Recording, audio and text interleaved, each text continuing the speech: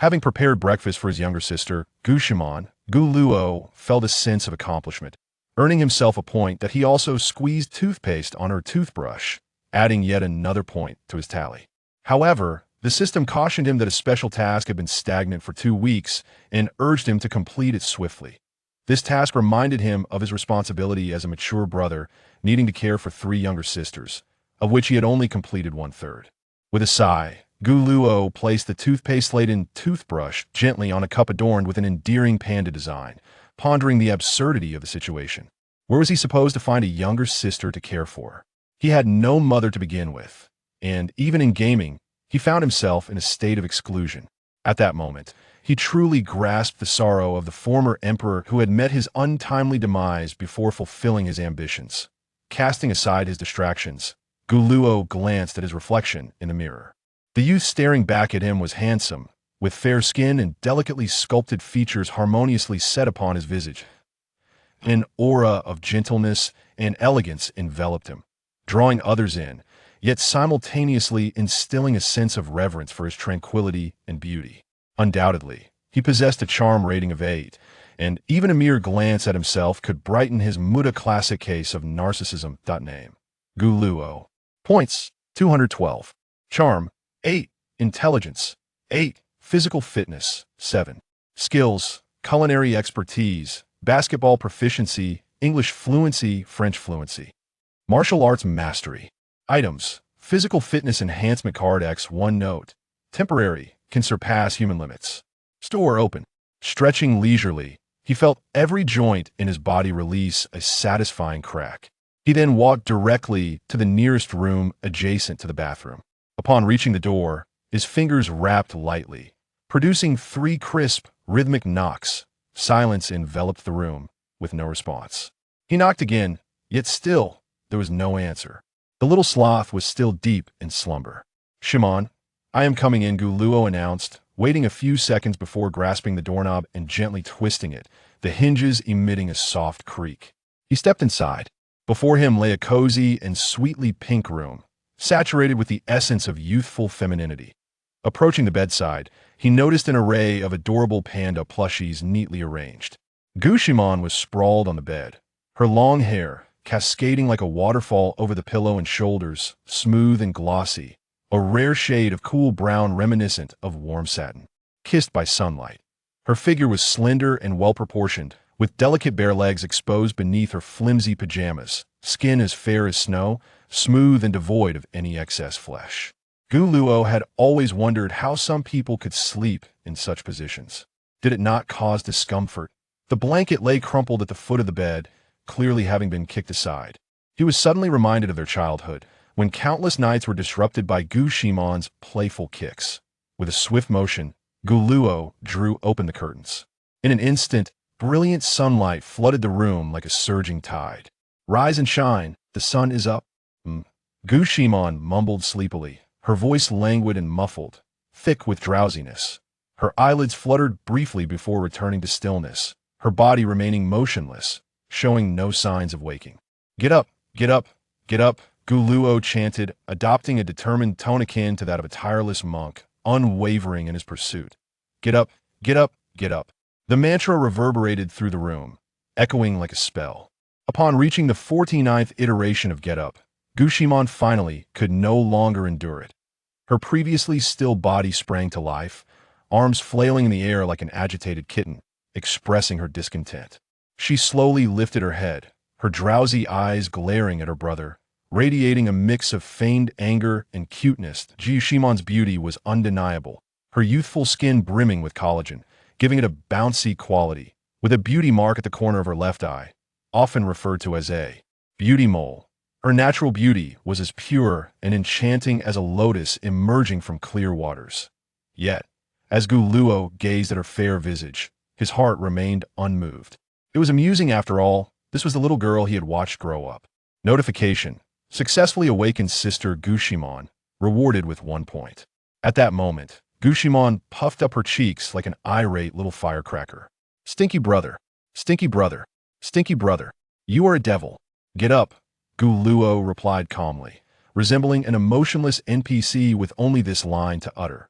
"Ah, Gushimon covered her head with her hands, writhing on the bed in protest. At this moment, she could truly empathize with the struggles of Sun Wukong. Stinky brother, who allowed you to enter my room? You are a product of the 12 years of compulsory education.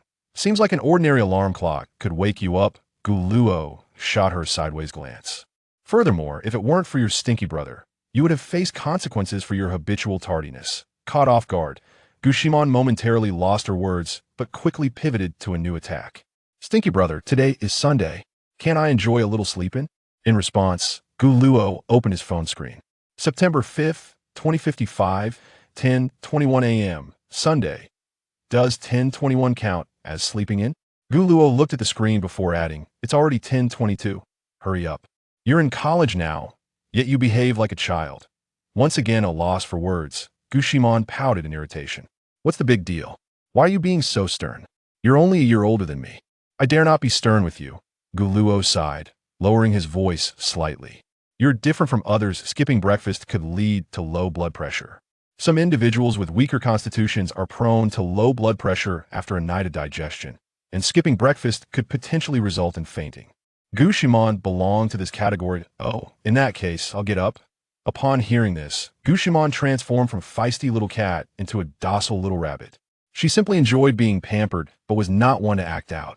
Ever since she fainted due to low blood pressure from skipping breakfast in her childhood, her brother had consistently woken her up and prepared breakfast for her without fail. Every single day for over a decade. Get up and wash up. I made your favorite egg fried rice that you're the best, brother. Upon hearing this, Gushimon sprang up and leapt toward Guluo. However, he deftly held her forehead back with a look of disdain. Wash up first, you smell that tea. The mention of smell, Gushimon instantly transformed back in her feisty little cat persona, ready to pounce. Stinky old brother. Stinky old brother. You are the stinkiest of all. Gushimon is up.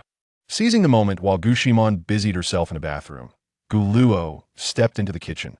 Lifting the lid off the pot beside the stove, the enticing aroma of fried rice wafted through the air. Golden eggs mingled with plump grains of rice, while scattered green onions added a touch of vibrancy. With a deft motion, Guluo wielded a ladle to fill 2 porcelain bowls generously with the fried rice, each mound forming a delightful little hill, glistening with an appetizing sheen. Truly, his culinary skills were masterful, deserving of a price tag of at least $18.88 if sold in Huhai. He then turned to grab a carton of milk nearby, pouring the warmed liquid into 2 cups. Once everything was prepared, Guluo sat down, contemplating how to fulfill his unusual task. Should he recognize 2 younger sisters? It felt rather odd, akin to having male best friends, and he doubted the system would acknowledge it. Truly perplexing. Guluo could not conjure any solutions at the moment. Buzz. Just then his phone vibrated. Upon unlocking the screen, he noticed a message from his father. Dad, Xia Luo, your father's finally found his footing. What era is it that he would use such slang? It sounded like a term from the post-2000s. Guluo's lips twitched, unsure of what absurd notion his father had embraced this time. No wonder both he and Xiaoman's mother had left. Guluo. He sent a question mark back. Dad, there's no time to explain. Bring Xiaoman to Tianshui Hotel at 6 this evening to meet your aunt and sisters. Do not be late. Dad, address Tianshui Hotel, Tianshui Avenue, Kaizhou. Inside a speeding city train. Stinky old brother. Our unreliable old dad is too much, isn't he? Announcing a new family so suddenly, not even consulting us. Gushimon pouted slightly, her delicate fist landing repeatedly on Guluo's arm, seemingly venting her dissatisfaction. Muttering under her breath in a tone only she could hear, he's my only sister, that's stinky dad. Stinky old brother. She was dressed in a pristine white shirt paired with a delicate outer garment, complemented by a playful pleated skirt. Her flawless, knee-high socks hugged her slender legs, showcasing the youthful vitality and sweetness of her girlhood. This fresh and charming outfit stood out remarkably in the confined space of the train, drawing countless gazes and turning heads. Jiu Luo chose to ignore his sister's ministrations, feeling quite conflicted. It truly was all too sudden. Yet considering his father's abstract nature, it somehow seemed reasonable. Most importantly, the special task that had stalled for 2 weeks was finally nearing completion. The stepmother's family boasted 3 daughters. According to the message from his father, They were extraordinarily rare triplets. It was uncommon to see even twins, let alone triplets. Suddenly, he found himself with 4 sisters. Reflecting on this, Guluo instinctively glanced at Gushimon, who was still thumping his shoulder with her tiny fists, and softly remarked, "Xiaoman, given the circumstances, we have no choice but to accept it. Dad has raised us alone for so many years." "Well, it hasn't been easy." Pausing, he caressed Gu Zimon's hair and added with a smile, "But rest assured, regardless of what happens, you will always be my dearest sister, irreplaceable by anyone else." Empathizing, if he were to have a sister who cherished him, only to have 3 brothers suddenly appear to share that affection, he would undoubtedly feel uneasy. Upon hearing his words, Gushimon paused momentarily, then turned her head away, pouting, and murmured, "I'm not a child anymore, don't pat my head. I want to grow taller. And also, stinky old brother is definitely a siscon. A total siscon." Yet, despite her incessant grumbling, her body remained honest, not shying away from Guluo's affectionate gestures. Guluo couldn't help but chuckle at his sister's slightly flushed ears. Why was she shy? Nevertheless, as long as her spirits improved, that was what mattered. As the eldest brother, he needed to find the right balance. First, he must ensure Xiaoman's feelings were well cared for, of course. He also needed to make sure the stepsisters felt welcomed. The city train glided through Kaizhou, a vibrant international metropolis, like a silver dragon. As the train progressed, more passengers filled the compartments. People of various skin tones and accents gathered, some engaged in quiet conversation, others absorbed in their electronic devices, while some gazed out at the urban scenery. At this moment, 4 stops remained until their destination. Ji Luo sat quietly in his seat, his gaze seemingly casual as it landed on a corner of the carriage. Yet his thoughts were already immersed in the mundane details of future life. What would he do? After all, he was the only man in the family. As for his father, he could only be considered half a man. While lost in thought, he suddenly felt a poke on his arm. Turning to Gushimon, he saw her pointing in a direction, whispering, "Brother, look at that person." Not far off, a stout boy, around 6 feet tall, was gripping the handrail, his gaze fixed intently on 2 masked girls across from him, as if trying to confirm something. Both girls were clad in black dresses, exuding elegance though their faces were obscured by masks. Their lively eyes and the aura they exuded spoke of their remarkable beauty. The lead girl felt uncomfortable under the boy's scrutiny and slightly turned her head the other girl, however, remained cold and unyielding. She glared back without a hint of fear, emanating an aura that discouraged anyone from approaching. Even a casual observer could sense the tension in the air. Staring so intently at the girls, one might wonder if the boy had some issues or if there was some underlying animosity. Nearby passengers exchanged glances between the boy and the girls, quickly opting to distance themselves from the potentially troublesome situation. Having witnessed too many retaliatory incidents and disheartening events over the years, people had gradually adapted to a philosophy of not getting involved. Is that Ning Ning?" Suddenly, the stout boy exclaimed toward the 2 girls, his expression one of excitement tinged with fervor. The girl who had turned her head visibly trembled at the sound, her delicate legs instinctively recoiling beneath her skirt. "I am your fan. I have always really liked you." Noticing her instinctive reaction, the stout boy grew even more animated, stammering in a manner that rendered his words almost unintelligible. As he spoke, he took a couple of steps towards the 2 girls. Upon witnessing the scene, the girl exuding an aura of icy detachment suddenly sharpened her gaze.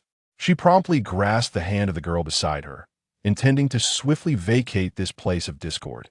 However, before they could take more than a few steps, the stout boy had already lunged forward, positioning himself in front of them like an impenetrable wall, effectively blocking their path. "What should we do, brother?" Gushimon inquired, her brow furrowed with concern. She glanced at the indifferent crowd that had dispersed, lamenting the absence of any sense of justice. At that moment, Guluo softly replied, "Stay here and do not move. I will go take a look." Unexpectedly, as he began to rise, the corner of his garment was firmly seized by Gushimon. "No!" She resolutely shook her head. In that instant, she fully comprehended why no one had intervened. The boy before them appeared to weigh at least 300 pounds, and should a confrontation ensue, the consequences could be dire. Under no circumstances could she allow her brother to take such a risk. Gu Luo understood his sister's apprehensions. Yet to him, the situation posed no significant threat. It was merely a matter of expending some points. With 213 points, while not in abundance, it was sufficient to manage the predicament. Shimon, I promise you, I will just reason with him. And if things turn unfavorable, I will retreat immediately. I will not act recklessly. All right? No. We can alert the security personnel. I cannot permit you to go. Gu Shimon continued to shake her head, gripping his hand tightly. Gu Luo cast a glance toward the situation, noting that the hefty boy had advanced another step, entangling the two girls, even exhibiting signs of aggression. In critical moments, one must remain composed. He exhaled gently and smiled at Gu Shimon, saying, if one day Shimon finds herself in such a predicament, I hope someone will extend a hand. Today, I am that helping hand. Perhaps tomorrow, more people will step forward at a that time. Even if Shimon encounters danger, the likelihood of receiving assistance will increase. Upon hearing these words, Gu Shimon stared at Gu Luo in a daze. When she regained her senses, her cheeks felt warm, and she stammered, how cheesy, oh incredibly cheesy, you old rascal, always trying to flatter me. In the next moment, she stood up decisively and waved her small fist that I will accompany you, brother. Chapter 3. Do you know each other? Gu Shimon casually suggested they go together, her tone imbued with a carefree spirit, though her body betrayed her true feelings. As they traversed the distance, she remained closely nestled behind Gu Luo, her petite frame pressed against him. Just as they were nearing, a fashionably dressed middle-aged woman subtly extended her hand and lightly tugged at Gu Luo. She then slightly shook her head, her intent unmistakable. Young man, refrain from meddling. Do not invite unnecessary troubles upon yourself. Gu Luo merely smiled in response, not pausing, and continued forward. Indeed, society can be rather indifferent, yet one could understand the sentiment. Meanwhile, Luo Shuha stood firmly in front of her sister, Luo Shunning. Her eyes resembled a frigid pool, coldly fixated on the rotund boy before them, her heart laden with exasperation. It was baffling that, despite her sister having retired from the limelight for several years and donning a mask whenever she ventured out, she was still recognized by fervent fans. Lost in thought, Luo Shuha inadvertently raised her gaze and noticed a young couple hurrying towards them from the opposite side of the carriage. In the blink of an eye, the pair approached, positioning themselves protectively in front of Luo Shuha and her sister. It was none other than Gu Luo and the timid Gu Shimon hidden behind him. Luo Shuha's attention fixated on Gu Luo's tall silhouette, momentarily leaving her in a daze as the initial coldness in her eyes gradually faded, replaced by an intricate array of emotions. Even her hand, which had been tightly gripping her sister's, loosened unconsciously, her thoughts wholly captivated by the unexpectedly present youth. Gu Luo regarded the stout boy before him with calm composure, stating, my friend, there are cameras on this train, and security will be here shortly. If you wish to avoid escalating this situation, I suggest you return to your seat. He then turned back to the two masked girls, saying, you should proceed to the adjacent carriage. Thank you. Please be careful and stay safe, Luo Shunning replied, tilting her head slightly to gaze up at the towering Gu Luo, instinctively exhaling in relief. The earlier encounter with the fervent boy had indeed frightened her. She understood that remaining in the vicinity would only complicate matters further. She reached out to gently tug at Luo Shuha's wrist, signaling her intention to leave momentarily. However, she received no response. Turning her head, Luo Shunning observed her sister's unwavering gaze fixed upon the young man standing before them, her emotions weaving a tapestry of complexity. Luo Shunning was taken aback by her sister's demeanor. It was the first time she had witnessed such a nuanced and intricate expression on Luo Shuha's face. Meanwhile, the stout boy, realizing his idol was about to depart, grew anxious and instinctively pushed towards Gu Luo's shoulder. Upon witnessing this scene, Gu Shimon felt a sudden tightness in her chest. In her mind, images flashed by like a rapid slideshow. Her brother and the stout boy initially engaged in a back-and-forth shove, followed by their hands entangled in a fierce struggle, escalating into an uncontrollable brawl. It wasn't just her. The other passengers in the carriage shared the same imagination. However, the unfolding events took everyone by surprise. All were momentarily stunned. There stood Gu Luo, composed and serene, his muscular arm firmly pinning the hefty boy, who appeared to weigh at least 300 pounds, down onto the floor of the carriage. The boy flailed helplessly, unable to break free from Gu Luo's grip, looking utterly disheveled. Meanwhile, the score on the display before Gu Luo was steadily depleting. Points: 204, points: 201, points: 198, points: 195, diminishing by 3 points each second. His physical prowess had escalated from 7 to 10. With his sister nearby, he exerted his utmost strength for safety, refraining from employing his master of combat skills just yet. Gu Shimon's throat felt constricted, as if choked by an unseen force, making it difficult for her to swallow, let alone speak coherently. Her eyes brimmed with shock and disbelief. Just moments ago, she had witnessed Gu Luo take down the stout boy with remarkable efficiency and precision. The boy's massive form appeared as fragile as paper before him, offering no resistance whatsoever. Most astonishing of all was the sheer strength exhibited by her brother.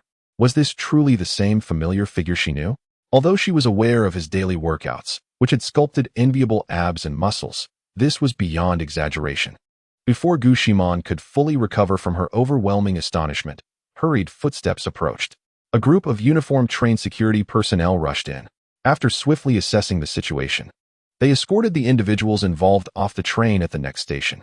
"I'm so sorry, I was just too excited. Really, I'm a devoted fan of Sister Ning Ning. I've even contemplated taking my own life due to my obesity, but her songs have brought me hope." The stout boy lamented in the security room, his face flushed with regret, filled with self-reproach and guilt as he bowed repeatedly to Gu Luo and Luo Shuqing. His words resonated with sincerity, each syllable seeming to emerge from the depths of his heart. It was then that Gu Luo realized this seemingly fearsome boy was merely a high school student. He couldn't fathom what had contributed to such height. Over 6 feet tall, he truly stood out among his peers. Yet, upon reflection, it seemed less surprising. In this era, with improving nutritional conditions, boys generally experienced significant growth spurts. It is said that in Lu Province, a height of 1.80 m is merely the threshold for boys. After hearing an apology, Luo Shunning gently shook her head and softly replied, "It's all right, I forgive you.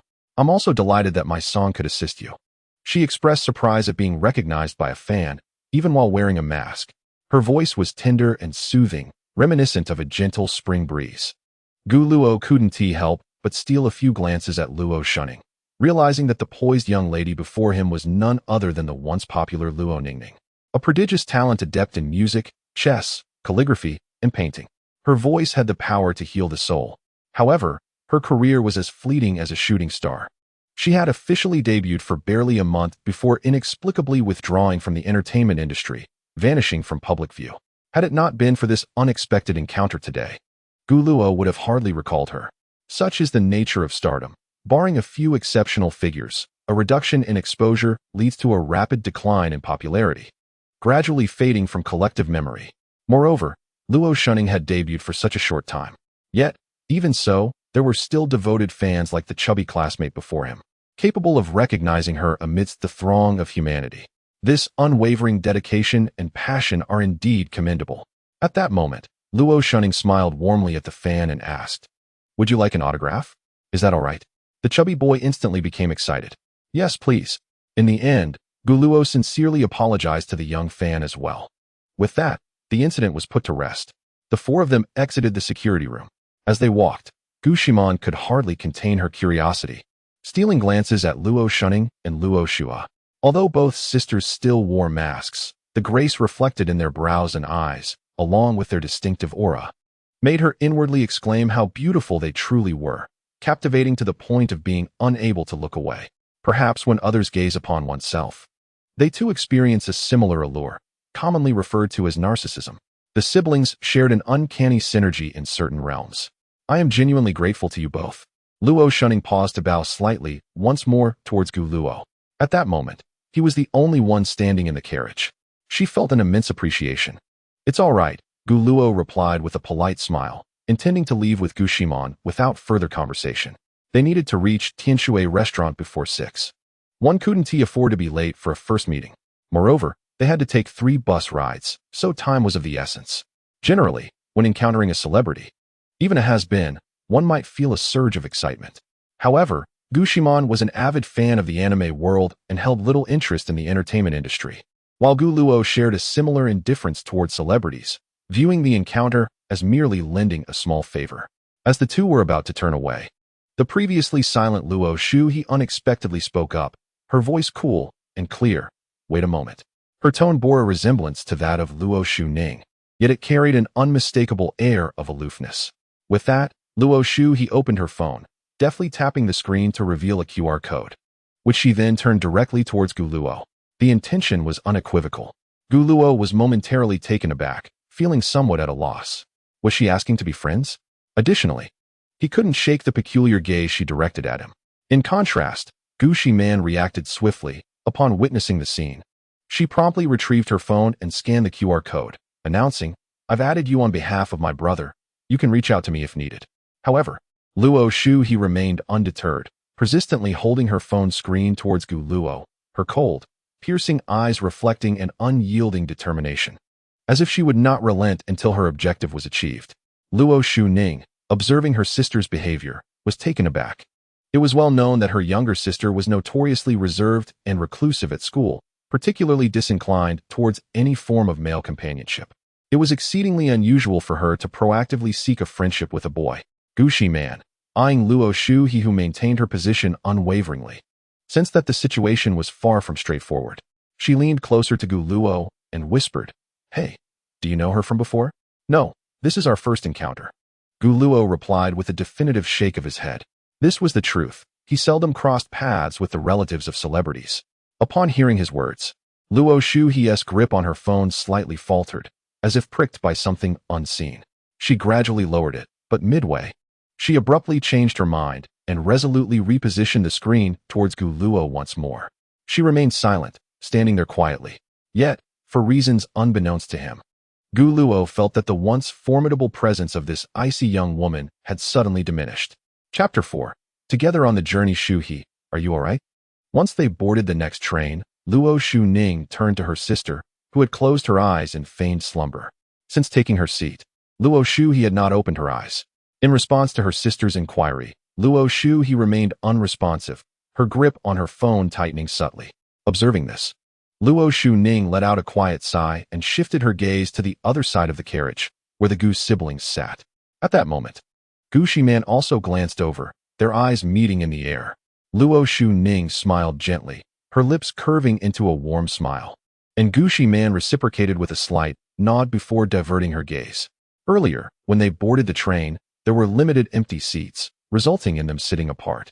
Just then, Luo Shuhe slowly opened her eyes and activated her phone screen, revealing a system notification for friend requests. "I am Gu Luo." Luo Shuning, noticing her sister's sudden engagement, quickly inquired, "Shuha, what is wrong?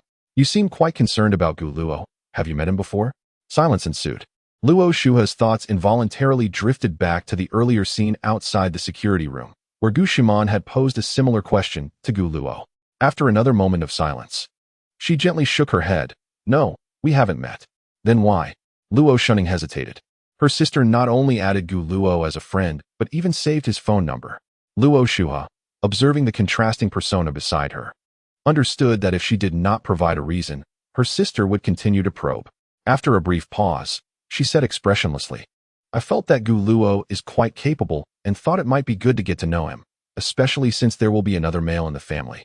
I worry he might not be trustworthy." What a dismissive response. Luo Shuning pressed her lips together, understanding that her sister genuinely did not wish to discuss the matter further.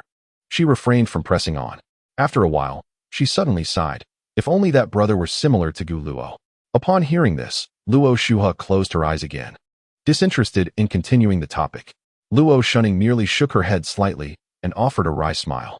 She had truly not anticipated that their typically assertive mother would remarry, resulting in the addition of a stepfather and a pair of step-siblings to their family. She hoped everything would turn out well. Arriving at Tianshui Station, "Please prepare to disembark," announced the train speakers. Gu Luo and Gu Shiman stood up and moved toward the exit, ready to alight. "Hey, they're also getting off at Tianshui Station," Gu Shiman casually remarked to Gu Luo, glancing at the opposite exit. Upon hearing this, Gu Luo turned to look, and his gaze met that of Luo Shuning and Luo Shuha. He politely smiled and nodded, to which Luo Shuning returned a smile. However, Luo Shuha deliberately averted her gaze. After disembarking, Luo Shuning grasped Luo Shuha's hand and walked toward the Gu siblings. "What a coincidence," she said, her face radiating a gentle smile. Indeed, quite a coincidence. Let's exit together, Guluo replied. Hom. Thus, a unique ensemble composed of 3 stunning young ladies and 1 handsome gentleman emerged into the public eye, walking side by side. They garnered an extraordinary amount of attention, with the rate of onlookers turning to gaze at them reaching an astonishing 200%. This 200% meant that the same individual could not resist turning to look at them twice. Passing males cast envious glances at Guluo, to which he could only respond with a sense of helplessness. There was no avoiding it. He was flanked by 3 exceptionally beautiful girls. Moreover, at that moment, the Luo sisters wore masks, and if they were to remove them, it was uncertain what breathtaking sight would unfold. Of course, there were some who, upon taking off their masks, seemed to transform entirely. Guluo felt a flicker of curiosity. She wondered whether their allure would amplify or diminish once they removed their masks. Under the gaze of passers-by, the 4 exited the station. Guluo, we shall take our leave now. Until next time, Luo Shunning said, waving her hand. Luo Shua, however, directed her gaze elsewhere, adopting a nonchalant demeanor, which starkly contrasted with her earlier insistence on befriending Guluo. Indeed, until next time, Guluo replied. After exchanging farewells, they proceeded in the same direction, their paths serendipitously aligned. Following a moment of awkward silence, Luo Shunning couldn't contain her amusement any longer and chuckled softly. What a coincidence. We're heading to Tianshui restaurant. How about you? We're also going to Tianshui restaurant, Guluo responded, her expression a mix of emotions. Both parties simultaneously entertained the thought. Could it truly be mere coincidence? Yet, they refrained from voicing their inquiries. Was it a chance occurrence? Guluo pondered internally. And so did Luo Shunning, who felt the likelihood was substantial. The mere thought brightened her spirits. Having an elder brother like Guluo was rather delightful. At least he was not an oddball. Among them, Gushimon was the most anxious, silently praying that it wouldn't be so. She certainly did not wish for her elder brother to gain 3 strikingly beautiful sisters. That would jeopardize her own status within the family hierarchy. Tianshui restaurant was not far from Tianshui station, and soon enough, the 4 arrived at Tianshui Tower. They took the elevator to the 101st floor, then transferred to another elevator that ascended to the 120th floor. The building soared over 500 meters high, offering breathtaking panoramic views of Kaizhou. Upon exiting the elevator, 2 receptionists clad in kipeos greeted them with warm smiles. Good day, Miss Luo, one of the receptionists respectfully addressed the Luo sisters. Luo Shunning nodded and returned a courteous smile, clearly indicating that they were familiar patrons of the establishment. At this moment, the other receptionist turned to Gu Luo and Gu Shimon, inquiring, May I ask if you 2 have a reservation? Yes, Gu Luo replied, providing the name of the private room previously sent by her father. Upon hearing the name, the receptionist immediately bowed in apology. I sincerely apologize. It appears that you 2 are accompanying Miss Luo. It's quite all right, Gu Luo said with a smile, dismissing her concern. As anticipated, having had a premonition of this revelation, she was not taken aback. In contrast, Gu Shimon turned her head, secretly pouting. Humph, I bet my brother is overjoyed right now. I never imagined I would share family ties with a star, albeit one who has retired from the limelight. Please, do follow us. Luo Shutsai's eyes sparkled with joy, her tone brimming with an unmistakable delight. Very well, Gu Luo nodded in response. The 4 did not exhibit excessive surprise at this turn of events. Upon discovering that their destination was the Tianshui restaurant, they had already formed a tacit understanding of this intriguing connection. Gu Luo and Luo Shukai walked at the center of the group, and with a slight tilt of her head, he caught a faint whiff of the delicate fragrance that emanated from her, a scent both elegant and serene, quite pleasant to behold. What a stroke of luck. Luo Shukai broke the silence, her laughter bright and radiant. Allow me to introduce myself formally. My name is Luo Shukai, born in December of 36. Currently a sophomore at Guangya Academy. I am Gu Luo, born in April of 36, also a sophomore at Kaizhou Academy, Gu Luo added. After his introduction, he noticed that Gu Shimon beside him seemed somewhat distracted, prompting him to gently pat her shoulder. Gu Shimon returned to her senses, hurriedly introducing herself. I am Gu Shimon. Born in April of 37, 18 years old, and like my brother, I am a freshman at Kaizhou Academy. The trio then turned their attention to the quietly observant Luo Shua. She lifted her gaze slightly, locking eyes with Gu Luo, and in a cool voice declared, I am Luo Shua. Under her steady gaze, Gu Luo instinctively averted his eyes. Nodding politely, feeling an oddity about this younger sister he had sensed from their initial meeting. Noticing Gu Luo's lack of overt reaction, Luo Shuha soon diverted her gaze to the window. I apologize, brother. Shuha's personality is simply like this. She struggles to express herself, Luo Shukai said with a hint of regret. Naturally addressing Gu Luo as brother, a habit instilled in her by her father since childhood. It's quite all right. I find it rather pleasant, Gu Luo replied, appreciating for the first time being addressed with such respect, though it felt somewhat peculiar. Comparatively, he was more accustomed to being called bro by Gu Shimon. Luo Shukai continued. Shuha was born 2 minutes after me, and we have another sister, Luo Shuling. However, she may arrive a bit late due to a club activity. I hope brother won't mind. Not at all, Gu Luo replied, seamlessly continuing the conversation. I have heard that Guanya Private School has numerous clubs that regularly perform for the community. Indeed, this year, the school anniversary will be held earlier, and many clubs will showcase their talents. If brother is interested, you can come along with your sister to enjoy the performances, Luo Shukai invited with a beaming smile. Very well, Gu Luo nodded in acceptance, casually glancing beside him to see Gu Shimon suddenly bowing her head, her expression somewhat unusual. He leaned in with concern and softly inquired, "What's wrong?" I'm fine," Gu Shimon managed to force a smile. Upon hearing the name Guanya Academy, particularly after realizing Gu Luo's familiarity with the institution, a pang of bitterness surged within her. Unbidden thoughts flitted through her mind, questioning if her sister were unwell. Luo Shunning, with keen perception, sensed Gu Shimon's unease. She stepped around Gu Luo to stand beside her, concern etched on her face, and gently placed her hand on Gu Shimon's forehead. Fortunately, her temperature was normal, showing no signs of fever. I am fine. Thank you, Gu Shimon replied softly, shaking her head in an attempt to appear nonchalant. The Tianshui restaurant, renowned as the premier dining establishment in Kaizhou, is famed for its extravagant prices and opulent ambience. Not infrequently, it hosts well-known singers or instrumentalists invited to perform, with time still on their side before 6 o'clock. The four did not rush to their private room, but lingered in the restaurant's hall, quietly savoring the violin performance on stage. The musician exhibited remarkable skill and finesse. Those who graced this stage were undoubtedly exceptional talents. The melodious strains flowed through the hall like a gentle stream, resonating in the air. While Gu Luo immersed herself in the music, her gaze would unconsciously drift towards Luo Shunning, particularly the latter's unmasked visage. In this moment, he truly comprehended that beauty could indeed be breathtaking. Luo Shunning's beauty was pure and ethereal, evoking no impure thoughts. Perhaps the term celestial would be more fitting. It dawned on Gu Luo that Luo Shunning's mask was not merely a shield against fervent admirers, but also a means to navigate through the attention her captivating appearance would inevitably attract. Especially as one of the most eye-catching triplets. Time slipped away unnoticed. Suddenly, a voice from behind them broke the reverie. Xiao Luo, Xiao Man. Clad in a sharply tailored suit and holding a handbag, Gu Feng approached them with a beaming smile and a wave. The suit, impeccably cut and made of fine material, was unmistakably expensive.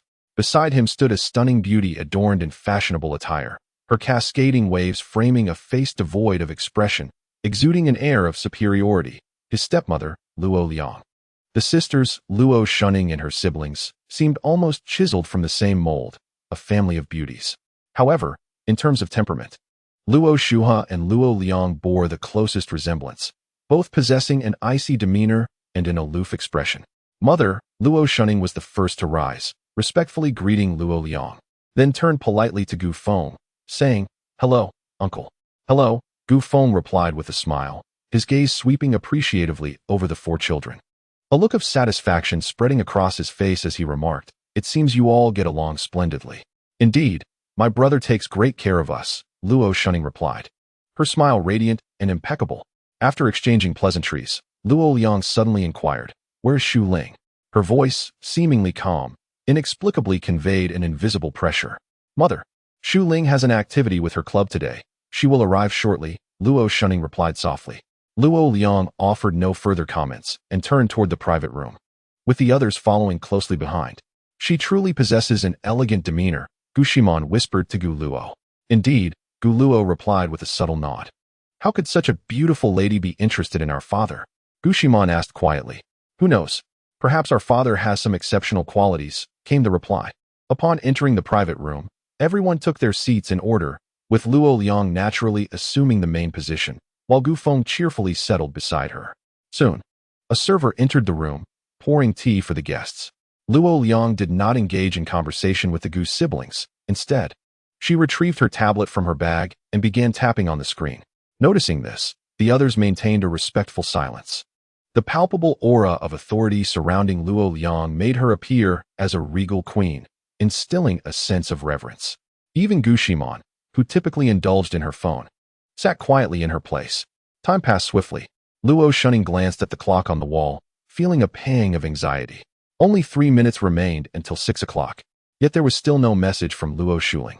5:58, 5:59, 6 o'clock. Luo Liang set down her tablet, prompting Gu Feng to promptly assist her in putting it away. At that moment, Luo Liang turned her gaze to the server standing nearby and expressionlessly commanded, "Close the door." Chapter 6. Some matters take precedence over others. Luo Shunning watched as the server slowly closed the door to the private room, sighing helplessly within. Indeed, Shu Ling was late. She should have called her in advance to remind her. As the elder sister, she felt she had failed in her responsibility. Stealing a glance at the impassive Luo Liang, she thought, "Mother detests those who lack a sense of time. However, it should be acceptable in front of the new family. Isn't everyone here yet? Why close the door?" Gu Shimon cleverly employed her schoolhone skill, speaking with barely moving lips. Gu Luo shook his head slightly, indicating uncertainty. Is it fair to keep the daughter out just because she is late? This stepmother does not seem easy to get along with. Before long, the door to the private room was gently pushed open. Gu Luo initially assumed it was the yet unmet Luo Shuling, but instead, it was a server carrying a tray. The food arranged on the tray was exquisitely presented, each dish resembling a meticulously crafted work of art, with harmonious color combinations that were pleasing to the eye. The price of this meal is undoubtedly exorbitant. However, upon closer inspection, it is likely that a staggering 90% of the expense is attributed to the ostentatious presentation. Gu Luo's assessment is that it is pleasing to the eye but lacking in substance, preferring fried rice instead. Fortunately, such inflated prices do not ensnare the average person. As I ponder this, the door suddenly swings open again. This time, it is not a waiter who enters, but the breathless, short-haired Luo Shunning, the youngest sister among the triplets. Unlike her sisters, Luo Shuling sports a playful, ear-length haircut, and her flawless visage is imbued with a touch of vigor due to this sharp hairstyle. Typically, girls like her are highly sought after in both heterosexual and homosexual circles. Luo Shuling shyly smiles and takes small steps toward her mother, bowing her head in deference. Yet, Luo Liang appears oblivious, engrossed in her meal with an air of elegance and composure. After savoring her food, she leisurely picks up a napkin to delicately dab at the corners of her mouth before speaking. "You are 3 minutes late. Go outside and stand." "Mom." Luo Shuling attempts to explain. "Go outside." Luo Liang interrupts her without even glancing in her direction. Luo Shuling's head droops lower, resembling a wilted eggplant. Her spirit visibly deflated. Just as she prepares to turn away, a clear voice interrupts. "Ahem. Excuse me, please wait a moment." At this instant, all eyes, except for Luo Liang's, turn toward the source of the voice. Luo Shuling blinks in astonishment, her expressive eyes wide with disbelief. "Ahem." Gu Luo sits upright, addressing Luo Liang softly. "Auntie, I believe it would be prudent to allow Shuling to explain her tardiness. After all, she mentioned a reason, which surely warrants an explanation. There was little choice. After all, his father had kicked him subtly under the table without uttering a word. Most importantly, the system's task required him to look after 3 sisters.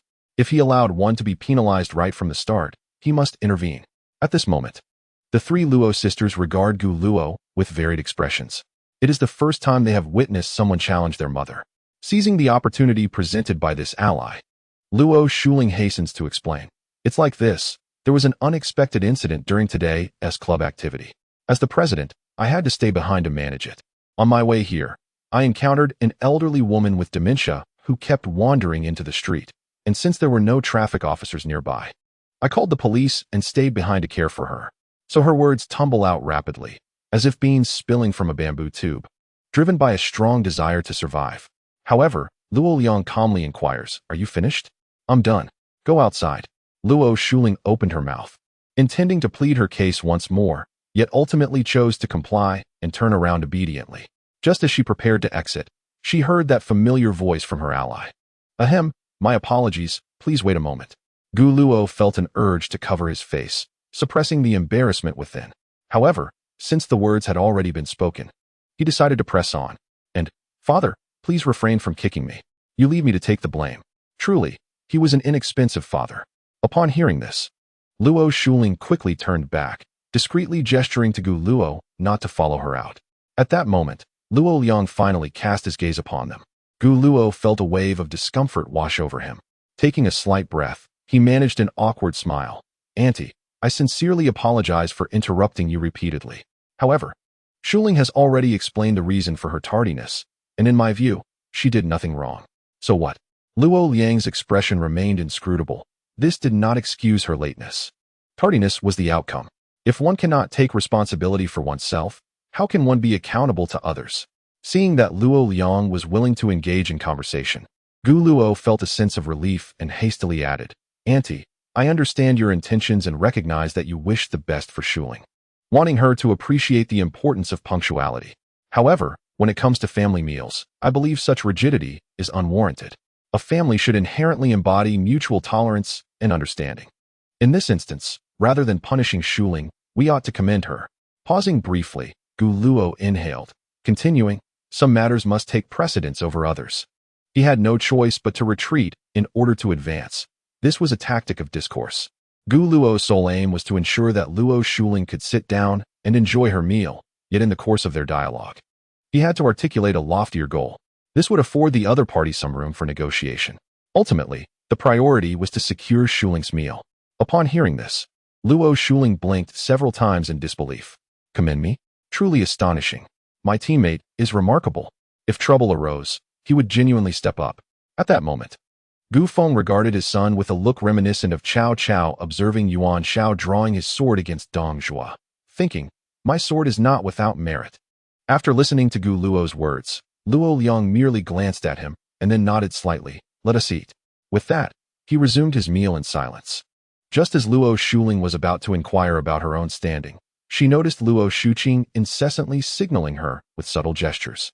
Once her mind caught up, she hurriedly took a seat at the vacant spot, cheerfully exclaiming, Thank you, mother, thank you, brother. She possessed a naturally affable disposition. Luo Liang continued to disregard her, as if her words were nothing but a fleeting breeze. Gu Luo merely nodded slightly at Luo Shuling before beginning to eat, feeling a sense of relief within. Thankfully, nothing had gone awry. However, it now appears that this stepmother is not difficult to communicate with. Just as this thought crossed her mind, Luo Liang unexpectedly announced something. Gu Luo and Gu Shimon were momentarily taken aback, exchanging glances. Chapter 7. Special Task Reward Tonight. Xiao Luo and Xiao Man will move into the apartment. I have already arranged for the rooms to be tidied up. Tomorrow morning, you are to report to Guanya on time. Luo Liang's voice remained imbued with an icy clarity, as if her words were an established fact, requiring no input from others. With that, she lowered her head once more, continuing to eat at a leisurely pace. Hooray! Upon hearing this, Luo Shuling immediately clapped her hands in excitement. The crisp sound echoed loudly in the private room. She did not forget to give Gu Luo a thumbs up, her face alight with a radiant smile. To an outsider, they would appear to be siblings who had grown up together for years. Except for Gu Feng, whose expression remained unchanged, the others were quite astonished. Particularly Gu Shimon, who covered her mouth in surprise. She was indifferent about moving into the so-called new apartment. After all, the location mattered little to her as long as her brother was with her. However, was the timeline not a bit rushed? Yet, this also subtly revealed the authority Luo Liang wielded, unyielding and decisive, capable of arranging matters with a mere blink of an eye. After all, she had only just begun school a week ago at Kaizhou Academy, and she had few friends there, with her best friend at Guanya Academy. With this thought, she glanced sideways at Gu Luo, and a wave of complex emotions surged within her. After all the twists and turns, her brother was still bound for Guanya Academy. Gu Luo quickly regained her composure after a brief moment of shock. She could not help but speculate that the reason for such haste might be Luo Liang's subtle warning. If that were the case, it seemed that regardless of the woman, varying degrees of vindictiveness existed. As the food on the table diminished amidst the din of eating and drinking, the waitstaff, well trained, continuously brought forth new delectable dishes, ensuring the table remained laden with exquisite cuisine. At 6:30, Luo Liang elegantly dabbed at the corners of her mouth with a napkin, glanced at her watch, and then rose to head towards the door of the private room. Seeing this, Gu Feng hastily paused his meal, swiftly grabbed a handbag hanging nearby, and followed suit. Before leaving, he turned back to the children with a warm smile, advising, "You all have a good chat. Over the next few days, Liang and I will be on a business trip. Xiao Luo, as the elder brother, you must take good care of your sisters." So, this is how Dad referred to Annie, Gu Luo thought. She nodded, indicating her understanding, assuring him not to worry. At this moment, Gu Shunning stood up politely and said, "Uncle, take care on your way. Please be cautious and rest assured, my brother and I will look after everything at home." "Goodbye, Uncle." Luo Shuling waved her fair arms exuberantly, her voice ringing clear and bright. "Well, goodbye, goodbye." Gu Feng responded with a smile, mimicking her gesture before dashing out. Once the two adults had departed, the atmosphere within the private room transformed into one of ease and liveliness. Luo Shuling, her face aglow with joy, eagerly addressed the Gu siblings, saying, "Hello, brother. Hello, sister. Although you already know my name, allow me to introduce myself. My name is Luo Shuling. I stand at 168 centimeters, weigh 106 pounds, and as for my measurements, that's a secret. I have a multitude of hobbies, such as indulging in gourmet food, playing video games, basketball, and singing." She continued to chatter animatedly, listing more than 10 interests in one breath.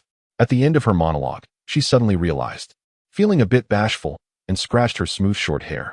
With a bright smile, she added, "I really must thank you, brother. If I had to stand in a corner at this age, that would be quite embarrassing. I owe you for speaking on my behalf." "It's nothing." Gu Luo chuckled at her demeanor. A girl with such a personality is indeed endearing, uninhibited and straightforward, making interactions feel exceptionally relaxed and comfortable. Following this, he and Gu Shimon reintroduced themselves. Thus, the five of them officially acquainted themselves, and the distance between them diminished significantly through this exchange. Amid their conversation, a system panel suddenly appeared before Gu Luo. Notice, special task completed, special task rewards, 1 skill mastery card, 1 charm point, 1 charm enhancement card, 1 intelligence enhancement card, 1 physical quality enhancement card, 300 points. Name, Gu Luo. Points, 405. Charm, 9. Intelligence, 8. Physical quality, 7. Items, 1 skill mastery card, 1 charm enhancement card, 1 intelligence enhancement card, 1 physical quality enhancement card. What a bountiful harvest. Gu Luo gazed at the information displayed on the panel, thoroughly pleased with the rewards from this special task. Particularly noteworthy were the enhancement cards, which are the most valuable items since the upper limit for basic attributes is 10 and can only be acquired through tasks. However, using enhancement cards imposes no limit. Although increasing a few points will consume the equivalent value of points per second, theoretically, once enough points are amassed, one could become exceedingly powerful. You might think you are facing Tyson, but in reality, it is Taro. He easily subdued that hefty fan on the train thanks to the physical quality enhancement card. If purchased from the marketplace, it would require 100 points. Completing tasks is undoubtedly more reliable. The only drawback is that special tasks do not refresh consistently, and their difficulty is generally moderate, though occasionally they can be perplexing. For instance, this time, if not for his father's new family, Gu Luo would have truly struggled to accomplish it. Sigh, how curious. At that moment, Luo Shuling appeared to have discovered something novel. She clasped her chin and gazed intently at Gu Luo, murmuring, "I don't know why, but I feel as though my brother has suddenly become more handsome. Is it merely an illusion?" Upon hearing this, the other young ladies instinctively turned their attention toward Gu Luo. He still bore that strikingly handsome visage, exuding a refined and elegant aura. Yet, upon closer inspection, there was an undeniable charm about him that seemed to have intensified. As for the specifics of this transformation, they could not quite articulate it. It felt as though an invisible halo of allure enveloped him. "I too sense that my brother is more captivating," Luo Shuting giggled. Covering her mouth, Luo Shuhua merely cast a fleeting glance at Gu Luo before swiftly diverting her gaze to the scenery outside, her tranquil expression rendering her thoughts inscrutable. Meanwhile, Gu Shimon lowered her head, feigning concentration on her meal, while her mind incessantly echoed, "That annoying older brother, that annoying older brother, that annoying older brother," always attracting attention. "It must be an illusion," Gu Luo chuckled, quickly shifting the topic and turning to Luo Shuting. "What did Annie mean by the apartment?" Luo Shuxing patiently explained. It is an apartment our mother purchased near the school for our convenience, and it has several rooms. Moreover, she mentioned that it has already been managed. So you and your sister can move in tonight after packing a few clothes. This way, it will be more convenient for school tomorrow. How extravagant. To casually buy a school district house near Guangyao Private School is a fortune that ordinary families could never accumulate in generations. Truly, the hopes of a father have been realized, Gu Luo mused inwardly. My brother can live right across from me. I have a gaming console in my room. We can play together at night. Luo Shuling exclaimed excitedly. She then eagerly inquired, do you usually play games, brother? I do. That's fantastic. Luo Shuling responded joyfully. Her excitement palpable. Observing her exuberance, Gu Luo couldn't help but chuckle. Noticing that Gu Shimon had remained silent, he turned to her and asked, Shimon, if I recall correctly, Lu Shueshua also attends Guangyao Academy, right? Yes, indeed. Moreover, Shuer lives nearby. As she mentioned her close friend, Gu Shimon's previously complicated emotions brightened, and a smile involuntarily graced her lips. Luo Shuxing chimed in cheerfully. If you have a friend at school, you won't feel lonely from the start. That's wonderful. Haha, with me around, you won't be lonely. Luo Shuling proclaimed, thumping her chest. She then joyfully exclaimed, I'm finally not the youngest sister anymore. Thus, Gu Shimon, along with Luo Shuxing and Luo Shuling, engaged in lively conversation, creating an atmosphere of warmth and harmony. Upon witnessing this scene, Gu Luo could not help but display a smile reminiscent of a proud father. His gaze then collided with that of Luo Shu-he, who had remained silent until now. Luo Shu-he regarded him with an unsettling calmness. Gu Luo instinctively averted his eyes, yet he could still acutely sense a gaze fixated upon him, imbued with a certain unspoken resentment. In the black business vehicle, Gu Feng fastened Luo Liang's seatbelt and cheerfully remarked, Liang, see. I told you Xiao Luo could take good care of the girls. He's been capable since childhood. His words were laced with pride. In response, Luo Liang closed her eyes and nodded gently, indeed. Chapter 8. Arrival at the apartment at 9:48 in the evening. The night enveloped Kaizhou like thick ink, saturating every corner. An old-fashioned van ambled down the street illuminated by flickering lights, playing Tang Tian's latest song. It finally came to a steady halt in front of a tall building. The van door creaked open as Gu Luo stepped out, his long legs unfolding gracefully. After disembarking, he stretched languidly and soon spotted the slender figure waiting quietly below. The moonlight cascaded like water over Luo Shu Ning's white dress, accentuating her graceful silhouette. She approached with a beaming smile, saying, Brother, you have finally arrived. We were caught in traffic. Otherwise, we could have been here sooner. Gu Luo responded with a wry smile, stretching his limbs to alleviate the stiffness from prolonged sitting. Just then, Gu Shiman leapt out from the back seat of the van, yawning and muttering, Why is it still so congested at this hour? Indeed. The driver chimed in as he exited the vehicle, his figure slightly stout, with the marks of time etched on his face. Habitually, he reached into his pocket for a somewhat crumpled pack of cigarettes, but upon noticing the three children, he hesitated and ultimately returned it to his pocket, sighing. There's nothing to be done. There are simply too many people in Kaido. Even with restrictions, it's futile. As he spoke, he approached the back of the van, opened the trunk, and began to retrieve their luggage piece by piece. Thank you, sir, Gu Luo said, promptly stepping forward to assist. Oh, the young ones today are so polite. My daughter is about your age too, and she is quite well-mannered. At the mention of his daughter, the driver naturally broke into a smile, tinged with a hint of pride. Soon, the ground was strewn with 3 oversized suitcases for backpacks and a large bag. The driver, surveying the luggage, turned to Gu Luo and inquired, This should be all, right? My trunk is a bit disorganized. I hope nothing is left behind. Nothing is missing. Thank you, sir. All right then, I shall take my leave. I have other appointments. The driver said as he returned to the driver's seat, fastening his seatbelt before pulling out the pack of cigarettes once more, squeezing it slightly, and eagerly retrieving one, though he did not light it. Uncle, please be careful. The driver waved his hand and pressed the accelerator, the van gradually departing and soon vanishing into the night. At that moment, Luo Shunning stepped forward, curiously examining the bag. Peering at the indistinct outlines within, and with her large, watery eyes, she inquired, Brother, what is this? It's my dolls. Before Gu Luo could respond, Gu Shimon interjected, hastily opening the bag. Inside, it was filled with an array of panda dolls in various shapes. Some were adorably sprawled out, some playfully clutching bamboo, while others curled up peacefully in slumber. Wow, so many and so cute, Luo Shunning exclaimed, picking up a panda doll in a sleeping pose and smiling at Gushimon. Sister, you really love dolls, don't you? Well, it's okay, just a somewhat moderate fondness. Gushimon was about to affirm her affection but caught a glimpse of Gu Luo standing nearby, prompting her to alter her response. She then feigned nonchalance, saying, "Who told someone to give me dolls every year on my birthday?" Upon hearing this, the aforementioned someone shot her a disapproving glance. That's a misrepresentation. Besides dolls, I've given other gifts as well, you know? Next time you spin tails, perhaps you should consider whether the clothes and shoes you're wearing are birthday presents for me this year. At this, Gushimon's face flushed, but she refused to back down, leaning towards the amused Luo Shunning and whispering, "Let me tell you a secret. My brother is actually quite the sister complex." Really? Luo Shunning feigned surprise. Indeed, without a doubt. Gu Luo picked up the backpack on the ground and cast another disapproving glance at Gushimon. "Could you refrain from speaking ill of me in my presence next time?" Uffed. Gushimon playfully stuck her tongue out at him. Her lively demeanor, even while making a silly face, radiated charm and cuteness. The bond between brother and sister is truly delightful, Luo Shunning chuckled softly, then bent down to assist with the luggage.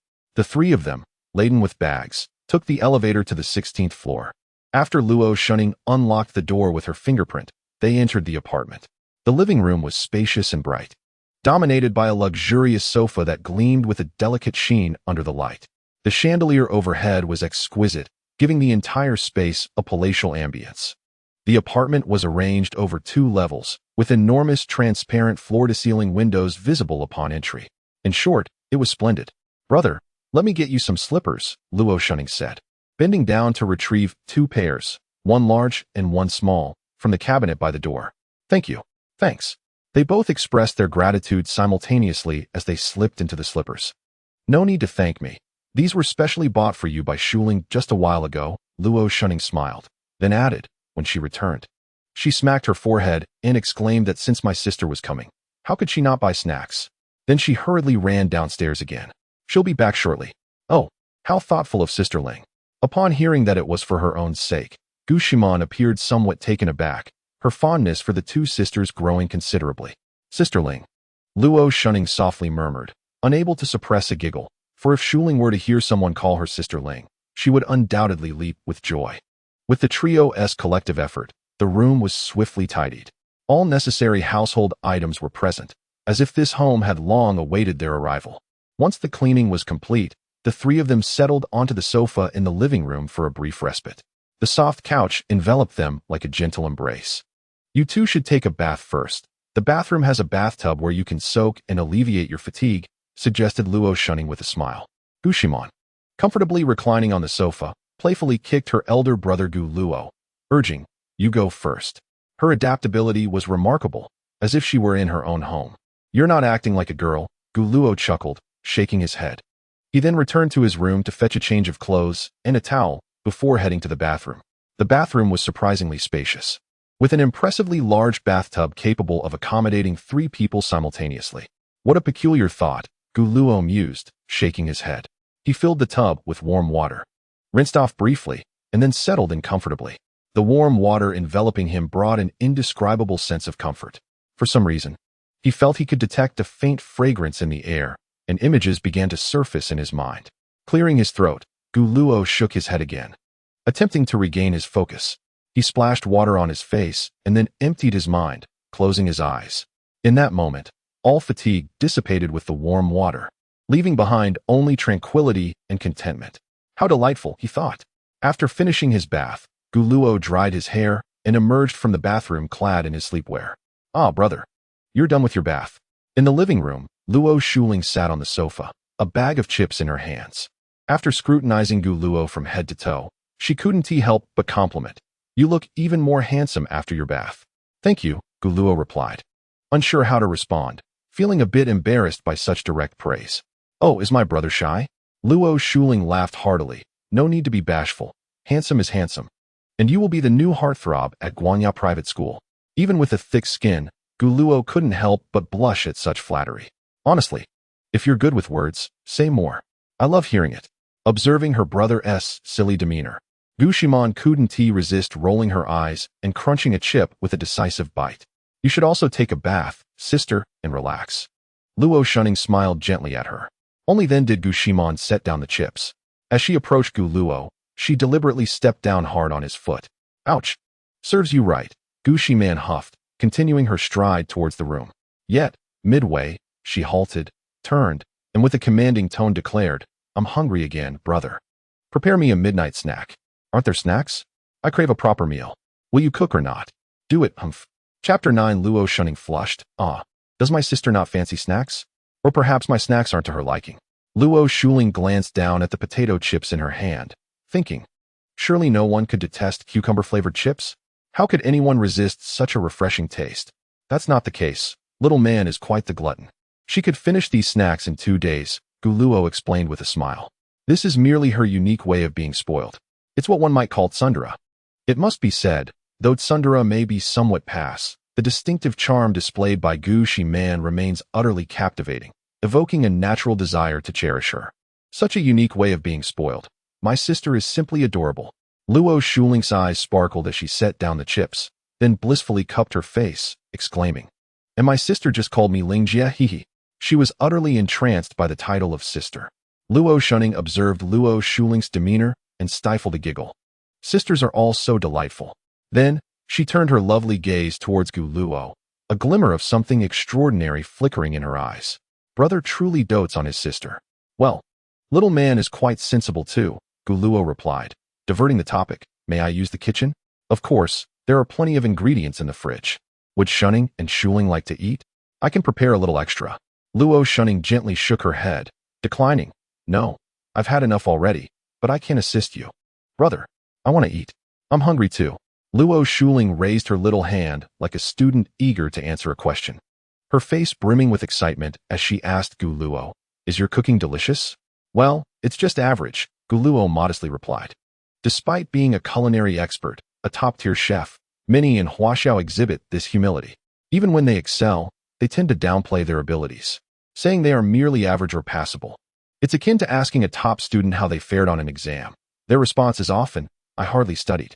But the results tell a different story, haha. This modesty is a unique form of romance among the people of Huaxia.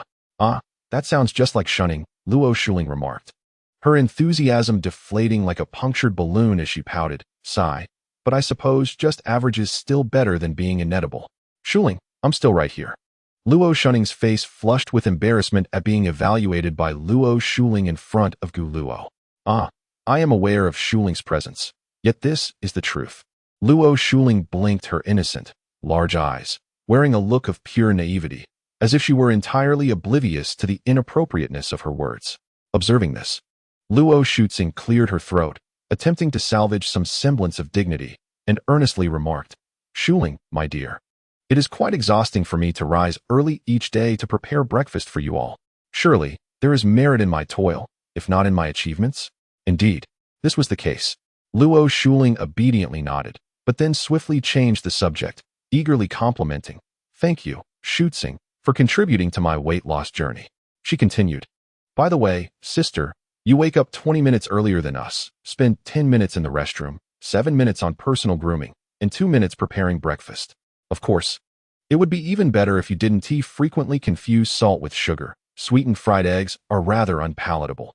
Oh, and by the way, I have always been puzzled as to why Shuxing insists on pairing cabbage with peanuts. The inclusion of strawberries in mapo tofu must surely stem from watching culinary videos from that island nation, right? Surely, it must be. As Luo Shuxing listened to this, her face grew increasingly flushed, and she wished fervently to find a crack in the ground to hide within. She acknowledged a degree of gambling in her actions, especially given the presence of 2 ready-made guinea pigs. However, Gu Luo, absorbing these descriptions, could only draw a sharp breath, feeling a tingling sensation at the nape of his neck. Shuling, if you are being coerced, just blink. This national darling, this prodigious girl, indeed has ample room for improvement in her culinary skills. Seeing the complex expression on Gu Luo's face, Luo Shuxing felt both embarrassed and anxious, immediately reaching out to cover Luo Shuling's mouth to prevent her from continuing. Yet, Luo Shuling was quick-witted, nimbly evading her grasp and leaping onto the sofa, exclaiming loudly, freedom of speech. Speaking the truth is the path of this great hero. Stop it. Luo Shuxing's face turned an even deeper shade of crimson as she lunged forward, engaging in a playful scuffle with Luo Shuling. The delightful spectacle of a beautiful girl in combat was thoroughly entertaining for Gu Luo. Before long, Luo Shuling gained the upper hand, pinning Luo Shuxing beneath her and relentlessly tickling her. Ha ha ha, let go, that tickles. Ha ha ha, I was wrong. Brother, save me. Luo Shuxing laughed while pleading for Gu Luo's assistance, but her laughter rendered her struggles feeble. Ahem, Shuling, I still need Shuxing to assist me. Gu Luo interjected at the perfect moment to defuse the situation. All right. Luo Shuling acquiesced immediately, rising gracefully and tossing her silky, short hair with flair, striking a pose reminiscent of a victorious character in a game, brimming with pride. Luo Shuxing promptly sat up, hastily adjusting her disheveled skirt, and shot a fierce glare at Luo Shuling, her eyes reflecting both reproach and a hint of resignation. However, she soon regained her usual dignified demeanor and, feeling a touch of embarrassment, said to Gu Luo, "Thank you, brother, for allowing me to entertain you. It is no trouble. Shu Ning, do assist me," he replied. "Yes, of course." The two proceeded to the open kitchen, which was remarkably spacious and equipped with an array of kitchen utensils, all meticulously arranged, a veritable paradise for culinary enthusiasts. Gu Luo surveyed the surroundings with great satisfaction. He then opened the double-door refrigerator, revealing a cornucopia of ingredients, fresh vegetables, tender meats, and more.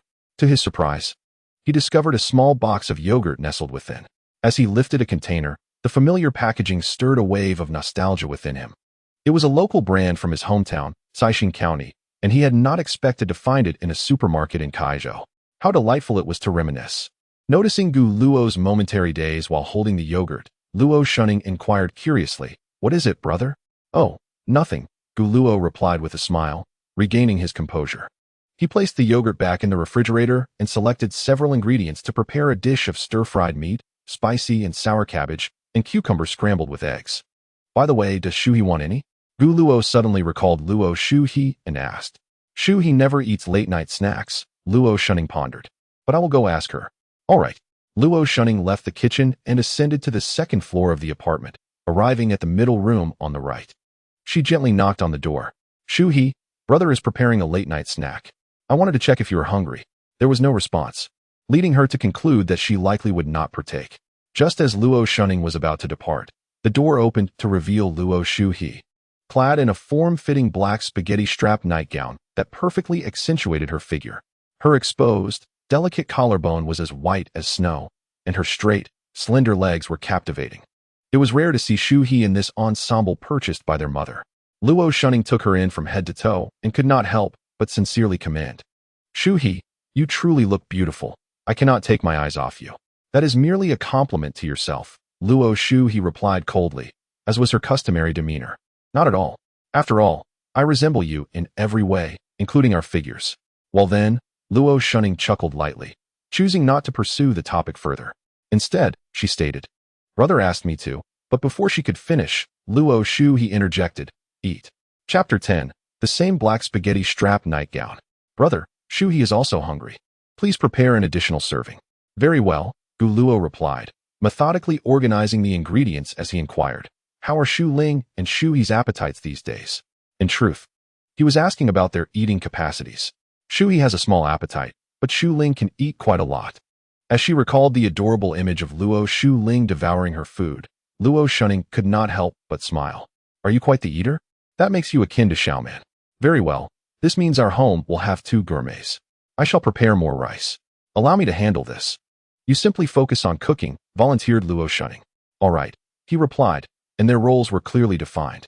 After washing the rice 3 times, Luo Shuning added water, just enough to rise a finger's breadth above the grains, then placed it in the rice cooker and pressed the cook button.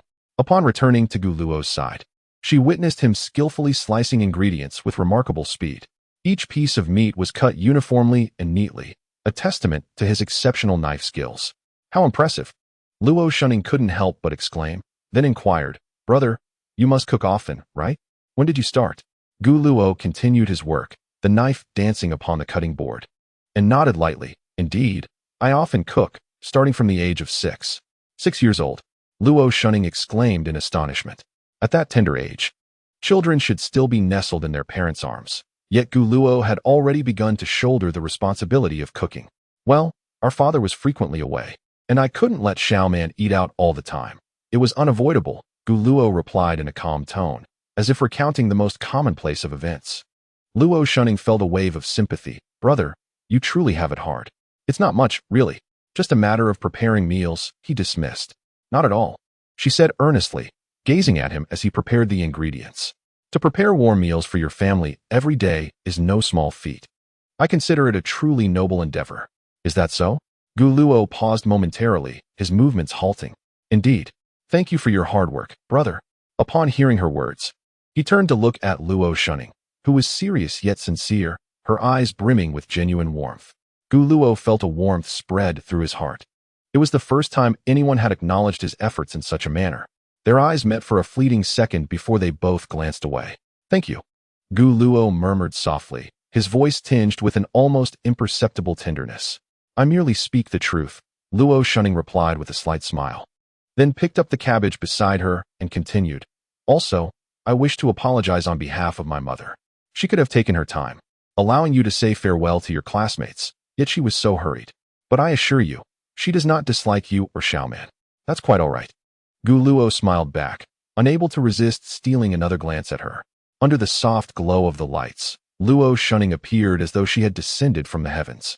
Her skin was as fair as snow, her eyes bright and captivating, embodying a pure and beautiful essence that made it difficult to look away. Additionally, I greatly appreciate and resonate with what you said in the restaurant last night. Luo Shuqing meticulously separated the cabbage stalks from the leaves with a small knife, elegantly emulating the principle that some matters inevitably take precedence over others. A family should inherently embody mutual tolerance and understanding. As she spoke, she couldn't help but lament. My elder brother truly exhibits remarkable maturity. In comparison, I, as his sister, have not been as competent. Gu Luo understood that Luo Shuqing was referring to her earlier failure to defend Luo Shuling. Noticing her spiral into self-reproach, Gu Luo swiftly shifted the conversation. By the way, there are vacant rooms in the house. Why haven't we hired a housekeeper? Given the Luo family's financial standing, affording the finest housekeeper, or even 1,000, would pose no challenge. Well, we had one before, but after certain events, my mother forbade it. Luo Shuqing's tone grew noticeably somber as she spoke. Gu Luo realized he had inadvertently broached a sensitive topic. Rather than pressing on, he cheerfully suggested, Shuqing, let me teach you how to cook. It was best to redirect the conversation when faced with uncertainty. Sure. Luo Shuqing's smile returned, a perfectly radiant expression. Thus, Gu Luo commenced his masterful culinary demonstration. Not to mention, even the simple act of cracking an egg one-handed captivated the novice cook, Luo Shuqing, with keen focus. So impressive. Gu Luo could not deny the delightful sensation of receiving admiration from such a lovely girl. At this moment, he handed the spatula to Luo Shuqing and transitioned into teaching mode. She listened attentively, fully engrossed in learning. However, at that instant, their fingers inadvertently brushed against one another. Luo Shuqing paid little heed, yet Gu Luo instinctively withdrew his hand. Upon witnessing this, she blinked her large eyes in surprise and then couldn't help but stifle a giggle. I must retract my earlier statement. My brother doesn't seem quite so mature after all, and he is rather adorable. The latter thought remained unvoiced.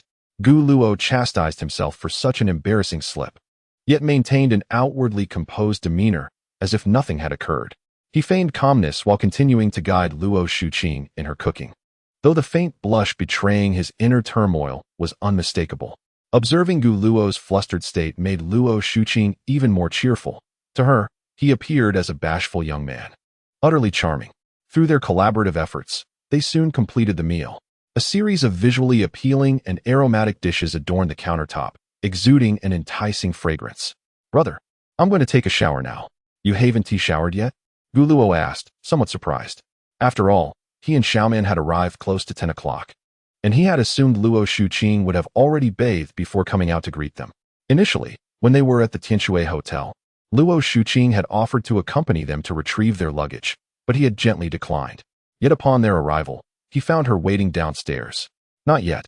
She smiled softly, then stretched her arms wide, indulging in a languorous yawn, revealing the exquisite form of a young maiden. Gu Luo instinctively glanced over, only to hastily avert his gaze. Shu Ning, you should hurry and wash up. I will handle the rest. Hom. Meanwhile, in the living room, on the sofa, Luo Shuling and Gu Shimon were nestled together, munching on potato chips while engrossed in a television drama, chuckling heartily. Throughout this scene, Luo Shuha's peripheral vision remained fixated on the kitchen, observing her brother and sister engaged in intimate laughter and conversation.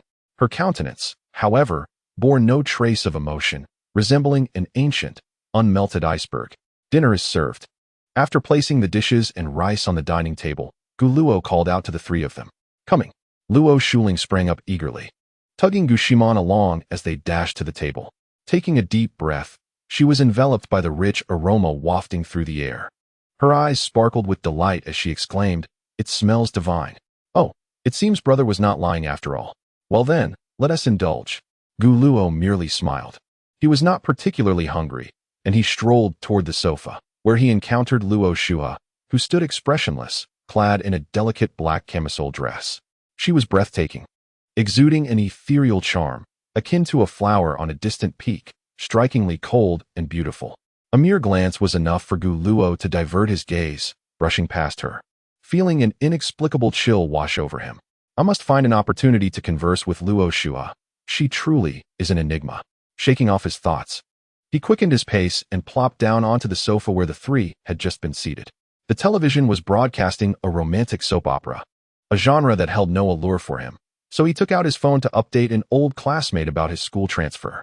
Time slipped away, and suddenly, the bathroom door swung open. Luo Shu Ning emerged, her long hair neatly tied into a bun, adorned with a headband, and similarly clad in a form-fitting black camisole dress. Her freshly bathed skin appeared even more porcelain under the lights, radiating an enchanting allure. Chapter 11. Where lies the dignity of a brother? Ah, this is simply too delicious. At the dining table, Luo Shuling was ravenously devouring her food, her expression comically on the verge of tears. What kind of life was I living before? Finally, no more wretched peanuts in the cabbage. No, I absolutely cannot allow Shu Ning in the kitchen from now on. I hereby declare that brother shall henceforth be the chef of the household, with the kitchen as his domain. We even need to hang a plaque declaring that Luo Shu Ning is forbidden to enter. As Luo Shuling animatedly spoke, she delightedly picked up a piece of stir-fried meat and savored it. The texture was exquisite, leaving a lingering fragrance. With her discerning palate, she deemed Gu Luo's culinary skills to be of the highest caliber. Though comprised of merely 3 simple dishes, each was a harmonious blend of color, aroma, and taste. Just as Luo Shuling was engrossed in her praise, Gu Shimon, seated across from her, discreetly kicked her under the table. What's wrong, sister? Luo Shuling mumbled, her words slightly muffled as she chewed. In response, Gu Shimon helplessly covered her forehead, feeling somewhat exasperated by her sister's obliviousness. I was trying to remind you that I am right behind you. A slightly melancholic voice emerged from behind, belonging to Luo Shukai. Ah, Shukai, you finished your bath. As prompt as ever, Luo Shuling remarked, turning nonchalantly to see her sister. Her eyes lit up as she noticed. Oh, Shukai is wearing that nightgown too. It looks lovely. Although I still prefer short sleeves and shorts. Let us not digress. Luo Shukai gently tapped her on the head, feigning annoyance. I helped prepare this meal as well. Isn't it a bit excessive to deny me entry into the kitchen? That was a unilateral decision and doesn't count. Luo Shuling cheekily winked, attempting to evade the subject. You know, Luo Shukai sighed in playful exasperation. How is it? Surely it's enough to eat. Brother made quite a bit. Absolutely. Both Xiaoman and I will finish it all. Luo Shuling exclaimed, her enthusiasm palpable. You two are indeed like little gluttonous piglets. Luo Shukai said with a faint smile of affection. In that moment, she noticed Luo Shua quietly observing her from the side, just as she intended to speak. Luo Shuling interrupted, waving towards the sofa in the living room. Brother, as the only male in the family now, please give your opinion on how beautiful Shukai looks. Startled by the sudden call of brother, Gu Luo, who had been discreetly glancing at Luo Shukai, felt his heart skip a beat, fearing that his subtle actions had been discovered. Clearing his throat, he feigned composure, shifting his gaze from his phone to Luo Shukai. Upon noticing him, Luo Shukai offered a gentle smile and playfully tilted her head, her face alight with anticipation for his assessment. With a clear conscience, Gu Luo's eyes roamed over Luo Shukai, taking in her beauty, which was undeniably flawless. She was breathtaking, a vision that struck deeply. Moreover, that delicate nightgown was strikingly white. He had previously sought to observe Luo Shuha closely, but had lacked the opportunity. Now, however, the moment had arrived. Luo Shukai and Luo Shuha were identical in appearance, save for their differing personalities. As an ordinary young man, Gu Luo offered a rather candid assessment in his heart. Yet outwardly he endeavored to maintain his composure, merely nodding slightly and succinctly remarking, "Beautiful." Such a simple two-word evaluation. However, Luo Shunning appeared quite elated, her smile radiant as she keenly perceived the faint blush that had crept onto her brother's face. Recalling the moment their hands inadvertently brushed while cooking, along with his immediate retraction, she found her answer. Her brother was once again feigning calmness. How could he be so endearing? Meanwhile, Gu Shimon was vigorously biting down on the cabbage with her chopsticks. The sour and spicy cabbage had, at that moment, become nothing but sour in her mouth. Observing Gu Luo's unwavering gaze fixated on Luo Shunning, she hardened her resolve. Clenching her fists, she furiously set down her chopsticks. "Do not inquire. The cabbage is simply too sour. I'm full," was the statement made by Luo Shua. Her tone was flat, and after speaking, she stood up directly, brushing past Luo Shunning as she headed toward the restroom. "Shuha, brush your teeth and go to bed. Do not stay up late, for we must rise early tomorrow," Luo Shunning reminded her. "Yes, sister, you too." As the gluttonous little piglet, Luo Shuling immediately fixated on the small portion of rice left unfinished in Luo Shua's bowl, cheerfully transferring it to her own table. "I shall not be polite then. Do not eat too much at night." Luo Shunning lightly tapped her forehead. "I know. I will definitely remember next time." Luo Shunning helplessly shook her head and then approached the sofa, sitting down beside Gu Luo. The proximity between them was quite close. The fragrance of the shower gel enveloped her, the refreshing scent lingering at the tip of her nose, causing someone's heart to flutter. Gu Luo subtly shifted to the side, attempting to create a bit of distance. However, this minute action was quickly noticed by Luo Shunning. A soft giggle escaped her lips. Upon hearing the laughter, Gu Luo instinctively turned his head and beheld the exquisite profile of Luo Shunning. Her eyelashes were long and curled, each blink seemingly brushing softly against the heart. "What is the matter?" Gu Luo's voice had taken on a slightly altered tone. This was the first time he had been so close to a pajama-clad beauty other than Gu Shimon. "Nothing at all. What is my brother doing?" Luo Shunning's voice was gentle, imbued with a hint of affection. "I'm watching videos." "I see. I left my phone in my room. Let us watch together," Luo Shunning suggested, leaning in before Gu Luo could react. The space between them dwindled to the barest minimum. This intimate proximity rendered Gu Luo somewhat flustered. How to defend against such closeness? At that moment, besides the scent of the shower gel, Gu Luo also detected a faint, distinctive fragrance. The scent was reminiscent of lavender intertwined with the creamy aroma of milk, fresh yet rich and indulgent. Gu Luo felt a sudden stiffness envelop him. His body frozen in place, save for the fingers that glided over the screen of his phone, terrified of any physical contact with Luo Shunning. After all, they were uncomfortably close. Was this reasonable? Certainly not. They had only known each other for less than a day. Was such intimacy excessive?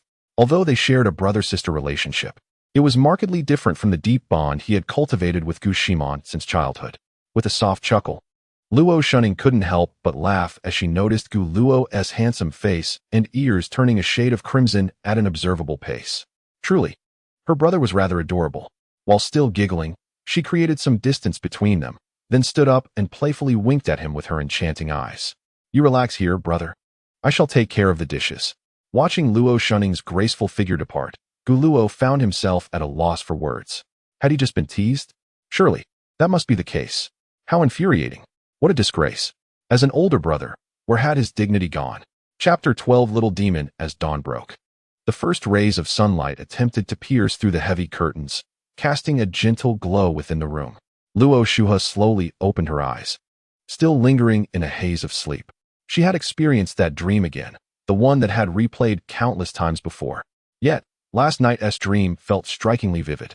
Gazing silently at the ceiling, her thoughts drifted back to the events of yesterday, so real, yet so dreamlike.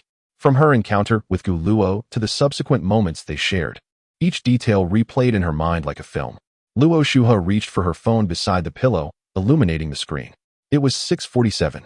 The first class at Guanyao Academy began at 8:20, and they usually slept until 7:20. After a quick wash and breakfast, they would leave promptly at 8. Taking a 10-minute walk to school, her fingers glided softly across the screen, opening a contacts profile. This is Gu Luo. The above is a greeting. Luo Shuha gradually sat up, the remnants of sleep dissipating. She tossed aside the thin blanket, letting her long legs dangle from the bed, slipped on her slippers, and stepped out of the room. Arriving at the washstand, she paused in surprise. There, resting on a cup adorned with a panda design, was a toothbrush with toothpaste already squeezed onto it. The pink toothbrush made it apparent that it belonged to Gushimon. The toothpaste had yet to solidify, indicating that it had been recently prepared. With a sense of curiosity, she finished in the restroom, performed a quick wash, and made her way downstairs. Meanwhile, Guluo rummaged through the refrigerator, contemplating what kind of breakfast to prepare. Fried rice? Sandwiches? Porridge? Upon reflection, it becomes evident that the variety of breakfast options available in Huaxia is rather limited, particularly when one chooses to dine at home. Traditional breakfast items such as buns and fried dough sticks are, in fact, quite cumbersome to prepare in the comfort of one's own kitchen. As Gu Luo pondered this, a faint sound of footsteps reached his ears. Instinctively, he turned his head, and a striking beauty came into view. With a perfectly sculpted face, delicate collarbones, and a figure that was both enchanting and graceful, her fair and shapely legs appeared particularly alluring in the morning light. "Good morning, Shu Ning," Gu Luo greeted her awkwardly, feeling somewhat embarrassed, especially since she had playfully teased him the previous night. At that moment, he felt he had lost his dignity as an older brother. However, just after exchanging pleasantries, Gu Luo sensed an unsettling change in the atmosphere. He noticed that Luo Shu Ning's brows had furrowed, her gaze turning icy as if enveloped in a layer of frost, fixed intently upon him. This was troubling. Luo Shu Ning was not one to display such a murderous expression. Gu Luo hastily corrected himself. "Ahem, good morning, Shuhi." Yet, Luo Shuhi's eyes remained as cold as ever as she slowly approached him. "What would you like to eat?" Gu Luo forced a bright smile, attempting to break the awkward and frigid silence. "I want to eat you." Gu Luo was left momentarily speechless, grappling with how to respond to such a statement. At this critical juncture, he employed his signature skill of diverting the conversation. Acting as if he had not heard the phrase "eat you," he maintained his composure and asked, "Would Shui prefer a sandwich or fried rice? Should the eggs be fully cooked or soft-boiled?" Yet, the only response he received was silence. Luo Shui stood there, her eyes unwaveringly fixed on Gu Luo, enveloping the air in a suffocating stillness. Gu Luo felt a chill run down his spine as he met her gaze. And just as he contemplated shifting the topic once more, he heard her cold voice pierce the silence. "The fact that you mistook me for my sister has inflicted significant psychological harm upon me. Compensation is required." This was hardly a trivial matter. Gu Luo was about to offer a defense, but upon meeting her icy gaze, he swiftly sealed his lips, unwilling to continue. "Compensation is required," Luo Shu he reiterated, her tone imbued with an undeniable firmness. Was this not akin to extortion? Gu Luo inwardly lamented.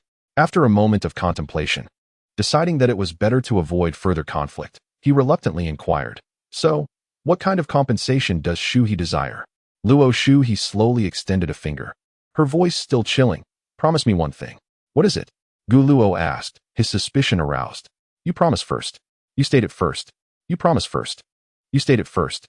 The two were thus locked in a stalemate, each refusing to yield to the other. Gu Luo had reason to believe that if this continued, Luo Shu he would persist in her obstinacy indefinitely. "I refuse." He shook his head slightly. She further elucidated, stating that promises must be fulfilled. "Without certainty of my ability to accomplish a task, I shall not hastily agree. One must not breach a vow." Upon hearing this, Luo Shuha immediately donned a cold smile. Subsequently, she performed an action that left Gu Luo utterly astounded. She pulled down the strap of her left shoulder, revealing her alabaster shoulder to the cool air. Just as her nightgown threatened to slip away, she managed to catch it. "If my brother does not consent, I shall cry foul." Gu Luo's resolve hardened. Was it truly possible to act in such a manner? Although explanations could ensue later, such occurrences would inevitably cast a shadow. How would his stepmother perceive him? "I agree. I shall comply."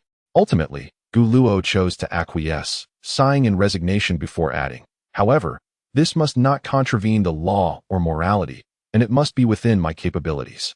Then it shall be 2 matters, Luo Shuha replied, reinstating her strap and extending 2 fingers, a glimmer of cunning flickering in her eyes. Gu Luo, rendered speechless, shook his head in refusal once more. No, just 1 matter. 2 matters. 1 matter. 2 matters. You are being insatiable. 2 matters. Luo Shuha remained unfazed, her hand once again resting on the strap of her left shoulder.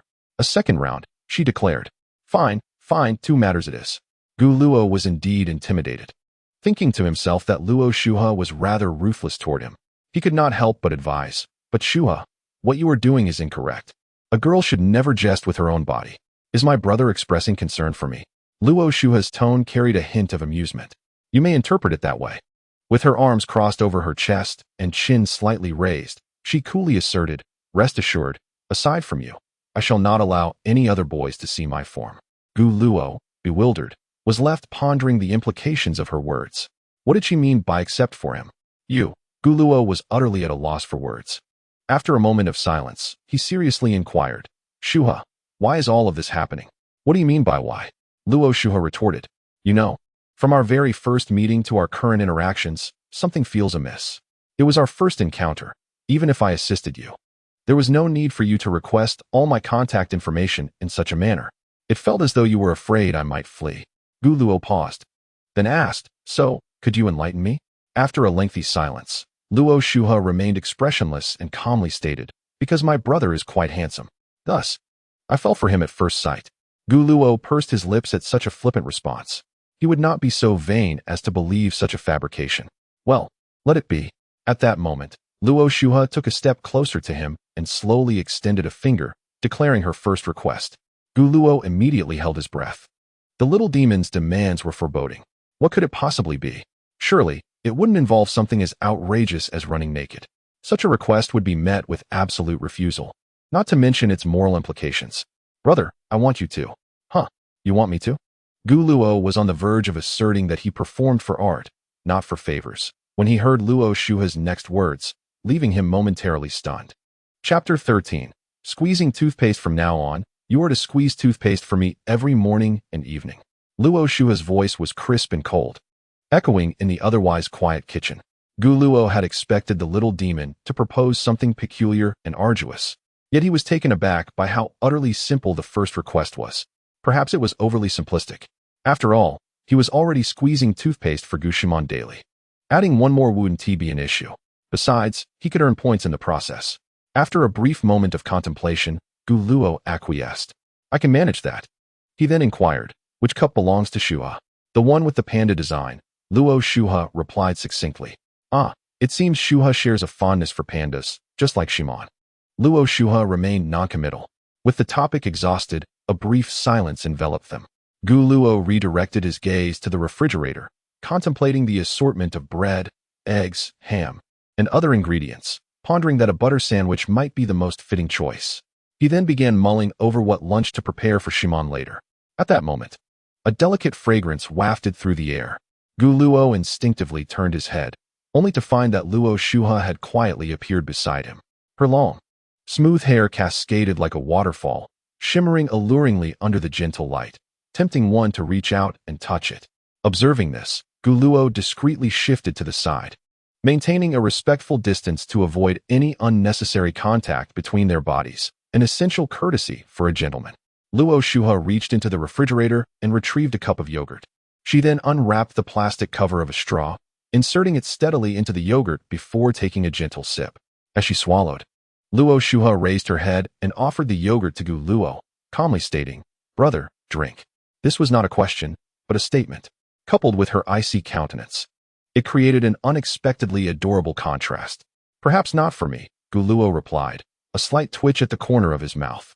Internally, he mused that the little demon was indeed true to her nature. Handing him the yogurt immediately after sipping was nothing short of a classic indirect kiss. It seemed the sisters had an affinity for such playful beginnings. Upon hearing this, Luo Shu slightly narrowed her beautiful eyes, a hint of a mocking smile gracing her lips as she inquired, "Brother, are you disdainful of your sister? Or perhaps, are you merely feeling shy?"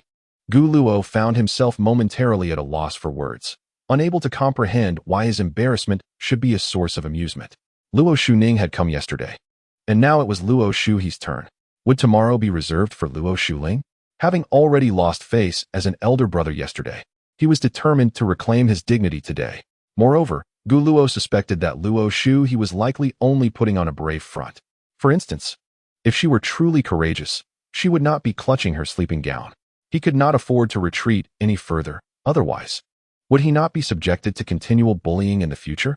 Although, to be fair, it was a rather fortunate form of bullying for a young man. Nevertheless, as an elder brother, he must maintain his pride. With this thought, Gu Luo also revealed a smile. Well then, let us drink together. The word together was pronounced with particular emphasis, intending to impose psychological pressure upon Luo Shuhe. Very well. Luo Shuhe remained composed, gently swaying the yogurt in her hand. The straw bore the unmistakable marks of moisture and bite marks, likely a combination of toothpaste and yogurt. Gu Luo gradually lowered his head, parting his lips. His mouth approached the straw, closer and closer. His peripheral vision remained attuned to Luo Shuhe's expression, yet he found her face as tranquil as ever. Just as his lips were about to touch the straw, Gu Luo halted, raising his head once more. Well, it was time to come clean. He was merely a jester, with only himself feigning composure. She appeared utterly unperturbed. The dignity of an elder brother lay shattered once again. It seemed that the elder brother was indeed a simple-minded boy. Observing this, Luo Shuhe laughed derisively, her smile lacking some of its previous chill, now infused with the playful charm characteristic of her age. She retracted her arm and continued to leisurely sip her yogurt, though her face bore no excess expression. At that moment, she exuded a delightful charm. Gu Luo felt a sense of helplessness. His vulnerabilities as an elder brother had been laid bare. He could hardly bear to think of how this little imp would seize future opportunities to tease him. Oh well, family is family. He swiftly changed the subject, asking, "What would you like for lunch, Shuhe? Is my brother going to prepare lunch for me?" Luo Shuhe raised an eyebrow slightly. "I suppose so. Anything will do." "All right," Gu Luo replied and fell silent, turning to carefully select the dishes that Gu Shiman favored from the refrigerator. Once he had chosen the ingredients and set the rice to steam, he began preparing breakfast. "Brother, Shuhe, you are already awake." At that moment, the gentle voice of Luo Shuning floated in from behind them. Gu Luo turned to see Luo Shuhe, her sweet smile illuminating her face. Both individuals donned identical black camisole nightgowns, rendering them nearly indistinguishable upon casual observation. "Good morning, Shuning," Gu Luo greeted, his face adorned with a warm smile. "Good morning, brother," Shuha replied. "Yes, good morning, sister." Luo Shuning tucked her small hands behind her back and, with a light-hearted step, made her way into the kitchen, approaching Gu Luo's side. She blinked her bright, expressive eyes and cheerfully proclaimed, "You've worked hard, brother. Allow me to assist." "All right," Gu Luo responded, mirroring her faint smile.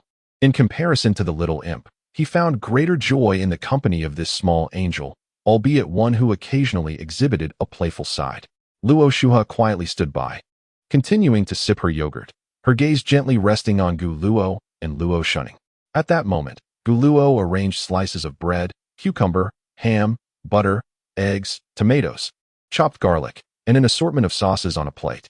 He then turned to Luo Shuning, saying, "Shuning, please slice the cucumber and tomatoes for me. Be careful not to cut your fingers." "Of course, don't worry," Luo Shuning replied, displaying her eagerness to help. Gu Luo proceeded to ignite the stove, taking a clove of garlic and swirling it in the pan before drizzling olive oil over it. Once the oil reached an appropriate temperature, he cracked an egg into the pan, which promptly formed a perfect circle. Observing this, Luo Shuning blinked in curiosity. Gu Luo then explained, "There exists a chemical compound in garlic known as allicin, which reacts with fats at high temperatures to create a protective layer, effectively preventing the edges of the egg from drying out and hardening, thus preserving its softness and roundness." "Wow, brother, you know so much," Luo Shuning exclaimed, nearly clapping her hands in delight, had she not been preoccupied with the vegetables. Gu Luo, intending to downplay his knowledge as mere common sense, reconsidered his words, realizing that such a statement might embarrass Luo Shuning. Instead, he shifted the conversation, saying, I apologize, Shuning." What is the matter?" Luo Shuning instinctively halted her task, turning to face Gu Luo with a look of confusion. "I've already steamed lunch rice for you all, but I should have consulted you beforehand. I forgot last night," Gu Luo admitted, a hint of embarrassment creeping into his tone. I feared waking you this morning, so I took the liberty of doing it myself. Taken aback, Luo Shunning momentarily paused, then set down her knife, swiftly shaking her head. No, it's us who should apologize to you, brother. How could we let you apologize? She exclaimed earnestly. I truly appreciate your efforts. I promise I will finish everything. After a brief pause, concern etched on her face, she asked, but brother, won't this be too taxing for you? Waking up early to prepare breakfast and lunch for 4 people sounds exhausting. I certainly couldn't manage such a feat. Not at all. I'm accustomed to it, Guluo replied, placing butter in the skillet. Almost immediately, the rich aroma of melting butter filled the air. He smiled, explaining, Little man is not used to eating outside food. She requires my cooking for all her meals. It's merely a matter of preparing a bit more. It's no trouble at all. Chapter 14. Gushimon's little pride. It is true that my sister consumed very little at the restaurant last night, which is why she found herself hungry by evening. Luo Shunning suddenly realized. Thus, during school hours, I always prepared lunch for Shimon to take with her. Upon hearing this, Luo Shunning couldn't help but feel a wave of emotion. Her eyes filled with admiration and envy. Indeed, her brother dotes on his sister. In response, Guluo merely smiled. As the butter melted completely in the pan, glistening with a golden hue, he placed 2 slices of bread into it. With deftness, he used chopsticks to evenly coat the bread with butter. Before long, both sides of the bread were lightly crisped to a golden shade, exuding a rich aroma. Guluo set the bread aside for later use. Now, let's add these ingredients in and saute them in the remaining butter. No need to cook them thoroughly. Just warm them up, Guluo instructed Luo Shunning. While Luo Shunning sauteed the vegetables and ham, Guluo squeezed sauce onto the bread. Ultimately, it was Luo Shunning who was responsible for assembling all the ingredients into the final product, a butter sandwich. Very well. Soon Shunning can tell Shuling that this was your creation. Guluo expressed his satisfaction with their culinary endeavor. Brother remembers yesterday's events. At his words, Luo Shunning's eyes sparkled with delight as she covered her mouth with a soft laugh. I really need someone to assist me. Amid their playful banter, the two repeated the breakfast-making process with remarkable synergy. Throughout, Luo Shuha stood as an outsider, quietly observing her brother and sister, who bore such a striking resemblance.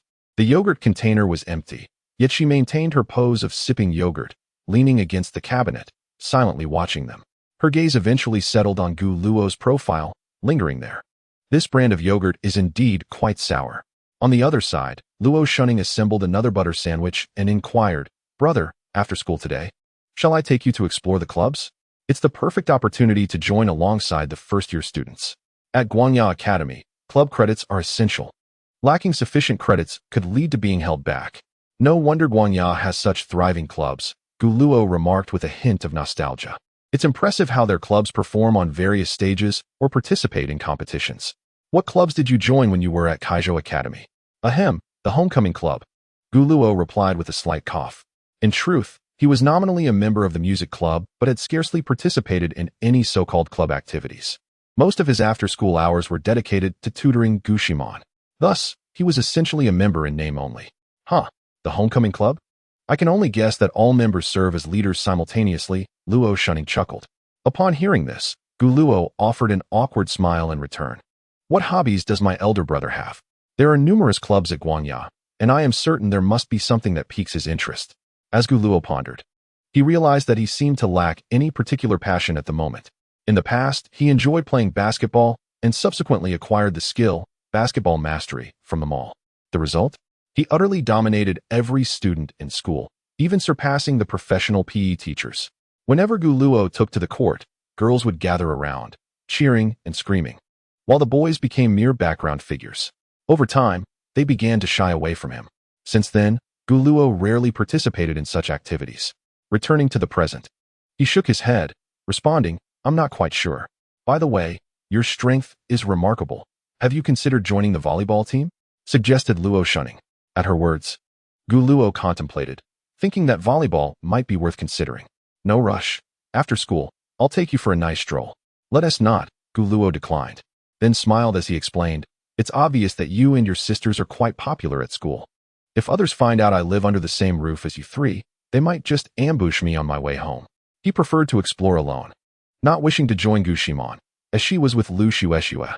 The two beautiful girls together were enough without his interference. Gu Luo also wished to keep his relationship with Gu Shimon a secret, otherwise, he would undoubtedly attract a throng of admirers calling him uncle. Indeed, uncle was a nickname he had once been known by. That's a bit exaggerated, but I understand your point. Luo Shunning said with an unwavering smile. If you ever encounter any difficulties at school, remember to reach out to us.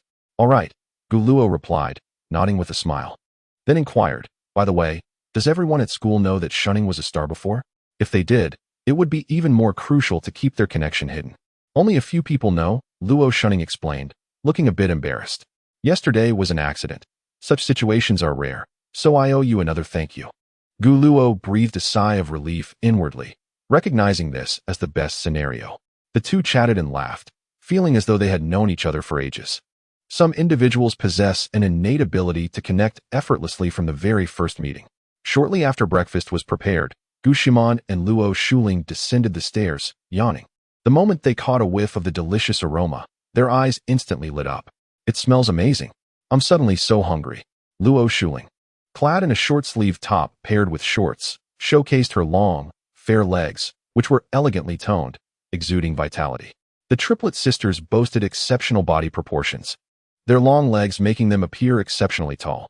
In contrast, Gu Shimon's sleepwear embodied a youthful charm, adorned with a soft pink hue and sprinkled with adorable panda patterns. Gu Luo waved to the two, announcing that the breakfast today was prepared by Shu Ning, inviting them to taste it. Suddenly, she felt a loss of appetite. Shu Ling, you are too much. Luo Shu Ning shot her a glare. Just kidding, just kidding. After Luo Shu Ling and Gu Shiman approached, they eagerly grabbed sandwiches and began to munch. So delicious. Luo Shu Ling immediately displayed a blissful expression. Observing this, Gu Shiman proudly puffed out her chest. What a fuss. I've been enjoying such delightful breakfasts for over a decade. Unbothered by the heat, Luo Shu Ling swiftly finished a piece. Her gaze then shifted to the other ingredients on the stove. What is this for? Preparing dinner in advance. Before Gu Luo could explain, Luo Shu Ning interjected. Brother is preparing lunch for us. Really? Luo Shu Ling exclaimed with joy, and without a second thought, she lunged at Gu Luo for a big hug, only to be intercepted by the quick-witted Gu Shiman's sister Ling. Don't let that scoundrel take advantage. P.S. Quite the rogue. Gu Luo wore a puzzled expression. Oh, I don't mind at all. Luo Shu Ling laughed heartily, then narrowed her bright eyes. But when brother isn't home someday, I could sneak into his room and rummage under the bed. Realizing she had no intentions of hugging again, they all sighed in relief. As for who they were, that remained a mystery. Regarding Luo Shu Ling's idea of rummaging, Gu Luo was well aware of how to leave no trace, either online or offline. I'm so happy. Although the cafeteria food isn't bad, it can't compare to what my brother makes. Luo Shu Ling twirled with joy, then turned to Luo Shu Ning and Luo Shu He, suggesting, Shu Ning, Shu He, since we have lunch, let us go to the small garden to eat. Sounds good. Luo Shu Ning agreed with a smile. Luo Shu He merely nodded slightly. What about brother and sister? Are you coming? Luo Shu Ling inquired again. No. I'll be eating with my best friend. I'll pass as well. All right then, Luo Shu Ling gave Gu Luo a thumbs up. Brother, I acknowledge you. The organization will remember your selfless contributions. Gu Luo waved his hand with a smile. It's nothing. Making one portion for Xiao Man is the same as making several. He glanced at Gu Shiman, whose expression was less than cheerful. Upon hearing this, Gu Shiman's demeanor softened, and she puffed out her chest again. Did you hear that? This is specially made for her. You are merely an afterthought. Chapter 15. Donated a building in the spacious and bright corridor outside the archives room. Sunlight streamed through the windows, casting golden patches of light. A middle-aged man, approximately in his 40s, stood there. He was slightly portly with a noticeable beer belly, yet his face radiated a warm and friendly smile. The individual in question is Principal Lu from Guanya. Xiao Luo, Xiao Man, should you encounter any issues at school, feel free to seek assistance from your Uncle Lu. Do not hesitate, Principal Lu said in a gentle tone. Thank you, Uncle Lu, Gu Luo responded politely, a humble smile gracing his face. Thank you, Uncle Lu, Gu Shiman echoed softly, her voice melodious and pleasant. Given the warm invitation to address him as uncle, the two naturally complied. From the moment they entered the office building, Principal Lu personally accompanied them, ensuring every detail was meticulously arranged, transforming what could have been a cumbersome process into an effortless experience. Do not be shy, Principal Lu remarked, lightly patting Gu Luo's shoulder, his gesture imbued with the unique care of an elder. He then raised his hand, gesturing towards an imposing office building on campus, enthusiastically introducing it. Look, that building is named Luo Shun, after Luo Liang, your mother's donation. Moreover, she also financed the expansion of the school library. Pausing for a moment, a glimmer of nostalgia flickered in his eyes, like Luo Liang. I too was once a student of Guangya, and can be considered your senior. So please, do not stand on ceremony. Understood, Uncle Lu, Gu Luo replied, exchanging a discreet glance with Gu Shiman. A hint of astonishment passed between them. While they were aware of their stepmother's considerable wealth, they had not anticipated such generosity as to directly donate a building. At that moment, Principal Lu glanced at his watch. All right, you may head to class now. Do you know where the changing rooms are? Yes, I noted it on the map earlier, Gu Luo affirmed. Indeed, very attentive. He praised. After bidding farewell to Principal Lu, Gu Luo and Gu Shiman walked side by side towards the changing room. The campus was lush with greenery, fragrant with blossoms. Upon arriving at the changing room, the two entered their respective areas to don the Guangya Academy uniforms. Shortly, Gu Shiman emerged in her pristine uniform, bounding towards Gu Luo like a joyful little bird. How do I look, dear brother?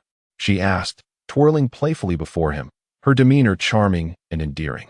It must be said that Guangya Academy, as the most prestigious private university in Kaizhou, boasts a uniquely exquisite uniform design. The girl's uniform consists of a refined suit-style outfit, featuring a white blouse paired with a light brown blazer, striking a balance between simplicity and elegance. The ensemble is completed with a black pleated skirt, which swayed gracefully with Gu Shiman's movements, exuding youthful vibrancy. The overall black and white palette presents a formal appearance, evoking a sense of cleanliness and sharpness. The boy's uniform mirrors this design, with a white shirt on top and black trousers below, appearing far more aesthetically pleasing than the traditional attire of Kaizhou Academy. As for Gu Shiman, with her naturally stunning features and cascading chestnut brown hair flowing like a waterfall over her shoulders, she perfectly complemented the uniform, radiating beauty beyond measure. It's truly splendid, he remarked. Gu Luo sincerely praised her, surveying Gu Shiman from head to toe before retrieving his phone, ready to capture a few photographs of her. Upon noticing this, Gu Shiman immediately transformed into a professional model, striking various playful and charming poses. Each movement was executed with such precision that any snapshot could easily serve as a stunning online image. After completing the photo shoot, Gu Luo tucked his phone away and advised Gu Shiman, "Let us proceed. I shall escort you to your class. Remember to interact well with your classmates. And if you need anything, do not hesitate to reach out to me." "Oh, you nagging older brother. Do remember to send me the photos later," she retorted playfully. The first and second grade teaching buildings were not situated in the same area, so Gu Luo accompanied Gu Shiman as they navigated through the shaded paths of the campus. Before long, they arrived at the entrance of the freshman building. He truly felt grateful to Principal Lu for placing Gu Shiman in the same class as Lu Shueshua, ensuring that she would have a familiar friend in her new environment. Meanwhile, he had declined to join the class of Luo Shunning and her two sisters, opting instead for a slightly more distant classroom. There is no secret that remains undisclosed. Given Luo Shuling's boisterous nature, it was reasonable for him to believe that by the following day, the entire school would be aware of his cohabitation with the trio of beautiful sisters. Wouldn't this lead to the boys gnashing their teeth in envy? He had no desire to unwittingly become the target of male animosity.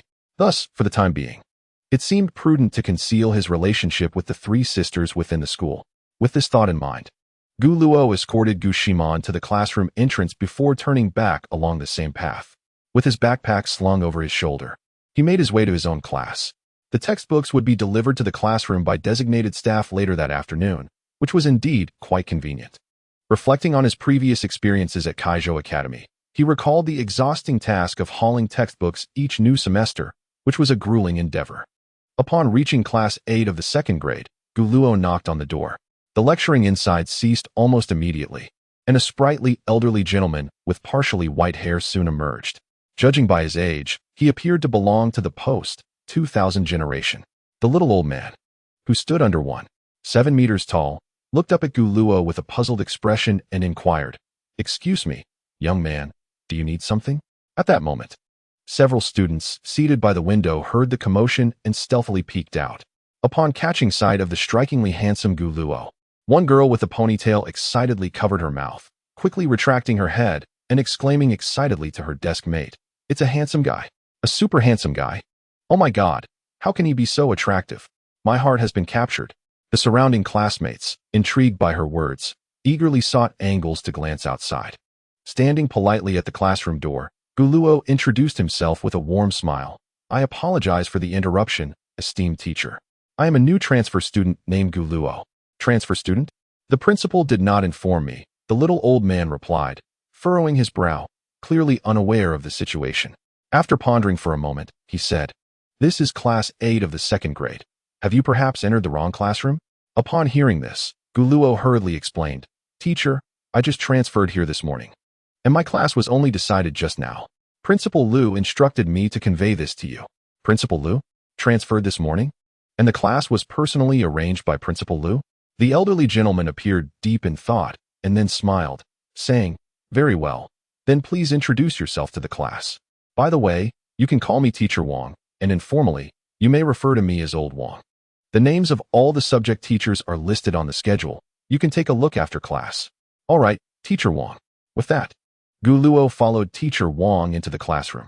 The previously bustling classroom fell silent in an instant, with all eyes fixated on Gu Luo. Old Wang stood at the doorway, smiling as he announced, "This is our new classmate who just transferred. Let us give him a warm welcome with a round of applause."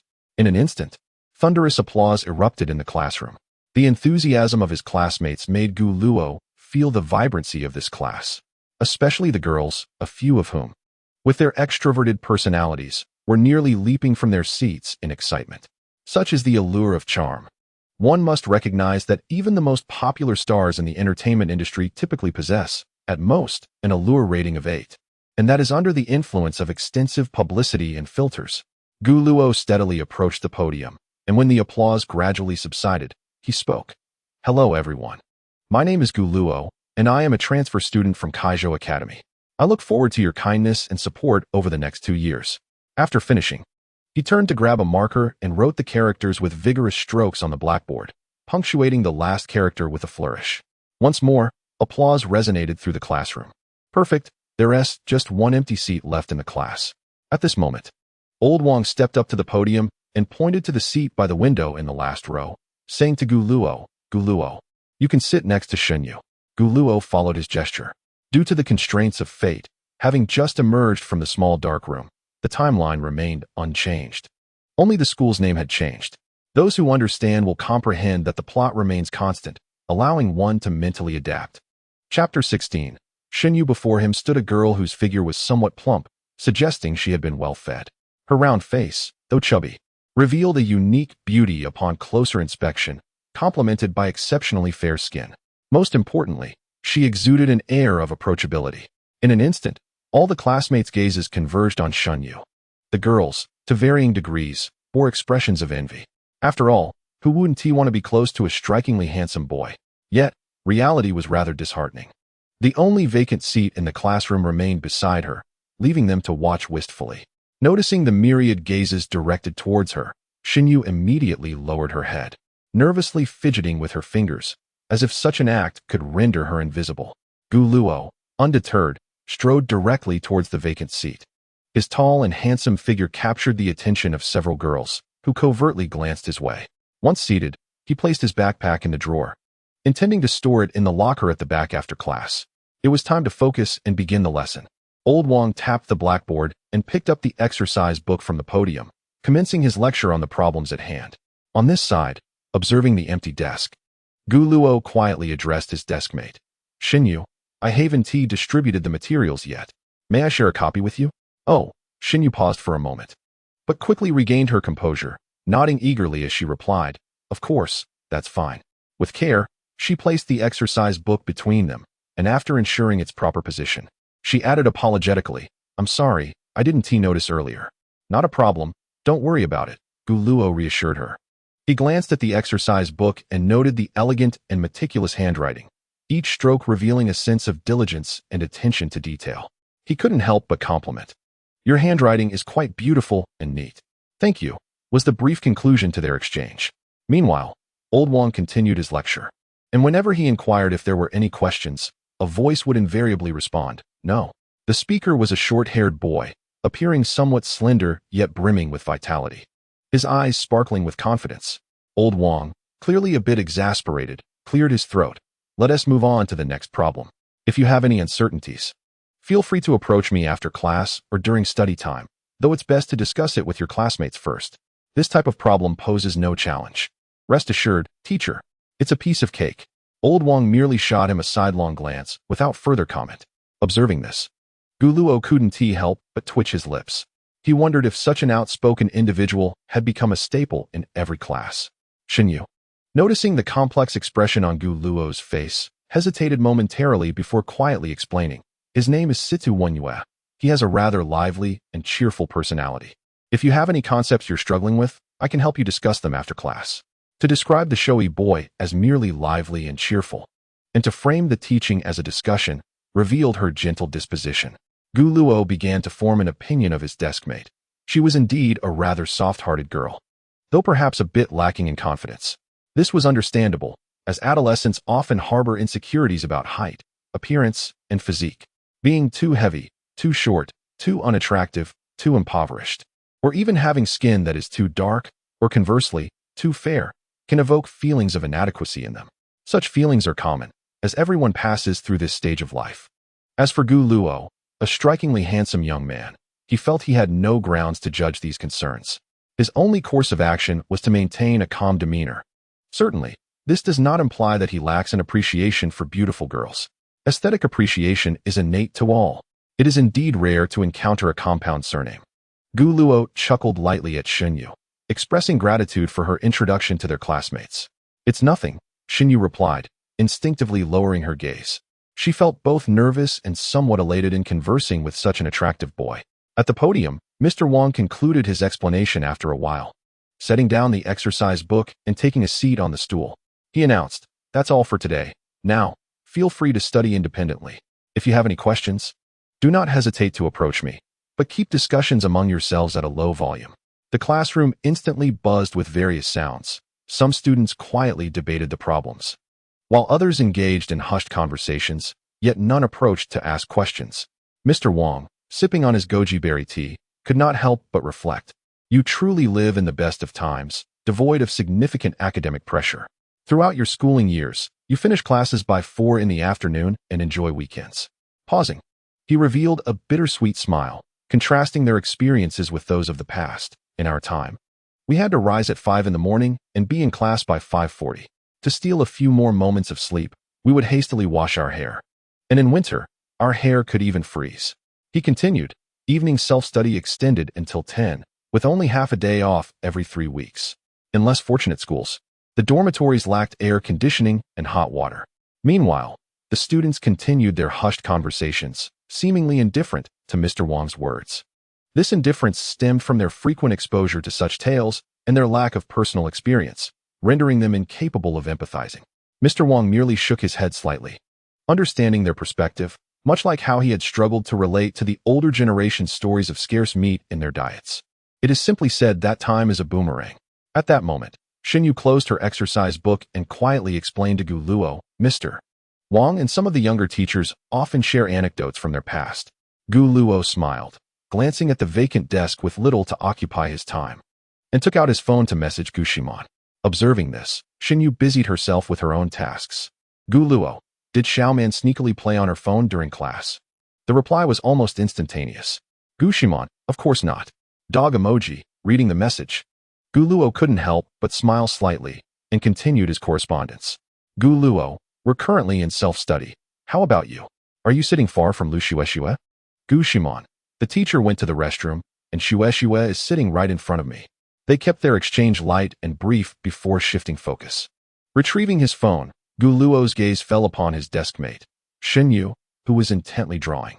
She was sketching a character from an anime, and due to Gu Shimon's passion for the two-dimensional world, he recognized the character, though he could not recall the name. Notably, Xinyu possessed exceptional drawing skills. The anime characters she crafted came alive with remarkable vividness. Not only were their outlines meticulously defined, but she also captured their expressions with exquisite precision. Those lively eyes and playful expressions seemed as though the characters might leap off the paper at any moment. Truly impressive, Guluo couldn't help but exclaim. Startled by the sudden voice, Shinyu trembled, causing her pencil to draw an unintended line across the paper. Observing this, Guluo hurriedly apologized. I'm sorry. I shouldn't have spoken so abruptly. It's quite all right, Shinyu replied, devoid of any anger, though a hint of shyness prompted her to shift the drawing aside. She then picked up an eraser and delicately began to erase the errant line. However, your work is genuinely remarkable. May I see some of your other pieces? Guluo asked earnestly. After a moment's hesitation, Shinyu rummaged through her drawer and retrieved a sketchbook, which she gently placed on Guluo's desk. Thank you. As Guluo opened the sketchbook she had handed him, exquisite artworks unfurled before his eyes. He examined them with intense focus, his gaze sweeping over every line and splash of color, occasionally nodding in appreciation. It was undeniable. He was thoroughly captivated by Shinyu's artistic prowess. Her meticulous character portrayals and dynamic scene depictions showcased an exceptionally high level of skill. Shinyu quietly observed Guluo's reactions, her eyes filled with anxiety and anticipation, her fingers subconsciously fidgeting. Truly astounding, Guluo remarked after finishing, then turned to Shinyu and asked softly, Do you aspire to be an artist one day? The question caught Shinyu off guard, and she shook her head in bewilderment, clearly having never contemplated that possibility. Was it merely a hobby that yielded such impressive talent? Indeed, it seemed to be a gift. After exchanging a few more casual remarks, Shinyu suddenly lowered her head, a hint of shyness in her demeanor, and inquired, So, are we friends now? Guluo was momentarily taken aback by the question, but quickly nodded. Oh, of course. Upon receiving his affirmative response, Shinyu immediately exhaled in relief. She hurriedly reached into her desk and produced a loaf of bread along with a bottle of milk, placing them on Guluo's desk. Here, for you. She then pulled out a piece of chocolate and a packet of strawberry gummies, followed by waffles and cream-filled biscuits. Wait, Guluo said, staring in astonishment at the growing pile of snacks on his desk. Coming to his senses, he quickly interjected, That's enough, far too much. I can't possibly eat all of this. At his words, Shinyu paused her actions, instinctively lowering her head once more. Observing this, Guluo couldn't help but chuckle. Are you presenting a friendship fee? Upon hearing her friend Fei's name, Shinyu immediately lifted her face, first shaking her head vigorously, then nodding rapidly. Only to shake her head again, and ultimately, she slowly nodded once more. I was just joking. Thank you for the snacks, Guluo chuckled softly, placing the treats into the drawer, while a flicker of speculation danced in her mind. I have plenty of snacks at home. I'll bring you some more tomorrow. Seeing Guluo accept everything, Shinyu's mood brightened instantaneously, as if the mere acceptance of the snacks would ensure their everlasting friendship. Allow me to formally introduce myself. I am Guluo, and from this moment on, we shall be friends. A gentle smile graced Guluo's lips, her charm radiating at an impressive level of 9. A gentle breeze wafted through the classroom, carrying the distinct essence of September, softly tousling the boys' bangs before her. This breeze was infused with the freshness of green leaves, the fragrance of blooming flowers, and the intoxicating scent of youth. The boy's smile lent a unique vibrancy to the month of September. Her heart raced. It was only when Shinyu regained her composure that she realized she had been gazing at Guluo in a daze. Her cheeks flushed instantly as she averted her gaze, nodding quickly and speaking with a hint of fluster. I am Shinyu. I will bring even more snacks to school in the future. This scene did not go unnoticed by a few girls in the class who had been stealing glances at Guluo. Envy. Envy. Still more envy. Why wasn't it they who shared a desk with Guluo? Moreover, Guluo's smile was truly gentle. Simultaneously, they noted that Guluo seemed quite fond of snacks, a detail worth jotting down. Guluo, entirely focused on Shinyu, remained oblivious to the prying eyes and continued, So, Shinyu, would you like to accompany me after school to explore the clubs? I've heard that Guangya Academy offers club credits. Absolutely, Shinyu replied eagerly. I have time. Well then, I appreciate it. No problem. Just as the two girls finalized their plans, the school bell rang, its chime echoing melodiously. Instantly, Guluo found herself surrounded by several extroverted girls. Guluo, hello? I'm Feng Yuqing, the English class representative, introduced a girl with a ponytail, her smile brightening the room. May I ask, do you have a girlfriend? Guluo's lips twitched slightly. She vaguely recalled Feng Yuqing, who had peered out of the window when she first arrived at the classroom. Wow, that is quite direct, exclaimed another girl, her excitement palpable. So, Guluo, do you really have a girlfriend? You must have one, right? With these questions swirling in her mind, Guluo felt overwhelmed. Just as she contemplated using the excuse of a trip to the restroom to escape, a boy's voice suddenly rang out beside her. Step aside. You're blocking my best friend. Sidu Wenyo forcefully pushed aside Feng Yuqing, taking her place.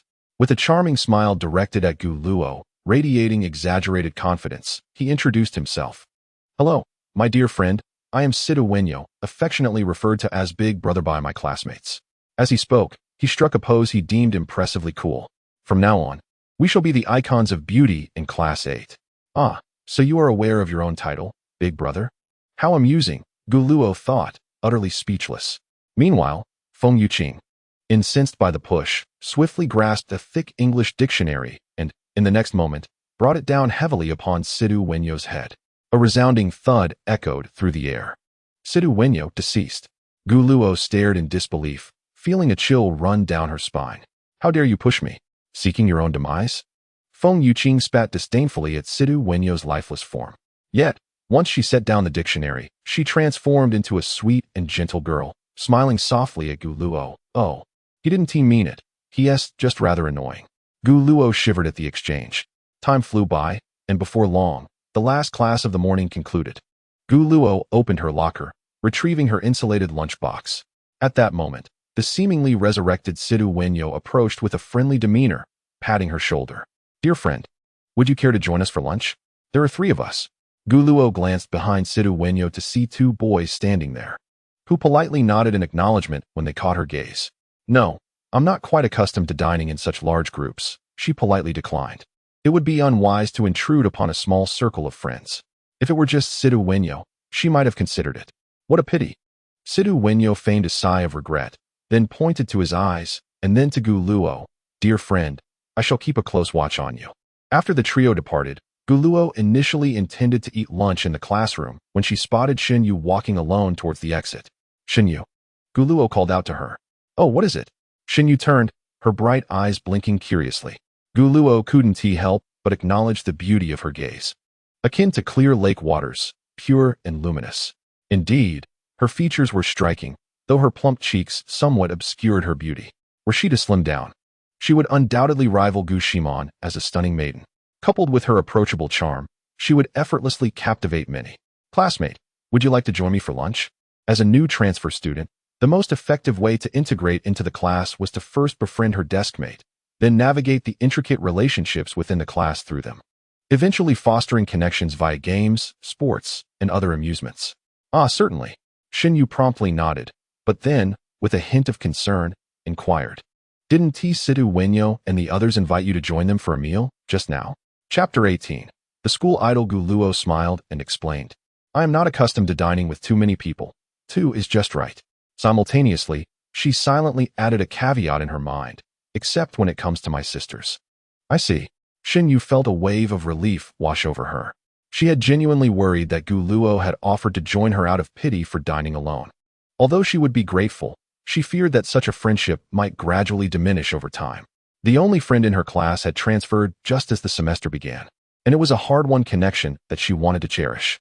The 2 soon arrived at the cafeteria. The cafeteria of Guangya Academy boasted an impressive 3 levels, lavishly decorated, with a cornucopia of dishes available. Guluo surveyed the surroundings and chose a relatively quiet spot to sit down. Let us sit here. You go ahead and get the food, she said with a smile. Okay. Shinyu nodded eagerly and promptly joined the queue at one of the serving counters. Her mind felt blank, and she found herself lost in thought. Guluo was undoubtedly the most handsome and charming boy at Guangya Academy, a quintessential school idol. The very notion of sharing a meal with him sent her heart racing uncontrollably. Although their relationship would remain purely platonic, that was enough to make her feel elated. Caught in her reverie, Shinyu unwittingly piled her plate high with an array of dishes. As she walked toward Guluo, she regretted her choice. Gazing at the towering pile of food, she felt a wave of embarrassment wash over her. Would Guluo think she resembled a glutton for eating so much? Just then, faithfully, Guluo glanced in her direction and waved. Realizing she could not escape, Shinyu steeled herself and trudged toward him, her head slightly bowed. Unable to meet his gaze, her heart racing in a tumult of emotions. Taking a seat opposite Gu Luo, she cautiously raised her eyes to gauge his reaction. However, the young man remained unfazed, showing no signs of judgment regarding her mountainous plate of food. Xin Yu finally breathed a sigh of relief, feeling a weight lift from her shoulders. Yet, soon, she became acutely aware of the curious stares from nearby students, which reignited her anxiety. After all, Gu Luo was indeed a dazzling presence. Amidst her nerves, she also felt a twinge of secret delight. Surely, any girl in her position would feel a similar thrill. "Let us eat," Gu Luo said, noticing Xun Yu lost in thought. He smiled and opened his thermos, releasing a rich aroma that filled the air. The aroma wafting from Xun Yu's food was simply overwhelming. "It smells wonderful. Did your family make this for you?" Xin Yu gazed at the exquisite dishes in the thermal container, and merely inhaling the fragrance made her salivate, not an exaggeration in the least. "I made it myself," Gu Luo replied with a smile. "Impressive." Upon hearing this, Xin Yu's eyes sparkled with excitement. She never anticipated that Gu Luo possessed not only striking looks, but also remarkable culinary skills. If she were to assign a score of 60 points for a boy's good looks, his exceptional cooking would undoubtedly merit an additional 100 points. "If you don't mind, you can give it a try," Gu Luo said, nudging the lunchbox towards Xin Yu. "Consider it a token of appreciation for the snacks." "Sure." Xin Yu hesitated for a moment, but ultimately picked up a piece of succulent pork belly with her chopsticks. As she slowly placed it in her mouth and began to chew, the flavors exploded in her mouth, and her taste buds danced joyfully. The rich texture and delectable taste were utterly intoxicating. This was merely from a warm state. She could hardly imagine how delightful it would be fresh out of the oven. Just the thought of it left her feeling euphoric. However, the sight of them sharing a lunchbox inevitably drew too many curious glances. Xin Yu sensed several students whispering about them. Her previously excited mood was doused with a bucket of cold water. She was indifferent to the attention, but she was reluctant to see Gu Luo subjected to gossip because of her. It was easy to predict what some would say. "Look, why is that handsome guy eating with a plump girl? Or he is so good-looking. He must have poor taste. And it's unfair for flowers to be placed in cow dung." Perhaps they thought she was being kept. The mere thought made Xin Yu feel uncomfortable all over. Gu Luo hesitated for a moment, then mustered the courage to speak softly, her voice barely above a whisper. "What's wrong?" Gu Luo paused her meal. "Perhaps we shouldn't eat together anymore," Xin Yu murmured, lowering her head. At her words, Gu Luo discreetly scanned their surroundings before responding. "Xin Yu, we are friends. Aren't we?" "Yes. Since you've paid the friendship fee, there's no need to worry about that." Upon hearing this, Xin Yu raised her head and met Gu Luo's calm and relaxed expression. "All right." Meanwhile, on the way to the garden, "Shu Ling, why aren't you in the cafeteria? Today is the special lunch." Luo Shu Ling cheerfully waved her thermal container. "That sounds delightful. Make sure to eat plenty." "Of course. Where are you heading, Senior Shu Ling?" "I'm going to the garden to eat." "Oh, isn't that our junior?" "Good afternoon, Senior." Along the way, numerous passing students engaged in conversation with Luo Shuling. With a charming smile, she graciously responded to each one. She resembled a social butterfly, effortlessly connecting with others wherever she went. Beside her, Luo Shuqing could not help but chuckle, remarking on Shuling's popularity, truly befitting for the Minister of the Public Service Department. "Well, it's just average," Shuling replied playfully, linking her arm with Shuqing and inquiring, "By the way, aren't you soon transitioning from deputy minister to minister? After the school anniversary, right?" In response, Luo Shuqing slightly shook her head. "Not necessarily. There's another deputy minister in the music department besides me." "I see. Well, good luck then," Shuqing encouraged. To which Shuqing nodded appreciatively. Meanwhile, Luo Shuha maintained a cool demeanor, quietly walking alongside them, reminiscent of a plum blossom blooming in a secluded corner, exuding a unique elegance. One cannot deny the remarkable attention the trio of sisters garnered as they walked. Passing first-year male students would cast fleeting glances, only to quickly avert their eyes, subsequently stealing glances from the corners of their vision. Such was the visual impact brought forth by the trio of campus beauties. "Oh, how I wish to date one of the seniors." The boys began to indulge in their unrealistic fantasies. Before long, the three sisters arrived at the garden, which was in full bloom with chrysanthemums, the air rich with their delicate fragrance. "Look, there's an empty bench," Luo Shuling exclaimed, her eyes lighting up as she dashed toward it and promptly sat down. "If we had delayed even a moment, we might have lost our chance." The garden was bustling with students enjoying lunch, mostly couples and close friends. As for the absence of male-male pairs, one might wonder, if your best buddy invited you to the garden for lunch and flower viewing, what would your first reaction be? Excluding certain cities?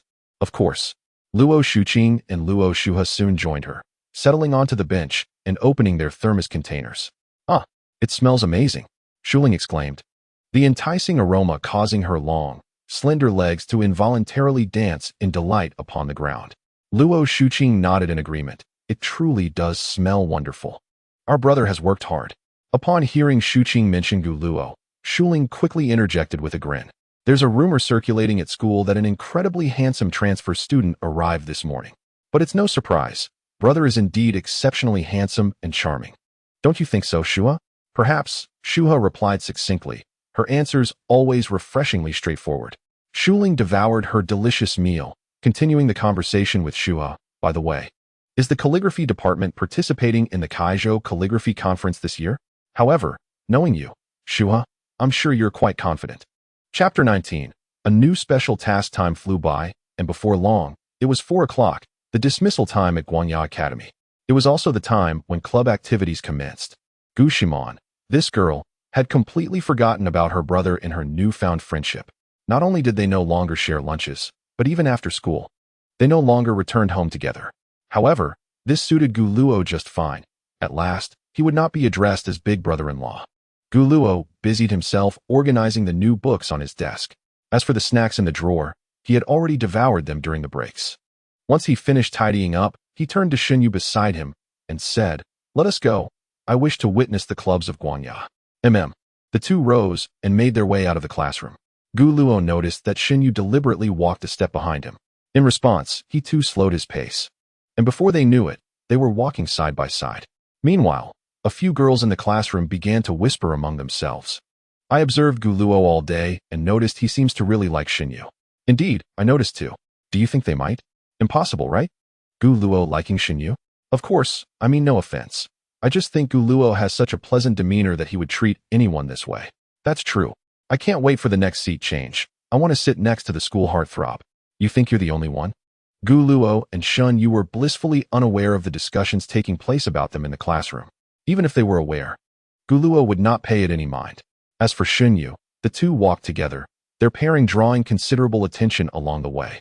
One was the exceptionally handsome transfer student, while the other was a girl with a plump figure. Such a combination was indeed rare in a school that did not place much emphasis on material appearances. However, once they entered society, the dynamics could shift dramatically. With enough wealth, anything was possible. At that moment, Xinyu felt immense pressure, her palms slightly damp with sweat. Yet, as she sensed the envy in the gazes directed at her, a flicker of joy ignited within her, creating a conflicting sense of discomfort and delight. It was quite paradoxical. The club recruitment at Guanya Academy took place on the playground, where various clubs had erected tents and members were distributing flyers. Are you still troubled by your inability to traverse back to ancient times and wield a sword? Fear not. Join the swordsmanship club, pick up a wooden sword, and become the hero of Guanya Academy. Have you heard the tale of Ho Yi shooting down the suns? Come to the archery club, and you too can experience the thrill of being an archer. Draw, aim, shoot. Curious about the wonders a piece of paper and a lump of clay can create? The Handicraft Club is your realm of creative magic.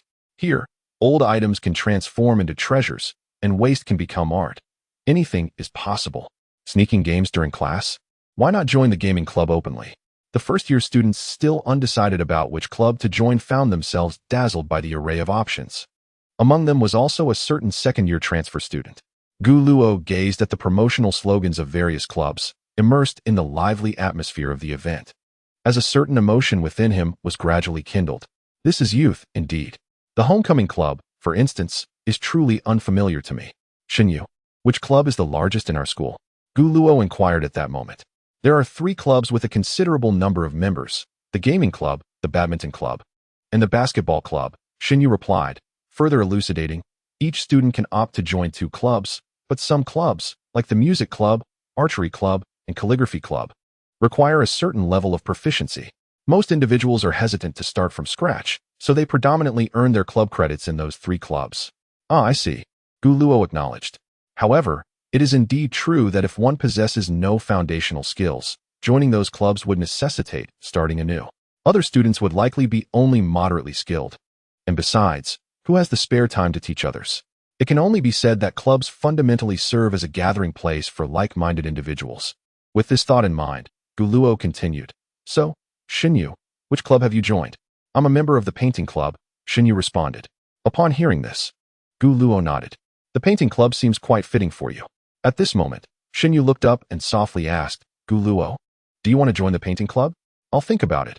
First, I'd like to explore all the clubs, he replied. All right. Thus, the two continued their stroll across the playground. Suddenly, Guluo halted before a tent marked with a sign that read Music Club. Inside was a familiar face. Luo Shunning sat upright, currently organizing the information of new members. As if sensing their presence, she slightly lifted her head and spotted Guluo and Shunyu. Shunning, is the recruitment of new members going smoothly? Shunyu asked. Quite well. We've recruited 3 members today. Luo Shunning smiled gently at Shunyu. Guluo was somewhat taken aback, surprised to discover that Shunyu knew Luo Shunning. Ah, let me introduce you, Shunyu said, a hint of shyness in her voice. This is my new deskmate, Guluo, who just transferred to Guanya today. I brought him to explore the clubs to see which one suits him. I see. Nice to meet you, Guluo. I'm Luo Shunning, she said with a smile, playfully blinking her lively eyes. Hello, Guluo responded, feeling a tad awkward. However, there was no alternative. After all, he had agreed with the 3 sisters not to reveal their relationship at school. Thus, this was merely their first encounter. Noticing Guluo's rather subtle expression, Luo Shunning stifled a laugh, resting her chin on one hand.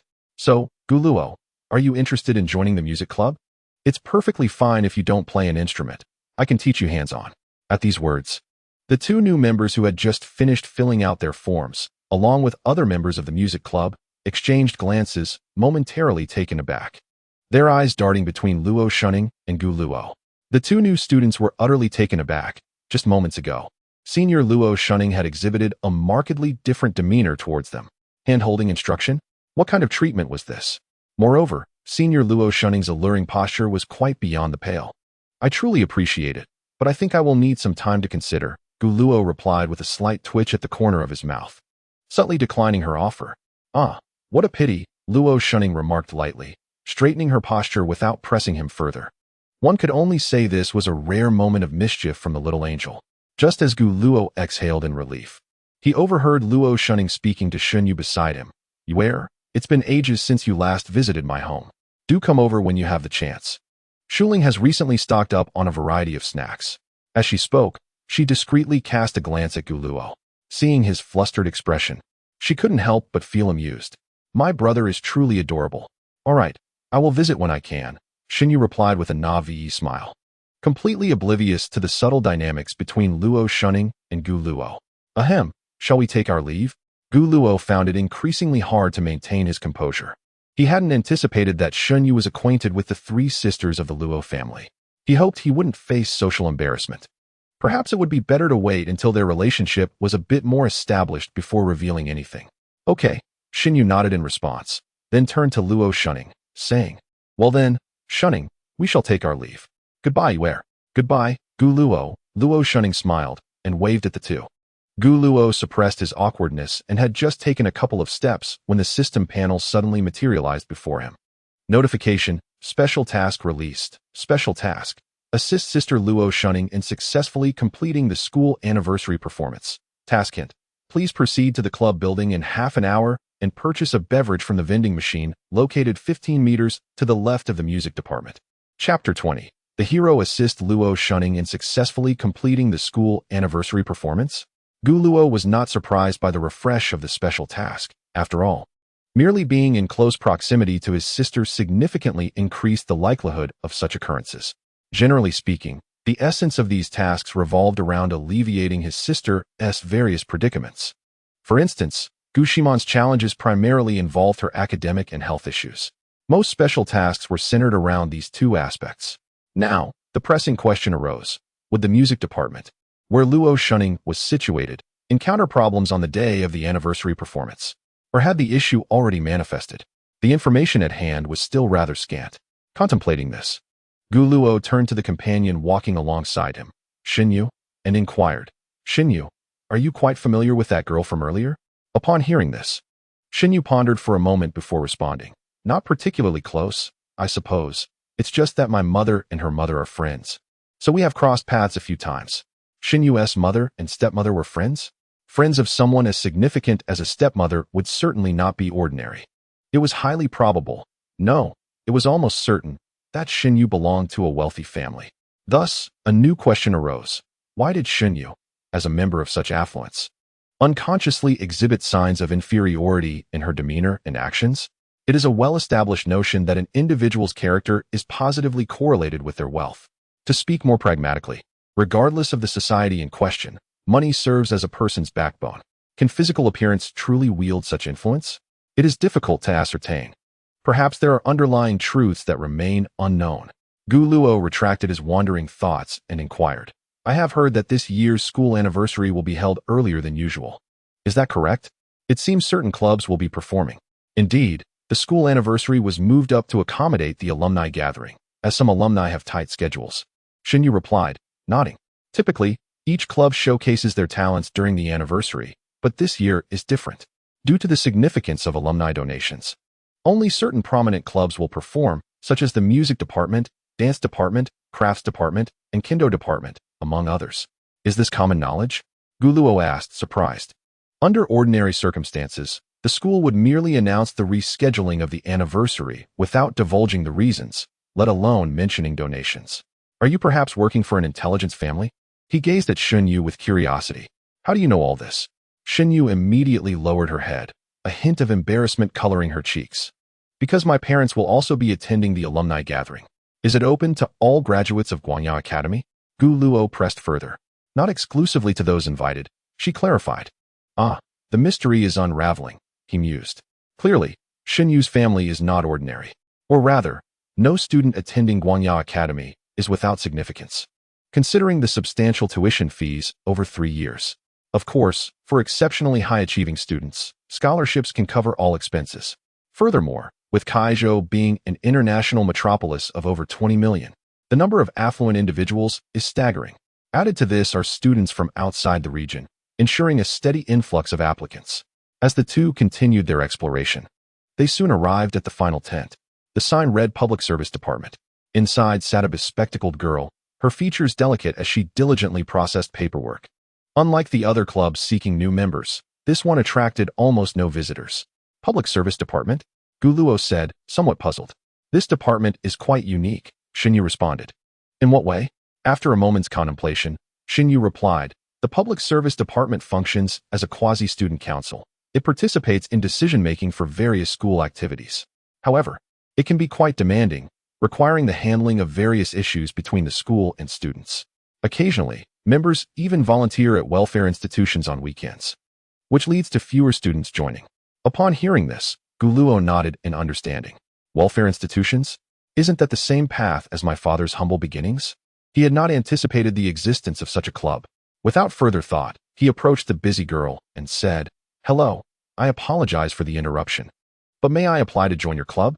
Upon hearing this, the young woman set aside the documents in her hands, adjusted her glasses perched on her nose, and scrutinized the remarkably polished and strikingly handsome Gu Luo. Her brow furrowed slightly as she asked, Are you certain? Our public service department generally involves arduous and laborious tasks. If you are merely seeking a fleeting experience, I advise against joining. It was evident from her words that many had previously shown a passing interest. Rest assured, I am not jesting, Gu Luo replied with a faint smile. The young woman narrowed her eyes, contemplated for a moment, and then handed him an application form. Introducing herself, I am Huang Anlu, your senior in the 2nd year, serving as the Vice Minister of the Public Service Department. Welcome aboard. Feeling inexplicably at a disadvantage, Gu Luo hastily clarified, I apologize, I am also a 2nd-year student, having just transferred to Guanya today. Oh, so you are the legendary campus heartthrob who transferred here. Huang Anlu remarked, realization dawning upon her. After another appraising glance, she nodded. Indeed, you are quite handsome. The notion of being labeled as the legendary campus heartthrob left Gu Luo at a loss for words. At that moment, Xinyu interjected, Could I also have an application form? At her words, both Gu Luo and Huang Anlu turned their gazes toward her. I only belong to one club at the moment. Xinyu explained softly. Huang Anlu furrowed her brow once more, stating bluntly, I'm afraid the public service department may not be suitable for you. Why not? Xinyu asked, bewildered. Why was she not welcomed? Had she committed some wrongdoing? Gu Luo shared her confusion. Huang Anlu then articulated sharply. The reason you wish to join the public service department is likely due to this campus heartthrob. I assent it?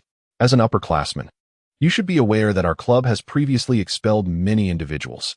We seek those who genuinely wish to develop themselves and contribute, rather than mere companions. I tend to speak rather directly, so I hope you won't take offense, she added. Aye. Xinyu's face flushed as Huang Anlu mercilessly unveiled her intentions. Indeed, she had merely wished to accompany Gu Luo. I'm sorry. It's quite all right, Huang Anlu replied calmly, gesturing dismissively, her expression remaining largely unchanged.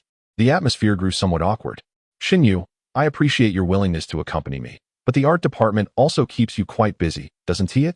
Gu Luo said, unsure of what else to say, attempting to alleviate the tension and provide a way out for them both. Once he completed the application form, Huang Anlu took it, glanced over it briefly, then stood up and retrieved a brooch from a nearby box, extending it towards Gu Luo. The brooch was exquisitely designed, featuring an image of a panda holding bamboo, accompanied by the words hero. Chapter 21, The Club Building Hero. Gu Luo accepted the brooch, momentarily lost in thought. Indeed, the members of the public service department were worthy of such a title. At this moment, Huang Anlu adjusted her glasses, her keen gaze capturing Gu Luo's expression as she inquired, what do you think? Do you find it rather juvenile? No, Gu Luo replied, shaking his head slightly, a genuine smile blossoming on his face. I confess, I harbored dreams of becoming a great hero when I was young, the kind who wanders the world with a sword, upholding justice and protecting the weak. Indeed, that is quite juvenile, Huang Anlu remarked, conducting her analysis with utmost seriousness. Cough, my dear child. This might hinder your ability to make friends. Yet, it was true. He had indeed been captivated by the fantasy dramas of martial heroes in his youth. The valiant deeds and chivalrous sentiments of those heroes had planted within him a seed of yearning for justice and kindness. May I pose a question, classmate Huang? Gu Luo asked at that moment. Go ahead. In our school's clubs, is it true that only our public service department has activities on weekends? Upon hearing this, Huang Anlu immediately shook her head. I cannot provide a definitive answer to uncertain matters. After a brief pause, she added, however, generally speaking, that is the case. Oh, I see, Gu Luo mused, beginning to piece things together. It was quite possible that Luo Shuling was indeed the head of the public service department. When she had arrived late yesterday, she mentioned being busy with club activities and being the minister of the club, coupled with her helpful disposition. Originally, he had hoped to avoid being in the same class as the three sisters, particularly the boisterous Luo Shuling, yet fate had led him to join her club instead. Noticing Gu Luo's momentary distraction, Huang Anlu frowned and stated, the reality is that members of the public service department are required to engage in club activities on specific weekends, which involve volunteer work, lasting at least half a day. If you cannot or do not wish to participate, you may return your club pin now. Seeing the misunderstanding, Gu Luo quickly waved his hands. I apologize, you misinterpret my thoughts. I was merely contemplating some matters. Huang Anlu was quite straightforward, akin to Luo Shuling. The only distinction being her tendency to speak in a more humorous tone, which rendered her less off-putting. Is that so? I hope you won't vanish after just one club meeting. Huang Anlu shrugged, returning to her seat. She then waved her hand, signaling for him to leave. I have other matters to attend to. You may come to the club for registration tomorrow. Without waiting for a response, she resumed her study of the materials, entirely oblivious to social niceties. It seemed only someone with such a pure heart could persist in helping others. Very well, classmate Huang. I shall see you tomorrow. Gu Luo smiled faintly. I truly apologize, Xinyu sincerely expressed once more before leaving. Feeling the sincerity in her words, Huang Anlu lifted her face and nodded in acknowledgement. It's all right. Xinyu, shall we go check out the club building? Gu Luo glanced at the time on his phone and turned to Xinyu with a suggestion. There were still 20 minutes remaining until half an hour. In 20 minutes, they were to approach the vending machine near the music department to procure some beverages. Generally speaking, the prompts for special tasks were rather peculiar, but he had grown accustomed to them. All right, he replied, and the two of them made their way toward the club building. Before long, they arrived at the front of the building. Guluo looked up and was struck by the grandeur of the structure, which towered even higher than the academic buildings. He couldn't help but marvel at the wealth of Guanyao Private School. Upon entering the building, each classroom exuded spaciousness, particularly on the first floor, which housed facilities such as a basketball court, badminton court, and kendo arena, everything one could desire. The first floor was designated for athletic clubs, typically restricted to members for their activities. At this moment, Shinyu took the initiative to explain, clubs located on the lower floors tend to be noisier, while those requiring tranquility are situated on the upper levels. For instance, our painting club is on the 4th floor. Upon hearing this, Guluo nodded, gaining a preliminary understanding of the layout of the club building. He then inquired, what about the music department? It both produces sound and necessitates silence. How is such a club organized? The music department is on the 5th floor and currently occupies the entire floor, Shinyu responded. Ah, now it made sense. Guluo suddenly realized that no matter what question he posed, Shinyu seemed to have an answer ready. He couldn't help but wish he could inquire about tomorrow's lottery numbers. Setting aside such fanciful thoughts, Guluo smiled and said, then let us explore a bit. All right. Shinyu agreed. Thus, after touring the 1st floor, they took the elevator to the 2nd floor. Yes, this club building even had an elevator. One could only conclude that the high tuition fees indeed justified their lavishness. The school's various facilities were of top-tier quality. Unlike certain institutions that squandered their budgets on frivolous expenditures, such as spending millions on a large rock or excavating a pond, all while some boys' restrooms lacked doors. Guluo couldn't help but recall a remark from his middle school history teacher. If a principal embezzles merely 50, he is a good principal. If an education bureau director steals 200, he is a good director. Although that history teacher often indulged in controversial statements, upon deeper reflection, they grew increasingly profound. In this manner, the two wandered from the 2nd floor to the 3rd, and then to the 4th. Along their journey, they admired the arrangements of various club classrooms and the displays of their works, savoring the unique ambience of each organization. By the way, Shinyu, since you are accompanying me this afternoon, what about your club? I hope this doesn't interfere with your activities, Guluo asked somewhat sheepishly. Not at all. Shinyu quickly waved his hand and continued to explain, participation in clubs is not mandatory every day. Attending for club activities each week suffices. Moreover, if one falls short this week, they can certainly make up for it next week. As long as one accumulates sufficient club credits by the end of the semester, that suffices. If one participates in 2 clubs, the minimum requirement is to attend each club's activities at least once a week. For instance, one might attend one club for a day while needing to attend the other for 3 days. Upon hearing this, Guluo nodded thoughtfully and inquired, who is responsible for recording these club credits? Typically, it is the minister and the vice minister who take on this task. However, if both are occupied, reliable students may be designated to record attendance. Guluo clicked her tongue, pondering, does this imply that if one has a good rapport with the minister, one could potentially skip an entire semester without consequence? Shinyu was momentarily taken aback. She regularly attended club activities and had never considered this aspect. After contemplating, she cautiously replied, in theory, you are not incorrect, but generally, no minister would dare to shelter a member in such a manner. If reported, both the minister and the member would face repercussions. Nonetheless, if it is merely a few missed activities, they will likely turn a blind eye. I have yet to encounter a student who has been held back due to insufficient club credits. However, it must have happened in the past. It dawned on Guluo that a lack of club credits could indeed lead to retention. She had nearly grasped all the club regulations. Truly, she owed a debt of gratitude to Shinyu. With that thought in mind, she smiled at Shinyu and said, thank you so much today, Shinyu. What beverage would you like? It's on me. Chapter 22. Truly disgraceful within the club building, the arrangement of vending machines follows a peculiar pattern, positioned only on the 1st, 3rd, and 5th floors. Guluo, filled with curiosity about the task prompt, stepped into the elevator and pressed the button for the 5th floor. As the elevator doors slowly opened, a brisk chill greeted her. The corridor was almost devoid of students, creating an unusually desolate atmosphere. Only the harmonious strains of music wafted from afar, intermingling the crisp notes of the piano, the mellifluous sound of the violin, and the lively strumming of the guitar. Glancing at her phone, Guluo noted that only 3 minutes remained before half an hour elapsed.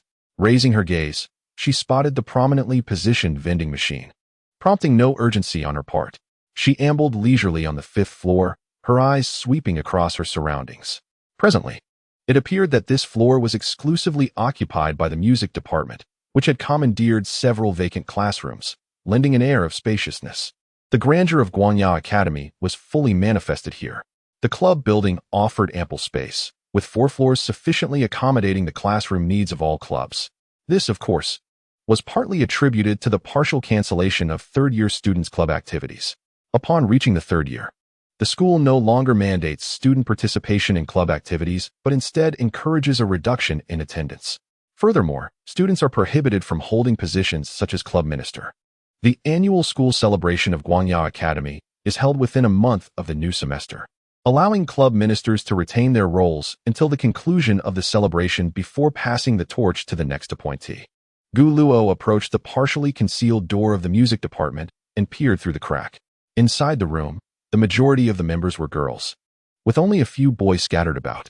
At that moment, the music had ceased, and the members had divided into 2 groups, seemingly engaged in discussion. Without lingering, Gu Luo seized the opportunity and approached the vending machine punctually. After scanning the QR code, with a mechanical click, the door of the cabinet opened automatically. He retrieved 2 chilled cans of Coca-Cola from within. Subsequently, the cabinet door closed slowly, and the payment was automatically processed through his phone. Holding 1 can of soda, Gu Luo glanced around, noticing the absence of anyone. What could be the situation? Was there an issue with the task prompt? At this moment, he turned his gaze to the advertisement on the can, pondering whether he might have won a prize. However, that seemed unrelated to the school anniversary performance. Could it be that these 2 cans of Coca-Cola would yield some extraordinary effect? He decided to take a chance. With that thought, Gu Luo opened 1 can. A soft hiss escaped as bubbles emerged, but aside from that, nothing seemed amiss. He took a shallow sip, the familiar taste of Coca-Cola blossoming in his mouth. Yet still, nothing particularly remarkable occurred. Am I being toyed with? Just as Gu Luo was lost in confusion, a girl emerged from the music department, her face adorned with freckles. She walked directly to the vending machine, casting a brief glance at Gu Luo, instantly captivated by his striking features. This new first-year member was indeed tall and handsome. Seize the opportunity. Seize the opportunity. Hey, handsome, do you have a girlfriend? The freckled girl inquired, while playfully tucking a strand of hair behind her ear and deliberately accentuating her figure, attempting to display her allure. Gu Luo felt somewhat helpless. This was the 2nd time today he had been approached in such a manner. Yet, there was little he could do, as most newcomers at this hour were indeed first-year students. It was true that many girls nowadays were rather bold, directly asking if he was taken.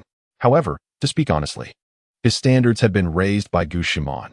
Aside from beauties of the caliber of the 3 sisters of the Luo family, ordinary girls held little interest for him in terms of looks. Gu Luo internally scoffed at the situation, just as he was about to explain himself when another tall girl exited the music department. Her gaze, sharp as an arrow, landed squarely on the freckled girl. With a face full of fury, she strode over with purpose. Chu Mimi, have I not warned you against spreading rumors about Luo shunning in the club? The tall girl demanded, her voice laced with anger. In response, Chu Mimi immediately crossed her arms defiantly and retorted, Renlei, you truly are a loyal dog. Your owner hasn't even called, yet you are already in a frenzy. What was that saying? Ah yes, the emperor is not anxious, but the eunuch is. You. Renlei's face flushed crimson with rage, her chest heaving dramatically. Clearly, Chu Mimi's words had provoked her to the utmost. Was I wrong in what I said? Chu Mei let out a cold laugh, her face displaying a mocking expression. Isn't Luo Shuning just that kind of person? My ex-boyfriend was deceived by her. How dare she say that? If you are inadequate, what does it have to do with Shuning? Renlei was nearly infuriated, her fists clenched tightly. Well, let me ask you this. If your Vice Minister Luo is not that kind of person, why hasn't she come forward to clarify? Her silence only implies acceptance, doesn't it? Renlei was nearly brought to laughter by such shameless, robber-like logic. All right, so you indiscriminately spread rumors about Vice Minister Luo within the club, and she chooses not to pursue it for the sake of stability. In your words, that translates to her acquiescence? Chu Mei, do you not have any sense of shame left? Resorting to such despicable tactics for the position of minister? Upon hearing these words, Chu Mei was also incensed and coldly retorted, Renlei, no matter what, I am still the vice minister. Is this how you speak to me? You are always so close to Luo Shuning. You can't be a decent person, can you? At this, Rin Lei could no longer suppress the rage boiling within her.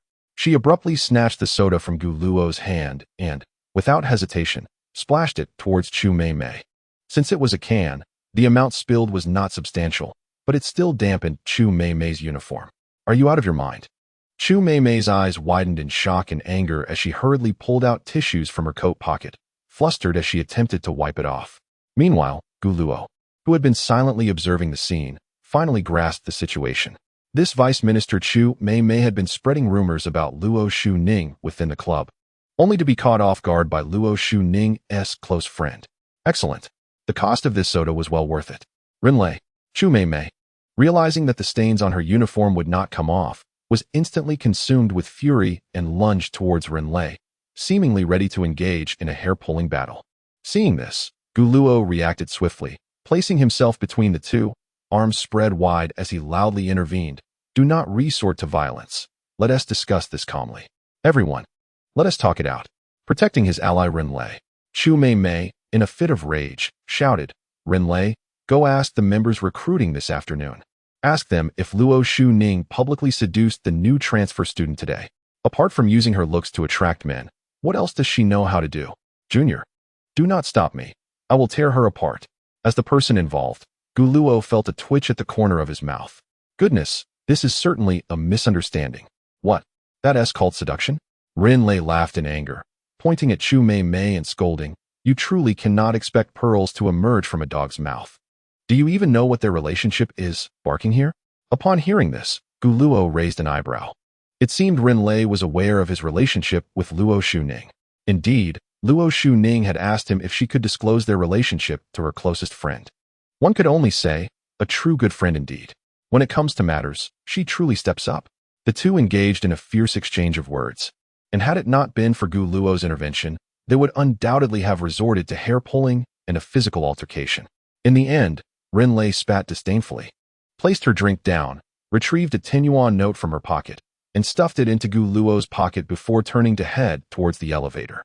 Chu Mimi, feeling helpless, could only glare at Gu Luo, who had been blocking her path, and asked irritably, why do you keep stopping me? Gu Luo, with a wry smile that barely concealed his amusement, replied earnestly, I'm merely concerned for your well-being, considering her height and the weapon in her hand. I wouldn't want you to come to any harm. Upon hearing this, Chu Mimi gradually calmed down and reflected. There was a semblance of logic in his words. Though something felt off, though she couldn't quite pinpoint what it was. At that moment, Gu Luo fixed his gaze upon her and remarked, some individuals truly possess an astonishing lack of self-respect. Chu Mimi, instinctively believing Gu Luo was aiding her in disparaging Rin Lei, nodded vigorously. You are absolutely right. She is indeed despicable. Indeed, quite despicable, she echoed. Chapter 23. A desire for a drink. Thank you. Junior, not only did you assist me, but you also offered comfort. After venting her frustrations for a while, Chu Mimi gradually regained her composure and allowed a smile to reappear on her face. She felt it necessary to maintain the dignified demeanor expected of a senior in front of her junior. As for her earlier outburst, it had merely been a reaction in the heat of the moment, spurred by an insufferable adversary. Gu Luo waved his hand dismissively. No need for thanks. After a brief pause, he added, however, I must clarify that I am not a freshman, but rather a transfer student in my second year. Precisely the transfer student you mentioned earlier. You are the transfer student everyone has been talking about today? Chu Mimi's expression shifted to one of surprise, laced with an air of expectation.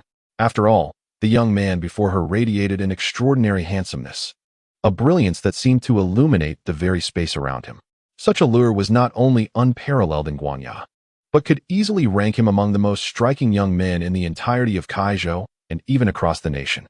Yes, I am Gu Luo, he introduced himself. Then Gu Luo, has Luo Shuning invited you to join the music department? Indeed, she has. Chu Mimi continued her inquiry. I heard you declined? I have not yet agreed. At least for the time being. Upon receiving a direct answer from the source, Chu Mimi instinctively puffed out her chest, a smirk of satisfaction gracing her lips. It seems you have discerned Luo Shuning's character, which puts my mind at ease.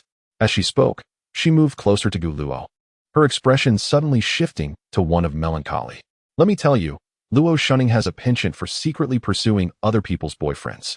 She paused, as if gathering her emotions. her demeanor growing more sorrowful, her voice trembling slightly. To be honest, even my ex-boyfriend was lured away by her. Listening to Chu Mimi's exaggerated tales, Gu Luo found himself amused by her absurdity. The notion of being betrayed in such a manner was utterly classic. At this moment, Chu Mimi feigned a fragile demeanor and remarked, "The incident of my ex-boyfriend being taken from me occurred not long ago. These past few days, I have been unable to sleep well, often sneaking drinks when my parents are unaware and weeping in the depths of my blanket late at night." As she spoke, she genuinely lowered her head, her shoulders quivering slightly, embodying a pitiful and delicate image. Compared to her earlier fierce demeanor, she appeared to be an entirely different person. Gu Luo found himself somewhat impressed by Chu Mimi's acting skills. Indeed, the art of performance is an innate talent possessed by women, who, in the past, would jest about sacrificing their own virtue. Consequently, she had single-handedly stifled women's voices. It is said that certain girls inherently possess the ability to love. Observing the complex expression on Gu Luo's face, Chu Mimi maintained her facade of sorrow while inwardly reveling in glee. With her ample experience, she understood that most boys cannot resist the sight of a girl appearing so pitiable, particularly one like her, who possesses some beauty. She was merely one step away from successfully captivating this handsome transfer student. With this thought, her expression grew even more despondent. "Gu Luo, only you know about my predicament, and I truly appreciate your willingness to listen." She then appeared somewhat bashful, lifting her gaze to him with a pitiful look. "If I feel down in the evenings, may I seek your company for a drink? I tend to get tipsy easily and would need someone to look after me. Besides, I assume most boys prefer chilled beverages, right? Coincidentally, my relatives just left a few days ago, so it wouldn't interfere with our drinking." Gu Luo's lips twitched as he struggled to maintain his composure, attempting to appear calm as he responded, "We'll see." Goodness, his reaction was quite bold. Was this not a blatant suggestion? To be fair, aside from a few freckles, Chu Mimi's overall appearance was above average. Any naive young man confronted with her bold and overt advances would likely succumb swiftly. Yet, such behavior was indeed self-deprecating. He resolved to discuss this matter with Luo Shunning upon his return. Gu Luo, contemplating this, distanced himself from Chu Mimi. "I have some matters to attend to. Let us talk later." He then turned and purchased a can of cola from the vending machine. He had already wasted considerable time here, and Shun Yu was still waiting for him on the 4th floor. After a moment's pause, an idea struck him, and he added, "However, we could exchange contact information first." "Great." Chu Mimi nearly leaped with joy. After they exchanged details, she proposed, "So Gu Luo, would you be interested in joining the music club? It doesn't matter if you don't play an instrument. I can teach you step by step." Gu Luo was taken aback by this person's blatant double standards. Just moments ago, she had vehemently accused Luo Shunning of using manipulative tactics to seduce her, only to turn around and employ the very same methods herself. How ironic, isn't it? Nevertheless, since you are so eager to seek confrontation, I shall oblige. Gu Luo had already devised a strategy to ruin the other's reputation. According to the system's special task notification, Chu Mimi could potentially disrupt Luo Shunning's upcoming school anniversary performance. The most effective way to gather evidence would be to infiltrate the enemy's ranks. Naturally, a succubus has her own means, while confronting Chu Mimi directly would be gratifying. The priority must be Luo Shunning's performance, and this matter should be discussed with her first. Really? Chu Mimi immediately perked up with excitement. She felt a surge of pride within, realizing that she had accomplished what Luo Shunning could not. What did this signify? She had finally outshone Luo Shunning. With this thought, Chu Mimi, overwhelmed with elation, rushed towards Gu Luo in a bid to express her joy. Observing this, Gu Luo reacted swiftly, sidestepping with finesse and feigning a bashful smile as she said, "I'm sorry, it's inappropriate for a boy and a girl to be so close." She was performing beautifully. Seeing Gu Luo's shy demeanor only made Chu Mimi's eyes sparkle brighter. What a pure and charming young man he was. He was unlike those boys from before, who were solely interested in her physical appearance. She had to win Gu Luo over. Then, she could flaunt her success before Luo Shunning, proving her superiority. Moreover, Gu Luo had already been misled into believing that Luo Shunning had a penchant for enticing other people's boyfriends. Furthermore, he had initially declined Luo Shunning's invitation to join the club.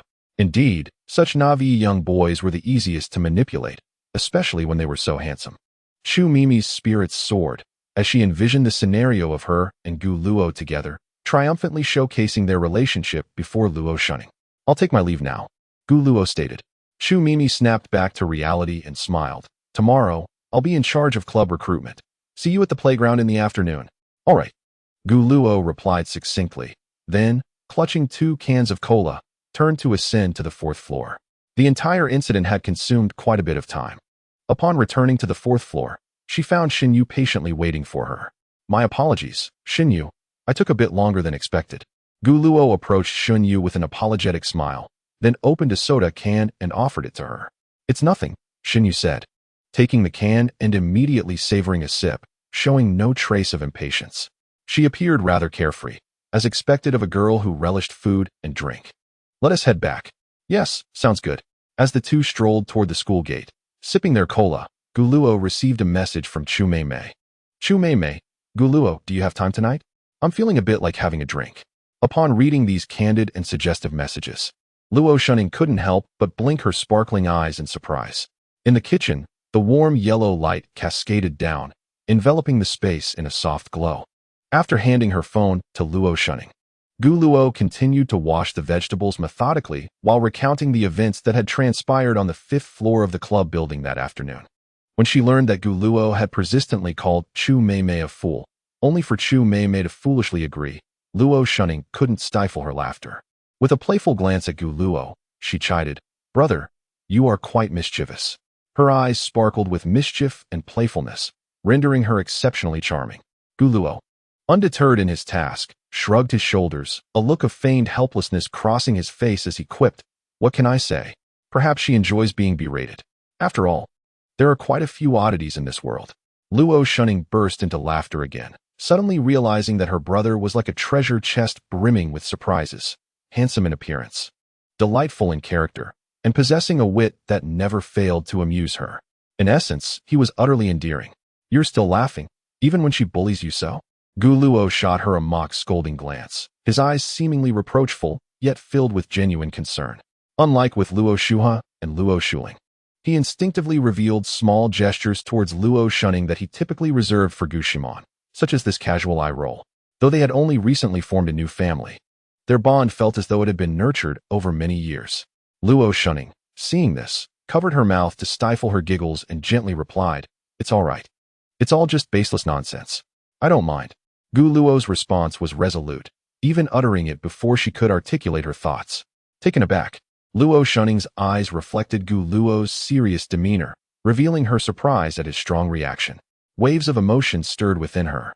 "It is a brother's duty," Gu Luo said solemnly, placing the freshly washed vegetables neatly onto a plate. He turned to her earnestly and continued, "If it were shunning, I'm sure you wouldn't want Shuling, Shuha, or Shimon to be bullied, would you?"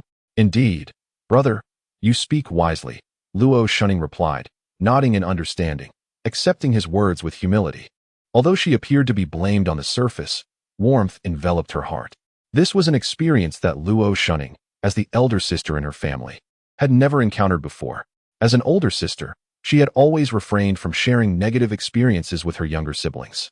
At this moment, Gu Luo inquired, "So, why is Chu Mimi so hostile towards you?"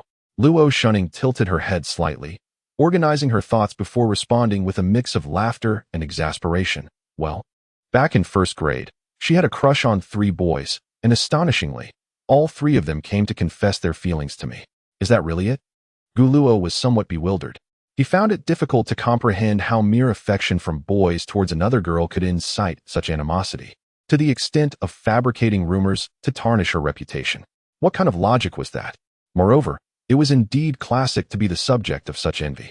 In Chu Mimi's narrative, Luo shunning had stolen her boyfriend, yet the reality was merely her unilateral infatuation. As if the story had not concluded, Luo shunning pinched the bridge of her nose and sighed. "One of the boys I turned down eventually went back to her, but after they became intimate, he quickly chose to break up with her." Reflecting on the complexity of the situation, she continued, "It's quite convoluted, and I can't articulate it clearly. In any case, ever since then, Chu Mimi has. Perhaps this way, she finds some solace." Upon hearing this, Gu Luo's emotions became increasingly intricate. This might indeed be a case of envy and resentment. Alternatively, it could be that Luo shunning simply disregarded Chu Mimi, and this indifference further provoked her fragile and sensitive ego. Undoubtedly, a myriad of complex elements intertwined to culminate in the current predicament. Yet, regardless of the circumstances, these did not justify Chu Mimi's actions. Luo Shunning added, "Actually, it's not too bad. Chu Mimi merely spreads rumors within her little clique. Most members are sensible and do not pay her any mind." Nodding in agreement, Gu Luo acknowledged, "Indeed. Anyone with a modicum of intelligence and discernment would likely dismiss such baseless and flawed rumors. However, one cannot rule out those who might selectively believe them out of jealousy." Then he asked, "What about your department head? Doesn't she address such matters? Does she allow Chu Mimi to wreak havoc within the club, disrupting its harmonious atmosphere?" Luo Shunning explained with a wry smile, "The head needs to maintain a balance for the upcoming school celebration performance, so she has chosen to remain neutral." At this, Gu Luo furrowed his brow. He couldn't help but reflect that, not just in schools, but even in such a small club, it resembled a microcosm of society, filled with intricate interpersonal relationships and entangled interests. Now, the pressing question arose. The special task was to ensure Luo Shunning's performance was a success, which directly correlated to the success of the music department's presentation. The most pressing issue at present is the internal discord within the music department. One faction supports Luo Shunning, while another advocates for Chu Mimi. Is this a matter of coordination? With this thought in mind, Gu Luo turned to Luo Shunning and inquired, "Shunning, how is your rehearsal progressing?" "Quite well. With a bit more fine-tuning, we should be nearly there." "I see," Gu Luo replied, his brow slightly furrowing as he fell into contemplation. He had an unsettling feeling that the matter was not so straightforward. If, as Luo Shunning claimed, both sides were coordinating adequately, it would not have triggered a special task. What other issues might arise? Suddenly, Gu Luo pondered. Is it possible that Chu Mimi and her group might deliberately refuse to perform before the show? Luo Shunning was puzzled by Gu Luo's line of thought, but promptly responded, "The likelihood of that is minimal. They wouldn't be able to bypass the school's regulations. The institution places great importance on the anniversary performance and would certainly not permit such a situation to occur." Indeed, Gu Luo could not fathom a logical explanation at that moment. "Brother, you seem quite concerned about the music department's anniversary performance," Luo Shunning observed. Noting Gu Luo's occasional frown and contemplative demeanor, she gently asked, "Is it because of me?" Although she understood that his concern stemmed from his feelings for her, she couldn't help but yearn to hear his response. "Yes," Gu Luo replied absently, nodding instinctively as his thoughts continued to swirl. Upon hearing his unhesitating affirmation, Luo Shunning blinked in surprise. She truly cherished the sensation of being cared for and protected, as if she had suddenly found a solid support. While she did not necessarily need protection in her daily life, the feeling was undeniably delightful. Still unable to unravel the complexities of the situation, Gu Luo reluctantly said, "In any case, I must first ascertain Chu Mimi's true intentions. Better to be cautious. The alumni will be present, and we cannot afford any mishaps."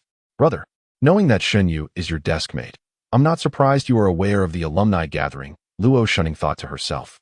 However, witnessing Gu Luo's willingness to go to such lengths for her made her heart flutter as if gently prodded by an unseen force. How wonderful it is to have an older brother.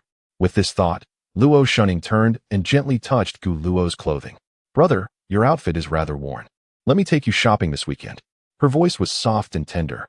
"Oh, what?" Gu Luo initially nodded in agreement out of instinct, but quickly regained his composure, revealing a look of astonishment. "I said your clothes are old. I'll take you shopping this weekend," Luo Shunning reiterated with a smile. "That sounds fine." Gu Luo glanced down at his casual attire and contemplated before stating, "I bought this last year. It hardly qualifies as old." He had always held no lofty expectations regarding clothing or footwear. As long as they were wearable and comfortable, he remained indifferent to their style or age. Of course, anything purchased last year must be considered somewhat worn.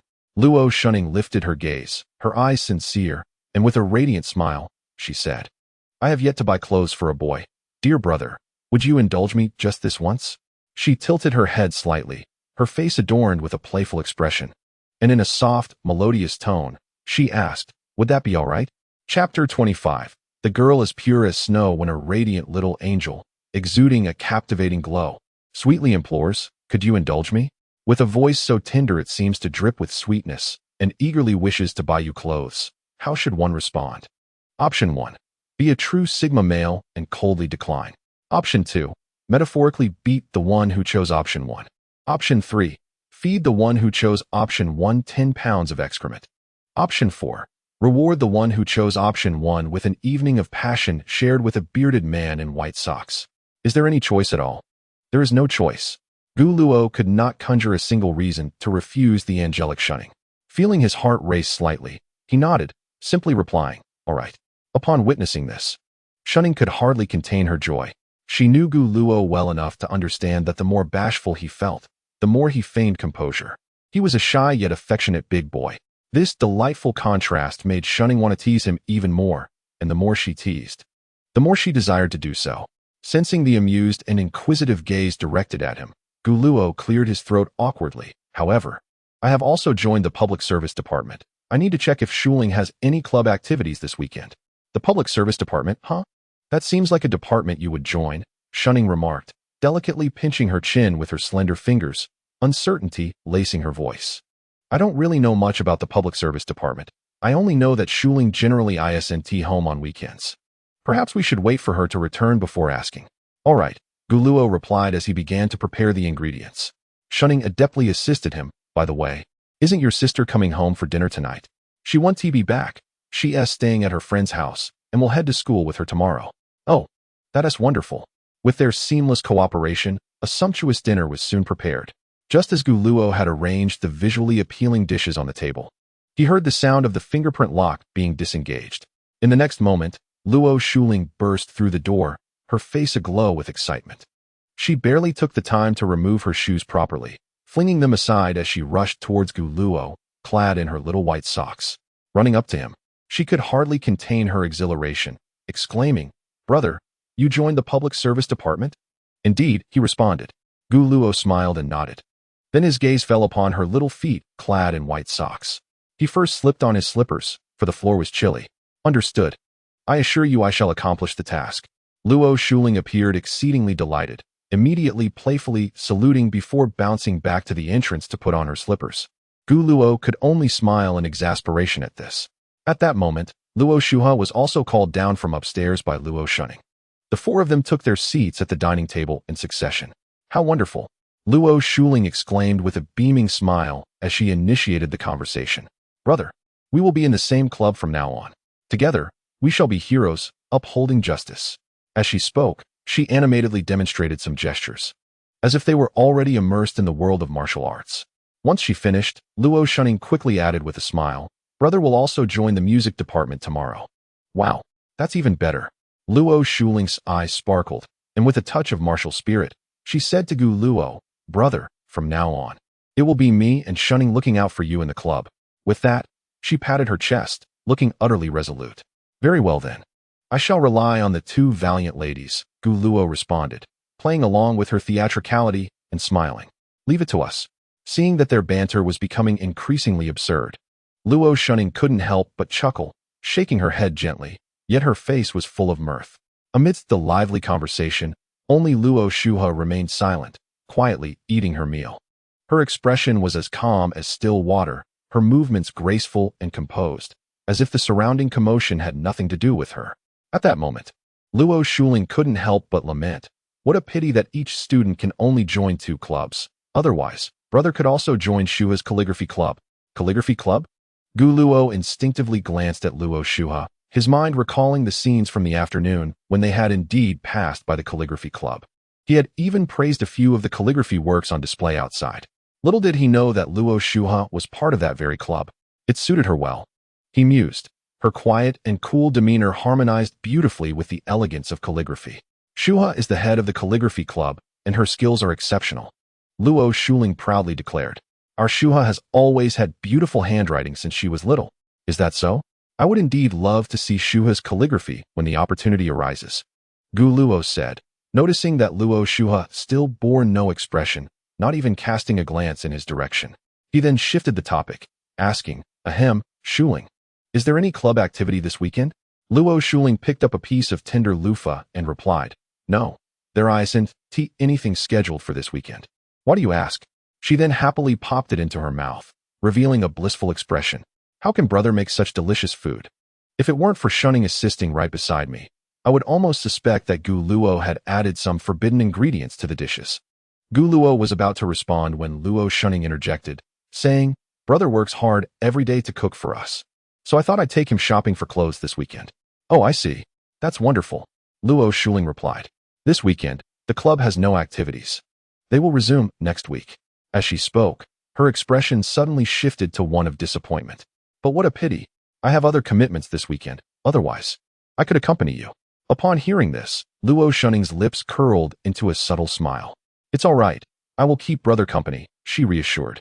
Then, she turned to Luo Shuha and asked, "Shuha, are you going this weekend?"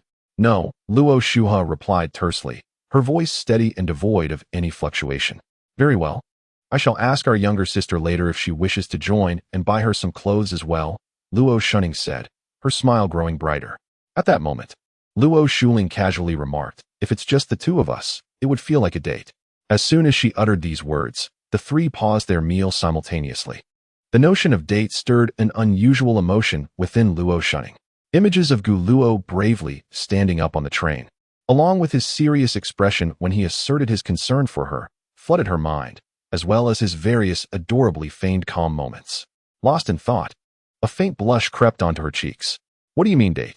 "Shuling, don't speak nonsense. Brother and I are merely going to buy clothes," Luo Shunning feigned nonchalance, playfully tapping Shuling on the forehead. Shuling immediately covered her forehead, pretending to be in pain. Why such a strong reaction? Besides, our younger sister might also join us this weekend. Manon, we need to wake up early this weekend. The limited edition figurines of a Z and cool young master will surely sell out if we arrive late. Gu Shimon lay sprawled on the spacious bed, engrossed in a shoujo manga. With confidence, she replied, "Don't worry, Shue, my older brother will definitely wake me up." Hom. On the other side of the bed, a cute girl with twin ponytails knelt, cradling a large white bunny pillow. She was small and adorable, with a youthful face that made one instinctively want to protect her. Dressed in a pure white dress and white stockings that adorned her delicate legs, she appeared both innocent and charming, like a little princess who had stepped out of a fairy tale. This was Gushimon's close friend, Lu Shueshue. True to her name, she had skin as white as snow and was dressed in a purely white ensemble. "Manon, aren't you worried that the sisters of the Luo family might steal your brother away if you don't go home?" Lu Shueshue said, lowering her small head unconsciously. "There are so many people dating now." Upon hearing the term romance, Gu Shimon's expression momentarily faltered before she quickly regained her composure and retorted with a hint of annoyance. "No one would ever fancy my foolish brother." After a brief pause, she turned over, her gaze fixed upon the pristine ceiling, and continued, "Moreover, they are merely siblings. Just siblings, nothing more. It's impossible." "Is that so?" Lu Shueshu let out a soft sigh of relief, clutching her beloved plush rabbit a little tighter, and chuckled softly. "Then tell me more about your brother, Minman." At this, Gu Shimon immediately sat up, adopting a disdainful tone as she exclaimed, "My brother is such a clingy, pathetic sibling." She recounted how her brother insisted on aiding Luo Shunning and her companions while she had tried to dissuade him. "Do you know what he said?" "What did he say?" Lu Shueshue's eyes sparkled with curiosity as her cute toes instinctively curled and then relaxed in anticipation. Chapter 26. A love that cannot be spoken. Gu Shimon remained oblivious to Lu Shueshue's unusual demeanor. Clearing her throat, she mimicked Gu Luo's gentle tone from that day and slowly began, "If one day, Xiaoman finds herself in such a situation, I hope someone will extend a helping hand. Today, I reached out. Perhaps tomorrow, more will step forward. In that case, even if Xiaoman encounters danger, the likelihood of receiving assistance will increase." It was indeed peculiar. She often struggled to retain information while studying, yet these words seemed etched into her very being. Every syllable and pause memorized flawlessly. Upon finishing, Gu Shimon exaggeratedly shivered, her face contorted in distaste as she remarked, "How utterly cheesy. So, my brother is a painfully clingy sibling, isn't he? Shueshue, you agree, right?" "Shueshue?" Noticing Lu Shueshue's silence, Gu Shimon raised her voice, "Shueshue, why are you daydreaming?" Startled, Lu Shueshue snapped back to reality, akin to a thief caught in the act, hastily using her plush rabbit to shield her slightly flushed cheeks. Just moments ago, she had been completely immersed in the scene Gu Shimon had painted, as if she were the cherished sister being tenderly cared for by Gu Luo. How could there be such a gentle brother in the world? In that moment, Gu Luo prioritized Gu Shimon's feelings, hoping that by aiding others, more would be encouraged to stand up, thereby increasing the chances of assistance should Gu Shimon ever find herself in peril. As Lu Shueshua pondered this, her heart raced, and an indescribable sentiment blossomed within her. She had always yearned for a brother who would care for her with such meticulous attention, and Gu Luo, undoubtedly, represented the epitome of her dreams. Apologies, man, I lost my train of thought, Lu Shueshua said with a shy smile, appearing particularly demure. Witnessing her adorable demeanor, Gu Shimon felt as though her heart might just melt away. My dear friend is truly adorable. I wonder which insufferable man she will end up with in the future. As Lu Shueshua's closest companion, she is well aware that her friend embodies the quintessential rich beauty. Both of her parents are among the most esteemed lawyers in China, running the largest law firm in Kaizhou. Moreover, as an only child, Lu Shueshua has been the recipient of boundless affection since her youth. Gu Shimon sometimes reflects that if she were a man, she would undoubtedly seize the opportunity to marry Lu Shueshua without a moment's hesitation. With this thought in mind, she directly inquired, Shueshua, do you have someone you fancy? Upon hearing this question, Lu Shueshua appeared as if struck by a bolt of lightning, her demeanor instantly transforming into one of flustered anxiety. Her eyes darted about, and she stammered, struggling to articulate a coherent response. Observing this, Gu Shimon widened her eyes in disbelief. What was happening? She had merely asked casually, never anticipating that Lu Shueshua might actually harbor feelings for someone. Most importantly, as her confidant, how could Lu Shueshua have kept such a secret from her? Shueshua, do you truly have someone you like? At that moment, Lu Shueshua's face flushed crimson, resembling a ripe tomato, the color spreading from her cheeks to her earlobes. I don't think so, she mumbled. If there is, there is. If not, then not. What do you mean by I don't think so? Gu Shimon was not one to let the topic go easily. She promptly crawled toward Lu Shueshua and snatched the cushion from her arms. This action left Lu Shueshua's blushing visage completely exposed. The mystery was solved. Did it need further inquiry? Lu Shueshua must indeed have someone she cherishes. Gu Shimon immediately began to shake Lu Shueshua, feigning anger as she exclaimed, Shueshua, how can you have feelings for someone and not tell me? That is utterly unfair. Lu Shueshua, petite by nature, swayed like a fragile blade of grass in the wind under Gu Shimon's playful shaking, her two lively ponytails dancing joyfully on her back. After a brief moment of shaking, Gu Shimon's expression transformed in an instant to one of sheer excitement, eagerly questioning, come clean, who is the boy you like? Is it Guanya? Is he your age or an upperclassman? Tell me, I'm dying of curiosity. At these words, Lu Shueshua, feeling guilty, lowered her head, her voice barely audible as she stammered, it's Guanya, an upperclassman. What is his name? Gu Shimon pressed on immediately. That upperclassman doesn't even know I like him yet. Lu Shueshua attempted to buy some time. So what is his name? Gu Shimon was relentless. Realizing she could not evade the question any longer, Lu Shueshua resolutely decided to drop her defenses and took the initiative. If I tell you, will you then share who you like with me? Upon hearing this, the excited expression on Gu Shimon's face froze instantly. Cough, cough, cough. Oh, the boy she adores is something she simply cannot articulate. No, when did she ever mention having someone she fancied? Gu Shimon's mind abruptly shifted. Yet it seemed too late to retort now. The bedroom fell into a brief silence, each harboring their own thoughts, both holding reasons for their unspoken affections. I'm sorry, Shueshua. I'm sorry, MNMN.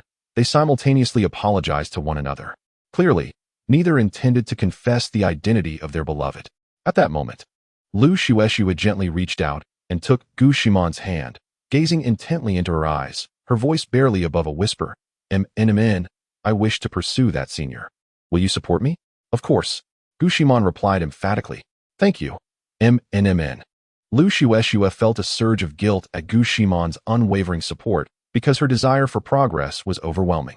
She yearned not only to be Gu Shimon's close friend, but also to become her sister-in-law. This was an inevitable sentiment. Over the past 3 years, Gu Shimon had shared countless stories about Gu Luo. For instance, Gu Luo had dedicated over a decade to preparing breakfast for Gu Shimon every single day without fail, caring for her health. When Gu Shimon had to take a half-year hiatus from school due to health issues in middle school, Gu Luo halted his extracurricular activities and tutored her daily after classes. Ultimately, to ensure they could attend the same university, Gu Luo, being the top student, selflessly chose not to apply to Guanya Academy, but instead enrolled in Kaizhou Academy, which Gu Shimon was eligible for. during elementary school parent-teacher meetings. Despite being merely a second grader himself, Guluo bravely attended on behalf of Gushimon, a commitment he maintained throughout the years. At every meeting, he meticulously noted down every point made by the teachers, returning home to patiently discuss them with Gushimon, aiding her growth. Lu Shueshue was well aware of these anecdotes, and gradually, she found herself thoroughly enamored with her best friend's brother. Whenever Gushimon recounted tales about Guluo, she listened with rapt attention. Those stories were like seeds, taking root in her heart and blossoming into flowers named affection. Heaven knows how overjoyed Lu Shueshue was upon learning that the Gu siblings had transferred to Guanya Academy. She felt a step closer to Guluo, a joy that was beyond words. However, how could she broach this subject with Gushimon? Lu Shueshue understood all too well that Gushimon was utterly infatuated with her brother, her thoughts predominantly revolving around him. This led Lu Shueshue to ponder. How could Gushimon, being so devoted to her brother, possibly develop feelings for another boy? Who could that boy be?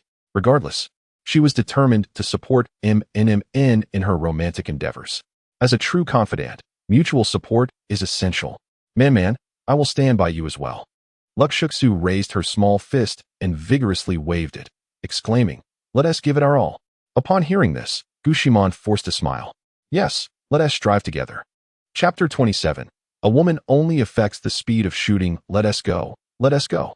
Your shooting skills are impressive, brother. Incredible. You can win even in this dire situation. Amazing, brother, defeating 5 opponents single-handedly. In the softly illuminated bedroom, the gentle light caressed Guluo's face, revealing his intense focus. Listening to his teammates' enthusiastic praise, Guluo maintained a stoic expression, though his hand, resting on the mouse, trembled slightly. He cautiously lifted his water cup and took a large gulp, finally exhaling in relief. Is this it? Defeating 5 opponents with ease. The corners of Guluo's mouth involuntarily turned upwards, yet he endeavored to maintain his composure. Calmly addressing his teammates in the game with a steady and unperturbed tone, "Play well, I'll cover you. Impressive. Please carry us. Great one. Wow. Such luck to encounter a pro in ranked matches. Great one. Please send a friend request. I can activate my voice changer. I want one too. I'm already getting ready." As expected, the moment Guluo spoke, his teammates immediately began to shower him with compliments. See, this is what professionalism looks like. Indeed, Guluo possessed an exceptional talent for gaming. Nearly every round, he could eliminate 2 to 3 enemies with his keen reflexes and precise maneuvers. Consequently, his ranks soared, and his win rate was quite remarkable. However, just as he was reveling in the game, the door to the room creaked open. Luoshua, clad in a black spaghetti-strapped nightgown, entered with light, graceful steps, akin to an elegant cat, and quietly settled on the bed. She gazed at Guluo, who was utterly engrossed in his game, oblivious to her presence. "Great one, I'm the last one left," confirming information. "I hit him for 90. He'll go down with 1 bullet. Hearing his teammate's urgent call, Guluo, also the last player in the team, decisively switched his weapon from the sniper rifle to a pistol, bravely advancing into the bomb site. Bang, bang, bang. Upon encountering the enemy, he fired 3 shots, all hitting their target. Yet, Guluo was ultimately defeated. Not a food gate. How foolish of me. Truly. I believe my teammate's health report when it was mere nonsense. At that moment, Gu Lin's sister-in-law resembled a cooked shrimp, curled up as she stared at the computer screen. Great one, allow me to explain." Guluo held back his frustration, his hands flailing in the air. Yet he maintained a calm demeanor, reassuringly stating, "It's all right. It's perfectly normal to misremember sometimes." Alas, the esteemed one truly lives up to his reputation.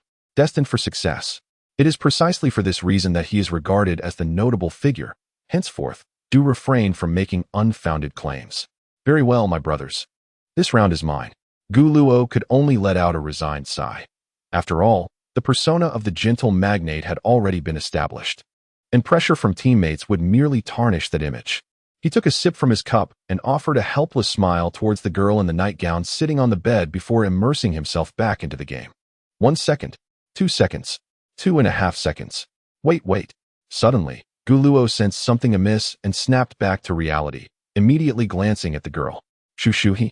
he inquired tentatively, unsure, for Luo Shu Ning would never display such a cold and indifferent demeanor. At that moment, Luo Shu he cast a fleeting glance at him. her eyes seemingly conveying, "You finally noticed me," before she softly spoke. "You didn't mistake me for Xu Ning. Quite impressive." Impressive? Certainly, Gu Luo internally scoffed. A mistake would undoubtedly lead to unwarranted accusations. What? Why is there a woman's voice? Not the esteemed one. Are you hiding a mistress? It seems she is your sister-in-law. The magnate is confused. Women only serve to hinder your shooting speed. Upon hearing the exchange between Gu Luo and Luo Shuhe, the single-dog teammates in the game erupted in a flurry of comments, overwhelmingly envious. It was then that Gu Luo realized the game was on open mic and hastily muted both the microphone and voice chat. He continued to control his character while turning to Luo Shuhe and asked, "How did you enter my room?" "I merely wanted to see if you were engaged in any peculiar activities." Gu Luo longed to retort that even if he were to indulge in such oddities, he would certainly lock the door securely. Moreover, such affairs typically occurred while bathing, wouldn't you agree? Cough. Gu Luo persevered in playing the game. Yet his peripheral vision inexplicably wandered towards Luo Shuhe's pair of fair, long legs. Oh dear, the auto-aim was still active. Who altered his key bindings?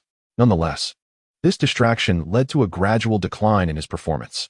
Eventually, his teammates could no longer resist commenting. "Esteemed one, are you certain you're playing with both hands?" Confused, utterly confused. How can women compare to the thrill of games?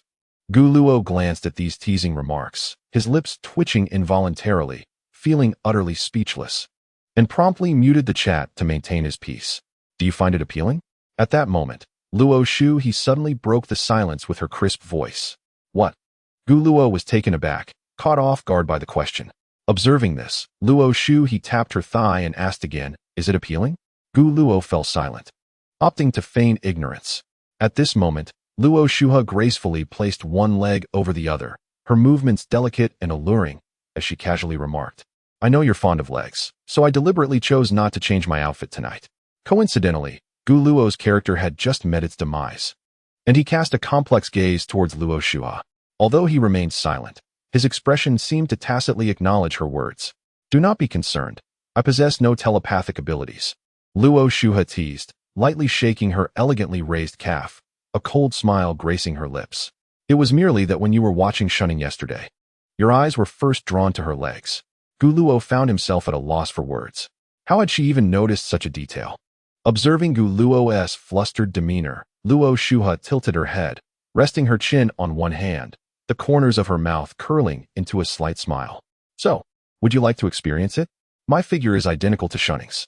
At this, Gu Luo displayed a wry smile, resembling a surrendering soldier as he slowly raised both hands. "I concede. Shuhe, please refrain from such jokes." Lacking the courage to pursue such thoughts, their conversation halted, and Gu Luo attempted to redirect his focus back to the game. However, he found it utterly impossible.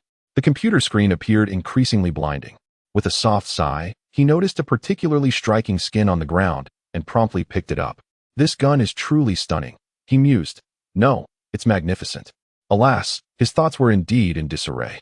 Gu Luo admitted to himself that he was merely an ordinary man. Facing a beauty of Luo Shuhe's caliber, a mischievous little devil seated on his bed, teasing him with reckless abandon, was genuinely overwhelming. "I need to use the restroom." Following an expected defeat in the game, Gu Luo hastily declared this and strode towards the door. He desperately required a splash of cold water to calm his tumultuous thoughts. Observing this, Luo Shuhe's lips curved into a knowing smile. Subsequently, she settled into Gu Luo's chair and accessed the game store. She had noticed his delight upon acquiring the skin earlier. Casting a cursory glance, she noted that the more expensive skins ranged from 600 to 1,000. Without further thought, she clicked on the recharge interface, her gaze fixed on the highest denomination option. Her finger pressed down lightly. Chapter 28. The Little Devil's Forcible Love. Gu Luo stood before the mirror in the restroom, water gushing from the faucet as he leaned in, splashing cool water onto his face repeatedly. After meticulously drying his face with a towel, he straightened up and gazed into the mirror, muttering to himself. What is Luo Shuhe truly concealing? He was no fool. He could sense her extraordinary interest in him. Gu Luo was perplexed. In his current memories, there was no trace of Luo Shuhe. He had never engaged in online romance before. Aside from Gushimon, he had hardly interacted with any other girls. What then? Is the true intention behind Luo Shuhe's actions? Is it truly love at first sight? At that moment, His charm had yet to reach a pinnacle of 9. An allure of 8 surely would not suffice to captivate such an exquisite beauty. Yet who can say? Perhaps she has a penchant for this type? The more Gu Luo pondered, the more perplexed he became, so he decided to relinquish his thoughts. He would face challenges as they arose, fulfilling his duties as an older brother. Having reached a conclusion, Gu Luo returned to his bedroom. Upon entering, he beheld Luo Shua seated in his chair, her fingers dancing nimbly over the mouse. Curiosity piqued, he approached her slowly. As he drew nearer, the scene before him rendered him utterly speechless. There was Luo Shua, indulging in a shopping spree, purchasing every slightly expensive gun skin without a moment's hesitation. Her fluid motions and instinctive clicks suggested that, to her, money was merely a trivial sequence of numbers. Gu Luo stood frozen for several seconds before regaining his composure. Shua, what are you doing? He inquired, without lifting her gaze.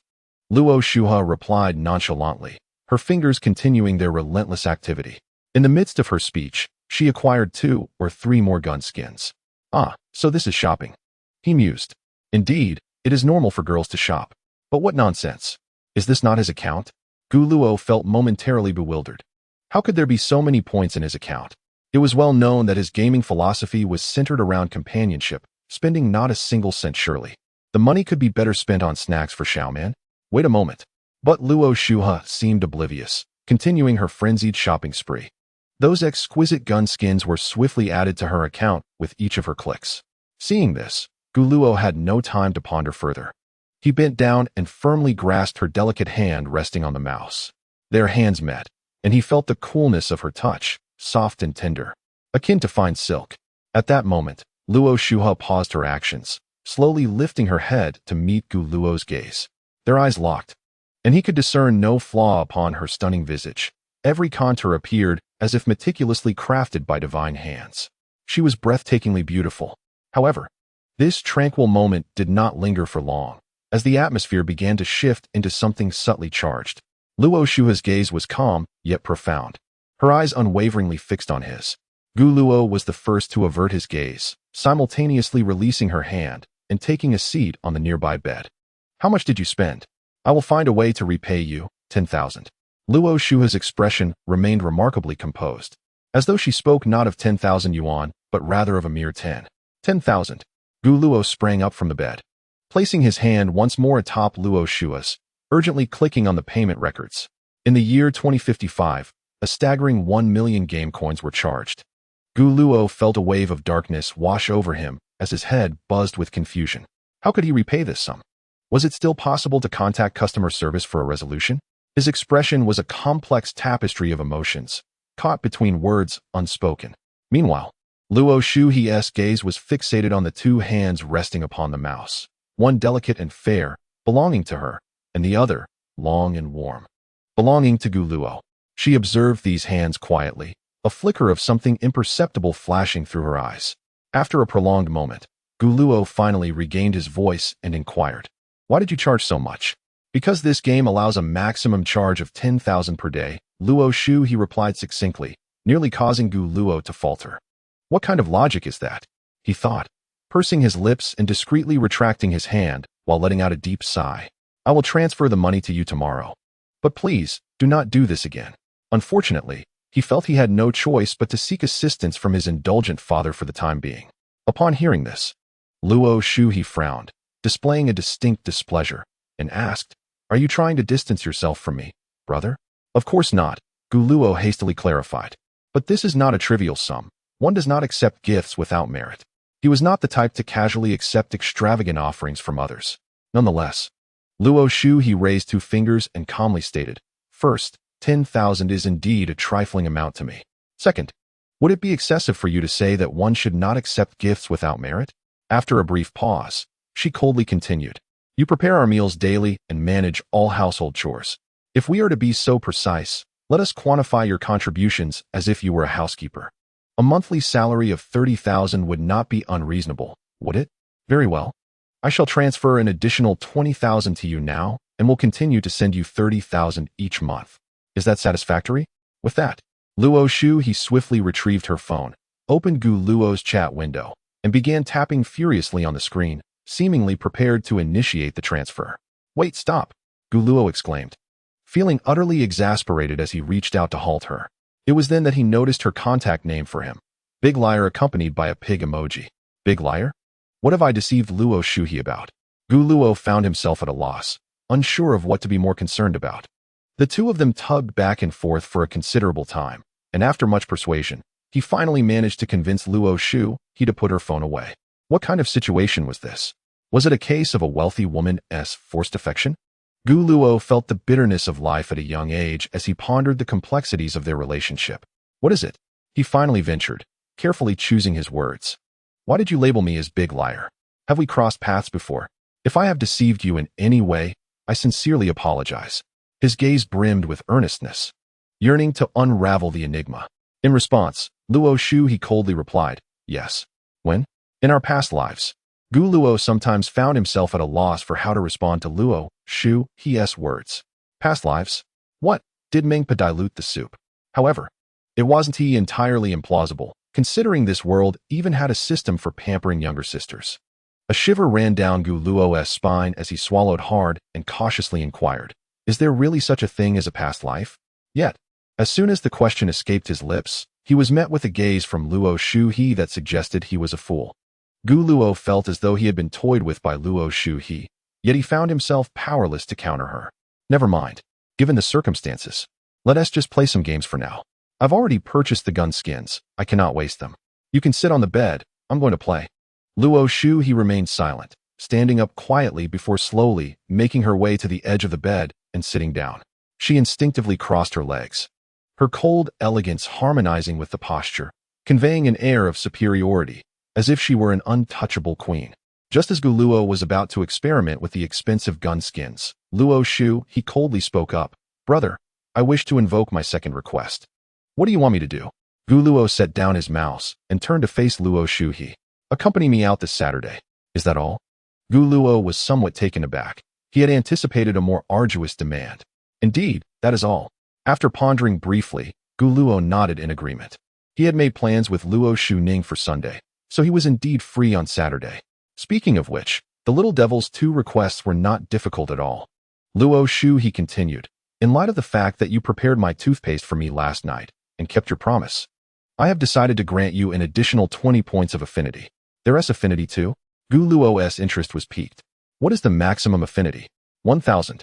Gu Luo chuckled helplessly and then opened the game, continuing to ask, so how much affinity do I have now?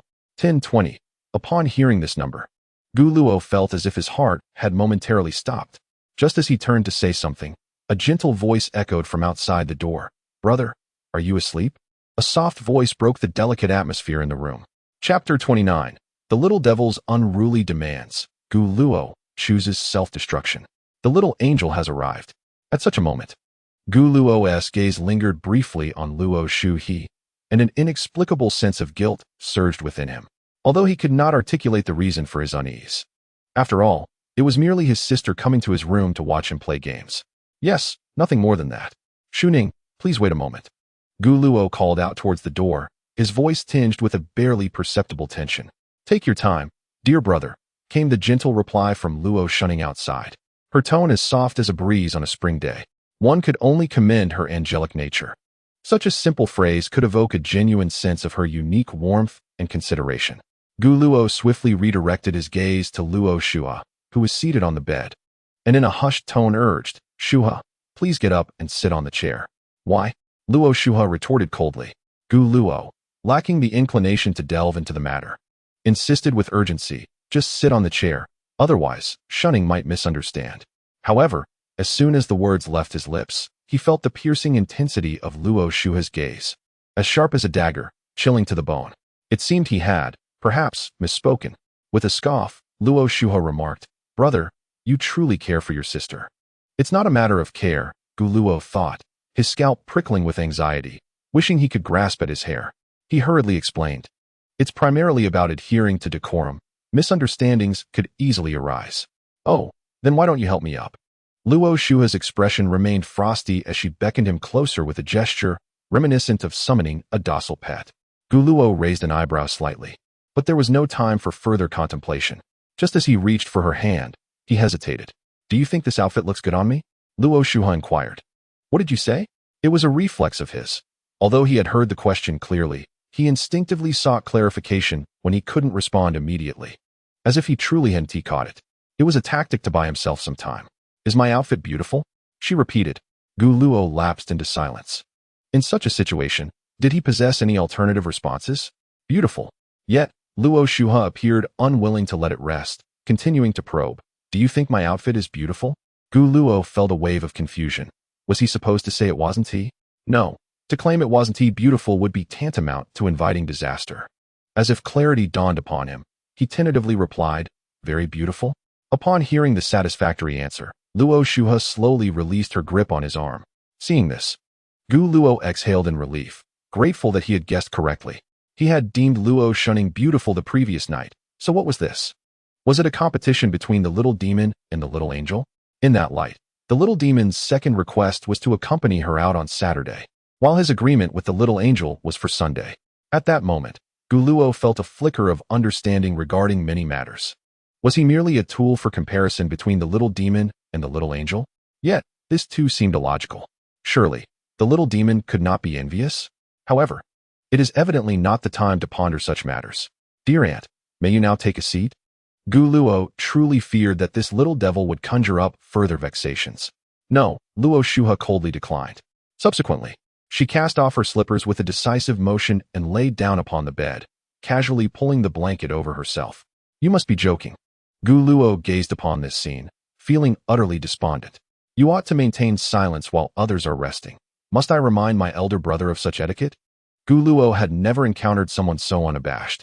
Upon concluding her statement, Luo Shuha closed her eyes and turned her back to Gu Luo, a posture that signified her deliberate dismissal of his words. Gu Luo inhaled deeply, suppressing his inner frustration and exasperation, pinching the bridge of his nose. In any case, it was imperative to prevent Luo Shuqing from entering, for it would be disastrous otherwise. To a greater extent, it could spell the end for this newly formed family. Brother, are you well? Is everything all right? Came the concerned voice of Luo Shuqing from outside the door. With no other recourse, Gu Luo feigned calmness, striving to maintain a natural expression as he slowly approached the door. He then opened it halfway, using his body to shield the other half, attempting to obscure the view from within. Outside, Luo Shuqing, holding a cup of milk, noticed Gu Luo's pallor and expressed her concern. Brother, you appear unwell. Ahem. Gu Luo coughed lightly, offering an awkward smile. Do not worry, I am fine. After a brief pause, he inquired, is there something you need at this late hour? Hearing this, Luo Shuqing gently shook the cup of milk in her hand, her face illuminating with a tender smile as she softly replied, I thought my brother must be weary from his club activities today, so I warmed a cup of milk for you. It will make your sleep more comfortable. It was then that Gu Luo noticed indeed she held a cup of milk, emanating a faint, comforting aroma. How thoughtful of her to prepare it for him. Truly, she was a little angel. Thank you, Gu Luo said sincerely, accepting the milk, genuinely touched. It's nothing, brother, you have been working hard. Luo Shuqing replied with a gentle smile. Curiously, she then asked, so what are you up to? Is it something I am not permitted to know? Quickly. She waved her hands. I apologize, brother. I meant no offense. I was merely concerned for you. Upon hearing this, Gu Luo fell silent. Indeed, merely opening the door halfway and blocking it with his body was akin to a confession, easily raising suspicions. Should he be forthright? To admit that Luo Shuha was currently asleep in his bed? Such a revelation could alter Luo Shuqing's perception of him henceforth. Yet, if he failed to provide a satisfactory answer now, Luo Shuqing would undoubtedly feel disheartened as well. The two individuals were at the nascent stage of their acquaintance, and their emotions were indeed intensifying rapidly. However, once a crisis of trust emerged, such feelings could just as swiftly dissipate. Gu Luo was determined to avoid such an outcome. He cherished the angelic version of Luo shunning. Even though she could occasionally be a bit mischievous, her presence was genuinely soothing to the soul. Thus, how should one choose? 1 second, 2 seconds, 3 seconds. Each moment felt interminably long, as if time itself had stretched to infinity. He yearned to borrow another 500 seconds from the heavens. Yet, ultimately, one must confront reality. Evasion could resolve nothing. With this thought, Gu Luo inhaled deeply and forced a semblance of a smile. He opted for self-detonation, even if it might yield unpredictable consequences. Chapter 30. As an older brother, I shall have no face left shunning. Some matters are not about concealing the truth from you. But rather, I was just in the room with. Guluo could no longer afford to be concerned about appearances. If he were to face social death, so be it. Above all, he could not allow shunning to discover that he was lying on his bed. A moment of perspective reveals that if your younger brother were to wake up in the bed of his older sister the following day, one might as well consider it a benevolent lie. Moreover, I did not specify what I meant by that. What do you mean by that? Luo Shunning asked. Momentarily taken aback, her clear eyes filled with confusion, evidently failing to grasp the veiled implication of Gu Luo's words. That, Gu Luo replied, awkwardly diverting his gaze. Thinking to himself that whatever her interpretation was, it was beyond his control. Let her fill in the blanks. This was the only feasible way forward. At that moment, Luo Shunning seemed to suddenly comprehend the meaning behind his words. Her face flushed crimson in an instant. Gu Luo, on the surface, feigned composure, displaying little emotion, yet internally, he was tumultuous, roaring with anxiety. The dignity of an older brother lay shattered around him. How could he maintain his standing within this household after this? How could he face the angelic Shunning? How could he project the authority of an elder brother? Shunning, this is how it is. Gu Luo stammered. His throat constricted as if choked by an unseen force. It felt akin to mud falling into one's pants, an utterly humiliating predicament. He was on the verge of breaking down. He wished desperately to flee, yet escape was not an option. This was merely the second day since moving into the new home, and he already found himself trembling between an angel and a little devil, reluctantly choosing self-detonation as a means of survival. I understand, Luo Shunning said. Her cheeks flushed. She lowered her head, nervously tugging at the strands of hair beside her ear, unable to meet Gu Luo's gaze. This was exceedingly embarrassing. No wonder it took her quite some time to open the door. Brother, let me go heat another cup of milk for you, she offered. Her small hands anxiously clasped together, exuding an air of extreme shyness, her voice barely above a whisper. As Gu Luo awakened from his stupor, he hastily waved his hands in refusal, incoherently asserting, "1 cup is sufficient. You needn't worry. I am quite adept at maintaining my composure." What on earth am I even saying? A deity engaging in such acts with restraint? Very well. Luo Shunning's delicate hands fidgeted nervously as she slightly lifted her gaze to steal a glance at Gu Luo, only to immediately avert her eyes in a flustered manner. Although she relished teasing him, she found herself utterly defenseless in matters of this nature. The embarrassment was overwhelming, a palpable awkwardness enveloped the air, suffocating in its intensity. "Brother, please drink your milk," Luo Shunning softly urged, her voice tinged with an unmistakable shyness. "Ah!" Gu Luo seized the opportunity like a drowning man grasping a lifeline, promptly lifting the milk and downing it in one swift motion. As Luo Shunning observed the remnants clinging to his lips, her face flushed even deeper, as though it might ignite. "Brother, do rest early and take care of your health." After hastily retrieving the cup, she hurriedly uttered a parting remark before turning away and leaving in a flurry, her footsteps as frantic as one fleeing a crime scene. Gu Luo stood dazed at the doorway, feeling as though his very soul had departed. It was over. Everything was irrevocably ruined. His once pristine reputation was shattered beyond repair by the following day. Surely, Luo Shunning was now convinced of her own eccentricity, laughing in her mind at her own absurdity. Thus, Gu Luo, resembling a mere shell of his former self, trudged back to his room with heavy steps. There, he found Luo Shuha seated serenely at her desk, engrossed in her computer screen. "Are you jesting with me?" Gu Luo thought, as Luo Shuha glanced back, her expression a mask of indifference laced with a feigned innocence. As if nothing had transpired. Gu Luo felt a surge of blood rush to his head, rendering him momentarily speechless, his finger trembling as he pointed at her. "What?" Luo Shuha inquired, her brows furrowed in genuine confusion, embodying the image of an innocent maiden completely oblivious to Gu Luo's agitation. Suppressing the urge to unleash a torrent of frustration, Gu Luo stammered, You weren't in bed?" "In bed." Luo Shuha tilted her head, her bewilderment deepening. "That is quite incorrect. How could I possibly sleep in your bed? Or do you imply that we should share a bed? That could be arranged." At her words, Gu Luo felt the world spin around him, as though reality itself had been turned on its head. A demon. This was truly a veritable demon. The beauty of the girl before him was matched only by the darkness of her heart. Was it not manifestly clear that she was toying with an unsuspecting fool? "If you remain silent, I shall take it as acquiescence, she declared. After noticing that the door had closed, Luo Shuha promptly rose from her chair and gracefully returned to her bed, thoughtfully covering herself with a small blanket. It was hard. Her fist felt incredibly stiff, and a chill coursed through her. Gu Luo swore he truly wanted to pounce on her immediately, intending to deliver a firm smack to her backside with his size 44 slippers. What a transgression. He felt utterly defeated. Resigned, Gu Luo chose to embrace the chaos. With a heavy heart, he settled into his chair and opened the game. As the saying goes, given the circumstances, one might as well play a game. What else could he possibly do? Upon seeing Gu Luo engrossed in his game once more, a subtle smile crept onto Luo Shua's lips. She had expected him to dismiss her. After all, he had just lost face in front of his sister.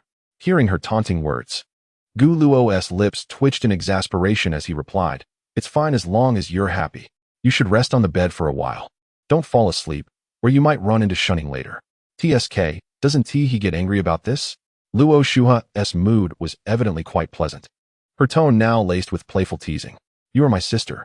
Gu Luo shrugged, a look of resignation on his face, as if surrendering to fate. Luo Shuha narrowed her eyes. "So, does that mean you can do as you please? As long as it's not illegal or immoral," he replied. Then, with a hint of bitterness in his smile, Gu Luo said, "Besides, haven't you already begun to do just that? Indeed, I quite enjoy what my brother says. My affection for you has increased by 20 points. All right, as long as you don't fall asleep, anything goes." Gu Luo was no longer inclined to argue, wishing only to conclude this chaotic situation swiftly. "Then I shall sleep now." After an indeterminate period, Gu Luo suddenly halted his gaming, his expression turning serious as he earnestly stated, "Shuha, you may consider me a narcissist, but," he paused for emphasis, enunciating carefully, "although you are beautiful, you are not my type. I prefer gentle girls." Chapter 31.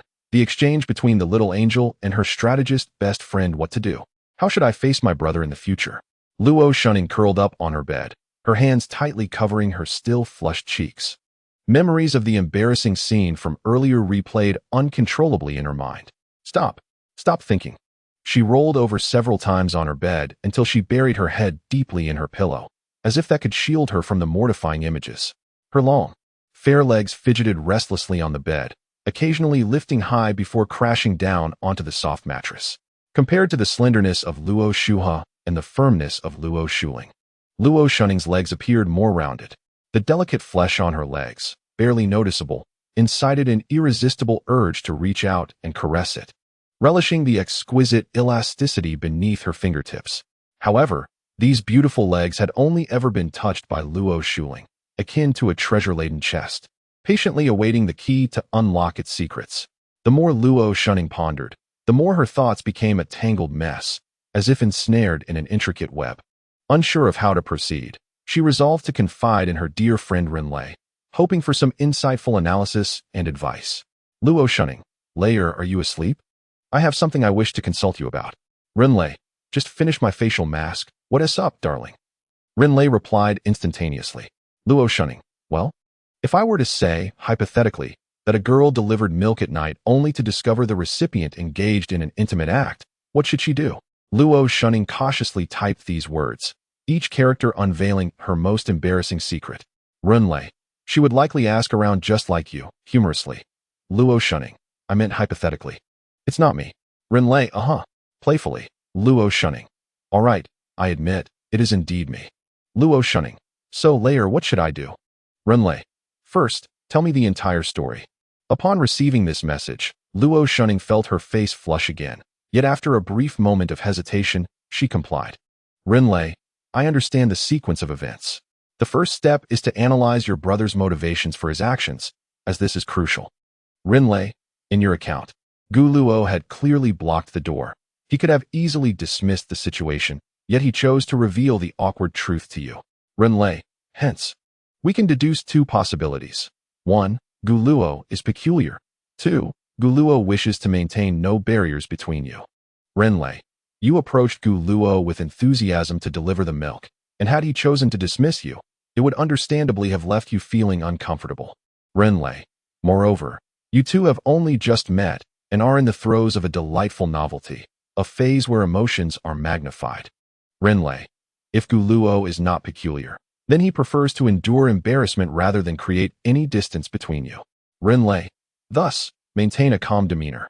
Gu Luo genuinely cares about your feelings. Luo shunning read Renlei's analysis with great care, her posture unconsciously straightening. The more she read, the more sense it made. Indeed, her brother's actions clearly indicated a willingness to embrace embarrassment rather than allow her any discomfort. Yet, it remained quite mortifying. Luo shunning. My brother is not peculiar.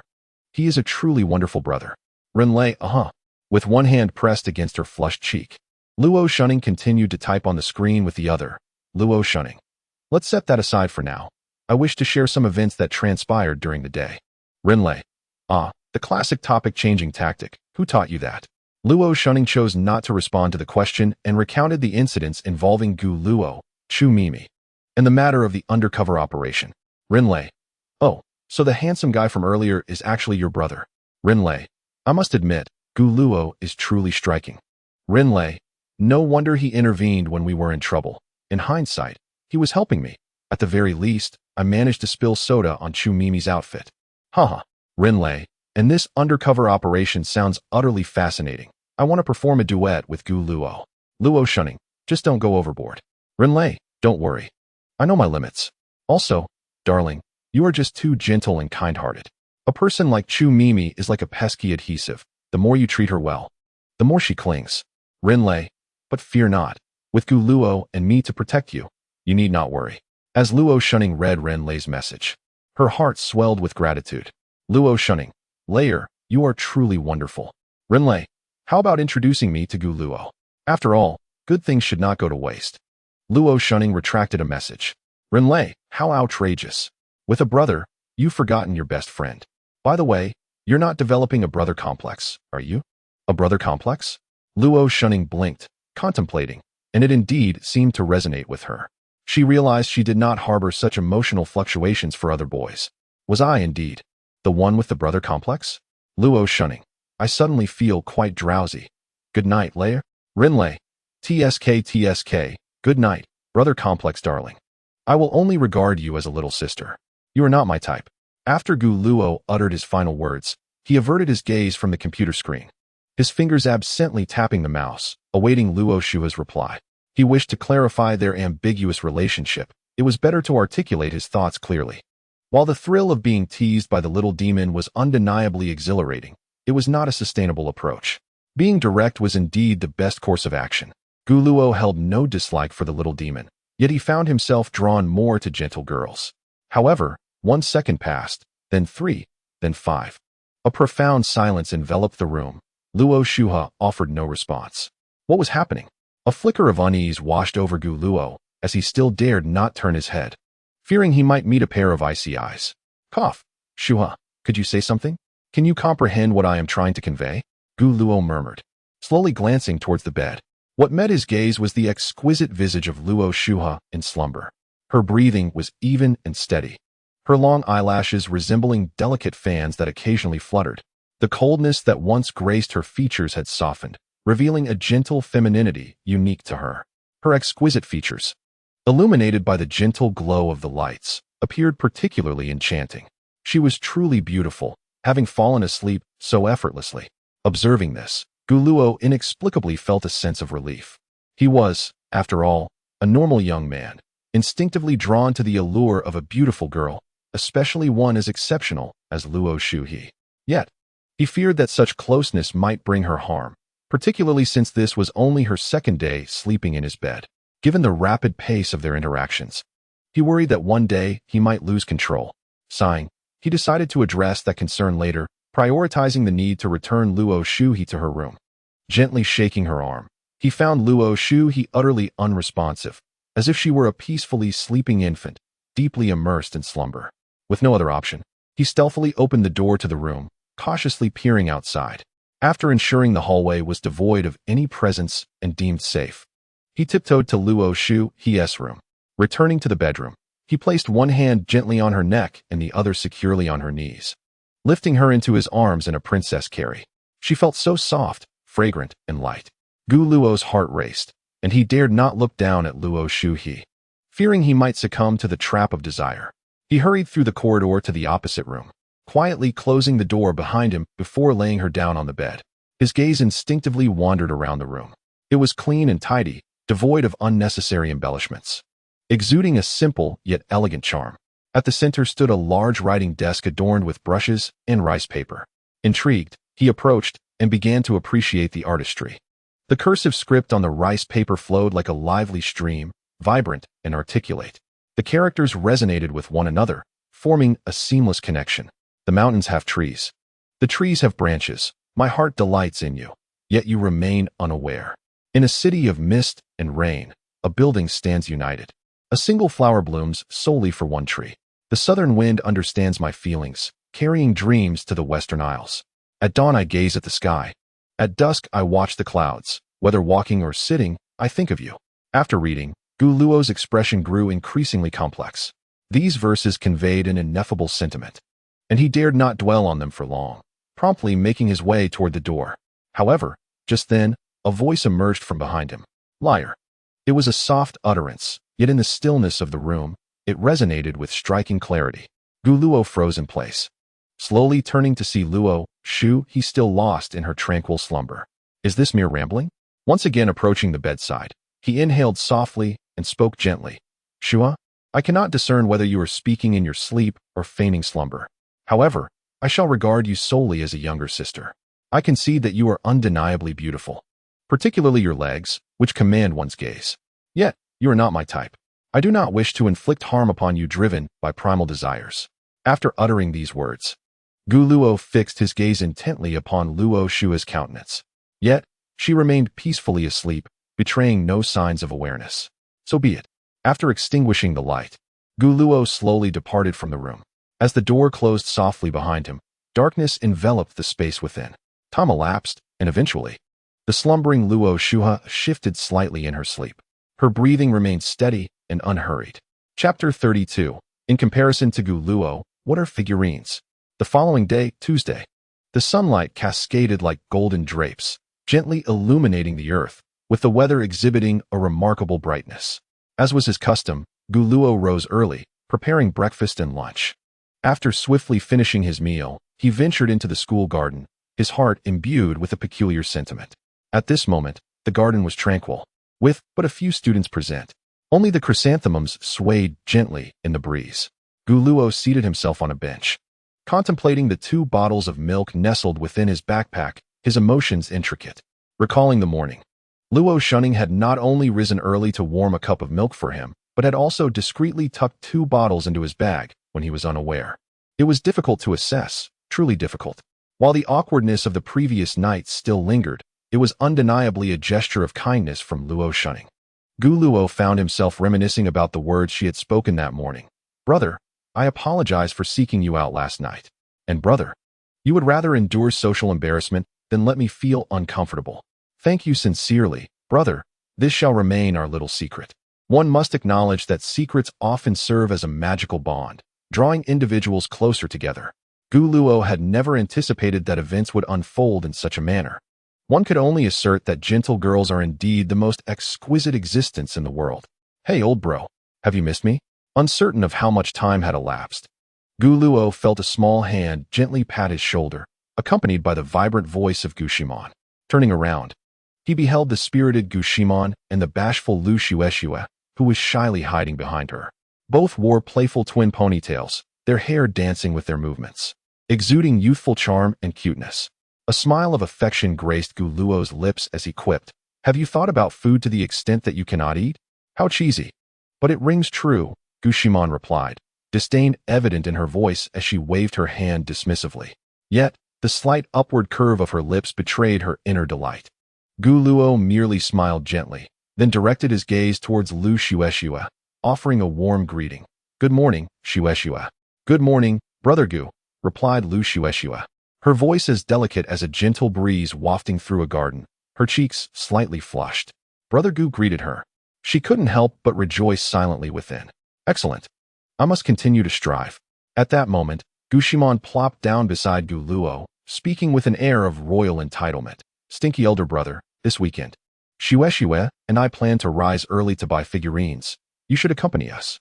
"Ah, well, I have plans for both days of the weekend," he responded. With whom? Gu Shimon immediately became alert, her eyes widening as if she were a protective little beast.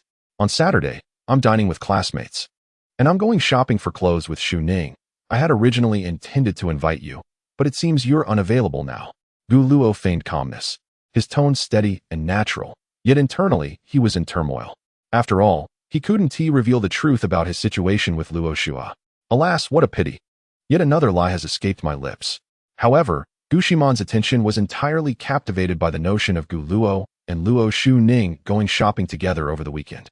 Shopping for clothes is tantamount to a date, isn't it? My brother is going on a date with Luo Xu Ning. Alone, just the two of them. This thought circled relentlessly in her mind.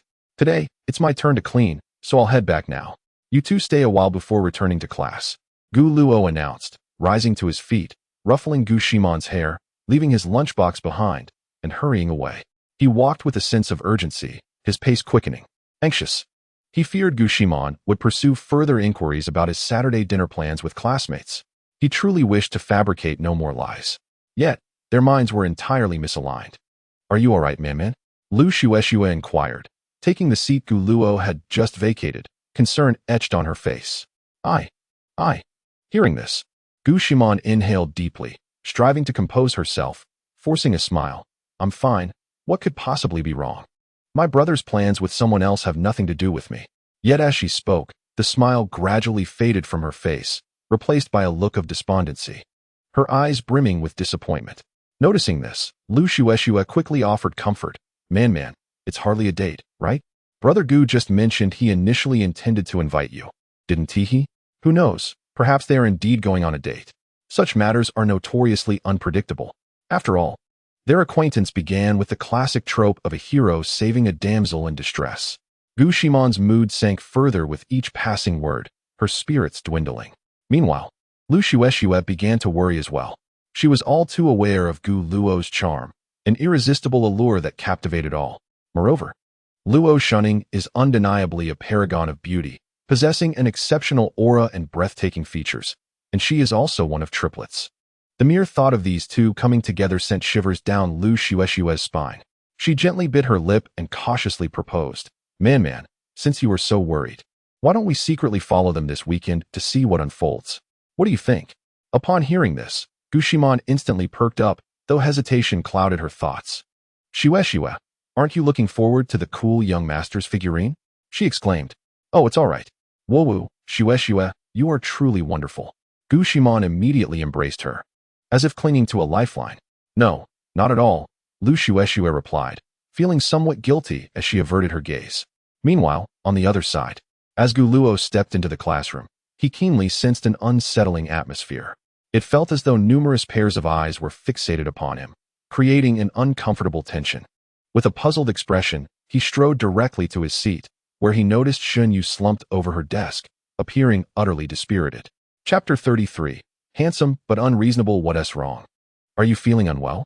Gu Luo inquired after placing his backpack in the drawer, glancing at the listless Shun Yu. No, she slowly shook her head, seemingly struggling to shake off a wave of negativity, before mustering her energy to sit upright, feigning normalcy. Has something happened in class? Gu Luo observed her demeanor, his curiosity intensifying, and he lowered his voice to ask, I feel like the atmosphere in class is a bit off. In response, Shun Yu merely pressed her lips together, saying, You'll find out soon enough. Last night, her phone screen had been bombarded with message notifications for the first time, as several girls reached out to inquire about Gu Luo, asking questions like his favorite snacks. Shun Yu, overwhelmed by the influx of messages, could only recount the information she had collected the day before. To her astonishment, the girls immediately declared their intention to bring snacks for Gu Luo the next day. As she read their replies, her blood pressure soared. However, the messages had already been sent, leaving her no room for regret. After all, even if she had remained silent, those girls would inevitably have brought treats for Gu Luo. Just then, as Gu Luo pondered the situation, several girls stood up simultaneously, led by the English class representative, Feng Yuqin, marching towards him like a well-trained squad. Each of them held a small bag of snacks in hand. Upon witnessing this scene, he quickly grasped the situation, and an involuntary bitter smile crept across his face. Gu Luo, as the new student in our class, this is a welcome gift for you. Feng Yuqin was the first to approach Gu Luo's table, placing a selection of snacks before him with a playful grin. I noticed how delighted you were enjoying snacks yesterday, so I decided to bring some as a gift. At that moment, other girls began to gather around, chattering excitedly. Yes, yes, Guluo, you must accept, one girl exclaimed, her big eyes gleaming with anticipation. This is our heartfelt gesture, another chimed in. I brought chocolate and strawberry cookies. They're absolutely delicious. A third girl eagerly showcased the snacks from her bag. Amidst the lively commotion of enthusiastic girls, Guluo struggled to maintain a smile while her mind raced, contemplating how to politely decline. After all, there was an overwhelming abundance of snacks. Yet, since they were using the excuse of welcoming a new classmate, it felt inappropriate to refuse outright. With no other option, Guluo forced a grateful smile and said, "Thank you all, I will accept this time." You did well, Yuqing. Guluo indeed accepted, one girl exclaimed, excitedly patting Feng Yuqing on the shoulder. That is wonderful. We should frequently bring snacks for Guluo from now on. Absolutely. Just thinking about it fills me with maternal warmth, another girl gushed, covering her face in a playful manner. Is that maternal warmth? A girl interjected, pausing before leaning closer to the previous speaker, lowering her voice mischievously, and saying, "What you feel is simply desire." Ah, you're so annoying. The teased girl blushed instantly, playfully swatting at her friend. Laughter erupted as the two girls tumbled into a playful scuffle. Surrounded by this lively group, Guluo could only muster a strained smile. The proximity allowed him to hear every teasing word clearly, and it was evident that the girls had no intention of whispering behind his back. Guluo fell silent, surprised by the exaggerated effect of a charm level reaching 9. What would a charm level of 10 entail? If he were to use a charm enhancement card to elevate his charm to 20, would it be so striking that it could leave others breathless? The thought was chilling. Guluo couldn't help but reflect on how, at times, possessing good looks could afford one a certain latitude in various matters. Take Chu Mimi, for instance. Despite his dismissive response to her the previous night, merely acknowledging her with a perfunctory reply just before gaming at 10 o'clock, she had promptly replied with enthusiasm. She even informed him that she had submitted his club application and he could simply show up the next day. It was as if she feared he might abscond. Subsequently, she inundated him with a flurry of caring messages, each one more fervent than the last. Guluo found himself utterly perplexed. Could physical appearance truly wield such influence? After all, he was only marginally more handsome than 99% of the population. Indeed, the scientific research report I had previously encountered was accurate. The level of lasciviousness among females is 7-fold that of males. With this thought, Guluo sighed helplessly in his heart. Perhaps this is the plight that accompanies an overwhelming charm. Guluo, what are you daydreaming about? Are you particularly happy? Feng Yuqing inquired playfully, nudging his shoulder with familiarity. Ah, Guluo finally snapped back to reality, gazing at the mountain of snacks piled upon the table. After a moment of silence, he gradually revealed a gentle smile and said, "Well, I truly appreciate your gifts and will reciprocate in kind. However, I generally cannot consume too many snacks. Just the ones brought by Shinyu are more than sufficient. I sincerely thank you all." Guluo endeavored to convey his sentiments with sincerity and tact, expressing gratitude while subtly hinting at the desire to refrain from receiving more snacks in the future.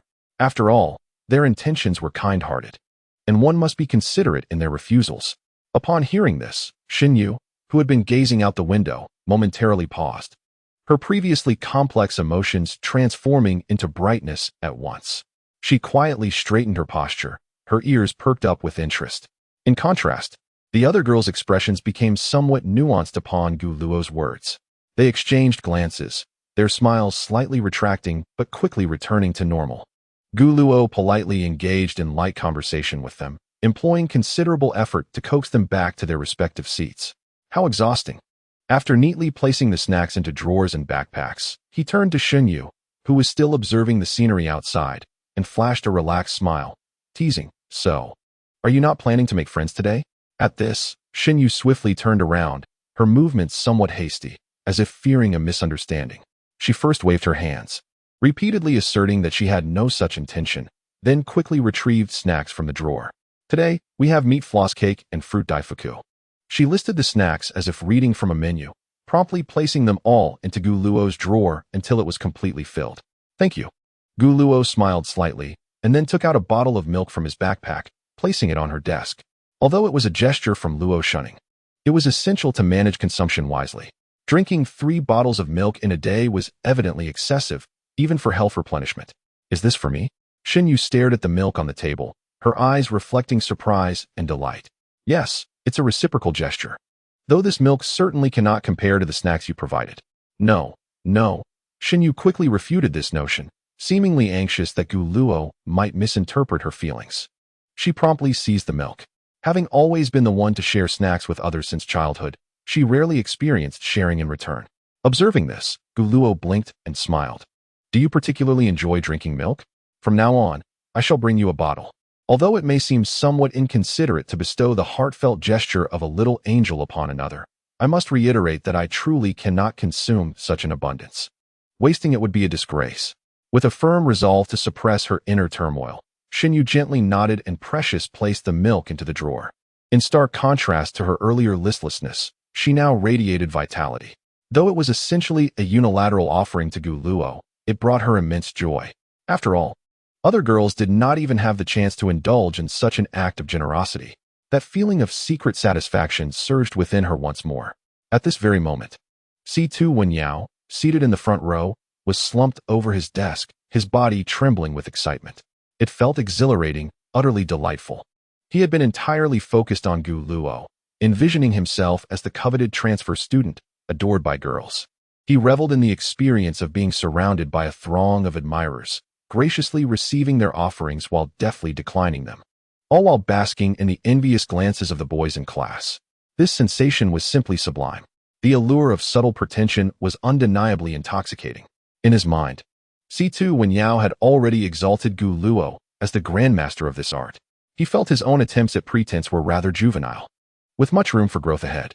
However, by embodying Guluo's essence, he was certain he could gradually unravel the path to mastery. Perhaps, he could even surpass the master himself. Chapter 34. Whisperings of Luo Shuling. As with the previous day, time at school seemed to slip away like a fleeting shadow, always passing remarkably swiftly. It felt as if, in the blink of an eye, the school bell chimed, heralding the conclusion of yet another day of learning. After organizing her backpack, Shinyu slightly turned to her side, glancing at Guluo, and softly inquired, Guluo, will you be joining the public service department today? Or will you choose another club? I have already selected my second club. Guluo pondered for a moment before explaining, in middle school, I was actually a member of the music department, but due to certain special circumstances, I did not participate in the club activities as much. After careful consideration, I have decided to rejoin the music department. He spoke the truth. Ah, I see. Shinyu gently nodded, her thoughts not lingering on it. As a warm smile graced her face. If you encounter any issues in the club, you can seek help from Luo Shuling. If you find it awkward to approach her directly, just let me know, and I will relay your message. All right, Guluo responded with a smile, contemplating the right moment to candidly share his connection with the 3 sisters of the Luo family with Shinyu. He felt a twinge of guilt for deceiving her like this. Though they had only known each other for a mere 2 days, Shinyu had undoubtedly become his closest friend in this school, with no one else even coming close. Moreover, she genuinely cared for him. At this juncture, Shinyu suggested, let us first head to the playground to submit our club application reports. There is no need to rush. I shall first visit the music department in person before making my final decision. At this moment, Guluo found himself in a quandary. Realizing that once a lie is uttered, it ensnares one in an ever-widening web of deceit, necessitating a multitude of falsehoods to patch the gaps. A visit to the playground would undoubtedly lead to an encounter with Chu Mimi, at which point everything would be revealed. Alas, this reinforces the notion that one must refrain from lying unless absolutely essential. Contemplating this, he could not help but recall the secrets he had kept regarding his relationship with Luo Shua. Well, now his head throbbed even more. Just as Guluo finished packing his backpack, a familiar figure appeared unexpectedly at the classroom door. It was none other than the short-haired Luo Shuling. Ah, it's Shuling. Feng Yuqing was the first to react, swiftly rising with a warm smile, hurrying towards Luo Shuling. Shuling, I have some snacks here. Xiaoling, shall we go karaoke this weekend? In an instant, most of the girls near the entrance greeted Luo Shuling with affectionate and enthusiastic remarks. With a confident smile, Shuling responded to each greeting with poise, treating every word with utmost seriousness, ensuring no one felt neglected. Guluo watched in astonishment. Is Shuling really that well-liked? And why has she suddenly come here? Noticing the unusual expression on her deskmate's face, Xinyu quietly explained, Gu Luo, the girl at the door, is Luo Shuling, the triplet sister of Luo Shunning. She is immensely popular at school. Moreover, she is the head of the public service department, which happens to be your department. Oh, I see. Gu Luo feigned calmness and nodded. He had no choice but to continue pretending not to recognize Luo Shuling, slightly turning his face to obscure it. He hoped to avoid drawing her attention.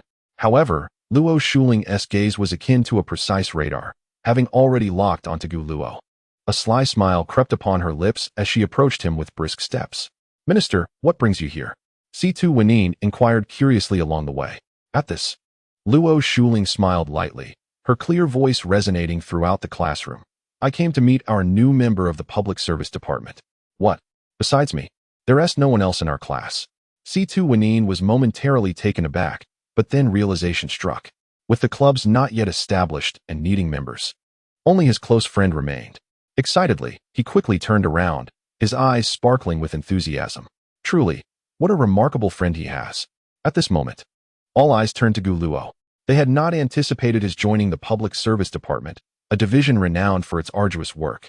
When faced with challenges, they often rush to the front lines and frequently dedicate their weekends to partake in various volunteer activities. It is precisely for this reason that the members of the service department are well liked. Observing this, Gu Luo's lips twitched slightly. Fortunately, he had previously advised Luo Shuling to conceal their relationship. Otherwise, her boisterous personality would undoubtedly lead her to seek him out immediately after school, prompting classmates to inquire about their connection. Questions would inevitably arise regarding their differing surnames, and at that moment, he would become the target of envy among the boys, achieving notoriety within the school. After all, cohabiting with triplet beauties is a fantasy that many boys dream of. At that moment, Luo Shuling and Situ Wenyo approached him. Situ Wenyo was the first to speak, a smile gracing his face. My dear friend, I never expected you to join the public service department. As the visual representatives of Class 8, we can now participate in the club together. Following this, Luo Shuling narrowed her captivating eyes and said, Hello, Gu Luo. I am Luo Shuling, your department head. Let us strive together from now on. With that, she playfully waved her tiny fist. Gu Luo couldn't help but feel his lips twitch again as he forced a smile. Just then, Situ Wenyo seemed to have a sudden realization and asked, somewhat perplexed, Head, I didn't see you welcome me when I joined the department. It appears that no one else received such treatment either. Ha. Upon hearing this, Luo Shuling scratched her smooth short hair and confidently declared, that is simply because Gu Luo is the most handsome. At this, Gu Luo felt an overwhelming urge to cover his face, overwhelmed with embarrassment. However, the other students did not display any signs of surprise at Luo Shuling's explanation. Firstly, it was an undeniable fact that Gu Luo was indeed strikingly handsome. Secondly, they were all aware that Luo Shuling was naturally forthright and unreserved. Meanwhile, Situ Wenyo stood dumbfounded, his heart racing. He couldn't help but envision himself in Gu Luo's position. How exhilarating. This scene could be deemed flawless. First, someone posed a question to the head, and then she affirmed Gu Luo's attractiveness in front of everyone. The identity of the questioner was inconsequential. After all, Gu Luo had done nothing, yet he effortlessly exuded an air of superiority. How infuriating. Had his friend traversed so far down the path of pretense? Was he unknowingly becoming a pawn in Gu Luo's scheme of pretension? When had this plan been laid? How terrifying. Truly, the master of pretense, impressive indeed. Situ Wenyo's mind whirled with various thoughts, becoming increasingly exhilarated as he immersed himself in the narrative. He was completely captivated, only slowly regaining his composure after a sudden shiver coursed through his body. Ah, what a relief. Gu Luo was inexplicably overwhelmed by a sudden impulse to strike Situ Wenyao. His fists clenched tightly, an inexplicable hardness taking hold. That minister. I still need to visit the music department. Can I postpone my visit to the public service department until tomorrow? Gu Luo, suppressing a sense of embarrassment and helplessness, inquired. Of course, that works. We shall meet tomorrow. Luo Shuling nodded affirmatively, then, under the watchful eyes of the entire class, leaned closer to Gu Luo and whispered softly in his ear. Following this, she playfully winked at him. At this moment, the class erupted into hushed murmurs. It is worth noting that although Luo Shuling possessed a cheerful and generous disposition, She typically maintained a certain distance from the boys. It was quite uncommon for her to display such intimacy in a public setting. As the warmth of her breath brushed against his ear, Gu Luo felt a wave of embarrassment wash over him. After listening intently, he nodded seriously at Luo Shuling. This only heightened the curiosity of those around them, eager to discover what she had whispered. Chapter 35. Escalating tensions in the music department in the club building. The music department. Stop. Halt. Chu Mei Mei. Are you doing this on purpose? Rin Lei abruptly rose from the piano bench, her anger directed at Chu Mei Mei, who stood before her. Why did your violin have to take such a high pitch? Although this piece is an adaptation, its primary tone remains gentle and soothing. Why couldn't you match my piano key? Playing it at such a high pitch, how can Vice Minister Luo sing? I believe you are intentionally causing chaos. Upon hearing these accusations, Chu Mei Mei's expression immediately hardened. She set down her violin, glaring back at Rin Lei, and coldly retorted, "If you cannot keep up, you may withdraw. The music department does not lack pianists." Rin Lei, with her fiery temper, felt an overwhelming urge to slap her across the face. It was clearly a deliberate disruption, utterly disgusting. What? You're reluctant to step back? Then keep silent. At that moment, a girl who was friendly with Chu Mei Mei interjected, "Moreover, I believe this piece should indeed be played in this key. Why should it be your responsibility to accommodate us?" No sooner had she finished speaking than another girl, who had good relations with both Luo Shuling and Rin Lei, stood up to counter, her voice ringing clear yet tinged with indignation. "What are you talking about? You are the ones causing chaos. The piano should initiate the key. And besides, is it suitable to use such a high pitch for this soothing piece? Those who cannot keep up simply cannot. Why not reflect on your own shortcomings?" The girl from Chu Mei Mei's side continued to deride. "This is outrageous. If it weren't for the school anniversary performance, who would wish to associate with you rumormongers?" The girl countering was equally unyielding, her tone laced with disdain. "How absurd. Ah, I see. You are merely someone's lapdog, aren't you? How dare you insult me? Truly lacking in manners." In a moment, the second-year members of the music department found themselves divided into two distinct factions, engaging in a heated exchange of words. The bewildered freshmen stood aside, utterly at a loss, observing the chaotic scene unfold before them. They had recently joined the music department, expecting an ambience filled with harmonious melodies, only to be confronted with such fervent disputes. At that moment, Luo Shuning, the lead vocalist, let out a gentle sigh, first offering kind words of comfort to a few friends whose eyes were glistening with unshed tears, before shifting her gaze towards the silent third-year head of the music department. Feng Duo. Feng Duo wore a furrowed brow, her expression one of deep conflict, yet she remained silent, weighing the relationships and consequences at play. After locking eyes with Luo Shuning for a few seconds, she inhaled deeply and called out, "Silence." However, her voice was akin to a small stone cast into a turbulent sea, instantly drowned out by the clamor of arguments, having no effect whatsoever as both sides continued to bicker fiercely, unwilling to yield. "Be quiet," Feng Duo shouted again, this time nearly exhausting her strength. Her voice cracking, sharp and piercing. The force of her outburst stunned everyone into silence. The discord ceased abruptly, leaving only the sound of faint breaths and murmurs. "Can't we all just get along?" Feng Duo stepped forward with a heavy gait, positioning herself between the two factions. She forcefully suppressed her growing agitation and spoke as calmly as she could.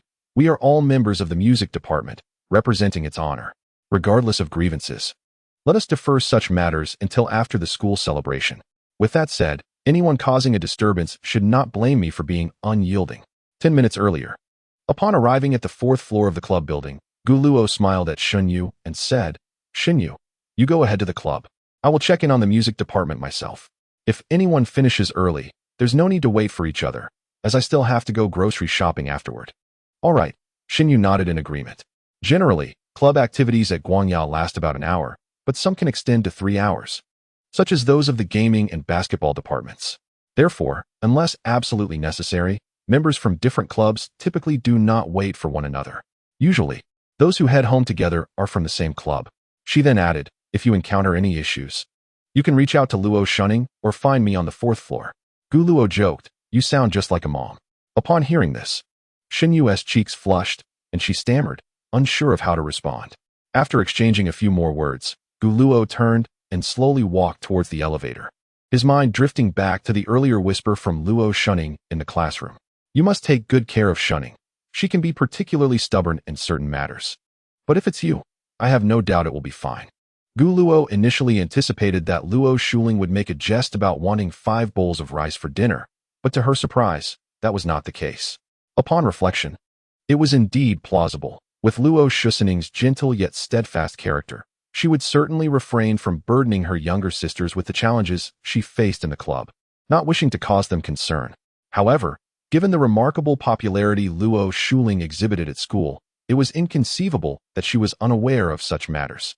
Yet, out of respect for her sister's dignity, she found herself unable to intervene directly.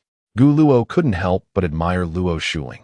Despite her seemingly carefree demeanor, she displayed remarkable composure regarding issues related to Luo Shushening, avoiding any rash confrontations with Chu Mimi. She was a foodie with a keen sense of detail. It was likely that Luo Shuha shared a similar perspective, especially considering that just days prior, she had bravely stood in front of Luo Shushening to confront an overly enthusiastic fan. In summary, it was a stubborn elder sister and 2 respectful younger sisters, truly a trio of triplets. Though their personalities varied, their bond was profoundly deep. Hence, it would be left to him, the elder brother, to resolve this matter. Stubbornness, after all, was a natural pride that an elder sister harbored for her younger siblings. Ultimately, Luo Shushening believed that as an elder sister, it was her duty to care for her younger sisters and shield them from all negativity. She was a little angel, a stubborn little angel. With these thoughts clarified, Gu Luo found himself at the entrance of the music department classroom, where he overheard a heated argument within. Returning to the present, regardless of any grievances, such matters could wait until after the school celebration. With that said, those causing trouble should not expect him to be polite. After Fenduo's outburst, she took a moment to catch her breath, her chest rising and falling. After all, her earlier shouting had indeed been quite taxing, leaving her voice somewhat hoarse. Just then, Chu Mimi interjected, her tone laced with malice as she posed a question to the department head. What question? Fenduo asked warily, a sense of foreboding washing over her. Chu Mimi took a few deliberate steps toward Fenduo, each slow and purposeful, as if she were concocting something. She then spoke. I heard that the head has decided to hand over the position to Luo Shushening after the school celebration. Is that so? Upon her words, the girls surrounding her cast their gazes toward Fenduo, some in astonishment, others in discontent, while many regarded her with scrutiny. It was important to note that, given the current factions within the music department, whether Luo Shushening or Chu Mimi became the next head, the opposing side would inevitably face adversity. That is mere gossip. Fenduo immediately retorted, the position of head is still under consideration. Yet, as she spoke, a twinge of uncertainty led her to glance at Luo Shushening. In truth, she had already resolved to pass the ministerial position to Luo Shushing and had discreetly conveyed this sentiment to her in private.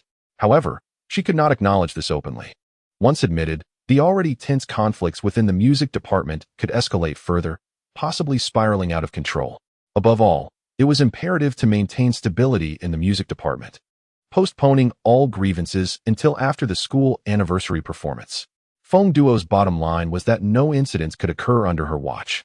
Moreover, this anniversary celebration was poised to be the grandest event at Guangya Academy in a decade, with a substantial number of external guests expected to attend. The music department had been selected to lead the festivities, and should they succeed splendidly, she would be remembered as one of the finest ministers in Guangya's history. Therefore, absolutely no issues could arise. However, at that moment, Chu Mimi suddenly let out a cold laugh. Still contemplating? Minister, you seem rather hypocritical. Her words sliced through the already fraught atmosphere like a sharp blade, causing the temperature in the classroom to drop even further. Who doesn't know you've sought out Luo Shushing in private? Aside from discussing the ministerial position, is there anything else of substance to discuss? Each word felt like a pointed stone, striking directly at Feng Duo. Chu Mimi, you've gone too far. Upon hearing this, Feng Duo felt a wave of suffocation wash over her, as if she might spit blood. It was true she had sought out Luo Shushing, but their conversations had always revolved around prioritizing the greater good, urging her to avoid conflict with Chu Mimi, and striving to maintain harmony and stability within the music department. How had this been twisted into such a malicious interpretation? Am I right? Chu Mimi set her violin down on a nearby table, crossed her arms, lifted her chin slightly. and continued her aggressive stance. I wonder, does the minister think we are fewer in number and thus easier to bully? If we do not receive a definitive answer today, then you shall perform this event without us. We will withdraw. At this declaration, Feng Duo felt as though the world were spinning around her, her head threatening to burst. Yet she found herself powerless. Aside from Luo Shuxing, Chu Mimi was the most capable violinist in the department, and the cellist was also part of Chu Mimi's faction. In pursuit of a flawless performance for the anniversary, she found herself in a predicament, forced to compromise. This sensation resembled an ancient royal court intrigue, where failing to offer an ambitious prince a promise could lead to rebellion. At that moment, all the members of the department fixed their gazes intently on Feng Duo, akin to countless spotlights, eagerly awaiting her response. Beads of sweat began to form on her forehead, leaving her uncertain of how to proceed. No matter how she answered, it was destined to provoke the other side completely. Once this occurred, the anniversary performance was essentially rendered futile. At this crucial juncture, when the atmosphere was charged with tension, a clear and resonant voice shattered the silence of the music department. "Hello everyone, I am a new member of the music department," Guluo announced, his face adorned with a warm and sunny smile as he slowly entered the classroom. He seemed to emanate a unique charm, akin to the allure of 9 o'clock, instantly capturing the attention of all present, especially the girls, who found themselves utterly entranced. The previously tense ambience evaporated in an instant, and two groups collectively shared a singular thought. The campus heartthrob is indeed strikingly handsome. At that moment, Guluo shyly scratched his head, a gesture that only enhanced his youthful charm. "Hello everyone, my name is Guluo, I am from class 8 of the second year, and I am a friend of Chu Mimi," he stated, waving at Chu Mimi. Instantly, the gaze of the crowd shifted toward her. Observing this, Chu Mimi puffed out her chest and proudly declared, "Guluo is the one I brought into the music department, so please take good care of him." Her vanity was greatly satisfied at that moment. With that, she seemed to cast aside any worries and walked briskly towards Guluo. Chu Mimi transformed into a different person, her face radiating a gentle smile, as she softly introduced, "Guluo, allow me to present to you our senior and head of the music department, Feng Duo." "Hello, Senior Feng," Guluo politely greeted in response. Hello," Feng Duo stammered, her mind momentarily blank, nearly overwhelmed. Just moments ago, they had been in a state of turmoil. Now, it felt as though they were possessed by an unseen force. However, this was undoubtedly a positive development. Had it not been for Guluo's timely arrival, the music department might well have faced dissolution that day. With this thought, Feng Duo quickly seized the opportunity to announce, "Thank you for your hard work today, everyone. Feel free to disperse, and we shall resume tomorrow." She was eager to escape, fearing that Chu Mimi might suddenly lose her composure and reignite the turmoil. Upon hearing this, the members promptly scattered. A small group, drawn as if by magnetism, gravitated towards Guluo and Chu Mimi. "Wow, is this Mimi's boyfriend? He is incredibly handsome," one girl exclaimed with envy. "Mimi, you sure are quick. He just transferred and you've already snagged him," another girl teased. "Oh my, he is truly handsome. May we take a photo together?" Yet another girl boldly requested. "Campus heartthrob, let us go out for drinks tonight," a girl enthusiastically invited.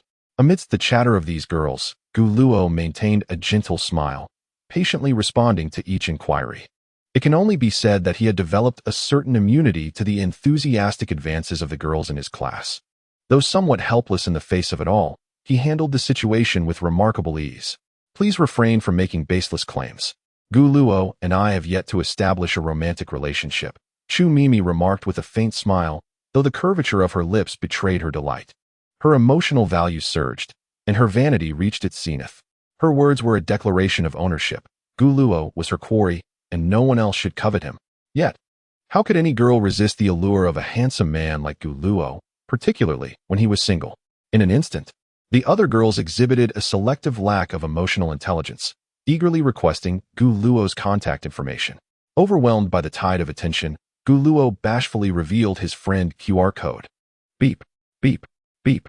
The sound of scanning resounded, akin to a lively symphony. Witnessing this scene, Chu Mimi seethed with frustration, silently cursing, "These shameless vixens."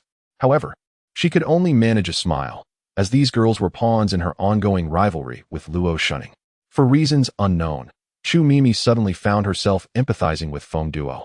while Gu Luo innocently engaged in conversation with the girls, his wit and humor igniting the atmosphere. With so many girls vying for his attention, Chu Mimi could do nothing but watch in silence, remembering her own declaration that they were not yet a couple. Meanwhile, Ren Lei leaned closer to Luo Shunning, whispering teasingly, "Your brother is quite the charmer, isn't he?" With a smile, Luo Shunning conceded that her brother indeed possessed a magnetic appeal. A sense of relief washed over her, accompanied by gratitude for Gu Luo. Without him, the music department might have faced disintegration today. As the lead vocalist and deputy head, she would have been greatly distressed.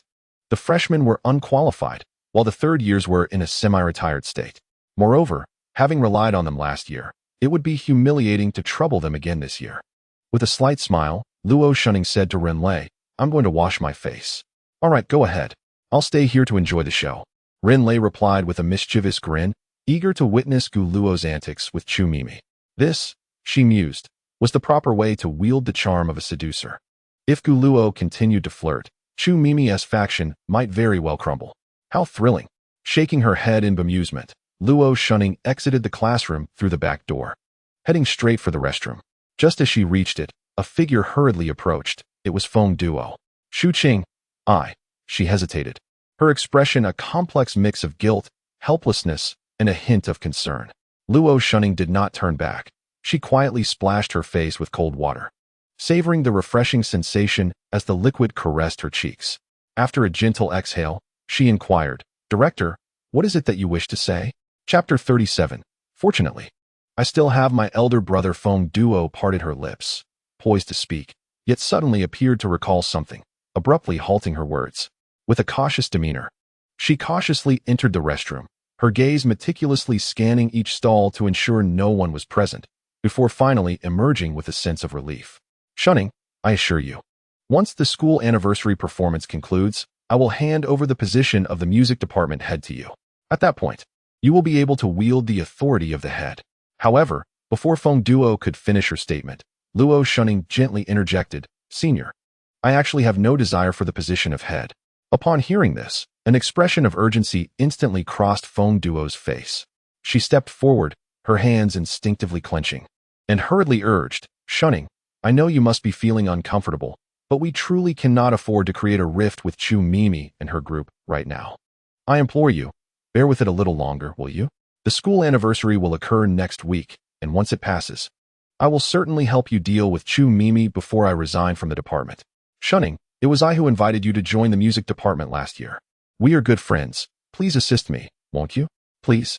Feng Duo's voice dwindled to a near whisper, almost pleading. Luo Shunning fell silent. The reason she had refrained from engaging with Chu Mimi was twofold. Firstly, she regarded such childish matters with indifference, and secondly, she heeded Feng Duo's repeated appeals to endure based on their past friendship. Yet, contrary to her hopes, Chu Mimi's behavior escalated, and Feng Duo remained ineffectual. In her pursuit of a so-called balance, Feng Duo turned a blind eye to these matters, and at times, inadvertently acted as an accomplice to Chu Mimi. Observing Feng Duo's beseeching expression, Luo Shunning sighed in resignation. It was evident that Feng Duo was ill-suited for the role of head, lacking the necessary decisiveness and responsibility inherent to the position. Were it not for her brother's unexpected appearance, she would have disrupted the fragile equilibrium today. "Senior Feng Duo, let it be as it is," Luo Shunning said, slowly retrieving a tissue from her pocket and delicately wiping the droplets from her face. "I will do this as a return for your initial kindness towards me." As she spoke, her thoughts involuntarily drifted back to a year prior, to the moment she first encountered Senior Feng Duo. Back then, Feng Duo sported a high ponytail, a guitar slung over her back, bouncing with exuberance and radiantly smiling as she declared, "Classmate, come join the music department. Let us create the most enchanting melodies together. As your senior, I will take care of you." When had things changed? It seemed she could no longer recall. Once a spirited and optimistic senior, full of ideals, now finds herself swaying amidst various contradictions in pursuit of an elusive balance, having lost her initial sincerity. "Thank you so much, Shu Ning, truly. As soon as the school anniversary concludes, I shall stand up for you. I have long held a disdain for Chu Mimi." Feng Duo's voice pulled Luo Shuqing from that fleeting, beautiful memory. As she gazed upon Feng Duo, who appeared entirely different from her recollections, She felt a fleeting sense of disorientation. So be it. Fortunately, she still has the support of her elder brother. Before long, the music department's activities for the day came to a close. Surrounded by a throng of admirers, Guluo walked towards the exit, akin to a moon surrounded by stars. The frequency of glances cast in his direction was exceedingly high, drawing the attention of numerous onlookers. It must be acknowledged that the members of the music department possessed commendable looks. Currently, Guluo stood alone as the sole male in the group, and he was, after all, the campus heartthrob of Guangya. This instantly sparked a chorus of whispered conversations. Wow, being handsome is truly advantageous, one boy remarked enviously, his gaze betraying a hint of jealousy. Isn't that the truth? Those girls from the music department usually act as though they are above everyone else. Huh? Now they become sycophants, another boy scoffed, his tone laced with disdain. I must lose weight. I tell you, once I shed these pounds, I'll undoubtedly be handsome.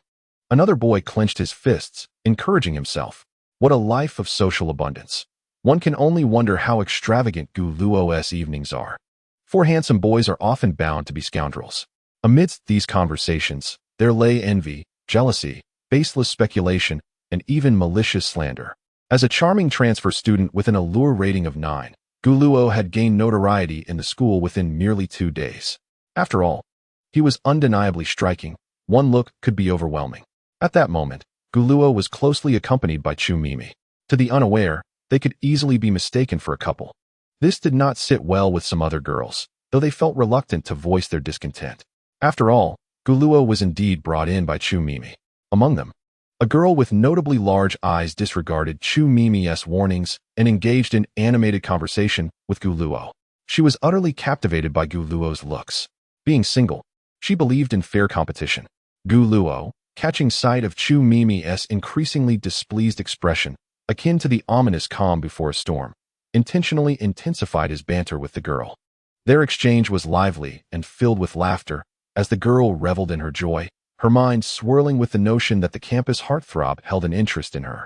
It was not until they reached the school gate that the group began to bid farewell. The girl with large eyes still yearned to continue her conversation with Guluo. However, Chu Mimi interjected without hesitation, stating, "Guluo and I have matters to attend to, so do refrain from following us."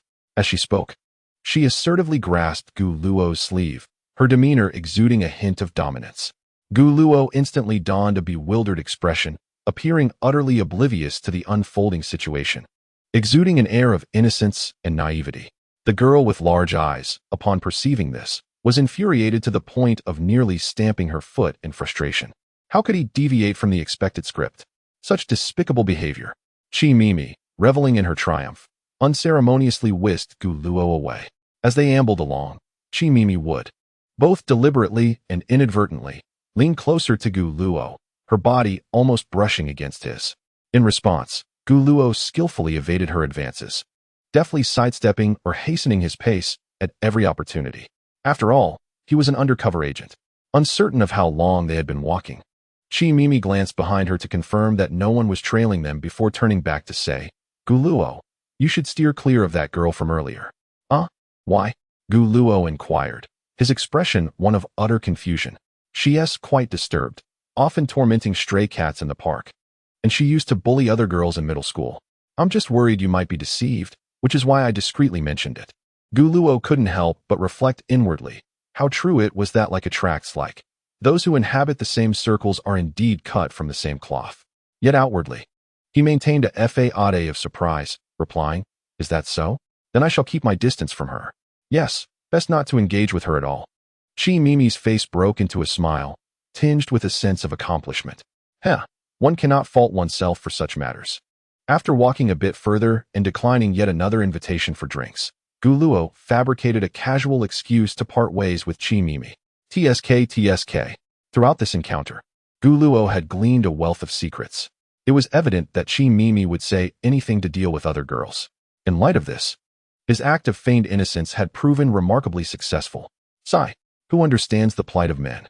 They are surrounded by a cadre of perverse individuals. The urgency of safeguarding male safety cannot be overstated. After choosing a direction, Guluo turned back toward a nearby supermarket. While waiting at a traffic light, he heard a familiar voice behind him. Rather than turning immediately, he leisurely fiddled with his phone. Moments later, he felt a gentle tap on his shoulder. Turning around in confusion, he was greeted by the sight of the girl with large eyes. He had completely forgotten her name, so he mentally referred to her as Big-Eyed Girl. With a cheerful smile, she inquired, "What a coincidence, Guluo. Are you heading to the supermarket too?" However, Guluo simply took a step to the side, regarding her with a wary expression. "What's wrong?" The big-eyed girl was momentarily taken aback by his unexpected movement, her smile faltering, and her eyes filled with puzzlement. Hadn't they just been conversing amicably? Why had his demeanor suddenly shifted? Chapter 38. The zero-frame initiation. At that moment, the traffic light shifted from red to green, akin to a silent command. Guluo, seemingly oblivious to the words of the girl with large eyes, continued his stride, crossing the street with unwavering determination. The girl stood in place, momentarily stunned, unable to comprehend how the two, who had just been engaged in lively conversation, could suddenly become estranged. Reluctant to be dismissed so easily, she sprinted after him. "Guluo, what's wrong? Were we not just enjoying our conversation? Please say something." Throughout the journey, her voice buzzed incessantly in Guluo's ear, akin to a persistent fly. Yet, Guluo paid her no mind, resolutely advancing forward. It wasn't until they reached a small park that he finally halted, turning to her and stating, "Please do not follow me, but you must provide me with a reason."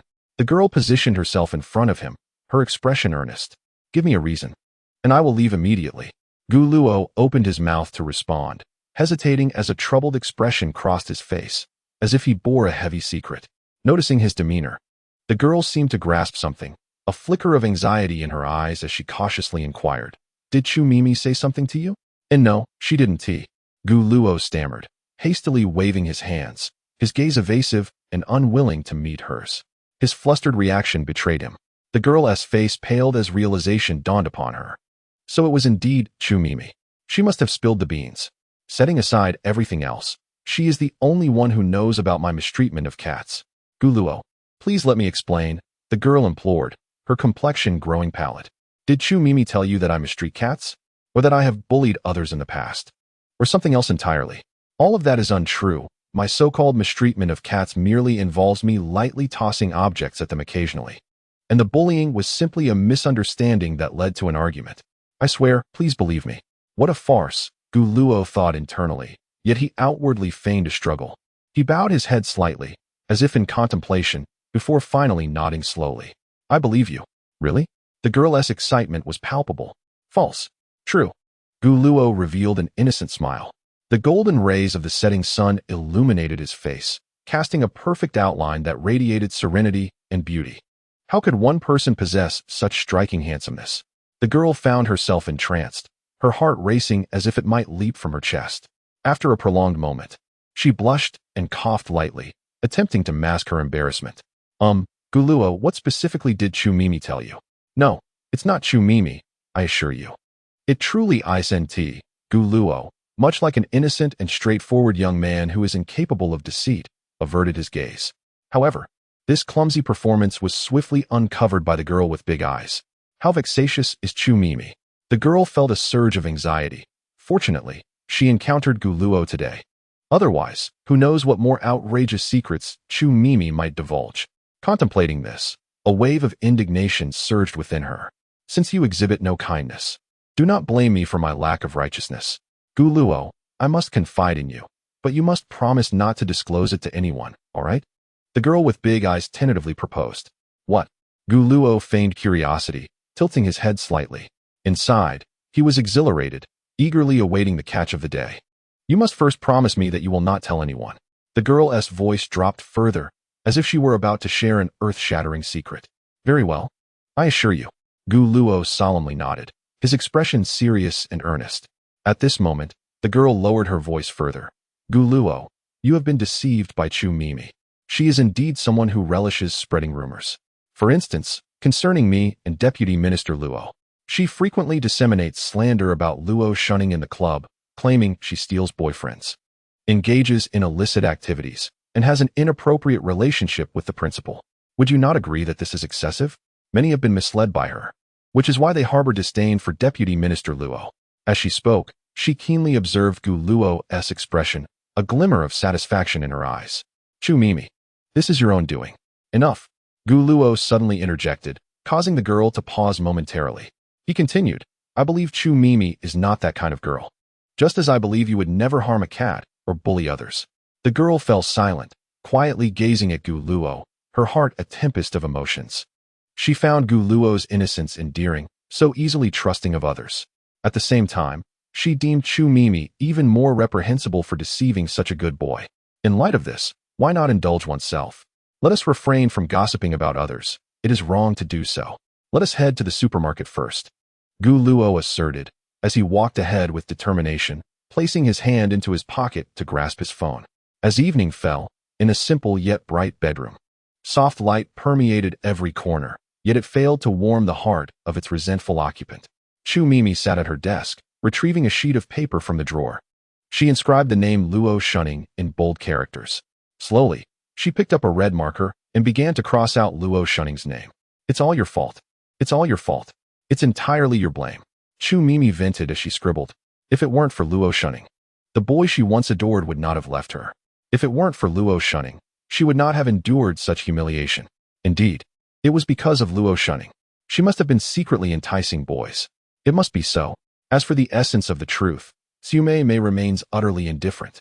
Ultimately, it is undeniable that those three boys indeed approached Luo Shunning to profess their feelings.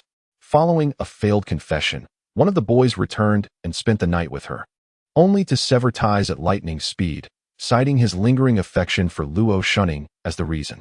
The mere thought of this sends Stepmom into a furious tremor. She refuses to concede that she is inferior to Luo Shunning. Thus, it is an established fact that Luo Shunning delights in enticing men. This provides a plausible explanation. At that moment, a smile unexpectedly graced Stepmom's lips as she gazed at the paper marked with red crosses, engaging in self-dialogue.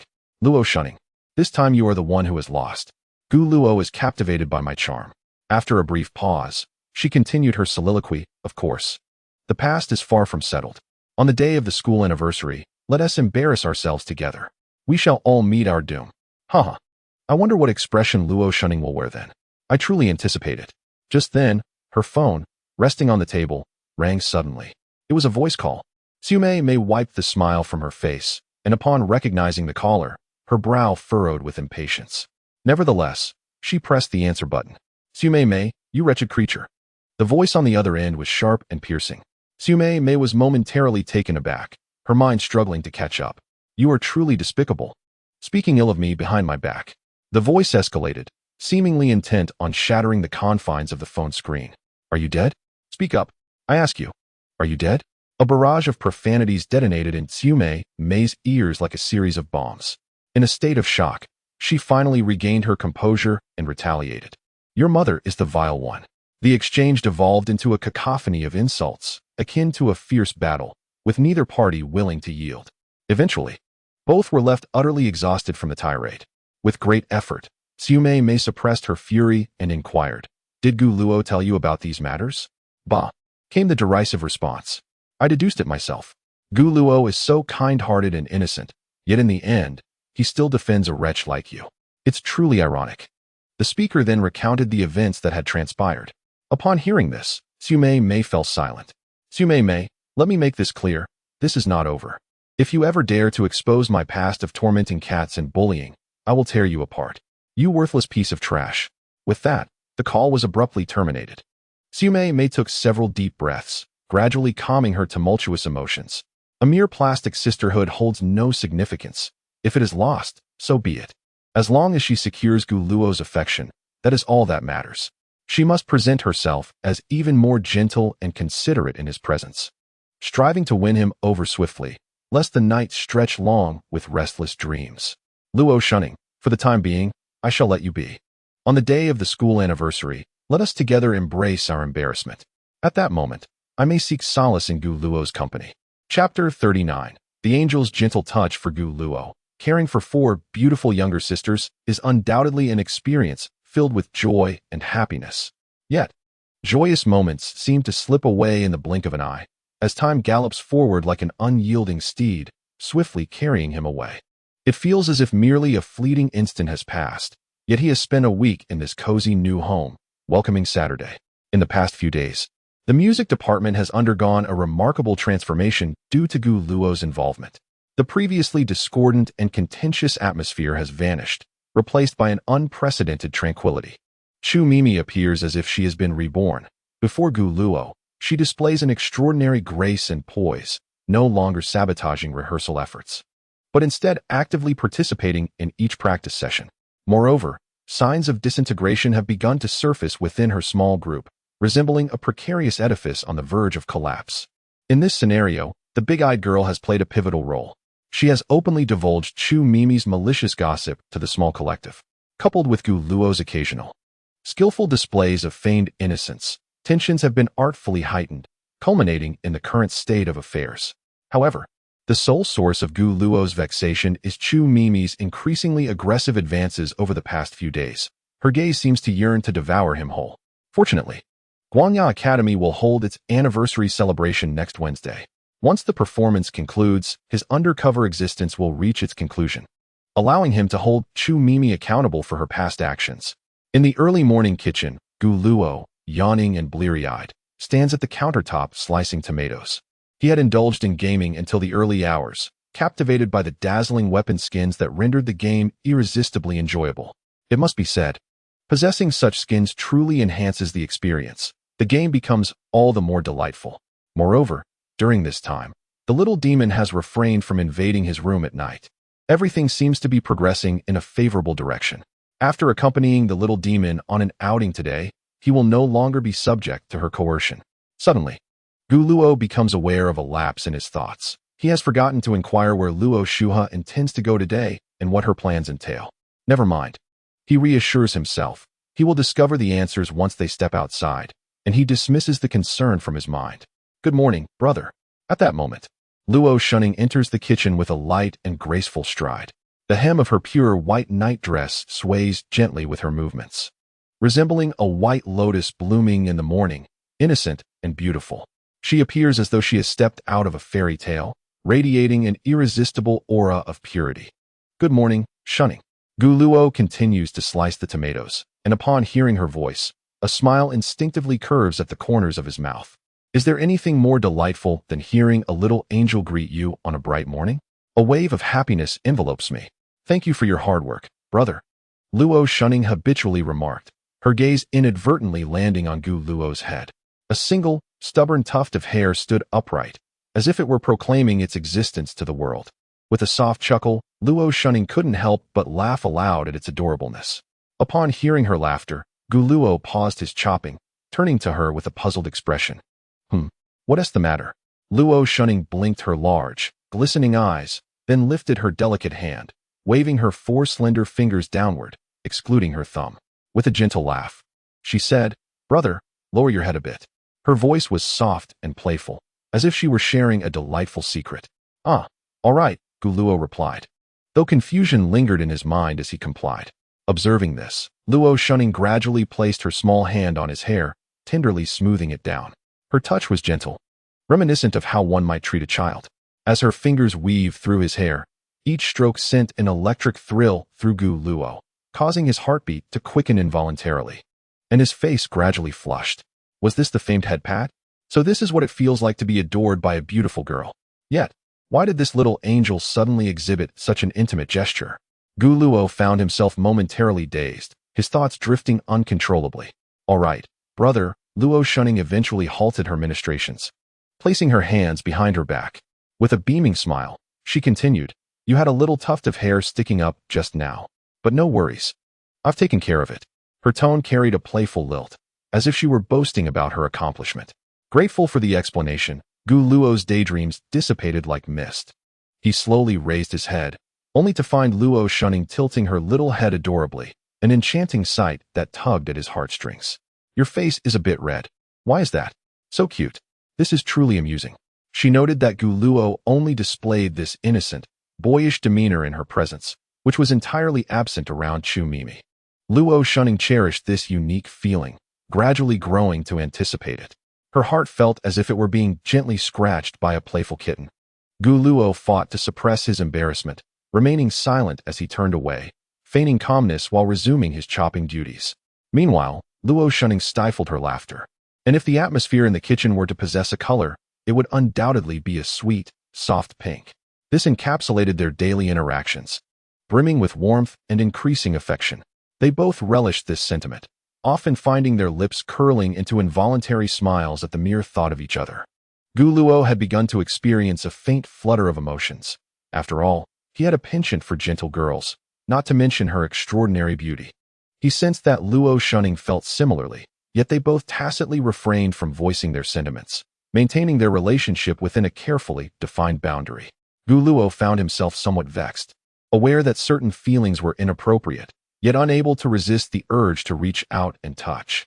This sensation was utterly enchanting. However, there was ample time ahead. He and his little angel would share many more moments together. As for what lay in the future, he would leave it to his future self to navigate. For now, he intended to relish the present. Brother, Luo Shunning's gentle call snapped Guluo back to reality. "What is the matter?" he instinctively inquired. At that moment, Luo Shunning took a step closer, narrowing the distance between them. Then, she revealed a bright and warm smile, expressing her gratitude for his care throughout the past week. "Thank you for tirelessly preparing delicious meals for me every day. I appreciate how you have managed to temporarily stabilize the conflicts within the music department, making numerous sacrifices in the process. I am truly grateful to you, brother. I shall never forget these kindnesses." Upon hearing her words, Guluo felt as though his heart was enveloped in a warm current, bringing him a sense of healing. An overwhelming emotion surged within him. Gazing at the little angel before him, his lips quivered slightly, and finally, summoning his courage, he resolutely spoke. "Shunning, your hair seems a bit disheveled." "Oh." Luo Shunning initially appeared taken aback, instinctively reaching to smooth her hair, only to suddenly recall that she had just tidied it before the mirror in her room. Suddenly, she became aware of something, and her heart began to race. A delicate blush crept onto her flawless cheeks. The kitchen fell into silence. Enveloped in an invisible veil that cloaked the two of them, the air thick with a tense yet expectant atmosphere. Seeing Luo Shunning's silence, Guluo assumed he had been rebuffed, and a wave of embarrassment washed over him. "What am I even saying? This is a disaster. I couldn't hold back. How embarrassing. What do I do now? Should I just laugh it off? I shouldn't have taken that step." Clearing his throat, he stammered, Shunning Guluo felt an overwhelming urge to disappear into the ground. Just as he was about to explain, he noticed Luo Shunning's delicate hands crossing over her chest. Her head slightly bowed, her gaze evasive as she bashfully asked, "May I trouble you for a moment?" "Of course," Guluo replied, suppressing the tumult of emotions within him, striving to steady his breath. The slightly trembling fingertips betrayed the inner tension he felt. He took a deep breath and gently placed his hand on Luo Shunning's small head, tenderly rubbing it. His fingers glided through her silky hair with utmost care. In that moment, Guluo's mind was consumed by a singular thought. He wished time would slow down, ideally freezing at this very instant, allowing this beauty to become eternal. Neither of them spoke. One was enraptured by the gentle caress, while the other reveled in the sensations conveyed by his fingertips. Guluo's lips moved slightly, as if he wished to express something, but after much hesitation, he swallowed the words that were on the verge of escaping. There was no need to rush, no need to be hasty. Patience was essential. After all, time was abundant. Thus, enveloped in this exquisite moment, the two remained unaware of how long they had been together. Suddenly, a clear voice rang out from the kitchen. "Brother, is dinner ready? I'm so hungry." Upon hearing Luo Shunning's voice, both Guluo and Luo Shunning jolted as if struck by electricity, their bodies trembling involuntarily. They instinctively pulled away from each other and hurriedly pretended to be busy. For hands flitted about the ingredients and dishes, a flurry of activity with no clear purpose. Luo Shunning, stifling a yawn, strolled to the kitchen doorway, her brow furrowed in confusion as she inquired, "Brother, Shunning, why are you both ignoring me?" "Ah, it's almost ready." "Just a moment," Guluo replied, forcing a calmness into his voice, struggling to steady the frantic beating of his heart. Meanwhile, Luo Shunning kept her head down, tightly pressing her lips together, too shy to speak or even glance at Luo Shunning. Whether it was shyness or the shock of the sudden voice, her face flushed a deep crimson, fortunately concealed by her long, dark hair. "Well, you both keep at it. I'm going to have some chips," Luo Shunning said nonchalantly. Oblivious to the tension, she sauntered past them and retrieved a bag of cucumber-flavored chips from the refrigerator, humming a little tune as she meandered out of the kitchen. As the sound of her slippers faded into the distance, both Gu Luo and Luo Shunning let out a sigh of relief, their tension easing. However, silence and awkwardness soon enveloped the kitchen once more, leaving them at a loss for words. Luo Shunning pondered whether to seek advice from a strategist. She had never been in a relationship and lacked experience with boys, unsure of what steps to take next. While her heart brimmed with anticipation for the deepening of her relationship with Gu Luo, it was also heavy with apprehension. After a prolonged silence, Luo Shunning broke the stillness, asking, "Do you have any plans for today? The school anniversary is next week, and we need to return to school for some practice at noon. Will you be coming?" "Yes," he replied. Upon hearing this, Gu Luo instinctively almost blurted out a response. However, just as the words were about to escape his lips, he suddenly realized and forcefully swallowed them back. After all, he had an appointment with Luo Shua today. This moment was indeed a splendid opportunity to solidify his relationship with Luo Shusening. Yet, a promise once made must never be broken. Gu Luo gritted his teeth, but still helplessly shook his head, apologetically saying, "I'm sorry, Shusening, but I have other matters to attend to today." "No need to apologize, brother," Luo Shusening replied with a faint smile, though it bore a hint of disappointment that quickly faded. As she continued, "Are you going out with friends?" At this question, Gu Luo tensed up instantly, his body unconsciously rigid. He had no desire to deceive Luo Shusening. However, how could he possibly explain the situation? The matters concerning him and Luo Shuha were beyond articulation. Perhaps he should just speak the truth? This thought flashed through his mind, only to be swiftly dismissed. No, that wouldn't he do. After today, he would owe nothing to Luo Shua. Besides, she had been quite honest these past few days. It was better not to mention it and resolve it privately. Otherwise, it would be difficult to explain. "I'm so sorry, my little angel." Gu Luo fervently apologized in his heart, then awkwardly said, "I have made plans with my classmates for dinner." This was a lie he had told to Gu Shimon. To his surprise, he had to repeat it. "That sounds wonderful.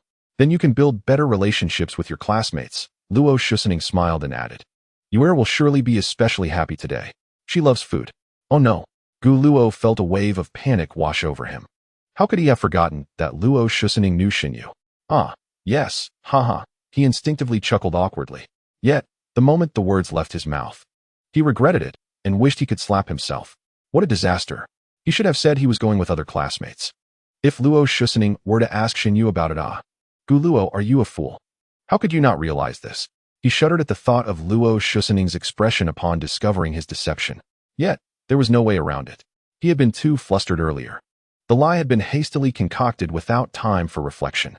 However, according to Xinyu, she and Luo Shusening were not particularly close, and they likely wouldn't engage in casual conversation.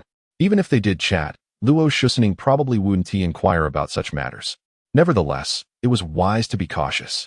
One should not take unnecessary risks. Perhaps he should just come clean. But how could he explain it? Once he admitted that what he had said was a lie, he would have to reveal why he lied in the first place. This would inevitably lead to another lie concerning that situation. Luo Shusening had been bringing him warm milk every day for this reason.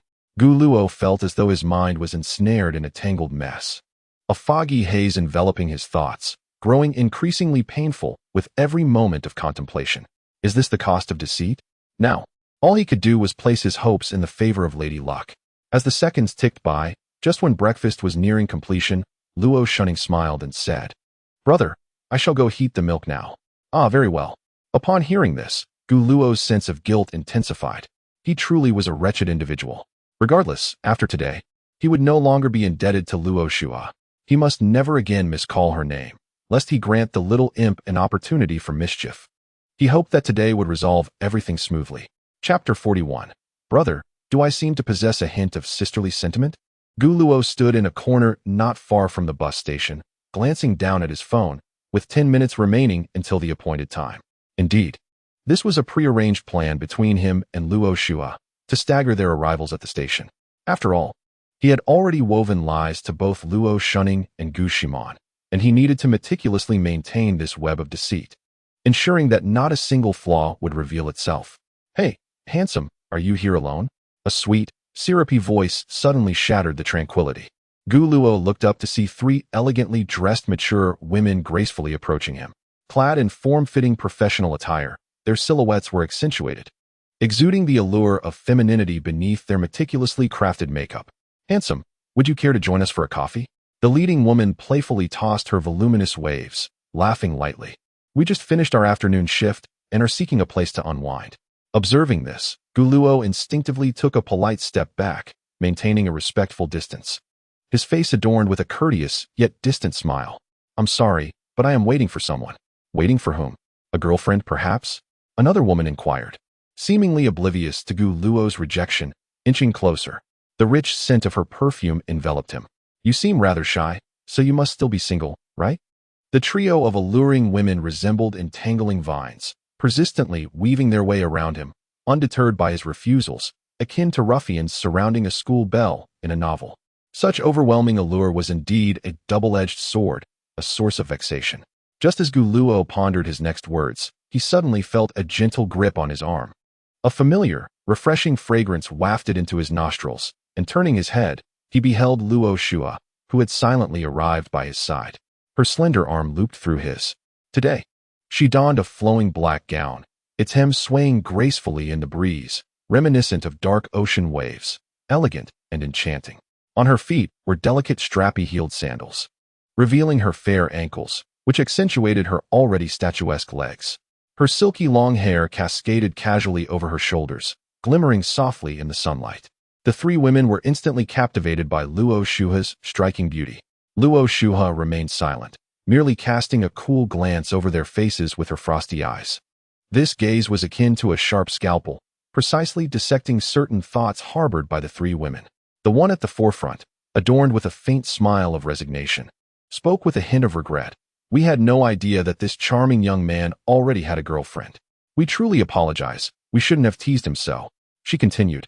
However, dear sister, I must admit, I envy you for having found such a handsome boyfriend. Luo Shuha maintained her silence, simply intertwining her arm with Gu Luo's.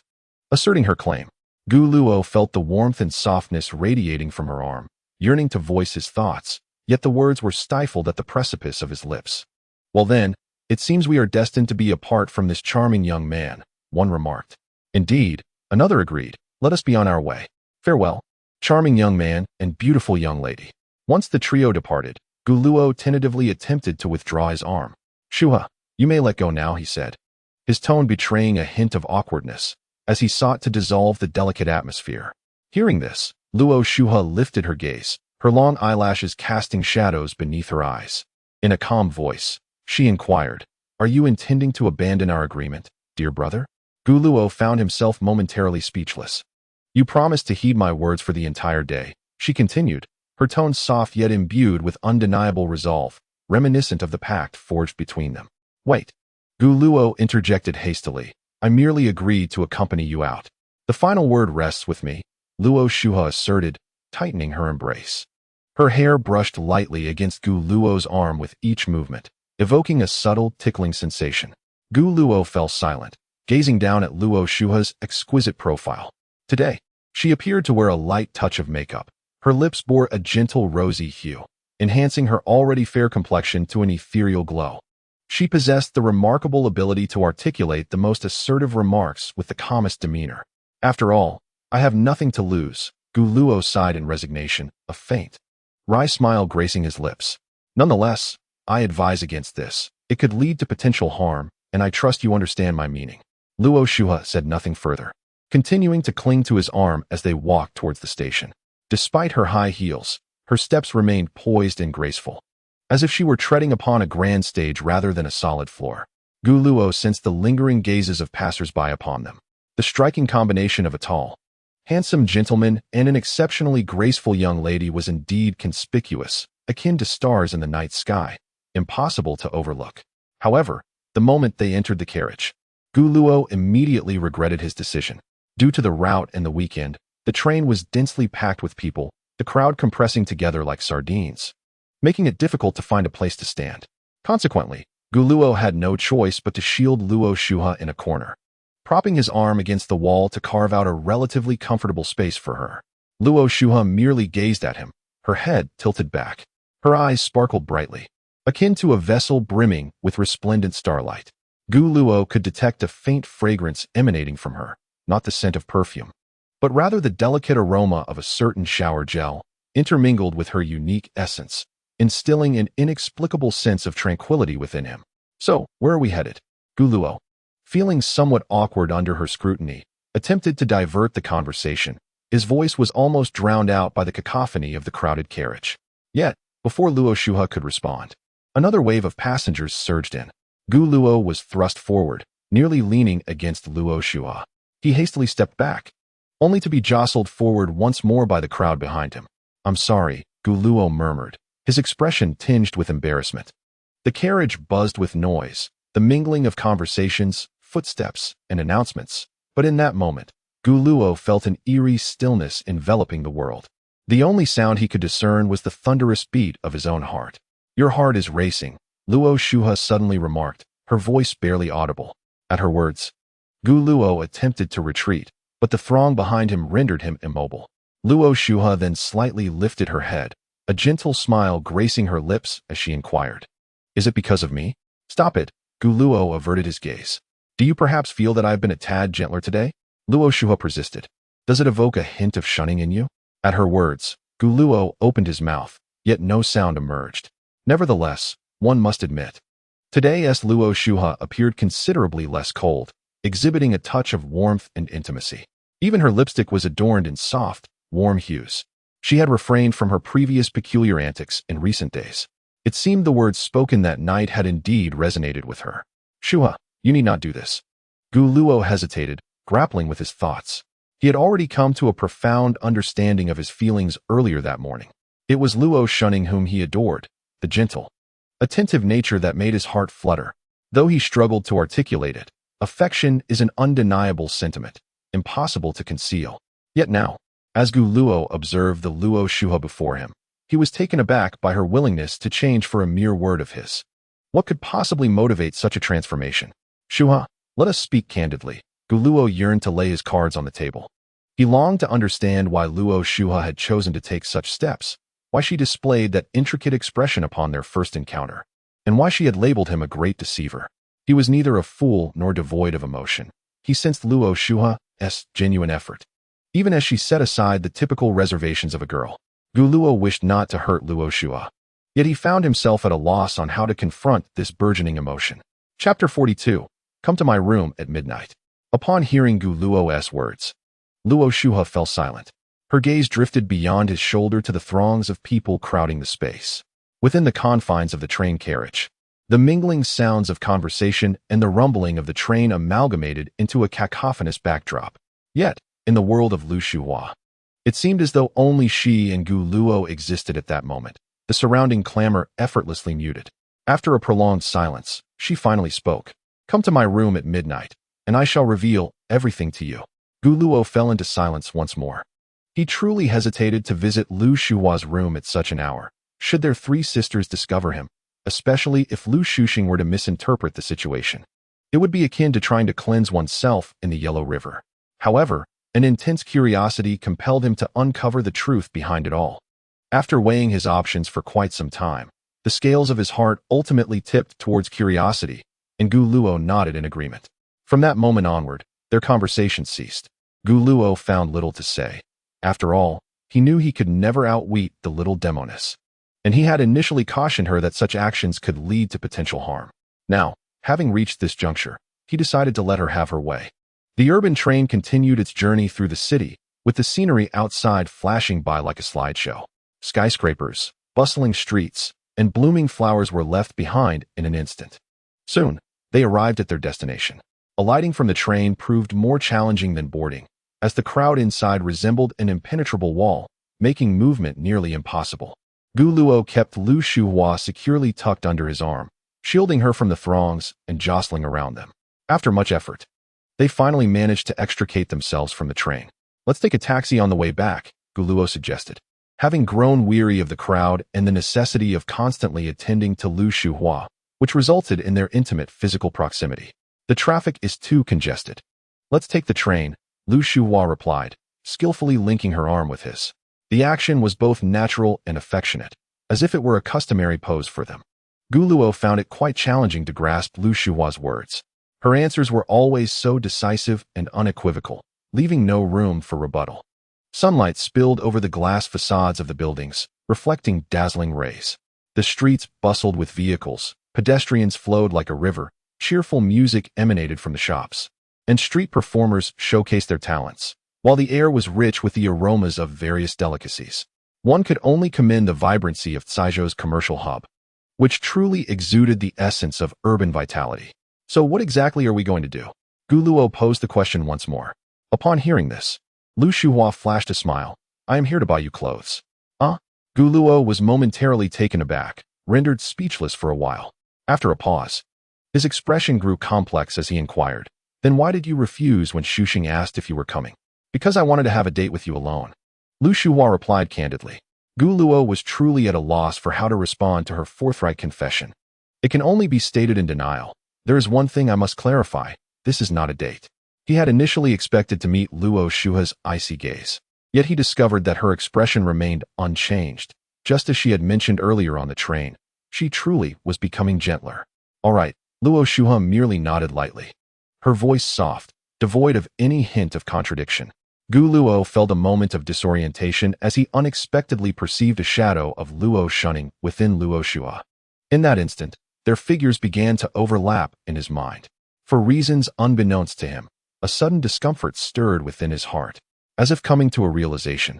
He grasped Luo Shuha's wrist firmly and said in a low voice, though I favor gentle girls, I do not dislike your personality. This is sincere.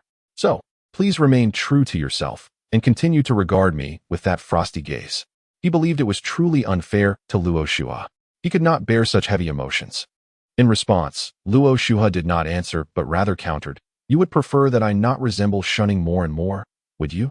So that you may continue to comfortably use your fondness for gentle girls as an excuse to reject me. Is that correct? Hearing this, Gu Luo opened his mouth, yet found himself at a loss for words. Luo Shuha continued, I know you like shunning, and she harbors feelings for you as well. Pausing, she fixed her gaze intently on Gu Luo's eyes, but you are not together yet, and I too have the right to pursue happiness, do I not? Gu Luo was left speechless by her retort.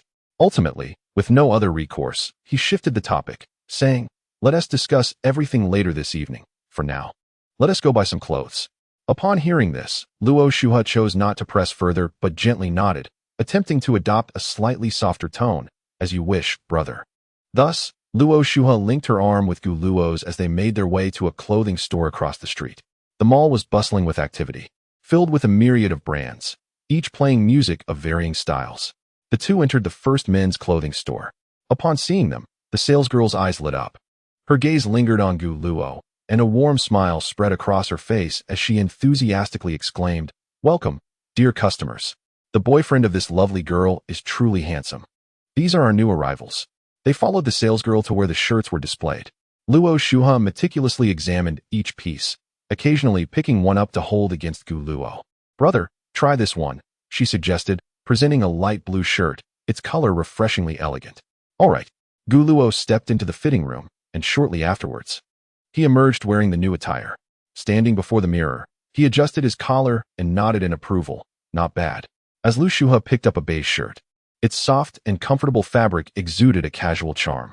Gu Luo, having changed into his attire, stepped out and turned in front of the mirror, ultimately offering a lukewarm assessment. Lu Shuha nodded in acknowledgement, yet her intentions to purchase were absent as she proceeded to the next store. Gu Luo trailed behind her, observing her earnest selection process, and found her unexpectedly endearing. Shuha, are you playing a dress-up game? He inquired. At his words, Lu Shuha glanced back at him, replying, I am merely exploring my brother's preferences. My preferences? He echoed, taken aback. I wish to discover what colors, styles, and materials my brother favors, she affirmed with a nod. Gu Luo was momentarily speechless, astonished by her earnestness. Isn't it exhausting? I am not particular about clothing. I can buy anything, he remarked. However, Lu Shuha remained silent, continuing her forward march. Her silhouette appeared somewhat desolate, stirring a wave of guilt within Gu Luo. He hastily caught up, saying, Shuha, you need not go to such lengths. Lu Shuha halted, turning to face him. Then what does my brother wish for me to do? Gu Luo opened his mouth, yet words eluded him. Just as Lu Shuha had articulated, he had been unconsciously rejecting her with his preference for gentle girls. Now that she had embraced gentleness, he found himself at a loss. For Gu Luo, the act of giving love proved to be a more profound source of happiness than receiving it. Thus, he felt as though he had become a mere doll, spending an entire afternoon immersed in an unadulterated dress-up game. This pure dress-up experience stemmed from Lu Shua's complete lack of intent to purchase. She simply led Gu Luo through various men's clothing stores, trying on one outfit after another. Shua. Upon exiting yet another men's boutique, Gu Luo felt as though his legs were laden with lead, each step requiring immense effort. For a young man, shopping resembled a torturous ordeal, and this aimless dress-up game rendered each minute interminable. "What's wrong, brother?" Lu Shua turned to him, her demeanor unfazed, as if the lengthy journey had been but a trifle. Her posture remained poised in her high heels, exuding grace without a hint of fatigue. Gu Luo hesitated. Would it be too humiliating to admit he could no longer continue, especially in the presence of a girl? After all, the young lady before him was still wearing high heels and showed no signs of weariness. "Cough. I feel a bit parched. Shall we go for some milk tea?" Gu Luo suggested with a smile, a clever ruse to mask his fatigue. "I am not tired, merely in need of a refreshing drink. Therefore, let us sit down for a cup of milk tea." "Very well," Lu Shuha pondered for a moment before readily agreeing. In truth, after walking for so long, she too felt a genuine thirst. Thus, the two made their way toward the snack street. The streets are lined with an array of delightful snack and beverage shops, where the vibrant atmosphere envelopes you. The tantalizing aroma of grilled skewers mingles with the sweet fragrance of milk tea, while the joyful laughter of people weaves together to create a vivid tapestry of life.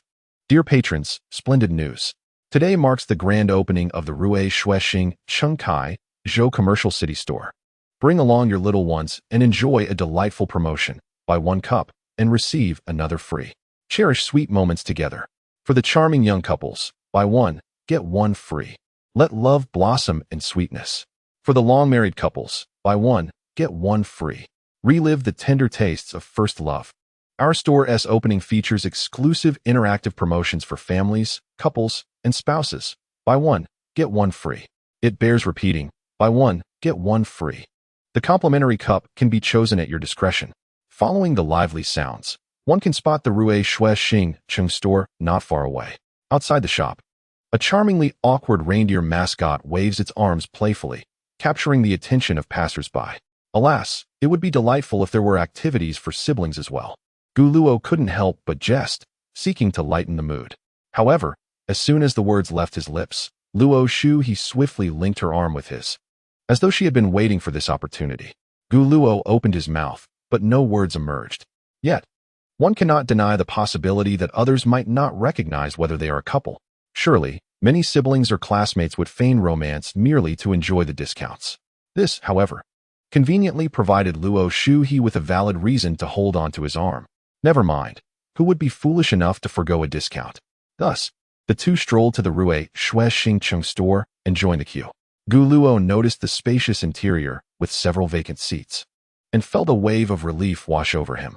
At that moment, aside from themselves, there were 5 other couples in the shop. An amusing scene unfolded as the young men couldn't resist casting furtive glances at Luo Shuhe, captivated by her beauty, while the young women found themselves stealing looks at Gu Luo, enamored by his handsomeness. In fact, one couple, having simultaneously glanced at both of them, found their gazes locked, resulting in an awkward silence. Unbeknownst to them, Gu Luo and Luo Shu he had inadvertently influenced the atmosphere among the other couples. Yet, such is the nature of beauty. It is a shared yearning, especially for such striking individuals as themselves. They exuded a radiant charm wherever they went, creating an undeniable presence. Gu Luo, still somewhat unaccustomed to such attention, noticed that Luo Shu he remained entirely composed, unfazed by the stares. It was no surprise, given her extraordinary beauty. She had likely grown accustomed to such scrutiny. Just as he was contemplating this, they soon reached the front of the line. "Shuhe, what would you like to drink?" Gu Luo turned to Luo Shuhe, only to see her eyes narrowing slightly, a subtle smile gracing her lips. Upon witnessing this, he inwardly sensed impending trouble. "Darling, I would like a coffee, a latte will suffice." Luo Shuha deliberately raised her voice, her tone sweet and gentle, and upon finishing, she rested her little head affectionately on Gu Luo's shoulder. In an instant, all the patrons in the CAF turned their gazes toward them, their eyes brimming with envy. Just look at this couple, not only strikingly handsome, but also radiating such sweetness. Gu Luo, however, was instantly covered in goosebumps, a shiver coursing through him unexpectedly. Darling? It was the first time in his life someone had addressed him in such a manner. How to describe this feeling? It was both peculiar and inexplicably thrilling. Gu Luo could only mentally reassure himself that it was all for the sake of free bubble tea, merely for the sake of free bubble tea. He made a concerted effort to calm himself and spoke to the attendant. 1 cup of grape taro balls and 1 latte, at room temperature, please. Thank you. Certainly. What about the sweetness level? The masked attendant inquired with a smile, her eyes irresistibly drawn to Gu Luo's striking features, scrutinizing him intently. It wasn't until she sensed the piercing gaze from Luo Shuha that she awkwardly averted her eyes. Half sugar, please. All right. Just as Gu Luo was about to make his payment, a stylishly dressed middle-aged woman emerged from behind and walked directly towards Gu Luo and Luo Shuha. Young man. Young lady, your order is on the house today, the woman said with a warm smile.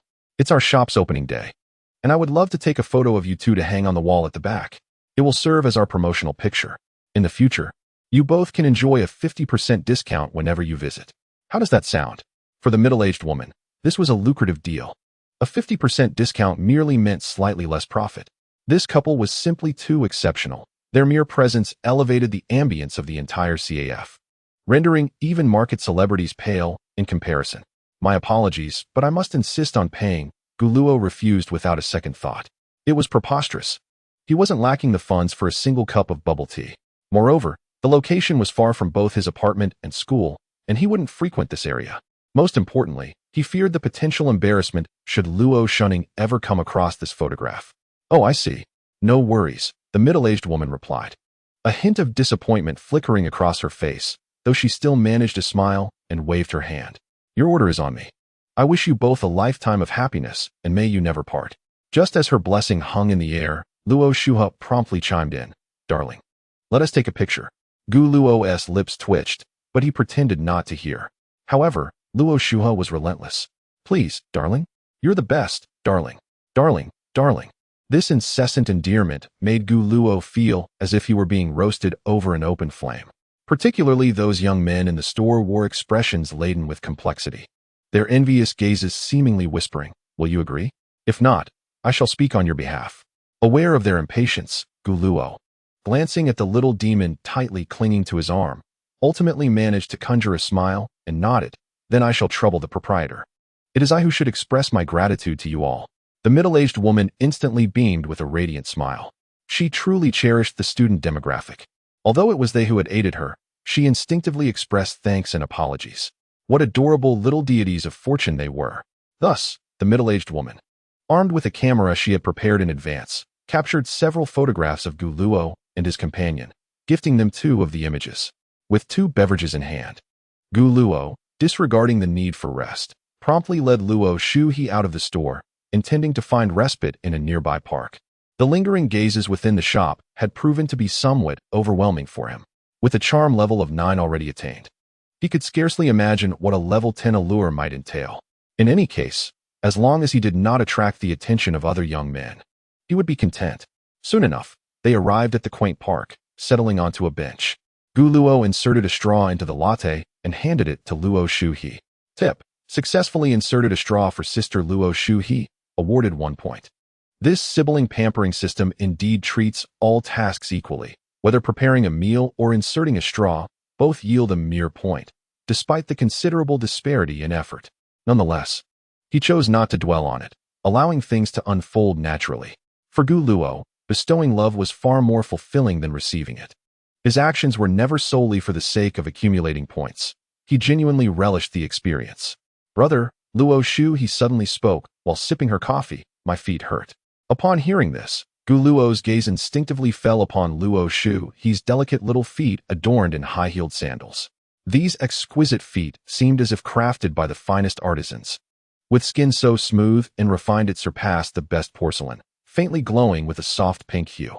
Her dainty toes were perfectly aligned, each one rounded and silky, radiating youthful beauty.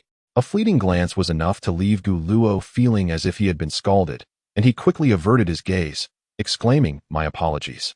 I completely forgot to remind you. Your ankles must be aching, right?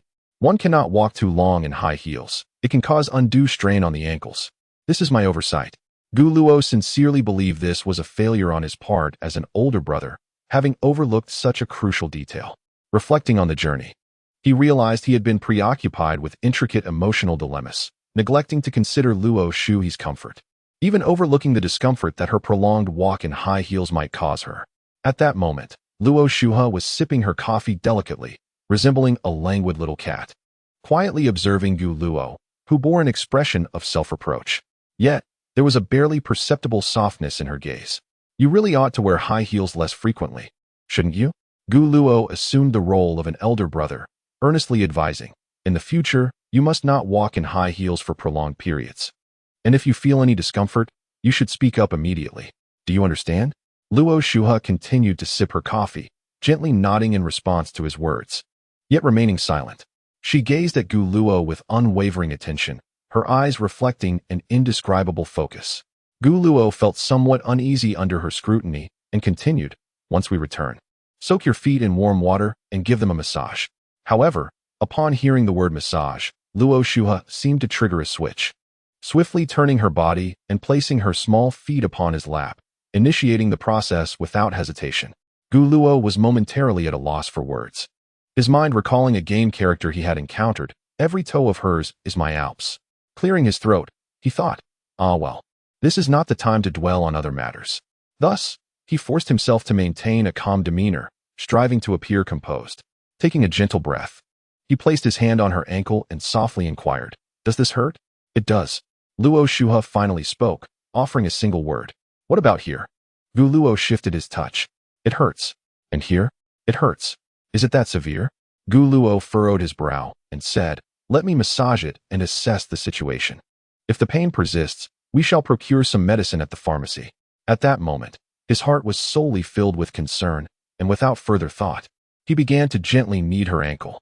Though his technique was not professional, each motion was imbued with care, applying just the right amount of pressure. How is this pressure? Does it hurt? It's fine.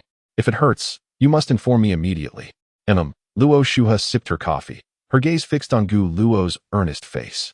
She observed his concentrated expression, the slight furrow of his brows, and the serious look in his eyes, as if they were all testament to his concern for her.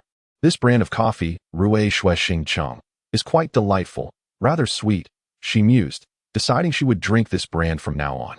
Thus, Gu Luo continued to massage for 5 minutes, 10 minutes, and then 15 minutes, his actions unwavering, devoid of any impatience, maintaining a consistent pressure throughout. How are you feeling? Is it better? He asked while continuing to knead. A little, Luo Shuhe replied, having finished her coffee but still nibbling on the straw. As long as you feel a bit better, that's what matters. Upon hearing this, Gu Luo exhaled in relief, yet his hands remained in motion. After an additional 5 minutes, he finally released his grip and said, Luo Shuhe, why don't you try standing and walking a bit to see if it alleviates? Help me put on my shoes. Luo Shuhe replied, her little pinky toe playfully wiggling. I can do it myself. I've forgotten how to wear them. Gu Luo's lips twitched, but he bent down to retrieve the high heels from the floor and delicately assisted her in putting them on. Standing up, Luo Shuhe pretended to take a few steps before nodding appreciatively. Much better. Thank you. Noticing this, Gu Luo momentarily lost his focus, observing Luo Shuhe before him, who bore an uncanny resemblance to a pouting Luo Shunning. If you can walk, it's not too serious. Just be cautious in the future. Changing the subject, he opened a cup of grape taro balls and took a hearty sip. The 20 minutes of massage had left him slightly fatigued, his arms feeling a tad sore. However, the good news was that this cup contained significantly more taro balls than usual. At that moment, Luo Shuhe approached Gu Luo and inquired, brother, is this delicious? Surprised, Gu Luo pondered, has Shuhe never tasted grape taro balls?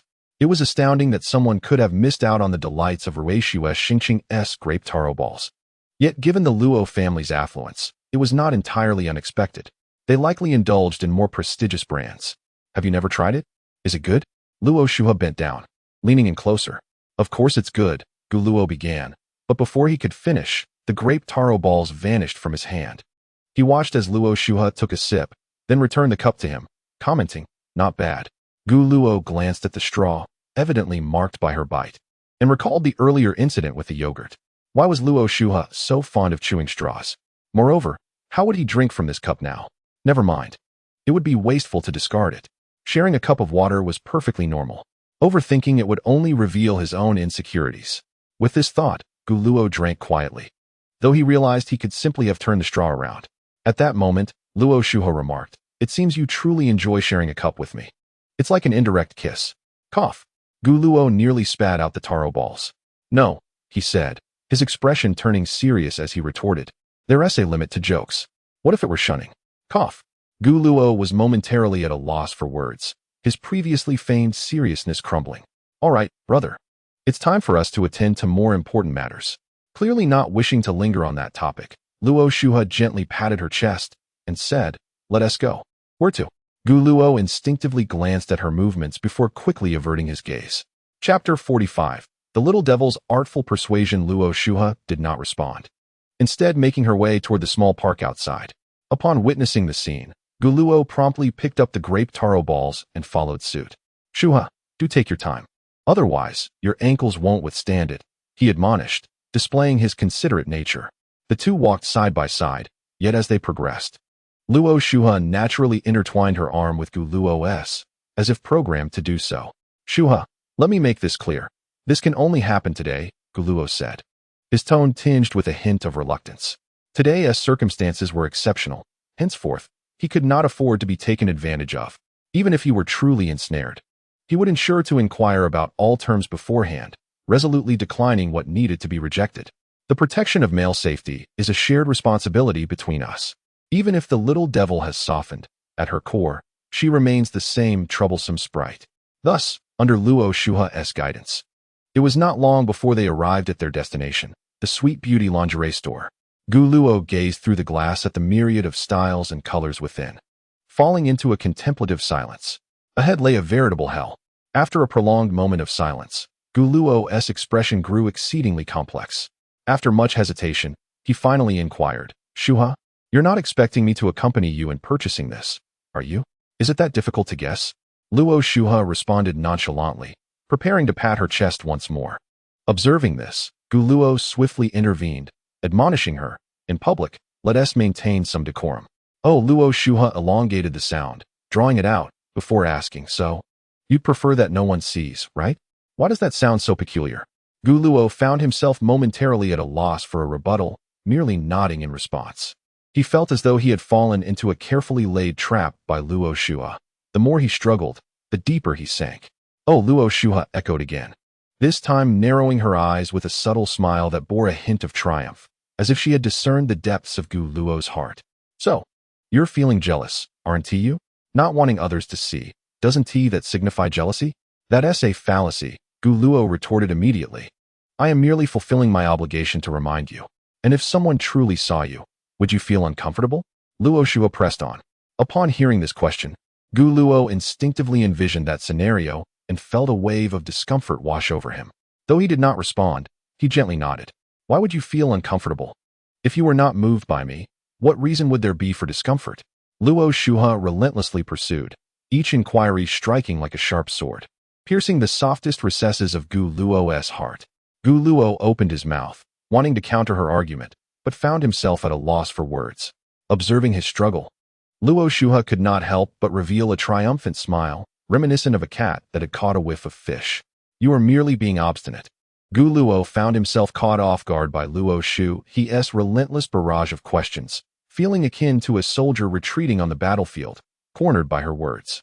Reluctant to deceive, he was nonetheless at a loss on how to confront the intricate emotions swirling within his heart.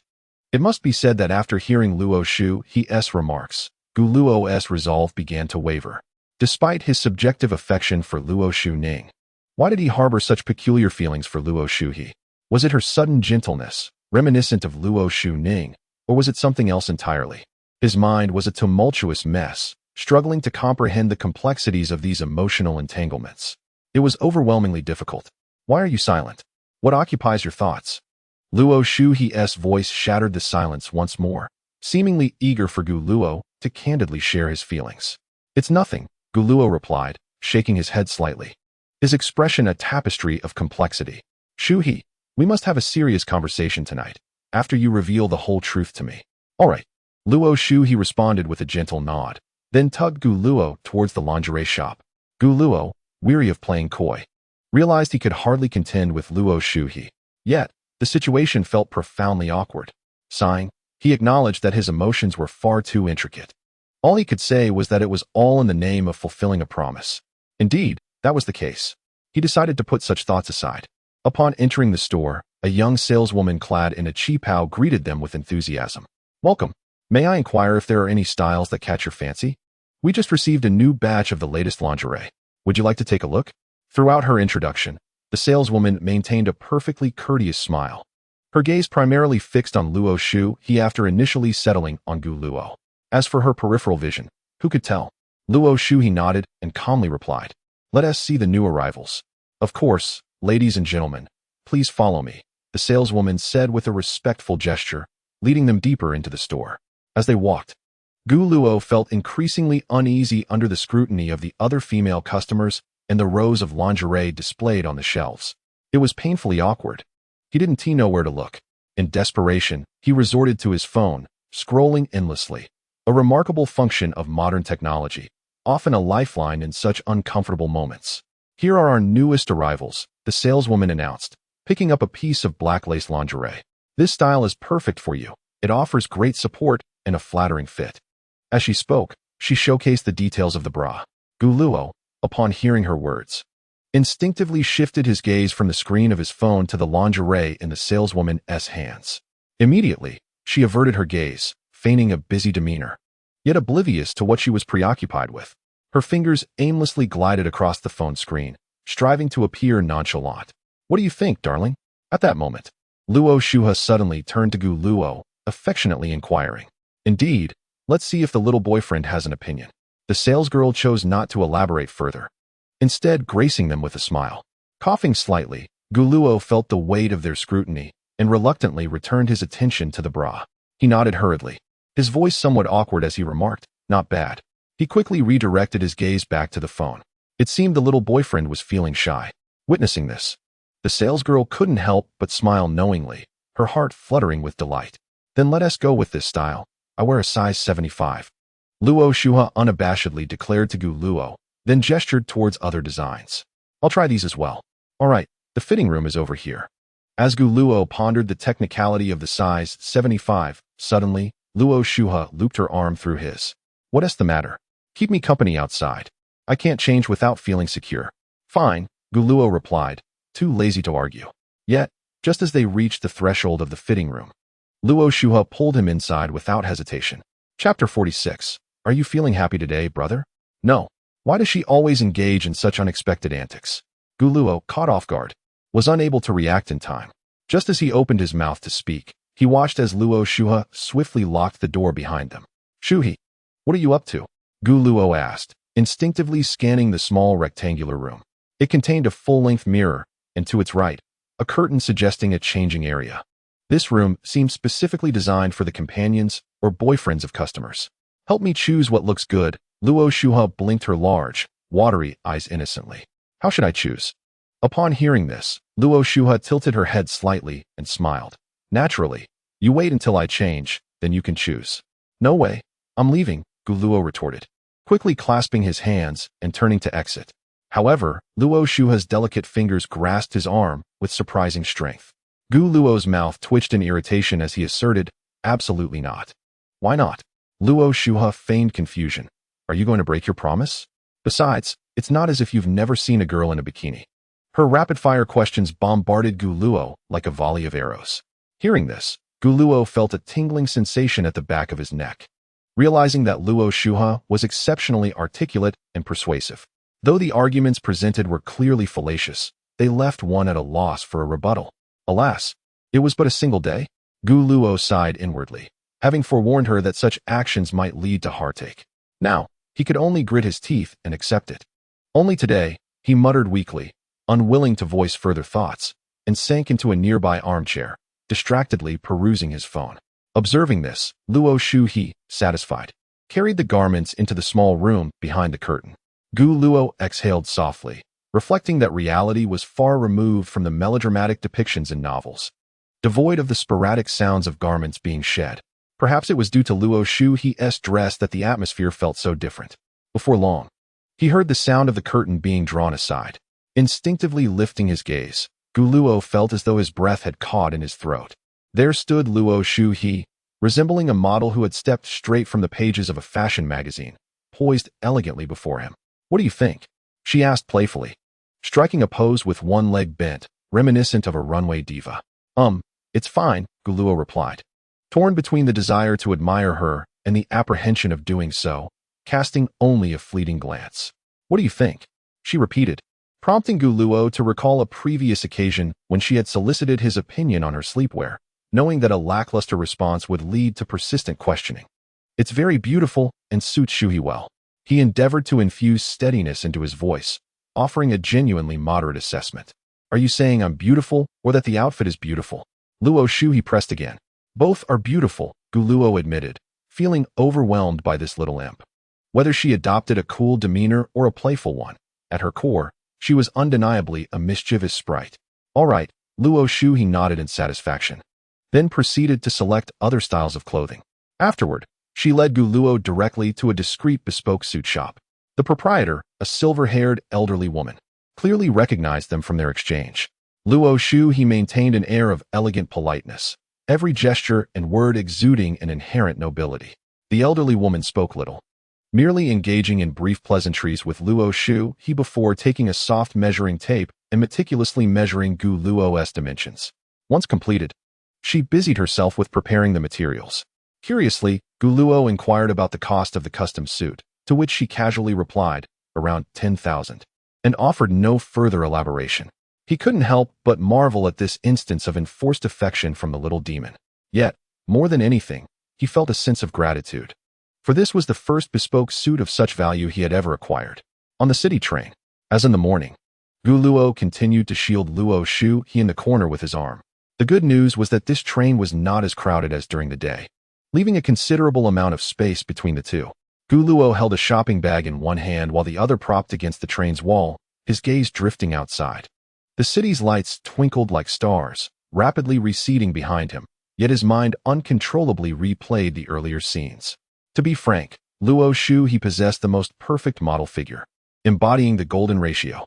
Her skin was as flawless and pale as sheep-fat jade, so delicate it seemed to be breakable. From the very beginning, Luo Shuhe had been staring intently at Luo, and at this moment, she spoke. "Baby, please carry it for me." "It's fine," Luo instinctively replied, as he believed that generally, one should not let a girl carry things. "You're so considerate, baby." Luo was at a loss for words and could only lower his voice, gently saying, "When we're outside, I'll pretend you're joking, but once we're home, you can't call me that, okay?" Upon hearing this, Luo Shuhe couldn't help but blink her large eyes. "If I behave, will you reward me? What kind of reward do you want? What about your card?" A bemused expression crossed Luo's face as he continued, "I kept my promise. I hope you won't act recklessly." Luo Shuhe did not respond to this question, but instead asked, "Does my brother feel happy today?" Luo was slightly taken aback. Was he happy? How to express it? To say he wasn't would be a lie, yet claiming to be happy didn't quite capture the essence either. One could say that despite being teased by Luo Shuhe, he felt overall content. Chapter 47. Daily conversations filled with subtle tension. Happy. Luo chose not to deceive. After all, she had genuinely spent a considerable sum on a custom suit for him, roughly around 10,000. Of course, he could inquire about the exact price later. This gesture touched him deeply, and he felt truly grateful to Shuhe for gifting him his first suit. "If my brother is happy, then I am happy," Luo Shuhe said lightly but with utmost sincerity. After a pause, she looked up and smiled slightly. "After all, we were once husband and wife." "Huh? What?" Luo was stunned, disbelief etched across his face. What husband and wife? Who was married to whom? There was no way it could refer to some so-called past life. After all, Luo Shuhe had previously displayed a disdainful look. Moreover, he wouldn't believe it. "We'll talk about it tonight. After all, we were once husband and wife. After all, we were once husband and wife. After all, we were once husband and wife." These words echoed ceaselessly in someone's mind throughout the night. After dinner, Luo reclined on the sofa, his gaze somewhat vacant, his mind swirling with contemplation over a particular phrase. His thoughts raced like untamed stallions, galloping through a myriad of whimsical ideas. Time travel? Rebirth? Past lives? Parallel worlds? Or perhaps this was merely a jest from Luo Shua, intended to toy with him? Gu Luo's imagination soared, presenting an array of fantastical possibilities that flickered in his mind. After all, the notion of marriage was a profound shock. Coupled with Luo Shua's recent behavior and her enigmatic demeanor, Gu Luo felt as though a playful kitten was incessantly scratching at his heart, igniting a persistent itch of curiosity. This intense desire to uncover the truth propelled him to eagerly await the arrival of midnight, when all would be revealed. Then he could formally confront Luo Shua and engage in a candid discussion about their relationship. Stinky brother, I'm calling you. Gu Shimon glared at Gu Luo, who sat in a stupor on the sofa, her frustration boiling over. Her cheeks puffed up in indignation, resembling a small, inflated ball. She reached out, tugging at Gu Luo's ear, and shouted at the top of her lungs, "Stinky brother!" Ah! Gu Luo was startled by this sudden outburst, instinctively springing up from the sofa. Once he realized it was Gu Shimon beside him, it took him a moment to regain his composure, a look of helplessness spreading across his face. "Why are you yelling so loudly in my ear?" Huh! Gu Shimon, upon hearing his response, grew even angrier. She seized his ear once more, resembling a feisty little cat, every word seeming to be squeezed out between clenched teeth. "I've called you several times already.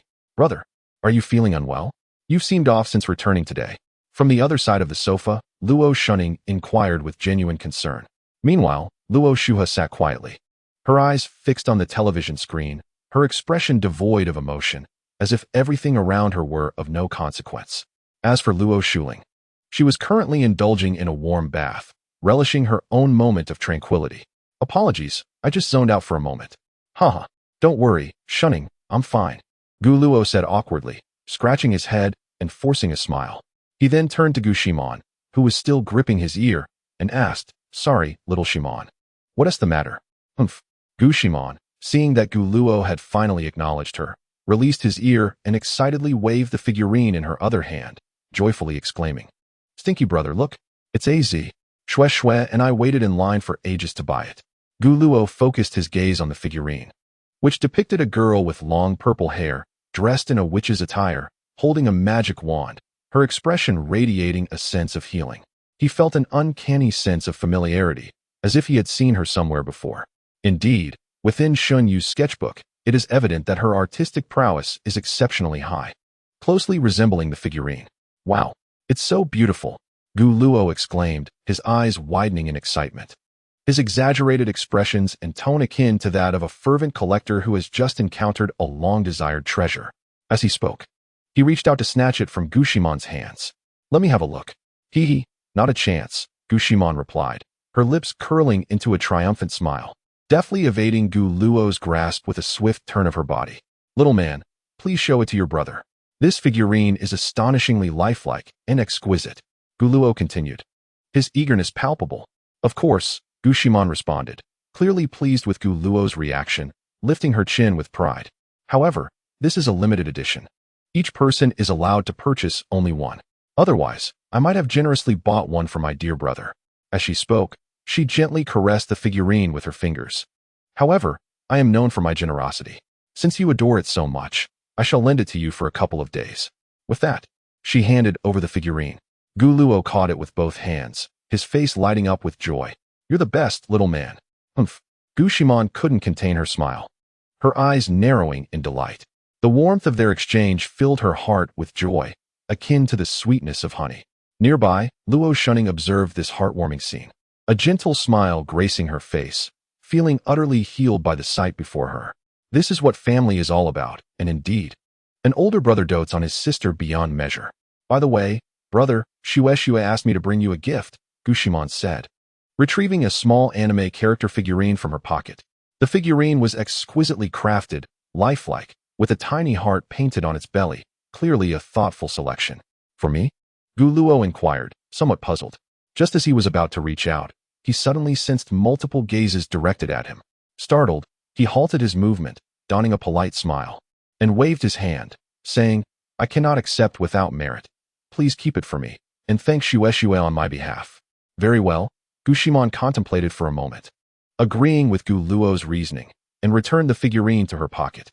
"Brother, are you quite familiar with little man's friend?" Luo Shunning inquired softly, a hint of curiosity in her voice. I've met her a few times, Gu Luo replied candidly, as it was indeed true. We crossed paths a few times during middle school. Each encounter consisted merely of polite exchanges and casual conversations, after which there were no further connections. Moreover, Lu Shueshua evidently possessed an exceedingly shy disposition. Each time one encountered her, she would timidly hide behind Gu Shimon, resembling a timid little rabbit. Upon hearing this, Luo Shunning offered a gentle smile, her expression warm, and she had no intention of pursuing the matter further. Clearly, this response sufficed. Conversely, Gu Shimon appeared oblivious to the subtle atmosphere surrounding them. She casually inquired of Gu Luo, by the way, brother, what did you have for lunch with your classmates? Was it delicious? Upon hearing this question, Gu Luo inwardly sighed. Here it comes, the moment of deceit has arrived. He truly detested the notion of lying. The sensation of deceiving family was exceedingly uncomfortable. I had hot pot. That restaurant seemed quite nice, Gu Luo feigned calmness, striving to make his voice sound as natural as possible, all the while fervently praying for no further inquiries. Please, not that. Alas, what one fears often comes to pass. Oh really, which restaurant was it? Next time, Snow and I shall join, Gu Shimon continued. It's south that place, what is it called? Let me think. Gu Luo pretended to recall, his brow slightly furrowed, while internally he deliberated on which establishment to name. Come on, think quickly. After a prolonged silence, Gu Shimon lost interest, muttering, forget it, your memory truly is terrible. Just as Gu Luo felt a sense of relief wash over him, he was abruptly jolted by Luo Shunning's voice. Brother, did you eat a lot of tripe? She absolutely adores tripe with sesame sauce, though her tone remained gentle. To Gu Luo it struck like a bolt from the blue. His heart raced, uncertain if this was an intentional probe from Luo Shunning.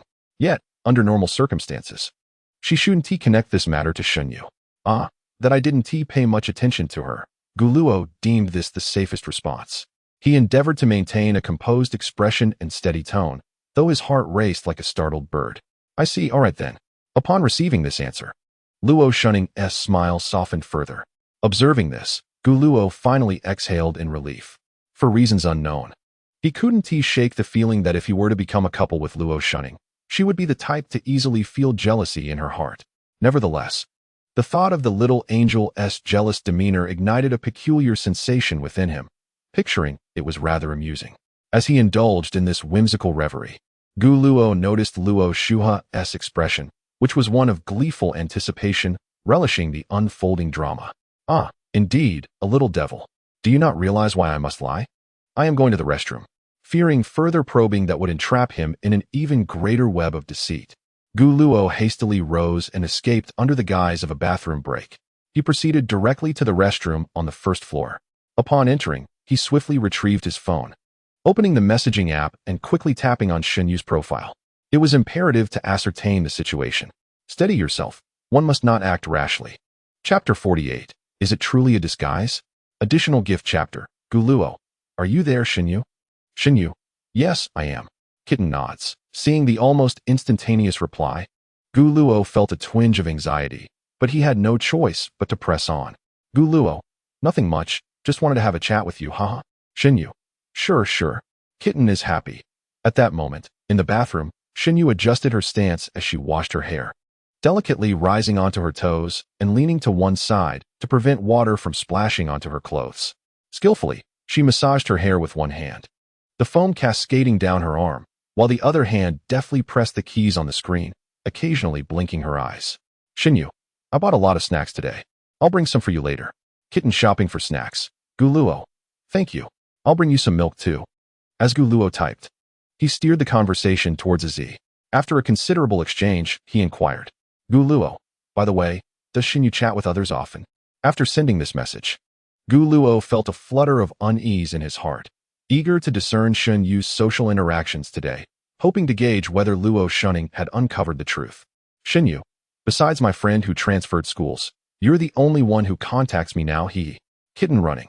Upon reading this reply, Gu Luo's anxiety finally eased. Yet a pang of discomfort lingered. His fingers gently tapped the screen to compose the next line. Gu Luo, I see. Then I will frequently reach out to you when I'm home.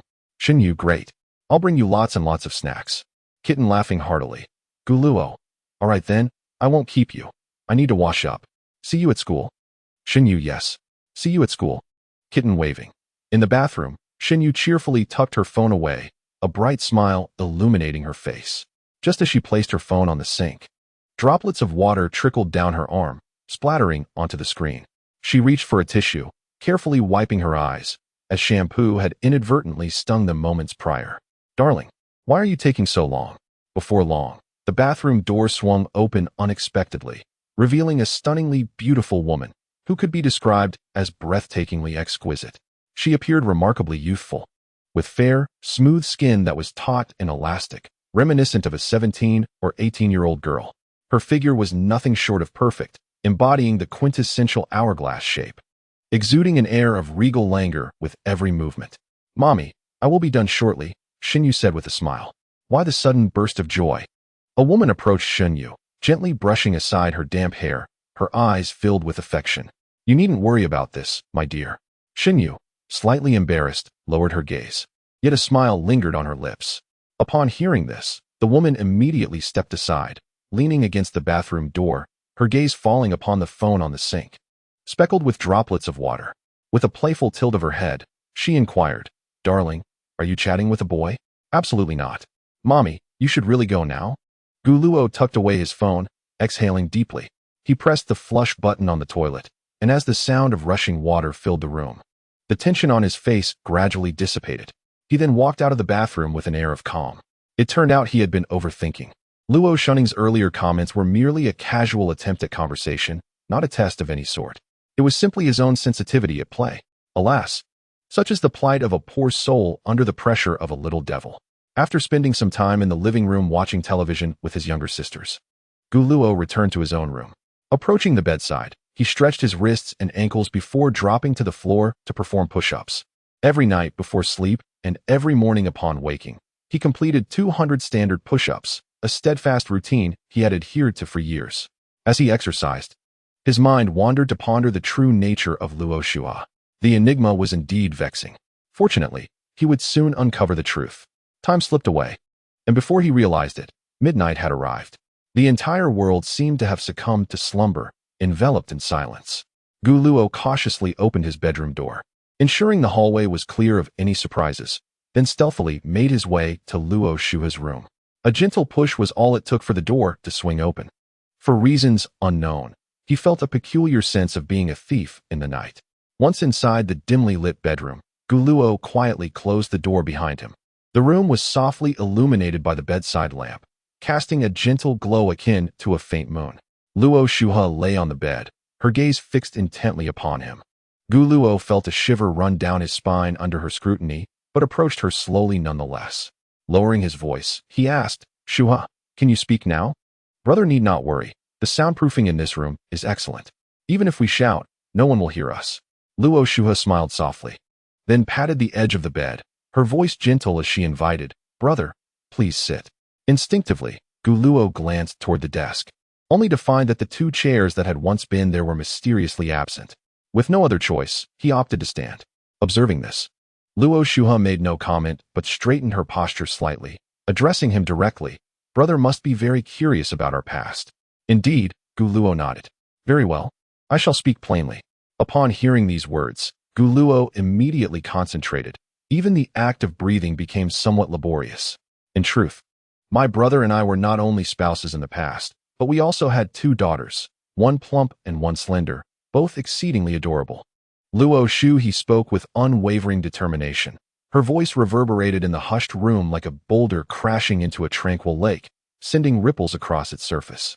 Guluo, astonished, could only respond with disbelief. Two daughters? This revelation was profoundly shocking, leaving his mind in a state of emptiness. Luo Shu, he continued, eventually, my brother lost all memory. Upon hearing this, Guluo swallowed hard, his throat parched, and inquired, and then? There was no one then. I encountered a scoundrel who completely forgot me. Guluo fell silent, inhaling deeply in an attempt to regain his composure. After a considerable pause, he managed to force a smile and asked, So, when did we get married? When did we have daughters? This is impossible. If you claim it happened in a past life, I would find that hard to believe, unless you have more compelling evidence. Regardless, I have spoken the truth. It is up to my brother to believe it or not.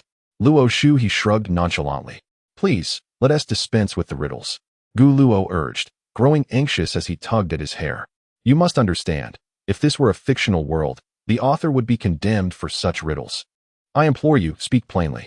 Luo Shu, he couldn't help but admire her brother's imaginative capacity, and then suddenly chuckled, then kneel before me and propose. And I shall divulge everything.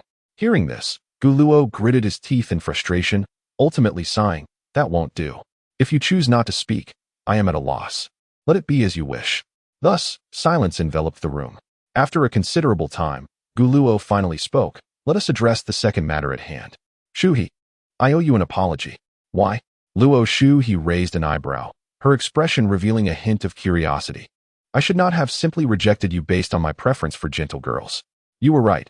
Everyone has the right to pursue happiness. Furthermore, I must clarify that I also find the usually cold Luo Shuhi appealing. Even under that piercing gaze, I do not feel repelled. Instead, I experience an inexplicable thrill. Therefore, my concern is not that you might resemble Shu Ning more, but rather that you may drift further away from Shu He. You truly need not pretend, simply be yourself. I will also take your feelings seriously. Listening to these sincere words and observing Gu Luo's earnest expression, Luo Shu, he remained silent for a while. Eventually, she nodded faintly, her demeanor cooling in an instant, before habitually crossing her long, elegant legs. Gazing at the familiar Lu Shua, Gu Luo finally exhaled in relief, only to hear her emotionless voice. So, how will my brother apologize to me? What? Gu Luo was momentarily taken aback. Why are you bending over on the train? Lu Shua hinted, but did not elaborate further. At her words, Gu Luo's face instantly flushed. Could he truly be blamed for that situation? Sighing, he pondered for a moment before awkwardly suggesting, Ahem, how about I agree to one more request from Shua? That sounds agreeable. Subsequently, the room fell into silence once more. I shall take my leave now, Gu Luo declared, standing up to depart. Brother, what is it? Lu Shua revealed a faint smile, softly uttering, good night. Those two words were like a gentle spring breeze, tickling the ears. In that fleeting moment, Gu Luo felt a wave of days wash over him. Perhaps it was the effect of spending an entire day in close proximity to Lu Shua, but he could truly sense the tenderness concealed within her words. Therefore, was the daytime persona of Lu Shua merely a fade? The sweetness when she called him baby, the slight tension when she linked her arm with his, the earnest gaze while sipping coffee, and her inquiry on the train about whether her brother was happy today. If my brother is happy, then I am happy. Were all those moments of gentleness and mischief truly just an act? Chapter 49. Lu Shunning wishes to invite Gu Luo to spend money, combined with gifts for extra updates. The next day, Sunday. The morning sunlight danced through the gaps in the curtains, playfully leaping inside. Accompanied by the crisp sound of the alarm clock, Gu Shimon slowly opened her sleepy eyes. But just as her eyelids fluttered halfway open, it seemed as though something was pulling them down, causing them to gently close again. She unconsciously murmured softly, her voice sweet and laced with the languor of just waking. Suddenly, as if struck by a thought, she opened her eyes wide and sat up straight. Today was an important day. She was to join Shue entailing her odious older brother to observe whether he was indeed going on a date with Sister Shunning. As a devoted younger sister, Gu Shimon had been keenly observing the interactions between her older brother and Sister Shunning over the past week. Yet she had not discovered anything unusual. Their interactions were limited, aside from cooking together. However, one could not afford to be careless. After all, both individuals were extraordinarily captivating, one radiating charm and warmth, the other embodying beauty and gentleness. Who could guarantee that strange feelings would not arise from prolonged acquaintance? Xiaoman, have you woken up yet? At that moment, Gu Luo's voice echoed from outside the door. I'm awake. Gu Shimon promptly leaped from her bed, slipped her little feet into her slippers, and hurriedly dashed to open the door. Clang. As she opened the door, she playfully made a face, forcefully flipping her eyelids down while her rosy little tongue peeked out mischievously. Having just risen, her chestnut brown hair tumbled chaotically over her shoulders, inadvertently adding an air of innocent charm, resembling a sprite that had stepped out from the pages of a fairy tale. However, when Gu Shimon discerned the figure standing outside, her smile froze instantly. There stood her bothersome older brother, somewhat helplessly, at the doorway, accompanied by Luo Shunning, who was stifling a giggle behind her hand. Coughing, Gu Shimon hurriedly concealed her embarrassment, Her long years spent in the company of Gu Luo had unconsciously influenced many of her little habits, such as this cough to mask awkwardness. At that moment, Luo Shunning stepped forward to smooth out Gu Shimon's tousled hair, chuckling softly. "You're truly adorable, little sister." Of course, she believed so. Gu Shimon had always considered herself the most charming little girl in the world. Subsequently, she turned her gaze towards Gu Luo, her big eyes blinking eagerly. Gu Luo, momentarily taken aback, quickly grasped the girl's intent. He then applauded her, exclaiming, "Little man is simply wonderful. She got up all by herself today, without needing me to call her." With a huff, Gu Shimon proudly lifted her chin, her face radiating a triumphant smile. Although she was aware that such flattery was somewhat juvenile, she delighted in her older brother's praises, each compliment filling her heart with sweetness akin to honey and overwhelming joy. This was something Gu Shimon often boasted about to Lu Shueshua, despite her mother having left when she was very young and her stepfather rarely being home. She felt no lack of love. After all, she was a fortunate little girl who garnered praise from her brother merely for being obedient at mealtimes. Observing this, Gu Luo teasingly remarked, "How curious. Today, little man is devoid of her usual tsundere attitude. It's quite a rarity. Where am I being tsundere?" Gu Shimon immediately retorted, her eyes instinctively darting to Luo Shunning, who stood alongside Gu Luo. With an irritated tone, she added, "You're just a hopeless sister complex." She would never admit to her tsundere tendencies, especially with a rival now present in the household. Gu Shimon understood the perils of such attitudes. Having seen numerous female characters whose pride led to their undoing, she took heed of their cautionary tales. Pausing for a moment, Gu Shimon stretched lazily and, feigning indifference, casually inquired, "By the way, where are you and Sister Ning going to buy clothes today?" Upon hearing this question, Gu Luo finally grasped the crux of the matter. Indeed, he hadn't yet asked Shunning where they intended to shop. His focus had been solely on the fact that the two were going out alone together. Suddenly, it dawned on him, murmuring to himself, could it be Kaizhou Commercial City? Surely, that's where they would go to buy clothes. Luo Shunning smiled and remarked, "It's a pity that my sister wants to purchase figurines today. Otherwise, we could have gone together." Although she expressed regret, her smile was sincere. The destination was rather distant, and the items there were exceptionally expensive. Nevertheless, it was manageable. Upon hearing the destination, Gu Luo couldn't help but twitch the corners of his mouth. No wonder Luo Shunning had not mentioned where to buy clothes these past few days. She had tacitly accepted the Kaizhou Commercial City. Thus, Luo Shuha's actions were entirely deliberate. She had led him to browse without purchasing anything yesterday. Laying a trap right here, Gu Luo felt a pang of regret, wishing he had inquired beforehand. However, even if he had asked, that little demon, Luo Shuha, would have insisted on taking him there. After all, it was a mutual agreement between the two. This tactic could be considered a masterstroke of cunning. Fortunately, the situation was not dire. There were still two alternatives to resolve the predicament. "Shunning, how about we change the location?" Gu Luo awkwardly suggested, forcing a somewhat unnatural smile. "Huh, why?" As Gu Luo pondered a reason, he realized he had no suitable excuse and ultimately said, "The clothes there are too expensive. It's not worth it. Let South choose another place." "Don't worry, brother." Luo Shunning assumed Gu Luo was concerned about her spending, and a gentle smile graced her face. "I have quite a bit of pocket money. I rarely spend it elsewhere. I would love to spend it on you." After a pause, feeling her words had been too straightforward, she added, "Besides, I still need to buy for my sister. The quality of clothes in the commercial city is the best." At this, Gu Luo found himself at a loss for a rebuttal. All right. Both the little demon and the little angel are determined to show affection. Was this the tranquility of a little wealthy girl? Meanwhile, Gu Shimon, overhearing such affluent sentiments, could not deny her envy. Yet, her envy was not rooted in Luo Shunning's wealth, but rather in her desire to lavishly support her dear brother. She envisioned throwing money at him and playfully trampling on him with her feet. Just the thought was immensely satisfying. Although they were now the stepchildren of Luo Liang, their allowance still came from Gu Feng, making their situation no different from before. "Sister Ning, how much is your usual pocket money?" Gu Shimon could not restrain her curiosity and inquired. "Well," Luo Shunning carefully considered her words, slowly responding, "since it's linked to my mother's card. It refreshes with 100,000 each month." 100,000. Is that a joke? Hearing that figure, Gu Shimon was genuinely astonished, struggling to articulate her disbelief. Beside her, Gu Luo shared the same shock.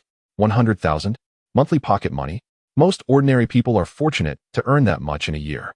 And here, we're talking about earnings, not savings. At this moment, Luo Shunning elaborated. However, it is certain that we will not spend that much. I usually just buy groceries. Both Shu He and Shu Ling are not the types to squander money. Hearing this, Gu Luo instinctively recalled Luo Shua's extravagant spending when purchasing a firearm, which hardly aligned with the temperament of someone who refrains from frivolous expenditures. As for the card, I am uncertain whether my mother would tie it to my brother and sister as well, but it matters not, for I have ample funds. We can all share. Upon hearing Luo Shunning's generous offer, Gu Luo and Gu Shimon almost simultaneously waved their hands in refusal. No, thank you, Shunning. Our allowance suffices. Indeed. 100,000 is rather excessive, Gu Shimon chimed in, shaking her head vigorously. Acknowledging their words, Luo Shunning nodded. Very well then. After finishing breakfast, Gu Shimon promptly exited. Her mind preoccupied with plans alongside Xue Xue, her steps unusually buoyant. Once Gu Luo and Luo Shunning tidied away the dishes, they too stepped outside. Today, Luo Shunning donned a sky-blue dress that perfectly accentuated her graceful figure. Paired with exquisite high-heeled sandals, she moved with a captivating elegance, exuding charm and poise. In contrast, Gu Luo's attire was more vibrant and youthful than the casual look he sported yesterday. His hair meticulously styled, he appeared spirited and strikingly handsome. Brother, I will order a ride on my phone, Luo Shunning said with a smile as she waved her device in the elevator. All right. The city train towards downtown is indeed quite crowded, Gu Luo replied, subconsciously recalling the scene of yesterday's cramped train journey with Luo Shua. Indeed, every time. I force Shuha to take the train, yet she refuses to board when it gets too crowded, Luo Shunning remarked, her tone tinged with a hint of exasperation and affection. Upon hearing this, Gu Luo was momentarily taken aback. Who was it that had shared the train with him yesterday? Could it be that the little devil was so ruthless towards him? It dawned on him that he had unwittingly walked right into the little devil's trap, step by step, without realizing it. As the elevator descended slowly, they soon reached the first floor, exiting side by side. Curiosity struck Gu Luo, prompting him to inquire, Shunning, may I ask why you usually choose to take the train? In response, Luo Shunning smiled gently, holding up 2 fingers. Firstly, the traffic in Kaizhou is horrendous. Secondly, I enjoy watching the scenery rush by outside the window. I see, Gu Luo nodded, acknowledging the truth in her words. Indeed, the traffic in Kaizhou is notoriously congested. He and Shimon had spent a considerable time stuck in traffic upon their arrival the previous night. After a brief pause, Gu Luo continued, Shunning, I have another curiosity. What is it? It seems few people at school are aware that your mother is also your mother, correct? Upon hearing this, Luo Shunning nodded. Yes. Only some school administrators know. No wonder. It was no surprise that Chu Mimi had the audacity to persistently trouble Luo Shunning. If Chu Mimi and her companions were to learn of this, one could only wonder what their reactions would be. Gu Luo found himself in a rather bemused state. Through the course of these past few days, he had come to understand the significance of the Luo family. Representative of the illustrious Luo Shin group, a titan within the commercial realm, undeniably at the pinnacle of success. It is worth noting that while they all attended Guanya Academy, the chasm between the affluent was still quite pronounced. Furthermore, in a vast forest, one can encounter all manner of birds. After navigating the intricate dynamics of social interactions, Gu Luo discerned that Chu Mimi and her associates were merely envious of Luo Shunning. Though they were fully aware that the rumors were unfounded, they nonetheless seized upon them as a pretext. It must be said, some women can indeed be fearsome. He felt a sense of gratitude toward his elder brother. Had it not been for him, she might have continued to be a source of vexation. Luo Shunning smiled softly. Thus, why do you endure her behavior, Shunning? With a faint sigh, Luo Shunning recounted the circumstances surrounding her interactions with Minister Feng Duo. Upon hearing this, Gu Luo's brow furrowed with concern. Now it made sense. One could only conclude that the little angel was far too kind-hearted. Feng Duo's actions could easily be classified as a form of bullying within the academic environment, perhaps even exceeding typical standards. Gu Luo sighed internally. He yearned to delve deeper into certain inquiries, such as why Luo Shunning referred to Luo Liang as mother. This term, while respectful, seemed somewhat distant and peculiar. Moreover, Luo Shunning's various behaviors were strikingly inconsistent with those of an affluent young lady. What kind of heiress would choose to travel by train or taxi, or even prepare her own meals daily? Coupled with her aunt's frigid demeanor and Luo Shunning's abrupt withdrawal from the spotlight years prior, it was difficult not to draw connections. Nevertheless, it was prudent to take one step at a time. There would be ample opportunity to unravel these mysteries in due course. For now, he needed to focus on successfully navigating the upcoming school anniversary celebration. Gu Luo had begun to surmise Chu Mimi's intentions for the performance day. Chapter 50, The Way of the Princess, Part 3, Gift Bonus. Points, 543. Shop. Memory card, previous day, 30 points. Memory card, 3 days ago, 60 points. Memory card, 7 days ago, 110 points. Memory card, day before yesterday. Purchase memory card, previous day. Points, 513. Inside the ride-hailing vehicle, Gu Luo activated the memory card. In an instant, a wave of peculiar sensations washed over him. As yesterday's memories flowed like a gentle stream into his consciousness, each detail becoming remarkably vivid. He just needed to avoid the store where the little demon had taken him the day prior for a dress-up game. While other patrons and staff might not recall the encounter, their striking appearances were so exceptional that they fell into the category of an unforgettable charm. Should they enter the same establishment, there was a significant chance of being recognized by the staff, which would lead to complications. Gu Luo gazed out the window, feeling a sense of resignation as he sighed internally. 30 points had vanished just like that. He began to reflect on whether he should have refrained from lying from the very start. Otherwise, he would not have to continuously conceal lies with more lies. Yet, upon carefully reviewing the circumstances of that time, he still felt compelled to keep the fact that Luo Shuha had slept in his bed a secret. After all, they had only just formed a new family, and as the elder brother in this blended household, maintaining harmonious family relations was of utmost importance. The reason he opted for such a method of self-disclosure was due to the urgency of the moment, leaving him little time for contemplation. It was the only way to explain without raising suspicion why he had not opened the door for so long and had blocked it. Had Luo Shunning merely glanced inside, it would have been catastrophic. Fortunately, Luo Shunning was a gentle and kind little angel who, instead of developing any aversion toward him, inexplicably increased her fondness for him. She even took it upon herself to thoughtfully prepare warm milk for him each day. Just the thought of this made Gu Lugu feel that Luo Shunning was truly gentle to the core. He couldn't help but ponder whether he should find a moment to confess everything to her. However, the very notion was promptly dismissed. He had already been embroiled in so many events with Luo Shua. Once he confessed, how could he face Luo Shunning afterward? It was a headache, and the more he considered it, the more troubled he became. Perhaps he should take it slowly. He felt entirely caught between the enigmatic little devil and the gentle little angel, torn in two directions. Without the assistance of a system, he would have surely faced dire consequences today. "Brother, what is the matter?" Luo Shunning asked, noticing Gu Lagu's somewhat troubled demeanor, her concern evident. "Oh, it's nothing. I just had a bit of trouble sleeping last night." "Trouble sleeping?" Luo Shunning blinked her bright, watery eyes, her mind instantly concocting various scenarios. Could it be that her brother was so excited about their upcoming outing that he couldn't sleep? Lost in her thoughts, she began to strategize ways to cheer him up. "Brother, let me massage your temples," she offered with a warm, healing smile. "Ah, is that all right?" Gu Logu felt his heart race at her words.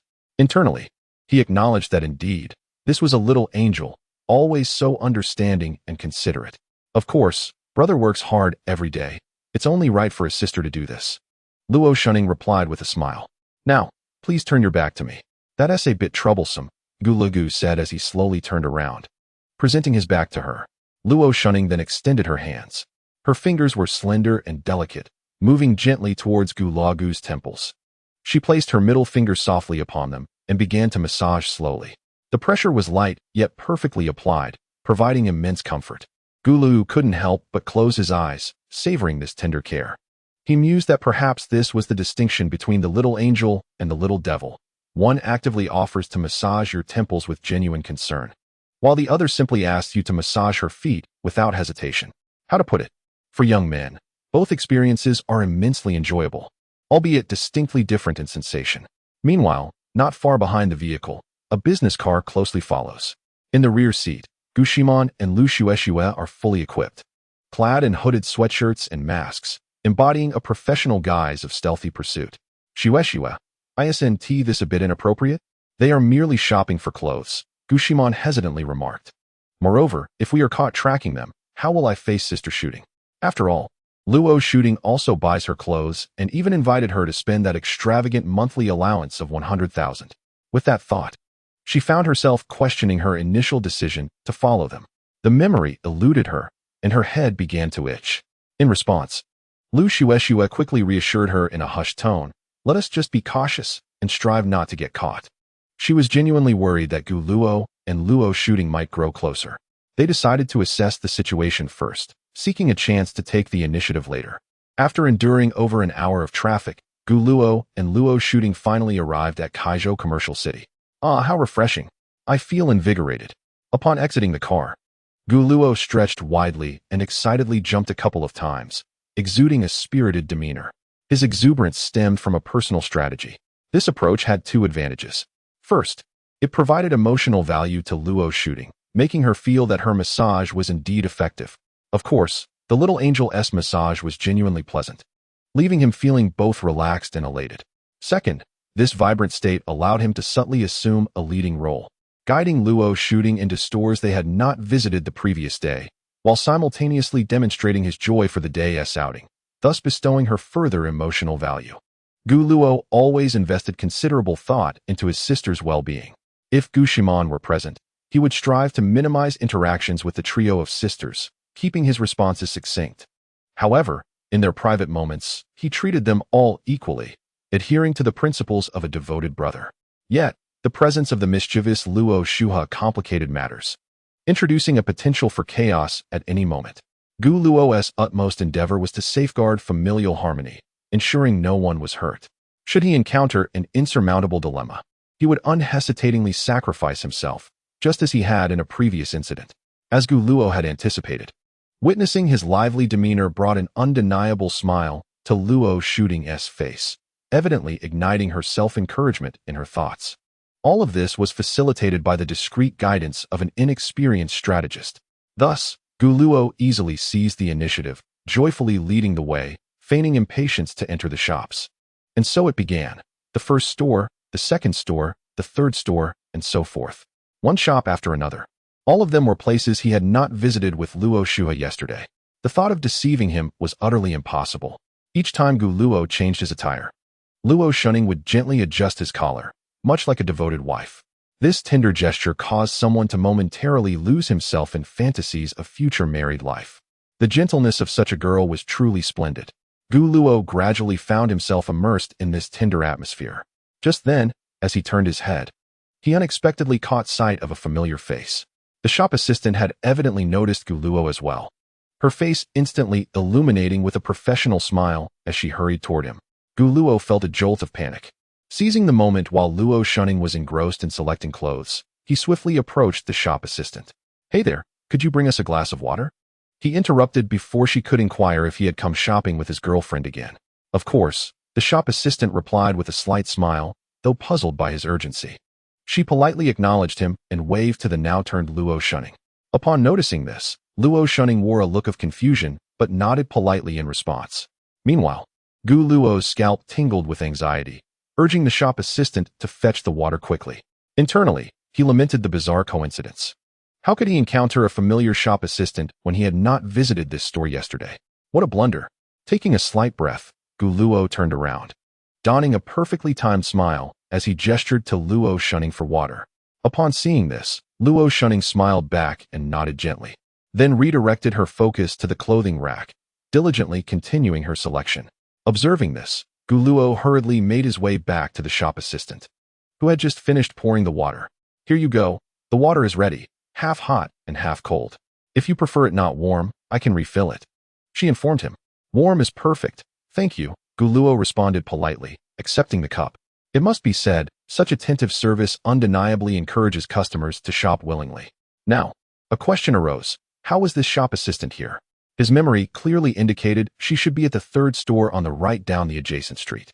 Prompted by curiosity, Gu Luo directly inquired, "Excuse me, I thought you worked at the store across the street? Both shops are owned by relatives of mine.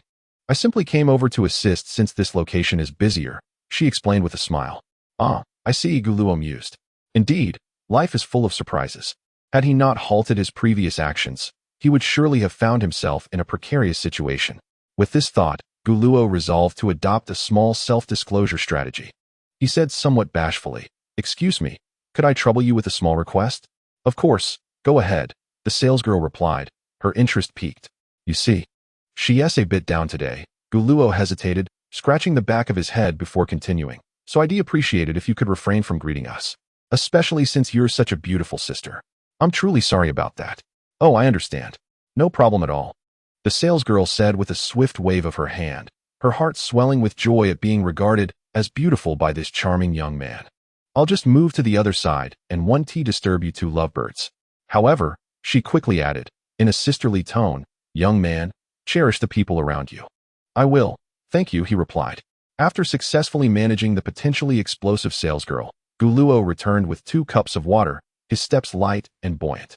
At that moment, Luo Shunning was intently comparing 2 remarkably similar garments.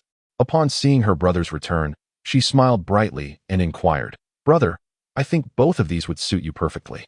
"They do look great," Guluo acknowledged, placing 1 cup of water on a nearby stool and naturally taking the 2 pieces of clothing from her hands. "Shunning, have some water, it's warm." "All right," she replied, sipping the water while her bright eyes scrutinized Guluo. "What's wrong?" Guluo felt a bit shy under her gaze and instinctively averted his eyes. "Nothing, I just think you're incredibly handsome. You look good in anything," Luo Shunning teased, playfully winking and suggesting, "How about I don't hold you back? I could get you all the new styles from this store, and you could change into them one by one." "Oh, I'm not quite sure how to respond to that," Guluo said, a bewildered expression crossing his face. He vaguely recalled someone mentioning in the morning their usual prudence with money. "So, you don't spend on yourself but splurge on your brother instead? I see. This is capitalism's sweet trap. One must resist such temptations." "I'm not joking, as long as you have enough clothes," Guluo chuckled, fearing that Luo Shunning might take after Luo Shuha and impulsively adopt a shopping spree mentality. A wealthy benefactor's forced affection is sufficient with one little devil. The little angel must not be led astray. "I'm serious. I genuinely want to buy my brother a whole wardrobe," Luo Shunning insisted, her eyes filled with sincerity, devoid of jest. After a pause, she smiled gently, her expression soft enough to melt hearts. "But of course, I will always listen to what you say first." Upon hearing these words, Guluo felt as though his heart had been struck by Cupid's arrow, leaving him in a daze. Who could possibly withstand such charm? The little angel truly was a little angel. As you indulge in the comforts of life, you adopt an exquisitely obedient demeanor, effortlessly captivating those around you. The delicate veil of charm truly envelopes you. It remains a mystery which fortunate soul will eventually win the heart of the angelic Xu Ning. One can only imagine that he must be a remarkably handsome and accomplished individual. Having completed her purchase, Guluo cheerfully remarked, "Xu Ning, I have enough clothes. Let us assist Xiao Man in her selection." However, Xu Ning expressed her desire to purchase a few more items for her elder brother. Lost in the joy of choosing outfits for Guluo, she was momentarily distracted. In response, Guluo pointed to her flawlessly delicate feet, stating, "This is sufficient. Primarily because you are wearing high heels today. We should not walk too much, otherwise, your ankles may ache by the time we return home." Upon hearing this rationale, Xu Ning nodded in agreement, feeling warmth in her heart. Her brother's thoughtfulness and consideration were truly endearing.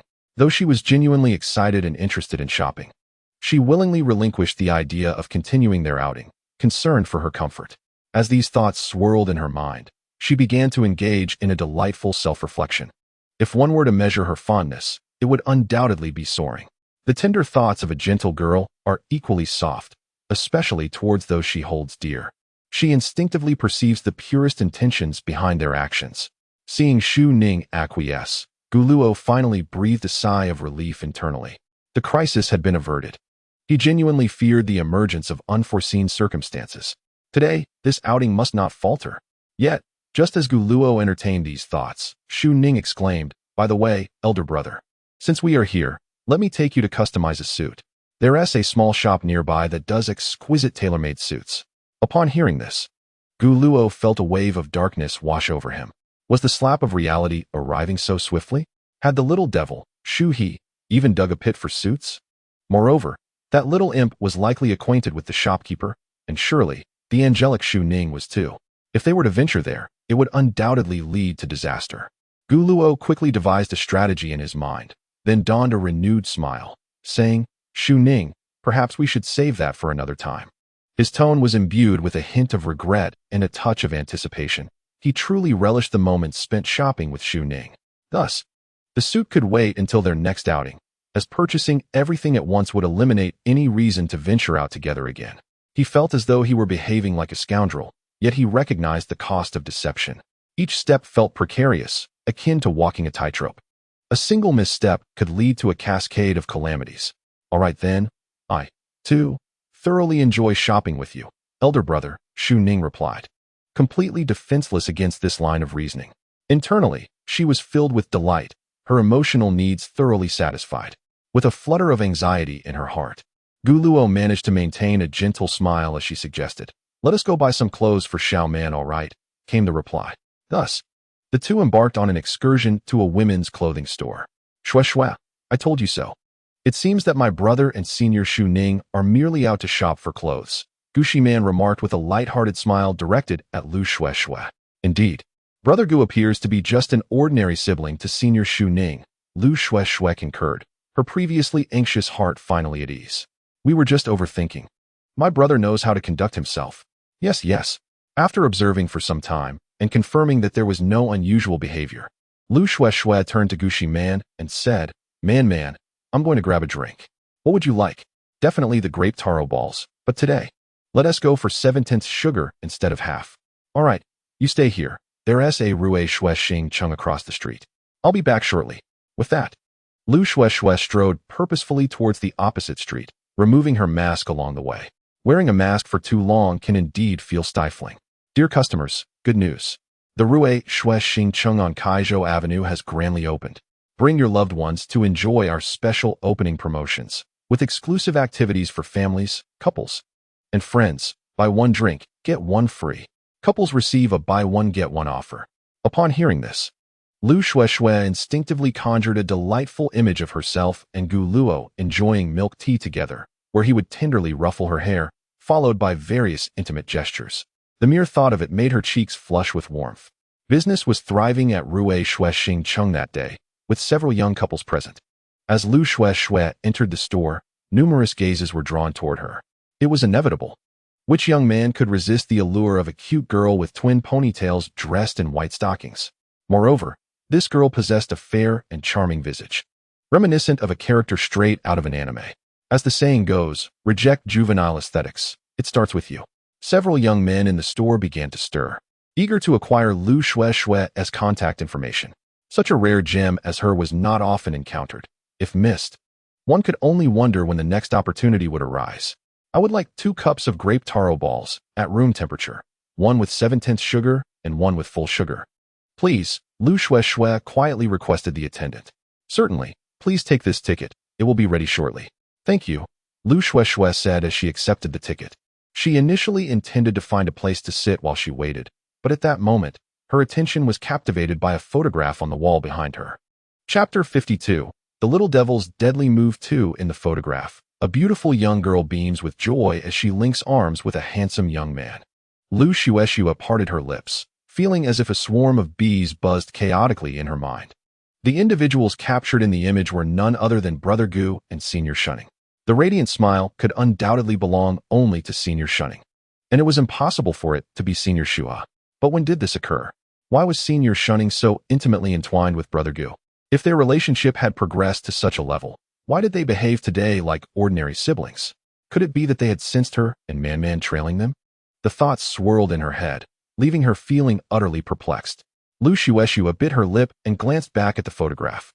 It then dawned on her that Gu Luo did not appear to be genuinely enthusiastic about the picture. Rather, he seemed to exhibit a cooperative demeanor. His smile, while present, lacked true joy. The corners of his mouth lifted, yet his gaze wandered. This suggested that perhaps they were not in a romantic relationship after all. It seemed more likely that Senior Shunning was leveraging her status as a sister to draw closer to Brother Gu. Perhaps he had subtly rejected her advances, which would explain why Senior Shunning did not continue to link arms with him today. Indeed, that must be the case. Senior Shunning was attempting to gain favor first. No, this simply could not be allowed to happen. The thought of it made Lu Shue Shue's chest tighten with anxiety. She was determined to be with Brother Gu. to become the sister-in-law her best friend deserved.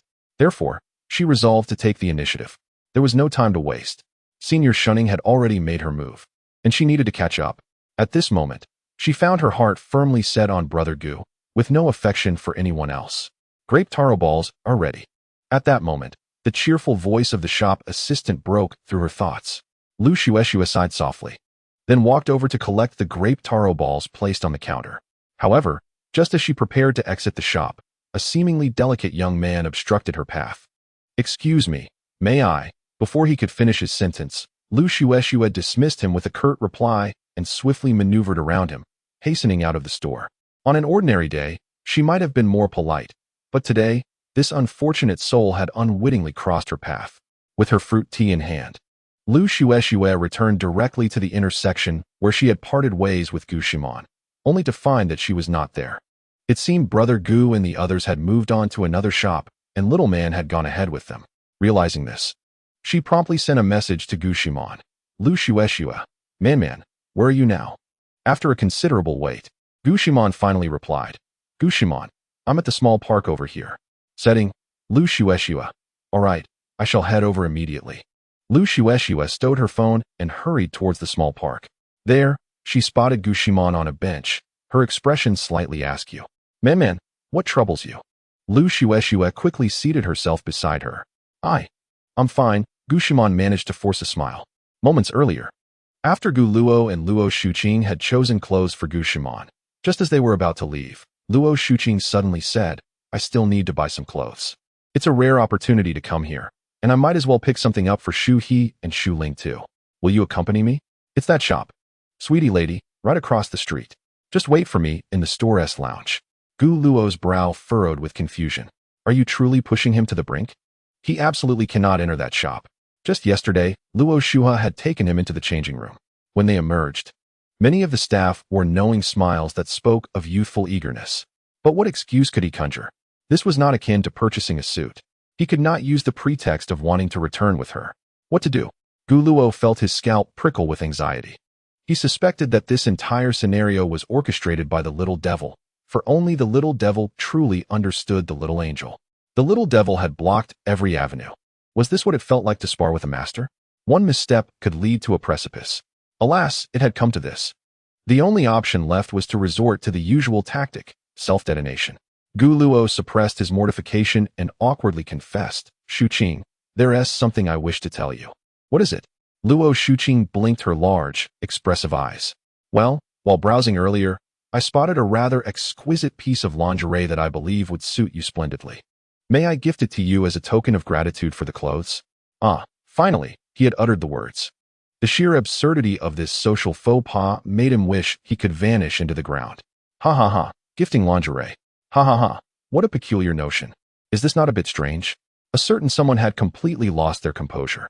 Meanwhile, upon hearing this, Luo Shuqing's flawless, fair face flushed a delicate shade of crimson. She bowed her head slightly, her slender fingers brushing through the strands of hair by her ears. After a prolonged silence, she shyly replied, "If it's from you, then it's acceptable." Pausing, she playfully waved her small fist, her voice soft and sweet. "But if it's not to my liking, I shall surely give my brother a good thrashing, and it will hurt. You know." Thump, thump, thump.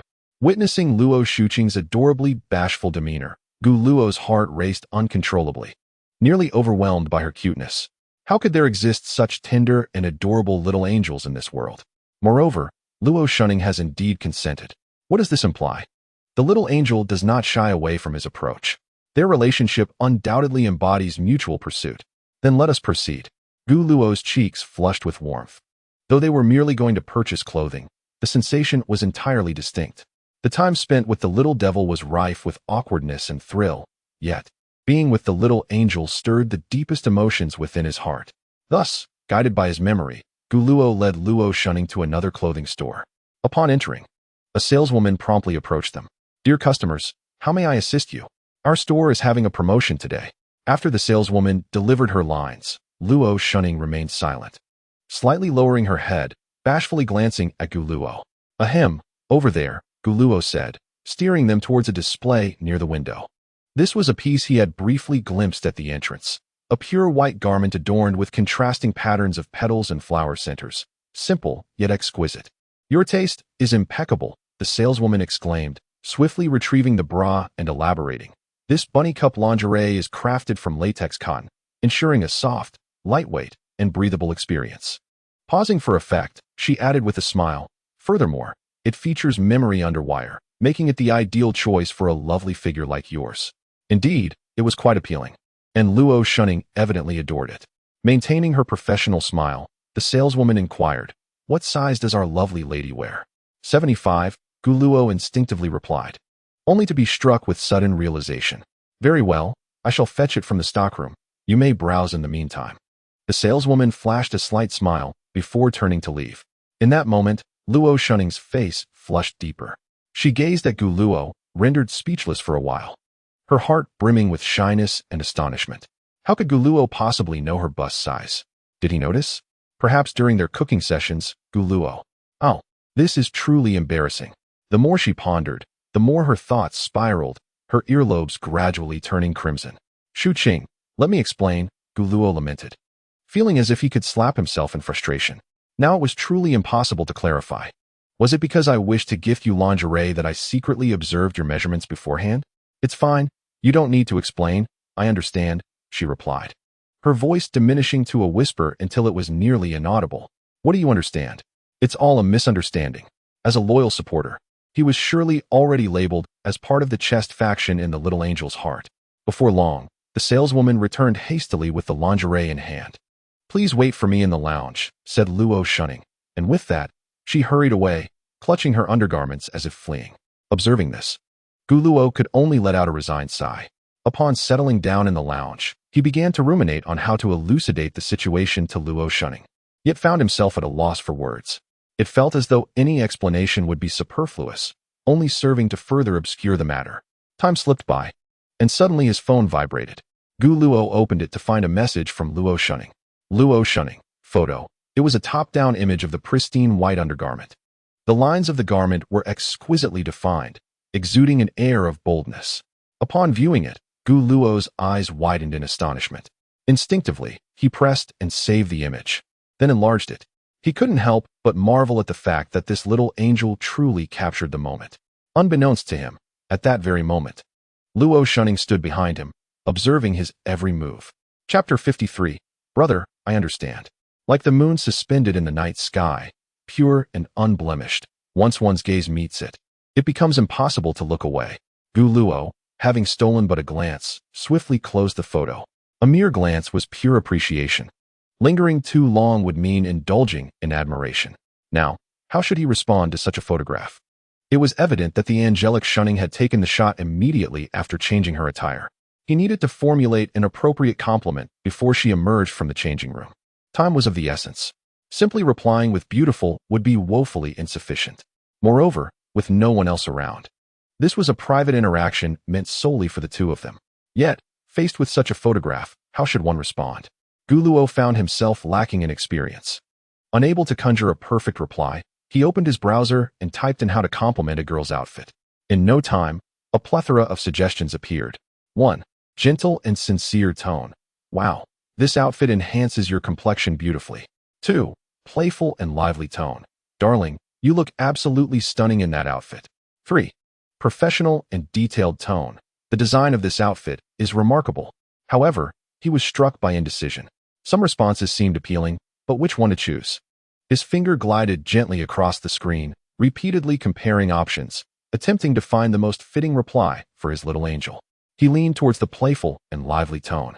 Just then, a faint, sweet fragrance wafted into Guluo's senses, reminiscent of honey. Indeed, I also think this is. He instinctively began to respond. But before he could finish, his voice faltered, and his expression froze in place. Subsequently, he turned his head stiffly, akin to a rusted automaton. Before his eyes appeared the slender figure of Luo Shunning, who was intently gazing at his phone screen. Her cheeks were still tinged with a hint of crimson, appearing especially endearing under the store's illumination. "Shunning, please allow me to explain." Guluo felt so awkward that he wished he could conjure up a 3D-ish meal with his toes. The embarrassment was overwhelming. Truly, nothing could rival such mortification. "It's all right. I understand," Luo Shunning replied, gradually straightening her posture, twirling a strand of hair with her right index finger. Her face flushed as she spoke softly. So, there's really no need to feel overly embarrassed. After a brief pause, she continued, also, I apologize, brother. I didn't mean to do it this way. I was just hesitating whether to send the photo directly or show it to you in person, and before I knew it, I found myself behind you. At that moment, Gu Luo gazed up at Luo Shunning from a 45-degree angle, feeling as if she radiated a gentle celestial light. How delightful. She was like a little angel. A beacon of hope. It was almost surreal. He knew she was kind and considerate of others, yet he had not anticipated such tenderness from her, especially in this context. As she offered him an apology. In truth, Luo Shunning was not particularly perturbed by these circumstances. Rather, she was not averse to Gu Luo's actions at all. He was so gentle, so handsome, an exceptional cook, perpetually selfless, even willing to engage in subterfuge for her school's anniversary performance. This rendered him even more authentic, imbued with the essence of youth. Furthermore, Gu Luo naturally belonged to the shy type, possessing a heart full of affection yet lacking the courage to express it. Though he occasionally seemed a bit out of place, she found his awkwardness to be endearing, adding to his charm. Of course, all of this was exclusive to Gu Luo, a top-tier warm-hearted big brother type. If it had been someone else, it would have been pure harassment. Such is the nature of the world. The same action, executed by individuals of varying allure, yields vastly different outcomes. Shunning, Gu Luo averted his gaze slightly, momentarily at a loss for words. I'm here, Luo Shunning replied with a gentle smile. Shunning, thank you. I realize I have many behaviors that are rather unbecoming, and I appreciate your forbearance, Gu Luo said earnestly, his words imbued with sincerity. Whether it was regarding the previous incident or today's, although both were acts of self-sabotage to avoid an awkward situation, they fundamentally belonged to the realm of actions that could induce intense embarrassment. Brother, I ought to be the one expressing gratitude. A fragrant breeze wafted through as Luo Shunning took a seat beside him, softly stating, because I am also an elder sister. And considering I owe so much to Shuha and the others, I can truly empathize with you in many ways. As an elder sister, I often find myself bearing the weight of various situations alone. I strive to treat Shu He and Shu Ling equally, yet it proves to be quite challenging. For instance, after enjoying a delightful meal with Shu He today, I felt unable to share this experience with Shu Ling, promising instead to take her next time. Those closest to us tend to be more sensitive to such nuances. Everyone desires equal or even greater affection. Our elder brother, caught amidst the four of us, must surely find it arduous. There must have been countless occasions when he sacrificed his own feelings to safeguard ours. Brother, I understand. This marks the third time today that Luo Shu Ning has expressed, brother, I understand. Gu Luo listened intently, feeling a slight sting in his nose. If he truly did not care for his sister's emotions and well-being, who would willingly sacrifice their own integrity? He is not devoid of pride. Rather, he believes that it is preferable to endure embarrassment himself than to see his sisters in sorrow. No matter how awkward or humiliating it may be, a smile can surely help one move past it. In this moment, Gu Luo comprehended why he was drawn to the little angel. It was more than her exquisite tenderness. She genuinely understood him from the depths of her heart. Even without knowledge of the concealed truths, she still empathized with him. With such a sister, what more could a brother desire? Fortunate to have her, he cherishes, loves, and trusts her. After sharing these heartfelt sentiments, the two sat quietly on the sofa, savoring each other's presence. The surrounding air seemed to stand still, with the world reduced to the sounds of their breathing and heartbeats. Their bond was intensifying at an uncontrollable pace, akin to a blazing fire, growing ever stronger. Gu Luo felt an unprecedented sense of ease and emotion. Shu Ning, the little angel, truly understands. After a brief pause, Gu Luo suddenly spoke. Shu Ning, before we head home, could you accompany me to buy something? You might be more familiar with it. All right, she replied. Chapter 54, The Pact Between Best Friends. Meanwhile, as someone was lost in the exquisite tenderness brought forth by the little angel, two innocent souls on a park bench were already feeling vulnerable. I am not vulnerable, Gu Shiman exclaimed, taking large bites of her grape taro balls and chewing fiercely, her voice filled with indignation. Really, I am not vulnerable. Who would feel vulnerable just because their brother is buying clothes for another sister? Huh, it's hilarious. It's just shopping. As she spoke, she puffed out her cheeks and stomped her foot in frustration. It's merely clothes. My brother used to wash my clothes every day. She held her head high, displaying an air of pride, attempting to validate her indifference with her past glories. So this is nothing. I am not vulnerable at all. Ah. Gushimon grew increasingly agitated, wishing fervently to bite Guluo to death. Bite, bite, bite. Death, death, death. Meanwhile, Lu Shueshue, who was also sipping on her grape taro balls, felt her composure falter. She found herself utterly perplexed regarding the current state of affairs between her brother Gu and Senior Shu Ning. Lu Shueshue believed her own looks and charm were not inferior to those of Senior Shu Ning, yet regrettably, the latter had secured an advantageous position, enjoying the privileges of proximity. She knew she had to take the initiative. There was no time to waste. The only way for her to draw closer to her brother Gu was through Man. In her heart, she silently vowed, I am truly sorry, Man. Rather than allowing other girls to benefit, I promise to treat you with double the kindness. And in the future, I will certainly assist you in winning over the boy you fancy. I swear. Lu Shueshue made her pledge internally, then softly consoled Gushimon, saying, Man, you need not worry too much. It's just a shopping trip, after all. There's nothing to fret about. However, upon hearing this, Gushimon not only remained irate, but became even more furious, immediately becoming defensive. He hasn't bought me anything in ages. That scoundrel brother is such a heartless wretch. A despicable traitor. Man, I recall you once mentioned that it was you who dissuaded brother Gu from buying things, deeming his choices too tacky. Lu Shueshue carefully interjected. Though her mind was in disarray, she could not help but instinctively defend Gu Luo. Gushimon was momentarily at a loss for words, her face alternating between pale and flushed. Yet, she instinctively retorted, so what if I told him not to buy things? He could still secretly gift me something. If he were to force a gift upon me, I wouldn't simply discard it. Ultimately, it's his own foolishness. The mere mention of this issue ignited her fury. When she had received those garments, her intention had merely been to act a bit coy and indulge in a bit of childishness, making remarks about how tacky they were and declaring that brother Gu should refrain from buying for her in the future. Yet, in the end, he had taken her words to heart, and now, she found herself unable to muster the courage to request anything from him. The trials of pride had long since taught her a bitter lesson, and she regretted it immensely upon reflection. Well then, Man, how about this?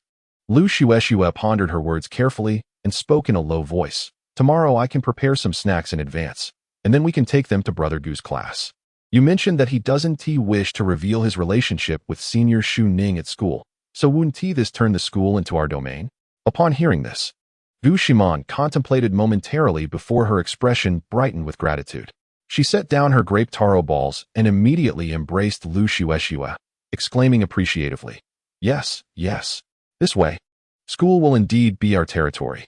Shueshue, you are truly my best friend. I cannot believe you would rise early to prepare snacks for me. I absolutely adore you. As she spoke, she playfully planted a kiss on her little face, giggling, Rest assured, Shueshue, I will definitely help you pursue that senior. Those who deceive are akin to little dogs. With another peck, she continued, Oh dear, my Shueshue's face is truly delightful, like jelly. I must seize the opportunity to shower you with kisses before you enter a relationship. Otherwise, there may not be a chance later. Upon hearing this, Lu Shueshue couldn't help but blink her large eyes, her long eyelashes fluttering as she instinctively replied, Even after I start dating, Man can kiss me whenever she likes. Gushimon immediately waved her hands, shaking her head vigorously like a rattling drum. That won't do. I certainly don't want to indirectly kiss the senior you like. At these words, Lu Shueshue pressed her lips together, hesitating to speak.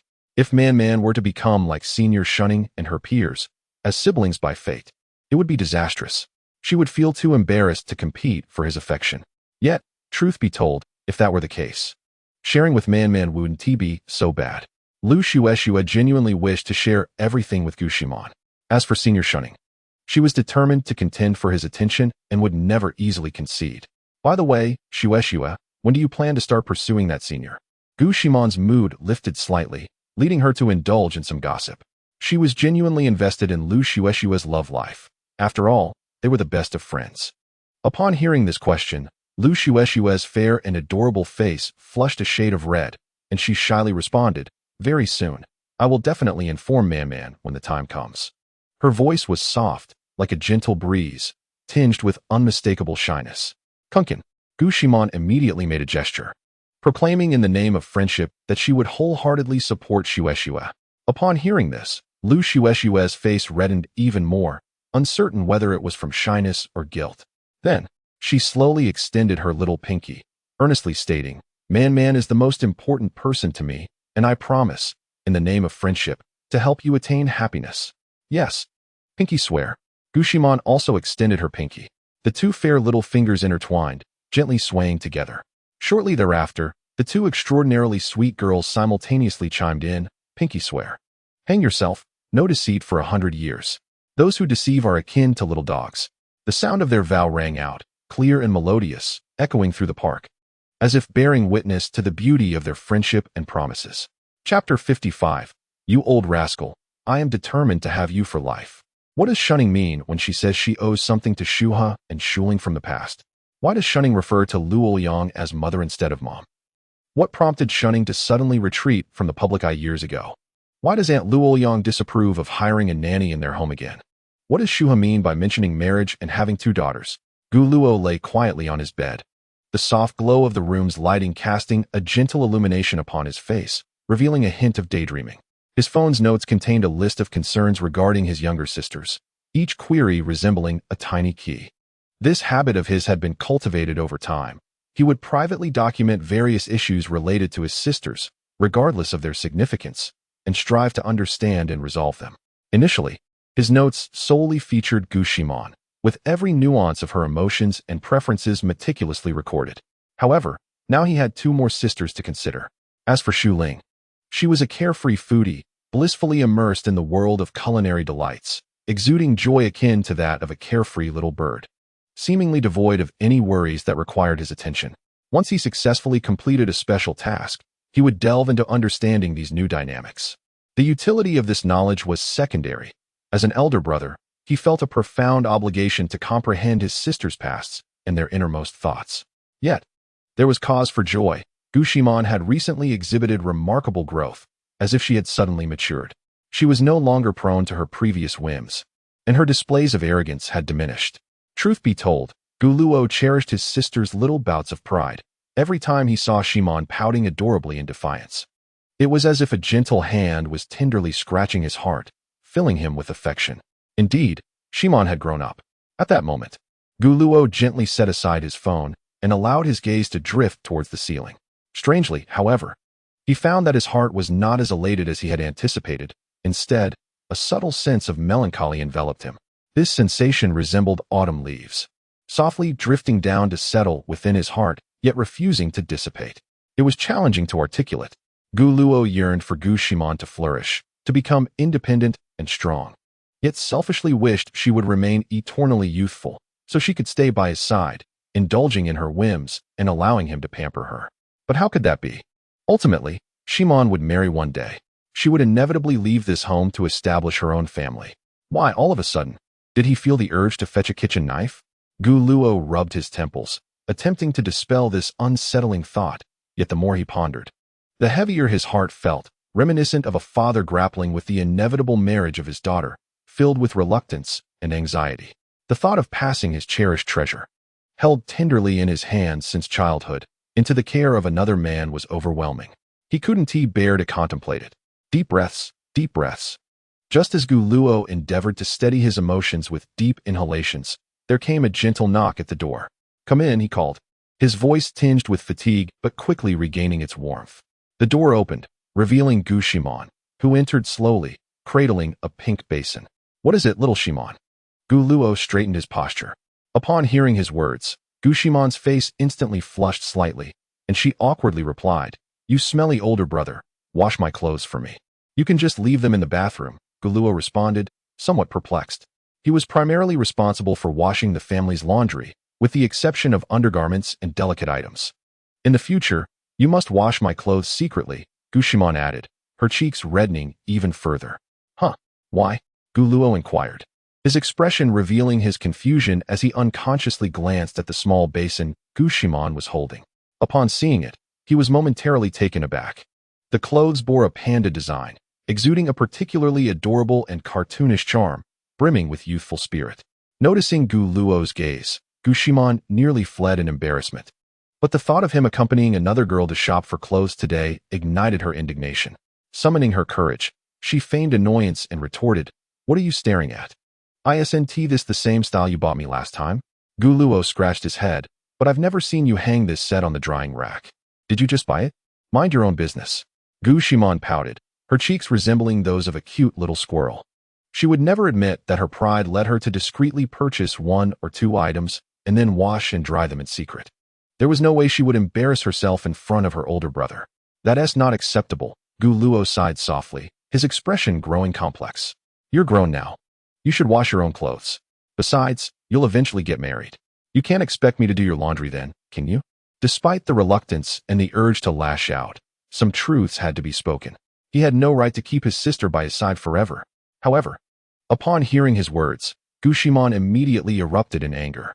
She hurled the clothes from the basin at Guluo's face and shouted furiously, "Guluo, listen well. Wherever you go, I will follow. I will eat your food, drink your drinks, spend your money, and live in your house. This life, I'm sticking to you. Don't even think about shaking me off." Humph. With that, she stormed out of the room without looking back. Guluo slowly removed the clothes from his face, falling into a contemplative silence. Yet, the corners of his mouth subtly curled upward, forming a tender, indulgent smile. I really can't do anything about you. It seems I must work hard to earn money. My dear sister is truly adorable. If you're so attached to your brother, then I shall support you for a lifetime." To be honest, he had no desire to hand Gu Shimon over to anyone else. Indeed, this was the plan, to work diligently, keep Xiao Shimon by his side, and pamper her forever. Chapter 56. Anticipating our future after placing Gu Shimon's clothes into the basin. Guluo reclined back onto his bed. At present, he cannot take it to the bathroom for cleaning. The thought of being witnessed by the shunning triplets is simply unbearable. He certainly wishes to avoid the mortifying scenarios that would leave him awkwardly scraping his toes against the ground. Above all, it is imperative that the little devil, Shuha, does not catch sight of it. Who knows what mischievous scheme she might concoct. Therefore, he must wait until the depths of night, when tranquility reigns and all are fast asleep, to discreetly attend to the matter. However, it seems that his recent connection with clothing has become rather profound. First, he was dragged by the little devil Shuha to witness a show. Next, the angelic shunning sent him photographs. Subsequently, the haughty Shimon unexpectedly requested that he wash her clothes by hand. The more Guluo pondered, the more he sensed something amiss. It felt as though an almost invisible thread intricately wove these 3 occurrences together. The situations involving Shuha and shunning are somewhat comprehensible. It is highly likely that the little devil Shuha is orchestrating these predicaments behind the scenes. But what of Shimon? Why would she suddenly demand that he wash her clothes today? Could it be that she felt neglected, having seen shunning buy clothes for both Shuha and Shuling, yet leaving her out? Guluo has always regarded Shimon's emotional fluctuations with great importance, repeatedly analyzing the reasons behind her displeasure and devising ways to resolve it, ultimately bringing her back to a state of joy. He does not deny his inclination towards being a doting brother, and indeed, a rather obsessive one at that. Caring for his sister, alleviating her troubles, and witnessing her radiant smile brings him the utmost delight. As Guluo immersed himself in contemplation of his sister's sentiments, his phone suddenly vibrated with a buzz. Upon checking, he discovered a message from the angelic shunning. Luo shunning. "Brother, have you quarreled with Shimon? I just saw her face was quite flushed. Has something happened? Is there anything I can assist with?" After reading the message, Guluo instinctively felt the corners of his mouth lift. Perhaps it was the tender concern expressed by the little angel. Or perhaps it was simply the joy derived from receiving a message from the one he cherished deeply. Regardless, he could not help but feel elated. Additionally, the emoticons were undeniably adorable. He turned comfortably, his fingers dancing lightly across the screen as he responded, "Guluo, don't worry. It's just Shimon's haughty disposition acting up again. She just needs a moment to cool off." Luo shunning. "That's good to hear." Luo shunning. "By the way, brother, do you have time right now?" Guluo. "Yes, what is up?" Luo shunning. "I particularly love the clothes you gifted me today, and I would like to play a piano piece for you. Could you come to my room now?" Upon reading these 2 messages, Guluo felt as though his heart had been gently grasped by an invisible hand, causing it to race uncontrollably. This is a feeling that emanates from the depths of one's heart. It is noteworthy that even during the moments when he held Shuhi and a Princess Carrie or experienced various close encounters with her, he had never felt such a profound heartbeat. Gu Luo understands that this is affection, true affection in its essence. Little angel Shu Ning merely needs to send a few simple messages to firmly capture his heart. Moreover, the mere thought of soon sharing a room with the little angel fills Gu Luo with an unexpected joy. He forcefully suppresses the fluttering in his heart and hastily replies, Gu Luo, sure. Luo Shu Ning. Hurry over, there's a surprise. A surprise? Another surprise? Gu Luo, propelled by excitement, sits up abruptly, wishing he could fly over at once. Meanwhile, Xiao Man must have locked herself in her room, making the corridor quite safe. As long as Xiao Man does not feel jealous, everything should be fine. As for Shu He has already cautioned her that she might get hurt. So worrying would be futile. As for Shu Ling, he dismisses her concerns. He can boldly visit the little angel Shu Ning's bedroom. Gu Luo rises joyfully, stepping out of his room with a lightness in his stride, as if walking on clouds. He soon arrives at the door of Luo Shu Ning's bedroom. After lightly tapping 3 times, the door swings open almost instantaneously. There stands Luo Shu Ning, completely hidden behind the door, her cheeks flushed with a delightful shyness. Gu Luo feels a twinge of confusion. In his memory, Luo Shu Ning is not the type to feel bashful about his entering her room. As the door gently closes, he notices Luo Shu Ning clad in a red off-shoulder nightgown, perfectly revealing her delicate collarbone and snow-white shoulders to the air. Instinctively, Gu Luo diverts his gaze. Yet he cannot help but compliment. This nightgown suits Shu Ning beautifully. Regardless of the circumstance, praising a girl is always a safe choice. Luo Shu Ning, equally bashful, averts her gaze and shyly twirls a strand of hair, explaining, I wanted my brother to see. Hearing this, Gu Luo feels increasingly shy. This is the distinction between the little angel and the little devil. The little devil would have directly pulled him into the changing room, while the little angel is far more tactful. Consequently, they find themselves in a moment of awkwardness. Gu Luo is momentarily at a loss for words and pretends to examine the room's decor, attempting to ease the somewhat uncomfortable atmosphere. The bedroom is adorned in a warm and inviting manner, predominantly in pure white tones, evoking a sense of tranquility and beauty. Beside the bed, a black piano stands, radiating an elegant sheen under the soft lighting. At this moment, Luo Shu Ning approaches, softly saying, Brother, please sit on my bed. Is that all right? It's perfectly fine. Gu Luo chose not to elaborate further, instead adopting a somewhat reserved demeanor as he approached the edge of the bed, sitting cautiously with a slight stiffness in his posture, as if any movement might shatter the enchanting atmosphere. This marked his first occasion sitting on a bed belonging to a girl other than Gushimon, his heart fluttering with both anxiety and a peculiar sense of anticipation. Observing this, Luo Shu smiled softly, finding her bashful brother particularly endearing. Subsequently, she gracefully settled at the piano, lowering her head slightly, and with a hint of shyness, she spoke. Brother, this piece is one I composed today. You are my very first audience. With that, Luo Shu delicately placed her slender fingers upon the keys, her gaze transforming into one of intense focus. Images of the moments spent with Gu Luo over the past days began to materialize in her mind like a slideshow, each memory shimmering like brilliant stars, illuminating her heart. Soon, the melodious and lively strains of the piano began to resonate, akin to a clear mountain spring, flowing gently. Each note seemed infused with a vibrant spirit, dancing and soaring through the air. Gu Luo sat quietly, lost in the music as if the entire world had hushed, leaving only the enchanting piano melody echoing in his ears. He felt an unprecedented purification of the soul, as all his worries and fatigue evaporated in that moment.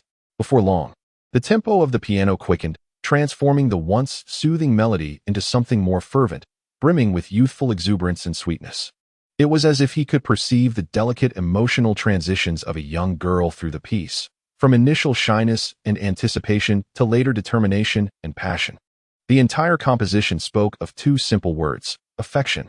Gu Luo's emotions were thoroughly stirred by this exquisite melody, his heart rising and falling with the rhythm of the notes. Were it not for the unique nature of their current relationship, he would have yearned to express the feelings he harbored deep within, to confide in Luo Shu.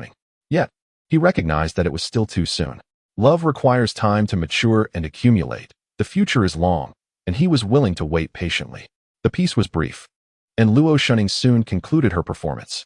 Turning her head, her cheeks flushed, she smiled shyly. Brother, did you find it beautiful? It was exceptionally lovely. Gu Luo replied without a moment's hesitation. As long as you enjoy it, that's what matters. However, this piece isn't finished yet. Once I complete it, I will invite you to listen again, Luo Shunning said, her long, graceful legs instinctively drawing closer, her face growing even redder. Witnessing this adorable and bashful demeanor of the little angel, Gu Luo felt as though his heart might leap from his throat, the sensation of infatuation intensifying. He instinctively averted his gaze, shifting the topic. By the way, Shunning, what is the title of this piece? In response, Luo Shunning fell silent for a moment, then gradually rose to her feet. Battling her shyness, she looked at Gu Luo, her long eyelashes fluttering as she softly replied. The title of the piece is Anticipating Our Future Chapter 57. Mother you the following day, Monday. In the early morning, the sun poured its radiant light upon the earth without reservation. Everything appeared so splendid, as if the very air was infused with the essence of happiness. Hee hee hee. Gu Luo strolled along the path to school, unable to suppress a silly grin with every few steps he took. His mind was perpetually occupied by a single phrase, anticipating our future. This phrase encapsulated the innermost feelings of the little angel, Shu Ning. Since last night, a subtle transformation had occurred in the relationship between him and Shu Ning, as they had genuinely stepped into a realm of ambiguous affection. The faint yet sweet atmosphere enveloped him, leaving him adrift in a cloud of bliss, utterly disoriented. Take, for instance, their breakfast together that morning. It was simply delectable. Of course, nothing outrageous transpired, merely the two of them exchanging glances now and then, followed by shared smiles. Before long, those sweet gazes, as if drawn by magnetic force, would converge once more. This delightful back and forth was a source of endless joy. Each exchange of glances and smiles felt like adding a spoonful of honey to their jar of affection. The mere thought of this caused Gu Luo to break into another foolish grin. To the unknowing observer, it would seem as though he had lost himself in a romantic novel.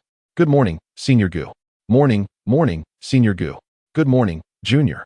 Along the way, numerous first-year and third-year female students enthusiastically greeted Gu Luo. This was a privilege reserved for the younger and older female students. The most unfortunate were the second-year girls, as they lacked the boldness of the first-year students and the maturity of the third-year ones. Being of the same age, directly addressing Gu Luo felt impolite, while calling him classmate Gu seemed rather odd. In essence, whatever they chose to call him felt somewhat inappropriate. However, due to his exceptionally good mood, Gu Luo greeted each girl who called out to him with a smiling nod. He was undoubtedly the most popular boy at Guanya Academy. His charm was undeniable. One glance was enough to leave hearts racing. Most importantly, Gu Luo's prowess on the basketball court was simply mesmerizing, captivating countless girls over the past week. Every movement he made, every jump and shot, seemed to compose a poetic ode to youth, drawing the girls' gazes irresistibly. Moreover, the current generation is inherently confident and open-minded, which made approaching the campus heartthrob, Gu Luo, feel entirely pressure-free. To summarize the characteristics of different generations, those born in the 1980s tend to be conservative in thought, yet liberal in behavior.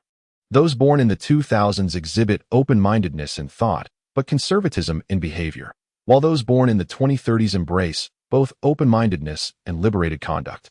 There is no denying that the current top-tier celebrities appear rather dim in comparison to Gu Luo, who seems to outshine them all. Thus, it is far more delightful to pursue one's admiration for stars within the confines of the school, where one can truly appreciate the allure of the campus heartthrob. Although Gu Luo initially found this adjustment somewhat disconcerting, he gradually came to embrace it over time. After all, it is not his fault to possess such extraordinary charm. Rather, it is the world that seems awry. Were it not for necessity, he would diligently keep his charm at a modest 9, only allowing it to rise with the aid of a charm enhancement card in exceptional circumstances. Gu Luo has begun to sense that this charm level of 9 feels somewhat peculiar, akin to harboring a siren's allure. He harbors serious doubts that the system is orchestrating this phenomenon. Hello, Senior. Hello. You look even more handsome today, hee. After exchanging greetings with a small group of junior female students, Gu Luo finally made his way into the academic building. Not far behind him, C2 Wen Yao clutched his heart, his face flushed with a vibrant hue of excitement. What a thrill! What sheer bliss! To experience such exquisite joy so early in the day is truly a gift. C2 Wen Yao once again immersed himself in the persona of Gu Luo. In his imaginative realm, Countless senior and junior students greeted him warmly as he walked, basking in the adoration and affection akin to that of a star in the limelight. What ecstasy! After exhaling deeply, C2 Wen Yao gradually regained his composure. Wonderful. Another splendid day of being the campus heartthrob. As long as he can immerse himself quickly enough, he will absorb every ounce of joy that Gu Luo experiences. Indeed, Gu Luo is his wellspring of happiness. Most importantly, there is also a physical education class today. The mere thought of Gu Luo galloping across the field, surrounded by a throng of girls cheering for him, sent another wave of excitement coursing through C2 Wen Yao. This exhilarating sensation felt akin to a volcano on the verge of eruption, igniting a fervent fire within his chest. What a thrill! Unbeknownst to Gu Luo, his so-called best friend is presently reveling in his existence. Upon entering the classroom and returning to his seat, he instinctively placed a bottle of milk on the desk of his deskmate, Shenyu. Great! Shenyu smiled softly and retrieved a variety of snacks from her drawer. There were strawberry cupcakes, chocolate chips, jellies, and an array of other treats, each day offering a different flavor. After a week of companionship, their bond had grown increasingly amicable. Shenyu's attentiveness to him in all aspects was meticulous, akin to caring for a child. Upon this thought, Gu Luo couldn't help but crack a joke, saying, "Shenyu, it feels as though you are on the verge of becoming my mother. Perhaps I should simply call you Ma from now on. It's too much, and I truly cannot consume it all." Upon hearing the term Ma, Shenyu was momentarily taken aback, and then, as if a magical switch had been flipped, she eagerly nodded in agreement. "All right, I shall bring a little less tomorrow." She even contemplated advising against excessive snacking for children, but managed to refrain. Hey! Shenyu had also learned to seize an opportunity. Gu Luo had anticipated that Shenyu would engage in a bit of playful banter, yet to his astonishment, she readily acquiesced, appearing quite pleased with the arrangement. Nevertheless, he was never one to dampen another's spirits. "All right, you should also eat less. Too many snacks are detrimental to your health." Shenyu quickly nodded, her heart brimming with joy. Feeding Gu Luo was, in itself, a delightful endeavor. With an itch to do something for him, she declared, "Gu Luo, I'll fetch you some water." Without waiting for his response, she whisked away, like a gust of wind, joyfully taking his cup and heading towards the water dispenser at the front of the classroom. Witnessing this scene, Gu Luo found it both amusing and bewildering. He had not expected to gain a godmother instead of a younger sister at school. As time passed, the first class concluded swiftly, leading into the second period, which was to be taught by their homeroom teacher, Mr. Wang. However, just as Gu Luo retrieved his mathematics book, preparing to review, a tall and robust figure unexpectedly entered the classroom. "Mr. Liu, you have arrived early. The physical education class is scheduled for the third period," Feng Yuqing promptly exclaimed. In Guangyao Academy, the second or third period of physical education was undeniably the most coveted, for after the second period concluded, students enjoyed a lengthy recess for free interaction. These 2 periods of physical education essentially added an extra half hour of enjoyment. Yet, upon hearing Feng Yuqing's reminder, Mr. Liu did not halt his stride, but walked straight to the podium. He then covered his mouth with a fist the size of a sandbag, cleared his throat gently, and announced, "Well, your teacher Wang has a slight fever. Therefore, I will be taking this class. You have no objections, I trust?" At this declaration, the entire classroom fell into a profound silence, eerily quiet. Moments later, dozens of students erupted in ecstatic cheers. It was a sight to behold. Who would have thought that the physical education teacher would usurp the mathematics teacher's class? More significantly, this meant 2 periods of physical education plus an additional 30 minutes of recess. How splendid! "Mr. Liu, you are nothing short of a superhero." A boy by the window bellowed excitedly. "Brother Liu, let us be comrades at heart. Brother Liu, I adore you. I love you to pieces. Old Liu, do you want a seat?"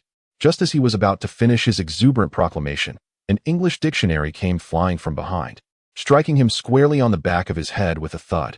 C2 Wen Yao has passed away. Upon witnessing this, Feng Yuqing crossed her arms and let out a huff. She would not allow C2 Wen Yao to continue uttering such filthy words. How disgusting! The other boys, who were initially prepared to keep joking, felt a sudden chill in their minds upon seeing this scene and promptly chose to remain silent, fearing they would end up as clueless as Louis by Gus 16. "Well done, Feng Yuqing.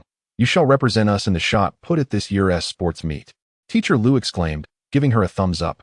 He then noticed Feng Yuqing silently picking up another dictionary. "Just kidding. I was only joking, Teacher Lu chuckled awkwardly, attempting to defuse the situation. In an instant, laughter erupted among the students, creating an exceptionally pleasant atmosphere. Yuma, I absolutely adore our class, Guluo said, caught up in the infectious joy around her. After all, laughter is indeed contagious. Yes, but be careful while playing ball later, don't fall. I'll get you an energy drink afterward. Clearly, she had successfully embraced the nurturing persona of Yuma, radiating maternal warmth. All right, Guluo smiled, finding the situation quite amusing. She couldn't help but reminisce about how, in the beginning, she had tried so hard to act like an adult to take care of Xiao Man because she didn't want her to envy other children who received parental affection as she once had. She had always been the type who, feeling a lack of love herself, desperately sought to give love to others. It may sound peculiar, but that was indeed the case. Guluo transformed her yearning for love into care and attention for her sister, all the while searching for her own warmth and happiness in the process. Fortunately, she had found it. From now on, Yuma, I'll rely on you to look out for me, Guluo joked. Count on it, Xinyu immediately brightened, clearly relishing this role. Chapter 58. C2 When Yao gains clarity. Quiet. As the students chattered away, Teacher Lu clapped his broad palms against the blackboard. Soon, the classroom resembled a scene muted by an invisible button, falling into silence. All eyes turned towards him. With arms crossed, Teacher Lu began, before we head out, I have a few requests. First, during the 2 lessons and the long break that follows, you are to play wholeheartedly, no studying allowed. Second, when you tire of playing, feel free to stroll through the garden to admire the flowers, feed the fish at the pond, buy snacks at the supermarket, or even find a corner for some romantic TT, just no studying allowed. Third, anyone caught secretly studying will face the consequences. As he spoke, he deliberately flexed his robust biceps and raised his voice, asking, is that clear? Understood. The students replied in unison, their voices harmonious and resonant. It is not merely understanding. It is an overwhelming clarity. Is it not loud enough? Did you comprehend? Teacher Lu seemed not yet satisfied and, with renewed fervor, repeated the question. Do you understand? The response from the boys in the class erupted like a conflagration, almost a roar. The sound was deafening, as if it sought to pierce the roof and resonate throughout the entire floor. Curious passers-by from the second-year class couldn't help but peer inside, and upon recognizing the athletic instructor, Mr. Lu, they were struck with realization. Within their hearts surged a wave of envy. This Mr. Lu was renowned within the school for his unconventional methods. He had a penchant for commandeering the main subject teachers' classes, but only when they had prior engagements. He would then unleash the students to engage in sports and play, liberating their youthful exuberance. His philosophy of joyful education was rooted in the belief that students thrived best amidst happiness. He was the dream instructor for thousands of students at Guangyao Academy, and Class 28 of the second year was among the fortunate few. All right, everyone, head to the gym for the equipment. With a grand gesture, Teacher Lu issued the rallying command. In the blink of an eye, the majority of the boys surged out of the classroom, their speed akin to famished beggars racing towards a soup kitchen after days without food. Their joy was palpable. Although the daily academic life was already quite relaxed, the prospect of enjoying their homeroom teacher's math class on the playground multiplied their happiness exponentially. It was reminiscent of how some individuals, who ordinarily shun snacks, relish them voraciously when they are pilfered from friends. Such stolen joy is invariably exhilarating. Best friend. As the other boys rushed out, only Situ Wenyao dashed towards Guluo first. Best friend, no time to explain, get in the car. Situ Wenyao exclaimed, his excitement palpable as he jogged in place. Let's play basketball. He could scarcely contain his exhilaration. Soul fusion. Guluo, however, felt a strange impulse to deliver a punch whenever he encountered Situ Wenyao. It was an inexplicable sensation, as if Situ Wenyao possessed a peculiar charm that effortlessly drew people in. Previously, Guluo had scarcely played basketball during his time at Kaizhou Academy. Yet, merely 2 days after arriving at Guangyao, he was forcibly dragged by Situ Wenyao to join a game. The timing was strategically chosen, coinciding with the students' most leisurely moments, resulting in an increasing number of girls coming to watch him play. Consequently, he gained notoriety. Rumor had it that a fan club had even formed in his honor, though the veracity of this claim remained uncertain. Best friend, I am in a hurry. I am truly in a hurry. Situ Wenyo's frequency of running in place had increased, resembling a wound-up little teddy bear that simply could not stop. It had been 2 entire days since he had experienced any joy. The weekend felt like an eternity, each minute and second brimming with torment. Today, he was determined to indulge himself. Particularly with physical education class approaching, there was a chance to play soccer with other classes. While basketball was undoubtedly exhilarating, a change of pace was also refreshing. After all, using hands every day, today he longed to revel in the use of his feet. Wasn't that a form of foot fetishism? He felt an inexplicable tension rising within him. Guluo sensed that Situ Wenyo was contemplating something quite peculiar and rather troublesome. Yet he lacked any evidence to substantiate his suspicions. My apologies, Wenyo. Guluo thought of 1,000 ways to confront him, but outwardly expressed his regret. I won't be playing today. I have matters to discuss with you Ma and Shunyu. The moment those words left his lips, both Situ Wenyo and Shunyu froze in surprise. Yuma? What is that? Situ Wenyo curiously turned his gaze towards Shunyu, who suddenly felt embarrassed. Her cheeks flushing crimson. She hadn't anticipated that Guluo would refer to her as Yuma in front of others. Wasn't this an intimate jest between the two of them? Did Guluo imply something more? The more she pondered, the more her thoughts became tangled. Yet, she realized that she needed to play along and quickly chimed in. Situ Wenyo, I'm sorry, but I have matters to discuss with Guluo, so I can't join you for basketball right now. Oh, I see. Situ Wenyo's demeanor deflated, akin to a deflated balloon, as he stumbled back a couple of steps. This sight tugged at Shinyu's heartstrings. She hadn't realized how much he desired to play with Guluo. She couldn't help but reflect on the bond shared between good friends. Dear friend, please hurry with your conversation. I'll hold on a little longer, Situ Wenyo gasped. His face adorned with a resolute expression as if he was preparing for a daunting challenge. Noticing this, Guluo slowly raised an eyebrow, utterly perplexed. Hold on to what? Is this still Chinese? Why can't I comprehend what he is trying to say? He found Situ Wenyo's thought process utterly bewildering. Then Shinyu. Shall we head to the playground? Guluo suggested to the still embarrassed Shinyu, feeling at a loss to understand Situ Wenyo's reasoning, and deciding to focus on more pressing matters. All right, Shinyu agreed, and with that, Guluo made his way out of the classroom, leaving Situ Wenyo alone to mutter to himself. Yuma suddenly, his eyes lit up as if he had discovered a new continent. Wait, no, this could be leveraged. There's an opportunity for indulgence. He suddenly realized that Shinyu had become significantly more cheerful than before, often adorned with a smile that starkly contrasted her former reticent demeanor. Moreover, she was the girl closest to Guluo, which elicited envy from other female classmates. Immersed in this realization, he embraced the notion that he was now the most handsome transfer student at Guangya, unperturbed by superficial judgments. Each day, he comfortably spent time with Shunyu, disregarding the opinions of others. Under the warmth of his genuine friendship, she gradually blossomed into a more open and confident individual, planting the seeds of gratitude deep within her heart. Consequently, her gaze was now solely fixed upon him. Ah, how exhilarating. Yes, that was the feeling. Situ Wenyo felt a delightful tingling sensation coursing through him. This newfound perspective brought him immense pleasure. His closest friend was indeed a master of subtlety, effortlessly earning the most sincere affections and recognition from others. This art of understated elegance was profoundly impactful, and he wholeheartedly embraced this approach. The more he immersed himself in it, the deeper his appreciation for his friend's finesse grew. Situ Wenyo silently vowed to surpass his friend, aspiring to achieve the pinnacle of sophistication in the near future. He sensed intuitively that this day would arrive soon, and when it did, he would make everyone tremble in admiration, becoming the center of attention. Ah, delightful. To enhance his enjoyment, he decided to gather his friends for some playful banter on the soccer field. Chapter 59.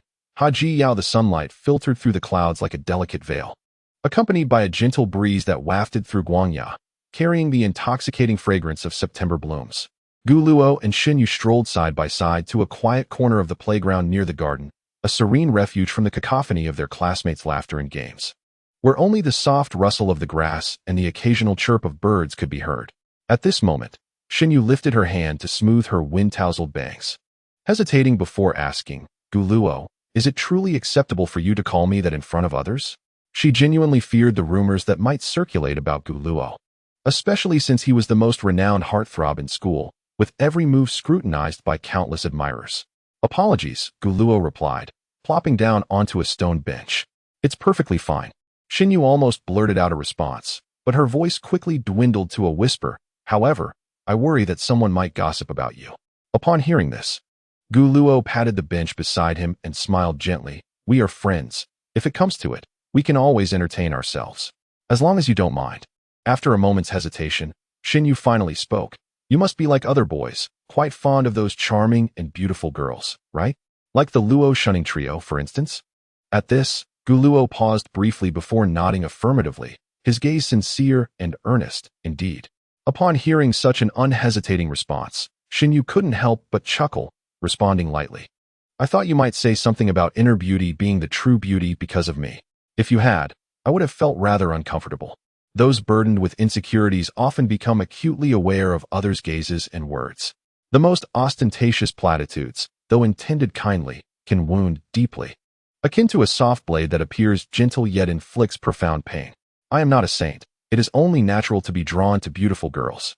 At that moment, Gu Luo turned his gaze towards Xinyu, scrutinizing her features intently before genuinely smiling and remarking, Your facial features are quite lovely, though you are a tad plump. As he spoke, he formed a gesture reminiscent of a cosmic embrace with his fingers. I am not merely a little overweight, Xinyu admitted candidly before Gu Luo, no longer shying away from her weight. With a wry smile, she recounted, When I was younger, I was not overweight at all. However, during a visit to the countryside, I accidentally got lost and nearly starved in the mountains. It was a near miss, and in my hunger, I resorted to eating grass. Ever since then, I began to overeat, as it was the only way I found solace. I considered dieting later on, but I could never manage it. The mere thought of not eating filled me with dread. The doctors said it stemmed from severe psychological trauma, and despite consulting numerous specialists, it remained unresolved. She shared that during middle school, it was at its worst, as she would indulge in snacks the moment classes ended, sometimes even sneaking bites during lessons, earning herself unflattering nicknames from her classmates. The memories of being treated differently surged back, leaving her almost speechless. Listening to her, Gu Luo felt a pang of sorrow in his heart. He finally understood why Xinyu, despite her family's wealth, still grappled with feelings of inferiority. From now on, I shall be your eating companion, Gu Luo gently proposed. Whenever you crave snacks, you can feed me and watch me eat, much like a live stream. Perhaps it would bring you joy. The idea sparked an involuntary image in Xinyu's mind, herself feeding Gu Luo an array of snacks while he savored them with delight. The thought of nourishing Gu Luo filled her with happiness. Is that possible? She asked nervously, her voice soft. Of course, Gu Luo nodded, then shifted the conversation slightly. But there is one condition. I agree, Xinyu replied without a second thought, her voice tinged with excitement. She too wished to lose weight and don beautiful dresses. If this could truly be effective, she would agree to one condition, 10, or even 100 without hesitation. That's wonderful, Gu Luo sighed in relief before awkwardly continuing. The reason I invited you here to chat is that I wish to confess something. What is it? She inquired. Actually, Luo Shunning is my sister. As good friends, it is indeed better to speak openly. After all, they are all acquainted, and it is essential to make Xinyu feel like one of their own. Xinyu gasped in astonishment, her mind buzzing as if it were about to overheat. Subsequently, Gu Luo elaborated on their blended family structure and the reasons behind the initial concealment. Xinyu nodded repeatedly, feeling neither deceived nor disheartened, but rather a sense of understanding and compassion. At that time, they were not yet familiar with one another, and their relationship was not as close as it is now. This revelation also clarified why Luo Shunning had been so playful with Gu Luo during the club recruitment and why she had whispered sweet nothings into his ear. It turned out they were a blended family, akin to siblings, sharing the same roof. After Gu Luo finished speaking, he stretched lazily, now only waiting for Xinyu to process the information. Time passed, and eventually, Xinyu emerged from her contemplative state, softly remarking, You've worked hard, from now on, and you will look after you. The thought of Gu Luo growing up without a mother's care tugged at her heartstrings. Gu Luo was momentarily taken aback. He had anticipated that Xinyu would be particularly surprised by his relationship with Luo Shunning. He had imagined her smiling and expressing her understanding, and he had considered that she might feel hurt by his deception. However, he had not expected that her primary concern would be this. After all, Aunt Yu was merely a playful jest. Xinyu then exclaimed, I never would have guessed you and Shunning were siblings. But she quickly followed with a smile. Then Aunt Luo will surely take you to this year's charity gala, in which case, I shall attend as well. Charity gala? Just as Gu Luo was about to inquire about the specifics of this event, he was interrupted by a familiar voice. Guluo, I've finally found you. The speaker was the class sports representative, a tall and muscular figure with a dark complexion. What is the matter? Guluo asked with curiosity. The sports representative, catching his breath, replied with a hint of exasperation. The PE teacher has asked us to play a friendly match against Class 12. Then go ahead, Guluo said, puzzled by the tension surrounding a friendly match. It was merely a recreational activity for classmates to enjoy and relax together. It's not like the usual friendly matches. That hockey Yao fellow just took a group of boys to Class 12 to taunt them, and now the PE teacher is furious. Guluo's lips twitched. After all, it was merely students engaging in some playful banter. Surely, the teacher wouldn't be angry over such trivial matters. He was well aware of Situ Wenyue's character. Being a member of the public service department, he knew that he wouldn't speak excessively, likely just stirring the pot a bit. Well, it was indeed rather mischievous. Upon hearing this, the sports committee member immediately covered his face, expressing his desire to weep without tears, and lamented, but Hockey Yao is mocking the physical education teacher of Class 12. Hockey Yao had brought people to ridicule. In Chapter 60, Gu Luo aspires to surpass Luo shunning. The third update, seeking gifts. He has once again scored. My dear Gu is incredibly handsome. Ah, how striking. That last shot has pierced my heart. On the playground, the girls' cheers surged like a tidal wave, each wave following another. Every note resonated with the fervent heartbeat of youth. Moreover, the corridors of the teaching building were filled with girls, their gazes intently following the athletic and handsome figure on the field. During the long break, the Class 12 goalkeeper, who had missed yet another opportunity, sat helplessly on the grass, watching the football gradually roll to a stop in the net. His face contorted in exaggerated agony. He clutched his head tightly, his knuckles whitening from the strain, and lamented bitterly. Damn it, is it still not possible? It was as if he believed that attributing the continual goals conceded to the opponent's superior skill would absolve him of blame. However, at that moment, no one was paying attention to this dramatic performance. All eyes were fixated on Gu Luo, the school heartthrob, who was not far from the goal and slightly out of breath. A few strands of hair, damp with sweat, clung to his cheek, adding an air of rebellious charm to his good looks. Gu Luo felt a bit helpless. He had tried to take it easy, but the opposing team was evidently far below the level he anticipated. Gu Luo, you are too handsome. A boy from Class 8, who had just assisted him in scoring, ran towards him with an exuberant expression, giving him a thumbs up as he approached. But then he shifted his tone, teasingly remarking, however, I must say, your athletic talent is quite exaggerated, and with looks like yours, I bet all the girls in the school are your admirers now. Gu Luo, I warn you. You must not rank in the top 20, otherwise a friend of mine is going to be devastated. Upon hearing this, Gu Luo smiled at the student who likely ranked 21st in the last exam. Regarding grades, although Kaizhou University and Guangyi University are both located in Kaizhou City, one is public and the other private, leading to differences in systems and examinations. Thus, it was understandable that this student was unaware of his own ranking. While at Kaizhou University, Gu Luo had never fallen from his throne as the top student. However, he was uncertain about his standing at Guangya and whether he could dethrone Luo Shunning, who had firmly held the first position in the end-of-term rankings.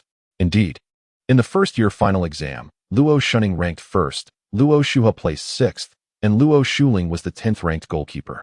As Gu Luo pondered his thoughts, Teacher Lu blew the whistle and announced loudly, friendship first, competition second. The match concluded with Class 8 emerging victorious. Originally, the physical education teacher of Class 12 intended to organize 2 more football matches in an attempt to salvage some dignity. However, the boys from Class 12 collectively protested. If it had been during class time, it may have been acceptable, but this was during the grand recess, with all the girls in the school watching. No one wished to serve as mere supporting characters without reason, especially when they were not the ones facing ridicule. Meanwhile, on the other side of the playground, Baigu, are you all right? Quick, get him some help. Baigu, stay awake, don't succumb. Situ Wenyo lay sprawled on the ground, his expression dazed, eyelids twitching incessantly, and he kept murmuring, what bliss, what joy. Ha ha, such delight. I shall die without regrets. His voice carried a sense of satisfaction and ecstasy, as if he were immersed in an indescribable happiness. The other boys were clearly reveling in the spectacle, dramatically engaging in the performance, with some even shedding a few tears.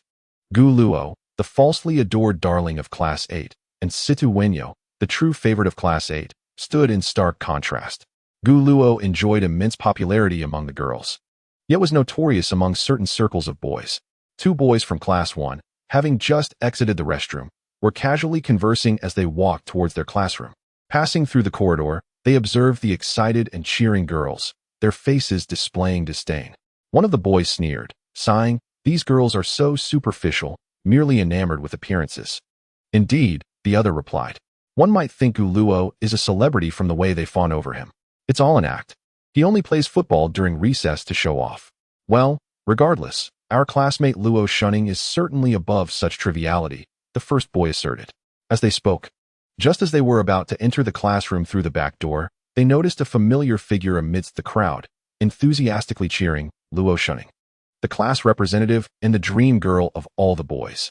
Her face radiated joy, her eyes sparkling, her happiness rivaling that of the other girls. Upon witnessing this scene, the two boys were momentarily stunned, their expressions transforming into a mixture of astonishment and disbelief. They felt as though they had been slapped across the face, the sting palpable. They couldn't help but reflect on the unfairness of it all. Even the college's top trio of goddesses could be easily captivated. The world seemed terribly unjust to them. They exchanged glances, then shook their heads in resignation, their gestures replete with self-mockery and helplessness. To be candid, they felt that Gu Luo always sought to showcase himself before the girls, a behavior that left them with a sour taste in their mouths. Yet, at the same time, they could not help but feel envious of Gu Luo's extraordinary popularity. Who wouldn't desire to walk through the campus like Gu Luo, being admired by all the girls, basking in that celestial aura of adoration? However, at that moment on the playground, Gu Luo remained blissfully unaware of the complex emotions harbored by those boys towards him. If he were to know, he would surely cry out in indignation. He never aspired to steal the spotlight or become the center of attention. His only wish was to quietly navigate his school life. Yet he was incessantly dragged into crowded places to exercise by that incessant schemer, Haji Yao, who employed all sorts of peculiar methods. The fault did not lie with the world, but with Haji Yao. And let's not forget about Luo Shuhe. If it were her, she certainly would not be so superficial. One boy's eyes suddenly sparkled, as if he had grasped the last lifeline in the darkness. As long as there was one girl who remained impervious to Gu Luo's charm, it would signify their victory, a stronghold they could defend. Indeed, there was still Luo Shuhe. Another boy quickly chimed in. Luo Shuhe's aloofness possessed a unique allure, which reinforced their belief that she would not be drawn to Gu Luo. As they spoke, their gazes drifted through the window. Landing on a corner of the classroom, by the window, there sat a strikingly beautiful girl with an expressionless face, quietly engrossed in her phone. Her features were exquisitely delicate, exuding an air of coolness that made others hesitant to approach her. On the phone screen was a photograph depicting a young boy, intently kneading a pair of feet as white as jade. As they observed, Luo Shuhe unexpectedly smiled, albeit imperceptibly. This moment did not escape the notice of the two boys. Wait, did Luo Shuhe just smile? One boy rubbed his eyes in disbelief. I think I saw it too. Do you think Luo Shuhe is in a relationship? I reckon the odds of winning the lottery are greater. If Luo Shuhe liked a boy, I'd eat 10 pounds. The other boy scoffed, clearly skeptical of the icy Luo Shuhe ever having romantic inclinations. Meanwhile, in another corner of the corridor, Chu Mei stood alone, her gaze tinged with melancholy as she watched that figure on the playground. Ever since she had brought Gu Luo into the music department, her school life had undergone a seismic shift. The girls who once surrounded her gradually distanced themselves, leaving only a couple of close friends who remained loyal, while the others turned a blind eye to her. Chu Mei bore no resentment towards Gu Luo for this. She merely found the scheming girls attempting to steal her thunder repugnant. What frustrated her most was that Gu Luo seemed oblivious to her advances. Regardless of how she invited or hinted, he remained unmoved, as if he had not comprehended her at all. His gaze was clear and innocent, reminiscent of a university student who had overeaten at a buffet, radiating an enigmatic wisdom that was hard to decipher. If it were not for Gu Luo constantly associating with a rather plump companion and ignoring other girls, Chu Mimi would truly begin to doubt whether Gu Luo was purposefully toying with her emotions. Fortunately, their relationship has been rather pleasant. During club activities, Gu Luo often seeks her counsel regarding the violin. Chu Mimi has already devised a plan to win over Gu Luo. Once the school anniversary performance concludes, she intends to feign vulnerability and despair, then whisk him away for an evening of drinks, ensuring he is thoroughly intoxicated. Following that, The subsequent events would be unspeakable. Contemplating this, Chu Mimi couldn't help but wear a smug smile. After all, she has played the role of the obedient girl for an entire week for Gu Luo, diligently attending rehearsals and striving to excel, even refraining from causing trouble for Luo shunning. Having invested so much into this relationship, she is certain that, with this emotional foundation, she will ultimately capture Gu Luo's heart. She also plans to share a photograph of the two of them together with Luo shunning, making it clear just how remarkable and alluring she is, stirring envy and jealousy within her. Chu Mimi is resolute in her determination to achieve her goals by any means necessary. At that moment, she slightly turned her head and instantly spotted Luo shunning among a group of girls across the corridor. Observing Luo shunning acting like a lovesick admirer, she couldn't suppress a mocking smirk. Luo shunning, look at your infatuated demeanor. Gu Luo hardly pays you any mind. And just wait for the music department's anniversary performance to be a disaster. As the next minister, I can only imagine how pleased you will be. Shue Shue, what's the matter? You seem lost in thought these days.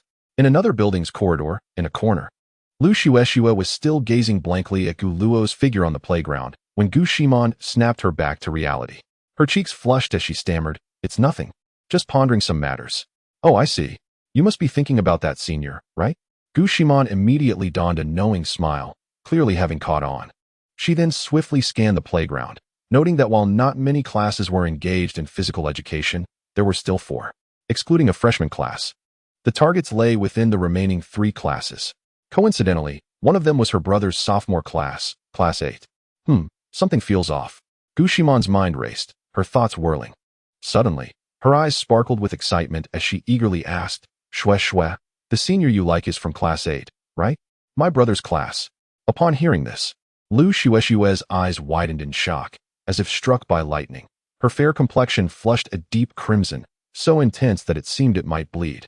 Her heart raced, and her palms grew clammy with anxiety. "Ha! I knew it!" Gu Shimon exclaimed, bursting into laughter at Lu Shue's reaction. Lu Shue felt a profound sense of shyness intertwined with guilt, wishing fervently to find a burrow to hide within. She was perplexed by how Gu Shimon had suddenly deduced her secret and even more baffled by the radiant joy that adorned her face. Could it be that Man did not oppose her relationship with Brother Gu? This fleeting thought ignited both surprise and trepidation within her. After much hesitation, Lu Shue resignedly lowered her head and, with great embarrassment, inquired, Man, how did you find out?" "Humph." Gu Shimon chuckled triumphantly, then feigned adjusting non-existent spectacles on her nose. Grinning playfully, "You were far too careless, Shue. We had agreed this morning that you would accompany me to deliver cookies to my brother, yet you retracted at the last moment. I found it quite odd. It seemed you were rather reluctant to visit Class 2B. And just now, you appeared lost in thought while gazing at the playground, which led me to surmise you had spotted that senior." In summary, Gu Shimon twirled a strand of her cool tea-brown hair, confidently declaring, "The senior you fancy is in the same class as my brother. Hee, am I right?" Upon hearing this analysis, Lu Shue opened her mouth, her expression a tapestry of complexity. To some extent, Gu Shimon's reasoning held merit. However, it was akin to writing the wrong answer on a math exam, where the correct solution was 1, 1, yet she wrote it as 1, 1. No, that's not it. Lu Shue remained silent for a while, contemplating before ultimately conceding. Upon receiving an affirmative answer, Gu Shimon burst into laughter, exclaiming, I truly am a genius. I could unravel the truth from mere threads of evidence. Fear not, Shue, there's no need to be shy. Soon, you shall obediently accompany me to deliver cookies." After a brief pause for reflection, she proposed, "How about this? You shall be the one to deliver cookies to my brother. After all, you are essentially his sister. This way, we can gauge the senior's reaction to see if he harbors any feelings for you. You can seize the opportunity of delivering sweets to draw closer to Class 2B. I am indeed a little genius." Gu Shimon felt an overwhelming sense of pride in her ingenious plan, considering herself a master of romance. Witnessing Gu Shimon's unwavering support, Lu Shue found it increasingly difficult to maintain her secret. Taking a deep breath to muster her courage, she said, Man, I'm sorry for concealing this from you for so long. The person I like is..." Yet, before she could utter the name Gu Luo, she was abruptly interrupted by Gu Shimon. "Don't say it. Let me guess." At this moment, Gu Shimon proudly lifted her chin and confidently declared, "You mustn't tell me." As the great detective Holmes man, I can discern the true identity of that senior merely through the details. It is as effortless for me as sipping water. Chapter 62. The Mysterious Fan Club Leader, Part 4, Gifts to Enhance. On the playground, beads of sweat trickled down Gu Luo's cheeks, soaking the tips of his hair, which sparkled under the sunlight, exuding a vibrant youthful charm. As he approached the edge of the playground, several girls from different classes hurried over, each clutching a bottle of water. Leading the group was Feng Yuqing, who always rushed to support Gu Luo whenever he was present. Moreover, it wasn't long before some other girls, initially merely spectators, seemed to be summoned and joined in, also bringing water to him. Clearly, they were all there to offer refreshments to the handsome school idol. Observing this, Gu Luo felt a mix of amusement and disbelief, finding it somewhat exaggerated. Besides, he could hardly consume all that water alone. Perhaps he should decline them all. However, before he could voice his thoughts, the girls could no longer contain their excitement. Gu Luo, that shot you made earlier was so cool, shouted a girl with short hair, her voice brimming with admiration. Senior, you are so handsome. I brought you a crazy energy drink. Another girl exclaimed, waving her functional beverage enthusiastically. Junior, the senior wants to have your babies. A bold senior exclaimed, provoking a fit of laughter from the surrounding girls, further intensifying the lively atmosphere. Senior, I was practically drooling. The girls who came to deliver water were particularly bold and enthusiastic, unabashedly expressing their adoration in this vibrant and passionate campus. Within the circle of girls at Guangya, being a fan of Gu Luo seemed to have become a politically correct stance. After all, who could resist the allure of such a charming, sunlit young man? It is well known that girls can be quite fervent in their admiration for idols. Their enthusiasm burns like an unstoppable flame. My goodness, this is Gu Luo's popularity, remarked several boys from Class 8 of the sophomore year upon witnessing this scene. Who could argue with that? Truly enviable, a super social butterfly. However, one must admit, Gu Luo is genuinely a nice person. Even as a male, I admire him immensely. Indeed, I once encountered some boys speaking ill of Gu Luo behind his back. And honestly, I didn't hesitate to intervene with a swift tackle. Another boy animatedly recounted his experience of defending Gu Luo, prompting laughter from the others. Their attitude towards Gu Luo was one of camaraderie. While they might feel envy, it was limited to admiration. After all, Gu Luo's brilliant performance on the field had also brought them considerable glory. As long as one is willing to set aside their pride and engage, it is entirely possible to perceive that the gazes of others are directed towards oneself. In this regard, Situ Wenyo has already begun to establish his own faction and has been discreetly promoting it within the class. The boys, believing this to be a jest, indulged him in his playful antics. At that moment, Gu Luo, you need not worry. As members of the fan club, we will ensure that you are not put in a difficult position. Feng Yuqing chimed in with a cheerful smile as she emerged from the crowd. These bottles of water are prepared for all the boys participating in football, organized by our leader, who also created this group. Our future support will be systematic and disciplined. Upon hearing this, Gu Luo was taken aback, a large question mark hovering above her head. A fan club? Is there truly such a thing? This is rather exaggerated. Moreover, who is this so-called leader of the fan club? Hasn't she just been at Guangya for a week? Gu Luo's lips twitched slightly, her expression betraying a hint of awkwardness as she inquired, is there really a fan club? Who is the leader? Of course, it exists. It was just established this Saturday. And now there are over 100 members in the group, soon to surpass 200, Feng Yuqing replied, pausing slightly before continuing. However, we do not know who the leader is. She has not disclosed any information about herself and rarely makes her presence known. The last message was sent just before the football match, instructing us to prepare at least 14 bottles of water. She sent a message before the match? Gu Luo caught on to a crucial detail. Exactly, thus I suspect the leader is likely one of our classmates. Feng Yuqing squinted her eyes. Oh, who could this mysterious leader be? One must be truly idle to concoct such a scheme. Gu Luo, for the time being, could not guess and could only helplessly express her gratitude. Then let them distribute the water. All right, Feng Yuqing nodded with a smile, then began to methodically distribute the water to the boys participating in the football match. Once completed, she flashed a playful grin at Gu Luo. Gu Luo, can you guess who our fan club's vice leader is? Observing her triumphant demeanor, Gu Luo had already formed a suspicion and tentatively asked, could it be you? How astute. Thus, each student who participated in the football match received a bottle of water. After receiving his bottle, A boy from class 22 feigned a dramatic shake of his head, a disdainful expression crossing his face as he sighed. Is it just a bit of handsomeness? Does he really think he is a star? Immediately, he twisted open the cap of his drink and performed a trick, chugging a bottle in 3 gulps. His antics elicited laughter from the surrounding boys, lightening the atmosphere. Clearly, he was another jester. Gu Luo could only helplessly rub her temples as she observed this scene. How did it come to this? There exists an inexplicable force that seems to guide him towards becoming an idol at Guanya. What could possibly be amiss? He cannot help but reminisce about the moments he has experienced since arriving at Guanya, endeavoring to uncover the root of the situation.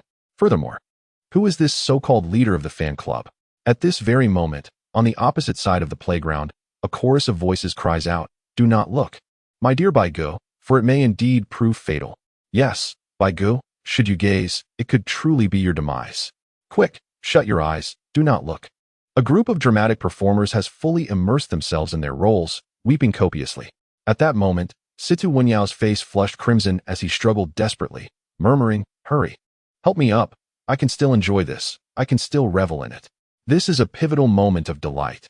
Just as he attempted to rise, a friend immediately pressed him back down, exclaiming, "Baigu, you truly cannot look. It will bring you untold joy."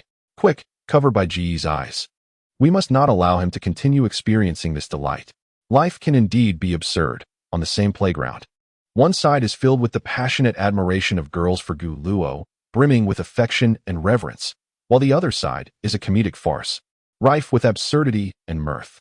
Gu Luo cast a skeptical glance at his classmates gathered on the grass, bewildered by their abstract thought processes. Instead of sipping the green tea in his hand, he chose to walk in a particular direction, heading straight towards Xinyu, who lingered in a corner. With a smile, he inquired, "Where's my drink?" "Here," Xinyu replied, her face lighting up as she handed over the functional beverage she had concealed behind her back. She too wished to present Gu Luo with water, like the other girls, yet was unable to take that step due to her insecurities and a reluctance for Gu Luo to be the subject of gossip. Rumors already circulated that Gu Luo was unlike ordinary individuals, favoring those with an exceedingly voluptuous figure. For those little admirers, this was undoubtedly the most favorable outcome, as they harbored no qualms about Gu Luo associating with Xinyu, who posed no threat whatsoever, particularly upon discovering that they were desk mates. They regarded Gu Luo with newfound respect, believing him to be a paragon of virtue, untainted by superficiality. His looks, physique, and character were all of impeccable caliber, embodying the ideal romantic figure in the hearts of the girls. "Thank you," Gu Luo said with a smile, accepting the drink while offering her the green tea in return. "This is for you." "All right," Xinyu replied, her joy evident, and then she asked, "Did you sustain any injuries from playing football earlier?" "Rest assured, I am unharmed." "That's good to hear." Subsequently, the two sat quietly on the steps, each extracting their phones. There was no need for forced conversation. Simply being in each other's presence brought an immense sense of comfort. True friendship is characterized by such simplicity, no need for deliberate topics. Just the warmth of companionship can instill a profound sense of solace. There remains an entire class period during which they can indulge in their mobile devices, savoring this fleeting moment of tranquility and pleasure. Playing on phones during class is truly exhilarating. Gu Luo typically engages with PC games and harbors little interest in mobile games, so he casually began to scroll through short videos. Suddenly, a voice boomed, "I am Dr. Wang," its rapidity and volume catching him utterly off guard. Gu Luo's eyes widened in shock as he hastily swiped away the video. What a dreadful moment. This doctor is truly insufferable. Beside him, Xinyu blinked, her cheeks already tinged with a rosy hue. An awkward atmosphere began to permeate the space between them. Clearing his throat, Gu Luo forced a smile, continuing to scroll through videos in an attempt to mask his embarrassment.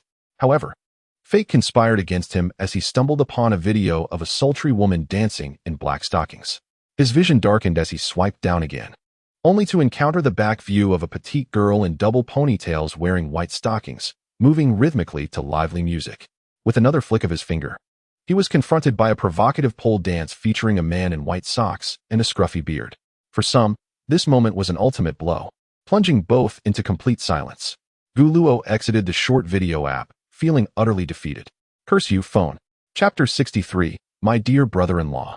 Special gift update. The delightful physical education class swiftly concluded amidst laughter and the exuberant expulsion of sweat. On the playground, students, still brimming with enthusiasm, meandered back to their classrooms. Except for two girls who were caught in the act of secretly studying by the astute PE teacher, everyone else had thoroughly enjoyed themselves. The punishment for the two girls was that they would have to endure the next physical education class under the watchful eye of the class monitor, leaving them no opportunity to continue their academic competition. The entire sophomore class 8B unanimously supported this decision. Such competition is utterly outrageous. During the break, the classroom buzzed with excitement as students shared amusing anecdotes from the physical education class or seized the moment to relax. Guluo, it's perfectly fine. Boys will be boys. Shinyu gently consoled the long silent Guluo, her voice barely above a whisper. Really, it's no big deal for boys to watch those things. There's no need to feel embarrassed. Since they had shared heartfelt confessions, she felt no sorrow, merely a hint of envy towards the two girls in the video. Their figures were indeed enviable, with slender waists and long, graceful legs. Guluo must have a fondness for black and white stockings. Otherwise, he wouldn't have encountered two such videos in succession. The algorithms are remarkably accurate. In truth, Guluo's embarrassment began to dissipate upon hearing her words. Just as he was about to offer a defense, Shinyu continued, "However, Guluo, it's understandable if you like girls, but you mustn't." She hesitated, her eyes betraying a hint of concern. Guluo was once again rendered speechless by those words. He certainly understood that Shinyu was referring to the one with the white socks and beard. However, he merely found it amusing to occasionally glance at the comments where others played with the joke. Nothing more than that. Just as Guluo was mentally formulating a defense, a vibrant voice echoed from the entrance, "Wow, what adorable girls. Are you freshmen? And is your hair dyed? It looks lovely. Is it cold tea brown?" At the doorway stood two incredibly cute girls, both with playful twin ponytails, exuding a sweet, youthful aura. The slightly shorter girl was blushing, tightly clutching a box of exquisitely packaged cookies. Her nervous, yet shy demeanor elicited a sense of affection in onlookers. The other beautiful girl, adorned with a beauty mark at the corner of her eye, smiled graciously at Feng Yuqing, saying, "Hello, senior. Yes, my hair is indeed cold tea brown, naturally." The two were none other than Gu Shimon and Lu Shueshue, who had come to deliver cookies. "Ah, they are indeed adorable freshmen." Feng Yuqing's eyes sparkled with excitement, as if she had discovered a treasure, and she quickly inquired, "May I touch your hair?" "Of course." Gu Shimon nodded with a smile. Feng Yuqing immediately reached out, gently running her fingers through Gu Shimon's hair, unable to suppress her admiration. "Wow, your hair is so silky." "Hee hee, my brother buys all my conditioner," Gu Shimon replied playfully, her words dripping with affection and pride for her brother. "Sundara?" "Not at all," Feng Yuqing remarked with curiosity. "Oh, so are you here to see your brother? Who is he?" Gu Shimon promptly pointed to a seat in the back by the window. In an instant, all eyes turned like spotlights to the figure of Guluo, who wore a helpless expression, hand on forehead. He could already foresee the nickname he would earn in the future. "Your brother is Guluo?" Feng Yuqing exclaimed, even more thrilled. As a devoted admirer of beauty, whether it be handsome boys or cute girls, both easily captivated her heart. The Gu siblings were utterly to her liking. "Wow, Guluo, how could you hide such an adorable sister? That's just unfair." Feng Yuqing teased him loudly, then turned her gaze to Lu Shueshue beside Gu Shimon, asking, "And who is this young lady?" "She is also my brother's sister. We came to deliver cookies to Guluo," Gu Shimon replied, her eyes subtly scanning the classroom. She was still intent on identifying the senior that Lu Shueshue fancied.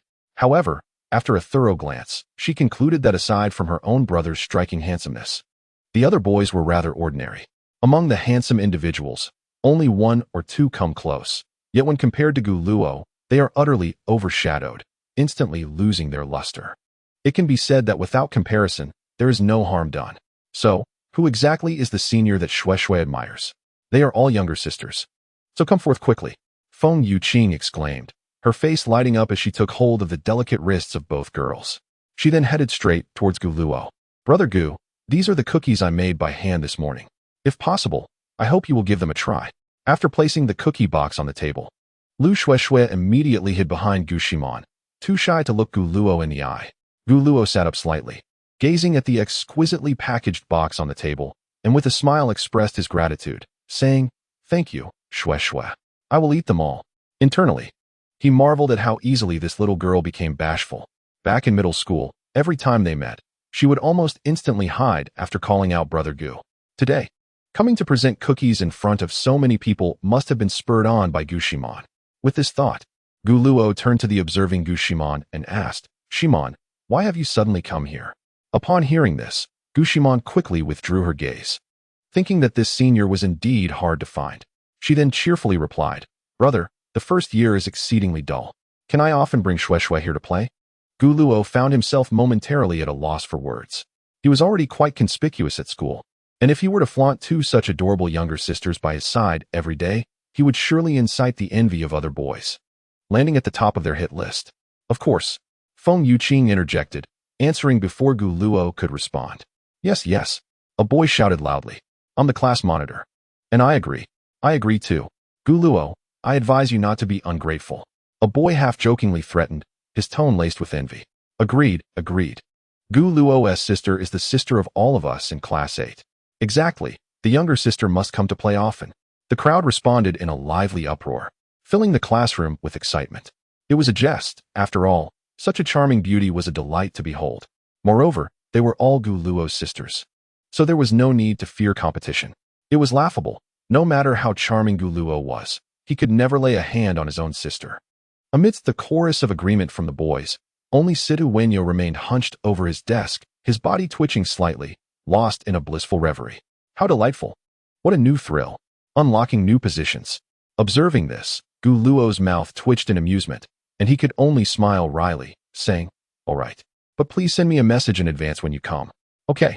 Gu Shimon smiled with satisfaction, then turned her gaze toward Shunyu, who was seated beside Gu Luo, and politely remarked, "Senior, I appreciate your care for my brother." "Oh, it's nothing." Shunyu quickly waved her hand, a slight blush gracing her cheeks as she softly explained. "It's Gu Luo who has been taking care of me." Thus, Gu Shimon graciously engaged with those around her, successfully garnering a sense of presence before contentedly departing with the shy Lu Shueshua. However, scarcely had the two left the classroom when a cacophony erupted within. Big brother, Gu Luo, from now on, you shall be my dear brother." What a delight! Situ Wenyao reveled in his own joy. Big brother, I am your long-lost brother-in-law. Gu Luo, from today forth, we shall be the best of brothers, and your sister shall be my sister. Chapter 64. A dowry of 20 million and a building. Gift update. My esteemed boss, shall we gather after the school celebration the day after tomorrow? Sure. You'll be returning from the capital tomorrow, right? By the way, I heard you've remarried? A pair of siblings? How enviable. Makes me want to find a husband too. In a luxurious, yet warm high-end villa, Su Shasha lounged on the sofa, clad in form-fitting silk pajamas, casually draping her long, slender legs over the armrest. The silk clung to her graceful form, showcasing her exquisite beauty and alluring charm to perfection. She appeared utterly languid. After ending a phone call, she glanced at the time on her phone, 5:52. Logically, her precious one should have returned by now. Thus, she delicately tapped her long fingers on the screen and sent a message. "Sushasha, darling, when will you be home?" Not long after the message was dispatched, a reply swiftly followed. "Shinyu, Mommy, I was just asked to help set up the classroom. I'll be home soon." Little cat smile. "Sushasha, that makes sense. Given that the school celebration is the day after tomorrow, be safe on your way home." Shinyu, "Okay." Little cat nod. Thus, Sushasha idly scrolled through her phone, her gaze occasionally drifting to the door as she quietly awaited her daughter's return. After an undetermined amount of time, Shinyu entered the villa with a spring in her step, backpack slung over her shoulder. Upon seeing her, Sushasha immediately rushed forward and planted a hearty kiss on Shinyu's cheek, murmuring, "Oh, I've missed you dearly, my treasure." "Mommy, I missed you too." Shinyu replied with a sweet smile. "My darling is so delightful. Let Mommy indulge in your scent." Sushasha, like a child craving candy, embraced Shinyu affectionately for a while before addressing the housekeeper who had been standing by. "Zhaoma, you may serve the dishes now." "Very well." Zhaoma nodded and walked directly to the kitchen. Soon, an array of delectable dishes was meticulously arranged on the dining table. The rich aroma instantly permeated the entire dining area, awakening one's appetite. Zhaoma skillfully served rice for the mother and daughter, then carefully poured the soup before finally taking her seat. "Darling, eat more," Su Shasha said with a tender smile, picking up a tempting chicken wing and gently placing it in Shinyu's bowl. She then turned to the upright Zhaoma beside her and urged, "Zhaoma, You should eat as well. All right, Zhaoma replied, finally picking up her chopsticks. Thank you, Mommy, Xinyu said, reciprocating by offering Su Shasha a chicken wing as well. The special trio enjoyed a warm and cozy dinner together. Su Shasha, disregarding any etiquette of silence during meals, continued to inquire about Xinyu's happiness at school and whether she had enough snacks. Xinyu cleverly sidestepped the weightier questions. Knowing she could not possibly reveal that she had taken a godson at school, how utterly embarrassing. During the meal, Xinyu set down her chopsticks after finishing only half a bowl of rice and, wiping her mouth with a napkin, shyly announced, Mommy, I'm done eating. Huh. Su Shasha froze mid-bite, her face reflecting disbelief. She blinked her enchanting, fox-like eyes and asked uncertainly, Darling, what did you just say? Mommy, I said I'm done eating. Xinyu carefully reiterated. Upon receiving confirmation, Su Shasha immediately laid down her chopsticks, her expression turning serious. Furrowing her brows, she asked each word with great intensity, Darling, has someone been bullying you at school? In that moment, her demeanor transformed completely. No, no.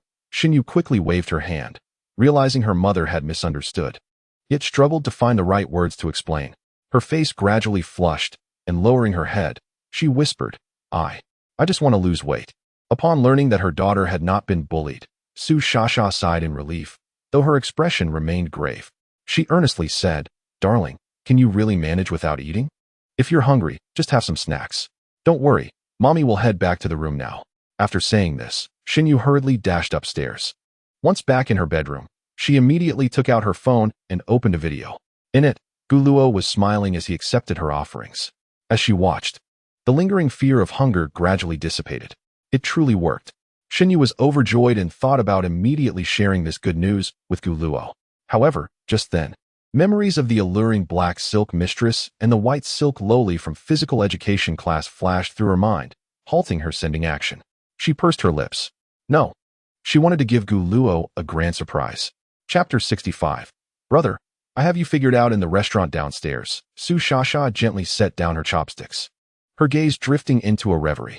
She then opened her phone gallery, her fingers gliding lightly across the screen, revealing a hidden album containing a childhood photograph of herself and Xinyu.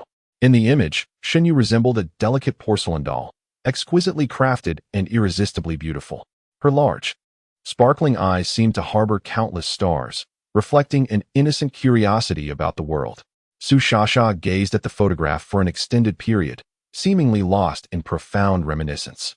After a while, she exited the hidden album and dialed a number.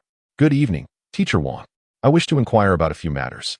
Su Shasha's voice was gentle, yet dignified.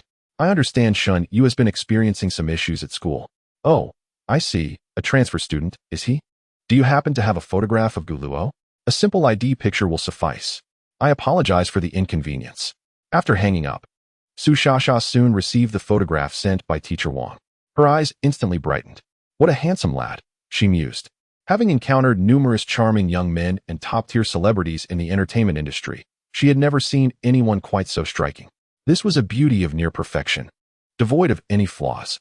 Suddenly, Su Shasha recalled Xinyu's peculiar behavior while washing her hair. So that was it, she thought, a knowing smile beginning to form on her lips. Zhaoma, this world is indeed peculiar, Su Shasha remarked, shaking her head as she smiled at Zhaoma, who was quietly eating across the table. I never expected that the heartache troubling little you for so long might be alleviated by a young boy. At this, Zhaoma immediately set down her chopsticks, listening intently with a serious expression, yet she remained silent. Zhaoma, do you think 2 million for little Yu's dowry would suffice? It seems a bit inadequate. Perhaps we should add another building. Zhaoma still did not respond, her face reflecting surprise. Su Shasha, undeterred, rested her chin in her hand. Continuing with a cheerful demeanor, the day after tomorrow, I shall visit the school to meet my future son-in-law in advance. I'll also check if he is as handsome as in the photograph. On Tuesday, classes at Guangyao Academy concluded early in the afternoon as students busied themselves preparing the stage and classrooms for the upcoming school celebration. After school, at the nearby fresh produce market, shelves brimmed with a delightful array of fresh ingredients, the air fragrant with the crisp scent of fruits and vegetables. Guluo navigated the produce section, meticulously selecting items with a focused expression, as though engaged in a significant scientific endeavor. Meanwhile, Luo Shunning diligently pushed a small cart beside him, earnestly observing Gu Luo's technique, even contemplating jotting down notes in her little notebook. Shunning, does Annie enjoy eating asparagus? At this moment, Gu Luo gently tilted his head, his gaze soft as he inquired about Luo Shunning beside him. Are you all right? I'm not very familiar with my mother's taste, Luo Shunning replied softly, shaking her head slightly. A hint of an awkward smile gracing her delicate features under the supermarket's warm lighting, enhancing her gentle demeanor. I see. It's nothing to worry about. Along their way, kindly grandparents continuously praised the two for their good looks, expressing surprise that they were at the supermarket buying groceries, boldly declaring them as exemplary children of both virtue and academic excellence. One cannot deny that these elders possessed a keen eye for character. It would have been better if they had not meddled in matchmaking. Upon learning that the two were siblings, a few elderly ladies immediately requested their contact information, eager to introduce their grandchildren to them. Faced with such enthusiasm, Gu Luo and Luo Shunning politely declined, citing their academic commitments as a priority. This prompted the elderly women to sigh repeatedly, their expressions filled with regret. At that moment, Gu Luo was intently selecting tomatoes when Luo Shunning curiously approached. Smiling as she asked, "Brother, how should one choose tomatoes?" "Well," Gu Luo replied, a confident smile emerging on his face as he picked up 2 tomatoes, patiently explaining, "Generally, tomatoes with 6 leaves tend to have thinner skins, yielding plenty of juice and a sweeter taste. In contrast, those with 5 leaves have slightly thicker skins, resulting in less juice and a more acidic flavor. Of course, this is merely my personal experience from grocery shopping. I cannot attest to the scientific validity of my claims." "I understand, I've got it." Luo Shunning nodded enthusiastically, trying her hand at selecting tomatoes as well. Seeing the little angel so engaged, Gu Luo continued. "In addition to the leaves, pay attention to the top of the tomato. If it is indented, it likely has not been treated with hormones. If it is slightly protruding or has a pointed tip, it is highly probable that it has been artificially ripened." "Huh." Luo Shunning chuckled at the amusing term pointed tip. Her laughter drew the attention of passers-by, who were captivated yet hesitant to stare directly, opting instead for quick glances. Had Gu Luo not been nearby, some bold gentleman might have been unable to resist approaching for her contact details. Seeing the little angel so joyfully amused brought a smile to Gu Luo's face as he continued. "Moreover, tomatoes should be chosen for their pale color and overall roundness. If they are less pale and have sharp angles, they likely have been hastily ripened." Brother, you truly know so much." Luo Shunning's eyes sparkled with admiration. "One learns through experience," Gu Luo chuckled, feeling a sense of ease wash over him. What could be more gratifying than being admired by a girl he cherished? It is said that one learns throughout life, and knowledge is indeed power. Thus, the two continued their cheerful banter while selecting tomatoes, immersed in the vibrant atmosphere of everyday life, enjoying each other's company. After settling the bill at the automated checkout, Gu Luo glanced at his phone, which displayed the time as 7:01 p.m. His aunt and father would return home by 8:30, so he still had some time. As he spoke, he lifted 2 heavy bags of groceries. "It's all right, we'll cook together." After a pause, Luo Shunning couldn't help but say, "Brother, let me carry some too. It's too embarrassing to always let you do it alone." "It's nothing, not heavy at all. Consider it a workout for your arms," Gu Luo replied with a smile, shaking his head slightly and demonstrating his ease by applying a little effort with his arms. "Very well then," Luo Shunning said, her hands clasped behind her back as she tilted her head inquisitively. "By the way, brother, it seems you've been exercising regularly, right?" "Indeed," Gu Luo answered cheerfully as he walked. "What kind of exercises do you do?" With a steady pace, Gu Luo replied, "Nothing particularly complicated. I do some push-ups before bed and after waking up, and sometimes I add a few sets of sit-ups." "You truly have boundless energy," Luo Shunning remarked, her gaze inadvertently drifting to his abdomen. Feeling slightly shy, she asked, "So, have you developed abs? I've noticed you seem to have a well-defined chest." "I do," Gu Luo admitted, sensing the subtlety of the topic but deciding to acknowledge it honestly. "That's impressive," Luo Shunning said, blinking her eyes, wanting to say more but hesitating. After all, it was quite natural for a girl to be curious about abs. Observing her adorable hesitance, Gu Luo understood her unspoken thoughts but felt a bit awkward about how to address it. Clearing his throat, he finally said, "Shunning, I've been quite busy running between the music department and the public service department lately. It's exhausting. Would you mind giving me a massage after the school celebration tomorrow? But would that be too much trouble for you?" Upon hearing this, Luo Shunning's eyes immediately sparkled with enthusiasm as she waved her hands. Not at all. It's no trouble. Please let me help. I've always wanted to do something to repay you. Then I'll leave it to you, Shunning. Leave it to me. As they conversed, their bodies unconsciously drew closer, almost brushing shoulders. Once home, the familiar cooking scene unfolded. Through their harmonious cooperation, dishes bursting with color and aroma were gradually placed on the dining table. The rich fragrance wafted throughout the dining room, tantalizing the senses. Shu Ling. Mother and Uncle aren't back yet, so you mustn't sneak a bite, Luo Shunning warned as she set a dish on the table. Catching Shu Ling in the act of reaching for food, she immediately gave Shu Ling a playful poke. Ouch! Shu Ling exclaimed dramatically, clutching her forehead with a pitiful expression. Seeing this, Luo Shunning chuckled helplessly. I hardly applied any force. There's no need to feign it. Subsequently, she glanced at Gushimon, who was standing by, indulging in snacks. Just as she was about to instruct her younger sister to keep an eye on Luo Shuling, she hesitated and ultimately refrained from speaking. When those two gluttons gathered, one could only expect a competition over who would pilfer more, rendering them utterly unreliable. With no other choice, she had to enlist Luo Shuhua's assistance. Shuhua, could you lend a hand? My brother requires support in the kitchen, Luo Shunning called out to Luo Shuhua, who was lounging on the sofa. Upon hearing this, Luo Shuhua leisurely rose, her expression impassive as she nodded. Thank you, Shuhua, Luo Shunning smiled, only to see Luo Shuhua walk right past her. I'll oversee them. You go help brother.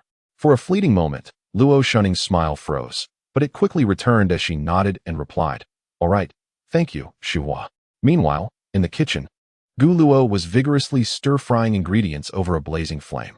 Upon noticing someone enter, he cheerfully remarked, Shunning, have those two little gluttons been sneaking snacks again? However, this time, he did not receive the anticipated response. Gu Luo sensed something was amiss and swiftly turned his head, only to find Luo Shunning gesturing with two slender fingers towards him. In an instant, he comprehended that the figure before him was not an angel, but a little demon. The meaning behind those two fingers was unmistakable, two requests. This marked the second time he had misjudged their identities. But why should I blame myself? Shuhua, what brings you here? Gu Luo chuckled awkwardly, attempting to deflect the situation. Yet, Luo Shuhua showed no mercy, maintaining her gesture of two with one hand while the other began to inch towards the hem of her clothing, exuding an air that suggested she might lift her shirt at any moment. All right. Gu Luo immediately surrendered with a wry smile. Typically, he could spar with this little demon, but today was different. Aunt would soon return. Seeing Gu Luo finally acquiesce, Luo Shuhua retracted her gestures, crossing her arms and coldly stating, You exhibit great potential as a scoundrel. Huh, how am I a scoundrel? Oh, you know it well. To emerge unscathed through Sunday. Who if not you is the scoundrel? Upon hearing this, Gu Luo nearly suffered a cerebral hemorrhage. How could she turn the tables and accuse him first? You are being unreasonable. It was clearly you who intended to set me up, yet in the end, you slander me as a scoundrel? Oh, at this. Luo Shuhua took a step forward, her expression unwavering as she fixed her gaze on Gu Luo. Do you not harbor any particular thoughts? Hearing such provocative words, Gu Luo's eyes widened in shock as he quickly pleaded softly, Dear auntie, I cannot play with you right now. How about you rest on the sofa for a while? Changing the subject was tantamount to an admission. You are evading the issue, Luo Shuhua insisted relentlessly. Gu Luo felt his scalp tingle, his mind buzzing with confusion. So, does brother truly have such thoughts? Luo Shuhua pressed on, her eyes glinting with scrutiny. Gu Luo, feeling a surge of irritation, retorted in a hushed tone. If I were to admit it, would you, Shuhi, still agree? TSK, indeed, my brother is a scoundrel. Luo Shuhi nodded thoughtfully. No wonder he managed to escape unscathed that day. It turns out he is, at his core, just a rogue, adept at straddling two boats. Taking a deep breath, she reminded herself to remain calm. It was futile to engage with this little devil. At that moment, Gu Luo extinguished the flame and cautiously glanced into the living room. Relieved to see Luo Shu Ning happily chatting with Gushi Man, he then lowered his voice, asking with resignation, Shu He, what exactly do you wish to convey? What do I wish to convey? Luo Shu He brushed a strand of hair behind her ear and let out a cold laugh. I merely want to caution you to be careful not to overstep. Upon hearing this, Gu Luo felt a chill run down his spine. The words of this little imp were always enigmatic, potentially leading him into a pitfall. Are you truly not considering it? Gu Luo's lips twitched, and with no other option, He diverted the topic. By the way, Shuhi, didn't you used to call me brother? Why the sudden change to older brother? It initially brought me joy to hear you being addressed as brother by my sister, so I followed suit. As for now, calling you older brother signifies that I no longer wish to linger in my sister's shadow. Chapter 66. Gu Feng's Discovery, 3-in-1, Gift Chapter. Auntie, do try this tomato braised beef. I simmered it for over an hour. Gu Luo said as he served the fragrant stew into the bowls of Luo Liang and Gu Feng. The steaming broth enveloped the tender chunks of beef, releasing an aromatic essence that filled the air. Mom, my brother's cooking is truly divine. You must eat more. Luo Shuling excitedly cheered from the side. This was, of course, genuine praise. She and Gu Shiman were both afflicted with a similar condition. Only Gu Luo's culinary creations could pique their interest in food. Luo Liang nodded lightly, delicately picking up a small piece of beef with her chopsticks and slowly placing it in her mouth, her movements graceful and composed. In an instant, her eyes brightened. Though fleeting, this moment was keenly observed by the astute Luo Shuling, akin to a clever little fox. Mom, is it particularly delicious? Those so-called five-star chefs can't compare to my brother, she exclaimed, playfully gesturing a thumbs down. Remarkably, Luo Liang did not reprimand Luo Shuling for her inappropriate gesture this time. Instead, she gently nodded again. Not bad. Hee, my brother is the best. Luo Shuling felt a surge of joy, as if the praise were directed at her rather than Gu Luo. She understood that her mother's not bad was a substantial compliment, indicating that her brother's culinary skills had reached extraordinary heights. Is it really that delicious? Speaking of which, it has been ages since I tasted Xiao Luo's cooking. Gu Feng spoke as he brought the beef from the bowl to his mouth. Upon the first chew, the rich aroma and succulent juices of the meat exploded in his mouth. Astonished, Gu Feng turned to Gu Luo, exclaiming in disbelief, "Wow, your culinary skills have improved remarkably." He then eagerly began to serve dishes to Luo Xiang. Gu Luo simply smiled faintly, displaying an air of calm. He had come to realize that the skills and values bestowed by the system could not be understood merely at face value. The so-called mastery of culinary arts was far more profound than mere proficiency. It was akin to an enchantment. Just a few bites could render one addicted, ensnared in its delightful grip. Additionally, his charm rating of 9 transformed him into a figure of allure, effortlessly reaching the threshold of captivating young ladies, a hyperbolic fate of love at first sight. As for his basketball prowess, Gu Luo was taken aback to find himself making shots from mid-court with remarkable accuracy, nearing a conceptual level of mastery. His fluency in English and French surpassed that of native speakers.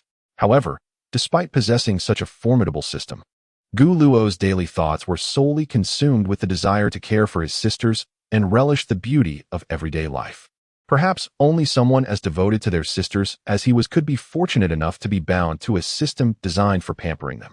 With music playing, the evening proceeded with affection. A sumptuous dinner soon concluded amidst a warm and harmonious family atmosphere. In the kitchen, soft light spilled onto the floor as Gu Luo and Luo Shunning stood side by side washing the dishes, the gentle flow of water accompanying the joyful dance of bubbles between their hands. Suddenly, Luo Shunning laughed. This is the first time I've seen Mother eat so much. Especially at night. It's good that she enjoys it. Gu Luo chuckled, placing the cleaned plates aside. By the way, when I wasn't around, did you wash the dishes by yourself? Why not get a dishwasher? Well, I find washing dishes after a meal to be quite lively, she replied. Lively? Gu Luo pondered, realizing she was indeed onto something.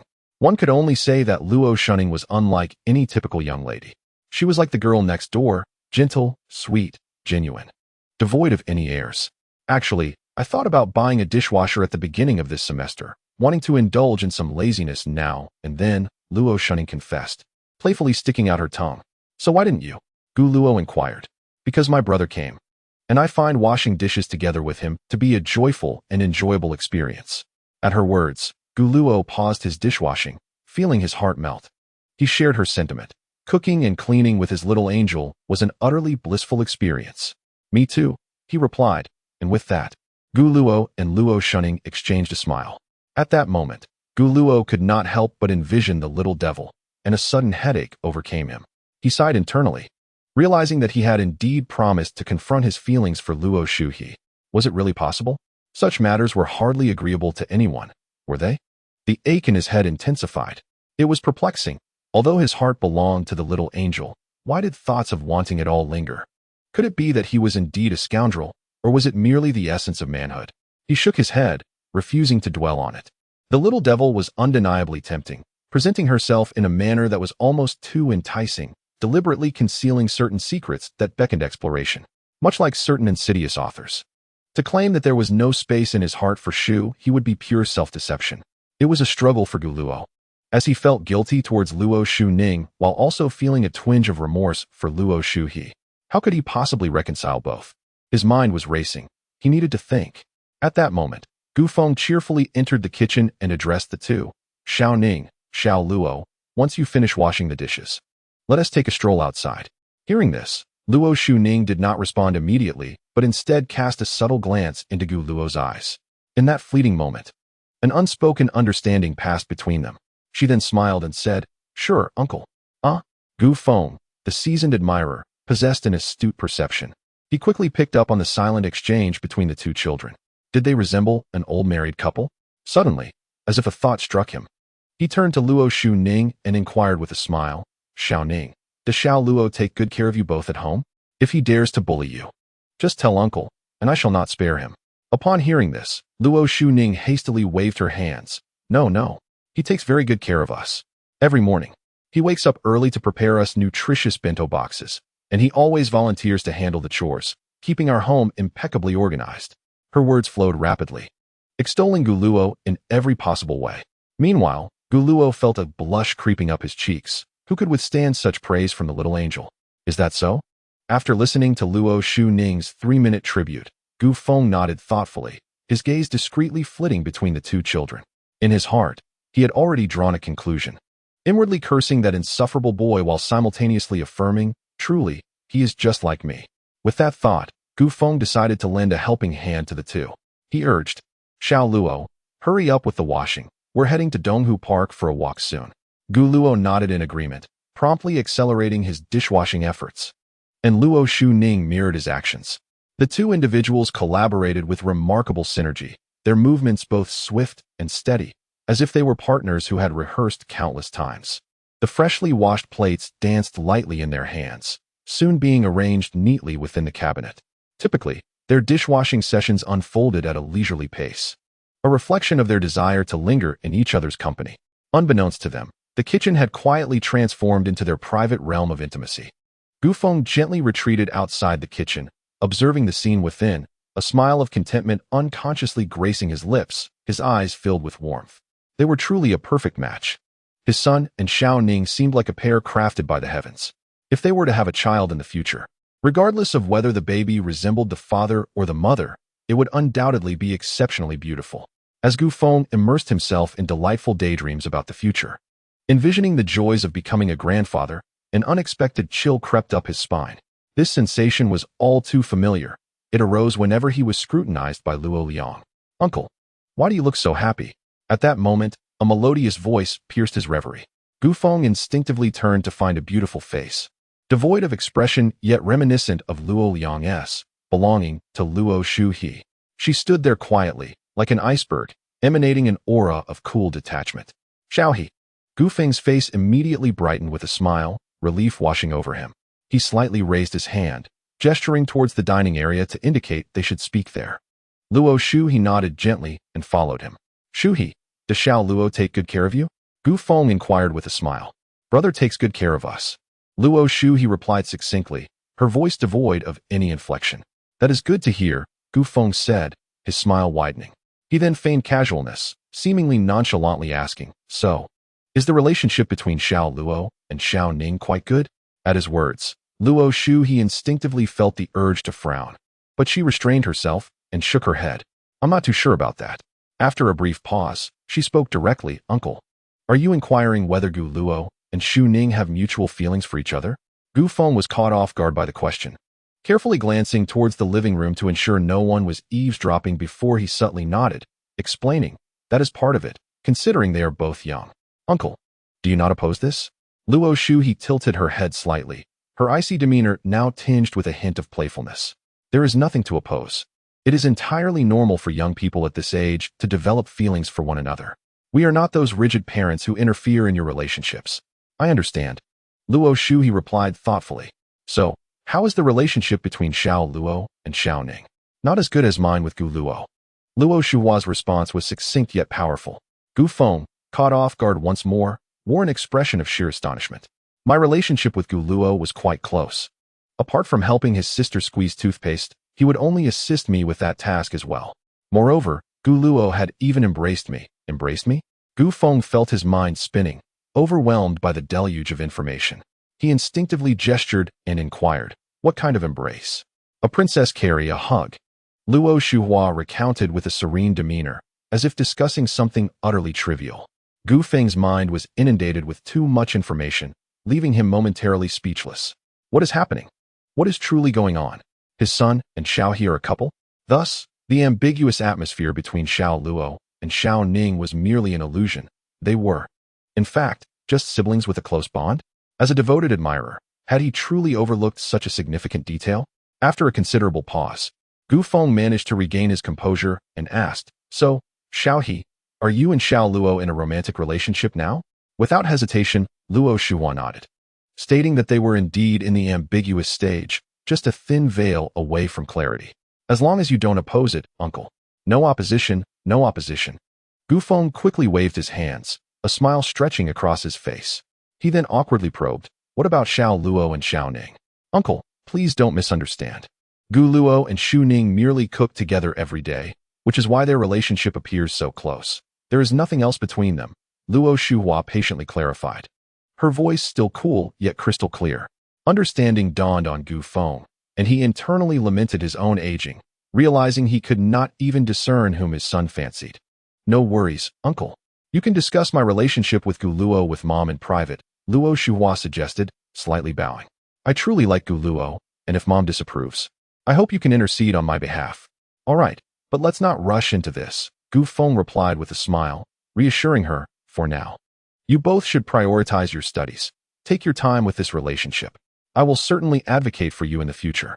He chuckled, recalling that it had only been a week. He dared not predict the outcome of directly telling Luo Liang, Liang, our son and daughter are already together. Relationships, after all, take time. Upon hearing this, a fleeting look of disappointment crossed Luo Shuhua's face, but she quickly regained her composure and politely expressed her gratitude. Thank you, Daddy. The term Daddy instantly brightened Gu Feng's expression, and he promptly affirmed, Xiao He, feel free to pursue your relationship with Xiao Luo. I will always be your strongest supporter. Thank you. Daddy, Luo Shuhua bowed once more. Thus, the two clandestinely established a strategic partnership in the kitchen. Uncle, we have finished washing. Not long after, Luo Shunning and Gu Luo emerged from the kitchen. All right, Gu Feng smiled at Luo Shunning, then turned to Luo Shuhua beside him and said, Xiao He, let us go for a stroll in Donghu Park together. I'll pass. My feet are a bit uncomfortable. Uncomfortable feet? Is everything all right? Gu Feng inquired with evident concern, then directed his gaze toward Gu Luo, reproaching him lightly. Xiao Luo, when you have time, give Xiao He a foot massage. Being an older brother entails certain responsibilities. A question mark slowly materialized on Gu Luo's forehead, his expression one of utter bewilderment. What on earth? Why does it feel like our dear father has been brainwashed by the little demon? It would be understandable if it were Xiao Man with a foot ache. But this was Shua. Although she was also a sister, a foot massage seemed rather excessive. Wait, hold on. Hadn't he already given her one? Before Gu Luo could voice his thoughts, Luo Shunning interjected with a smile. I'll give Shuha a massage when we return. It won't trouble my elder brother. That works. Gu Feng nodded with a smile, then discreetly exchanged a glance with Luo Shua, as if to say, Dada's here to support you, albeit unfortunately obstructed.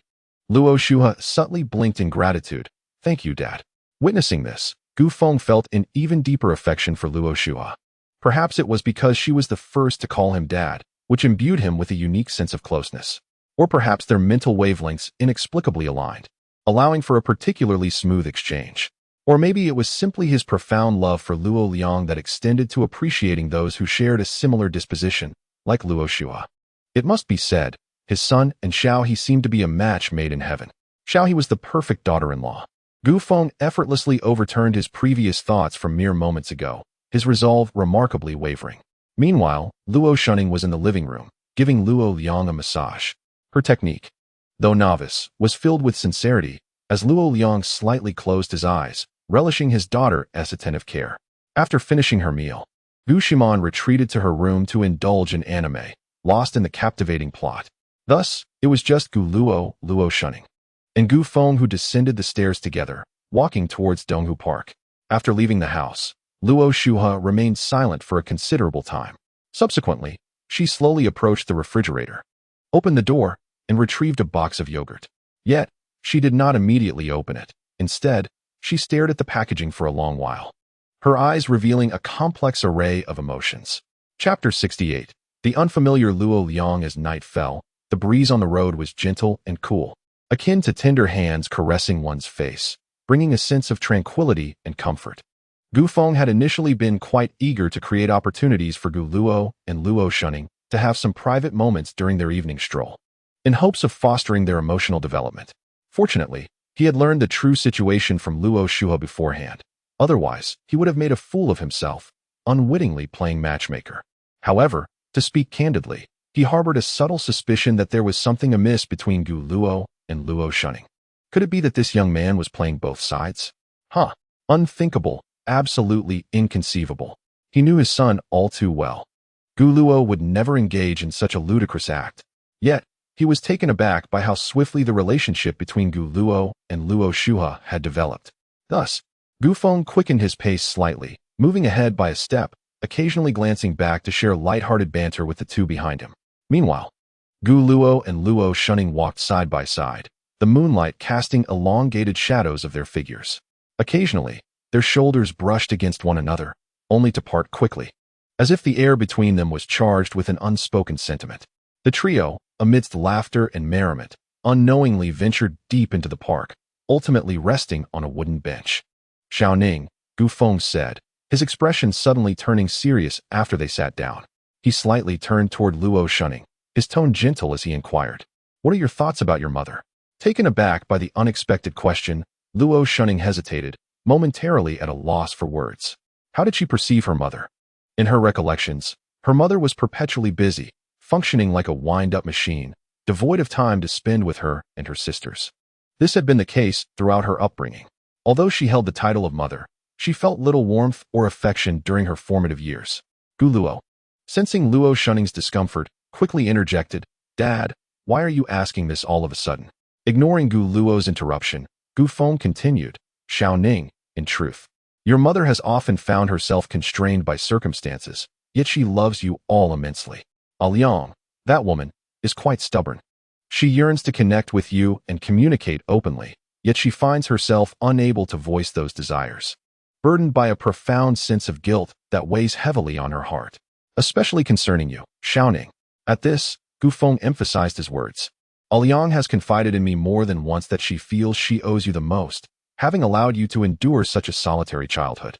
Upon hearing this, Luo Shunning bit her lip, her eyes reflecting a myriad of complex emotions. Nevertheless, she remained silent, seemingly processing Gu Feng's revelations. Observing her reaction, Gu Feng continued patiently.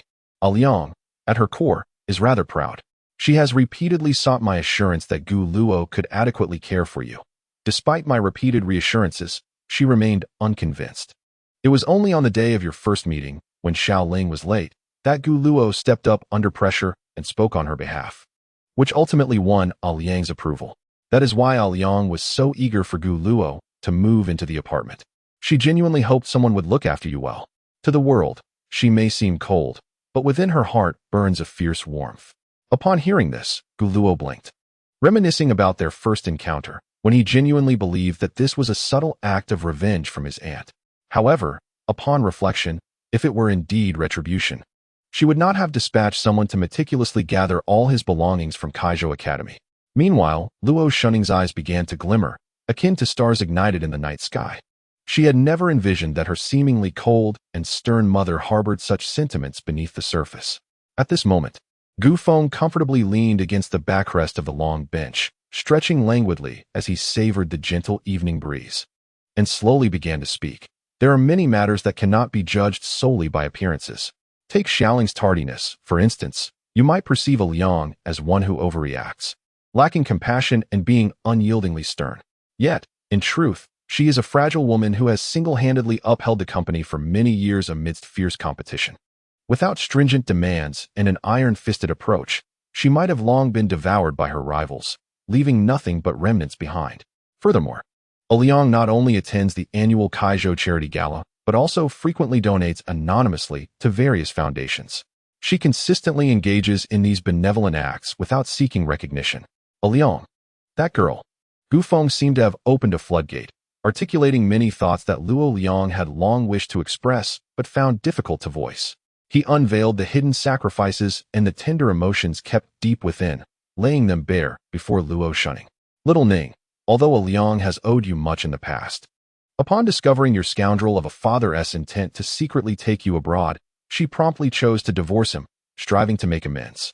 Thus, my dear Ning, for the sake of your uncle, could you perhaps call Liang mother for once? Mother. Luo Liang, who was relishing a massage from Luo Shuling, momentarily froze, nearly dropping the book in her hands, gazing incredulously at Luo Shunning, who had just returned home. However, her expression quickly returned to normal as she gently nodded. Brother, you're back, Luo Shuling exclaimed, stretching widely like a languorous kitten. Then smiling at Luo Shunning, she said, Shunning, I'm a bit tired now. It's your turn to massage, mother. All right. Luo Shunning nodded and moved over to take her place. She placed her hands softly on Luo Liang's temples and began to knead gently.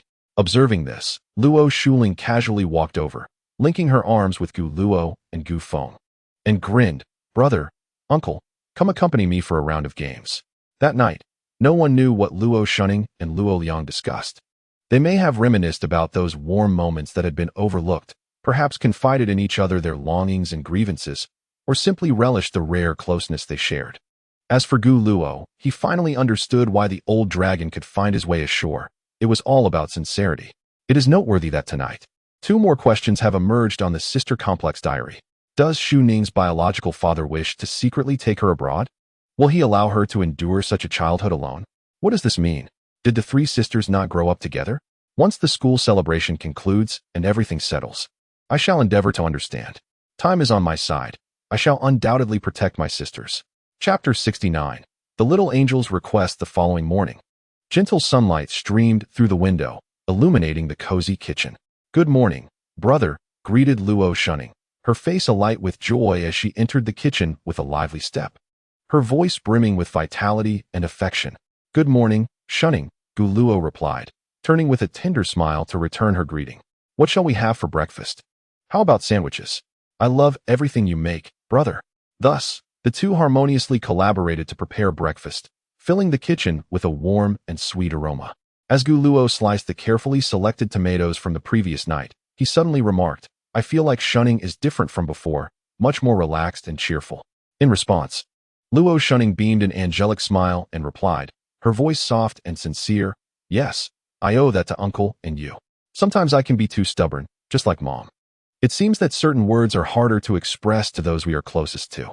Gu Luo sighed softly. Perhaps I have misunderstood Dad in many ways. There appears to be an innate chasm between adults and children. Indeed.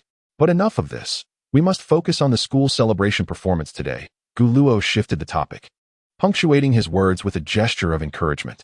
Let us do our best. Yes, let us. Luo Shunning echoed, playfully waving her small hand like a vibrant little sprite.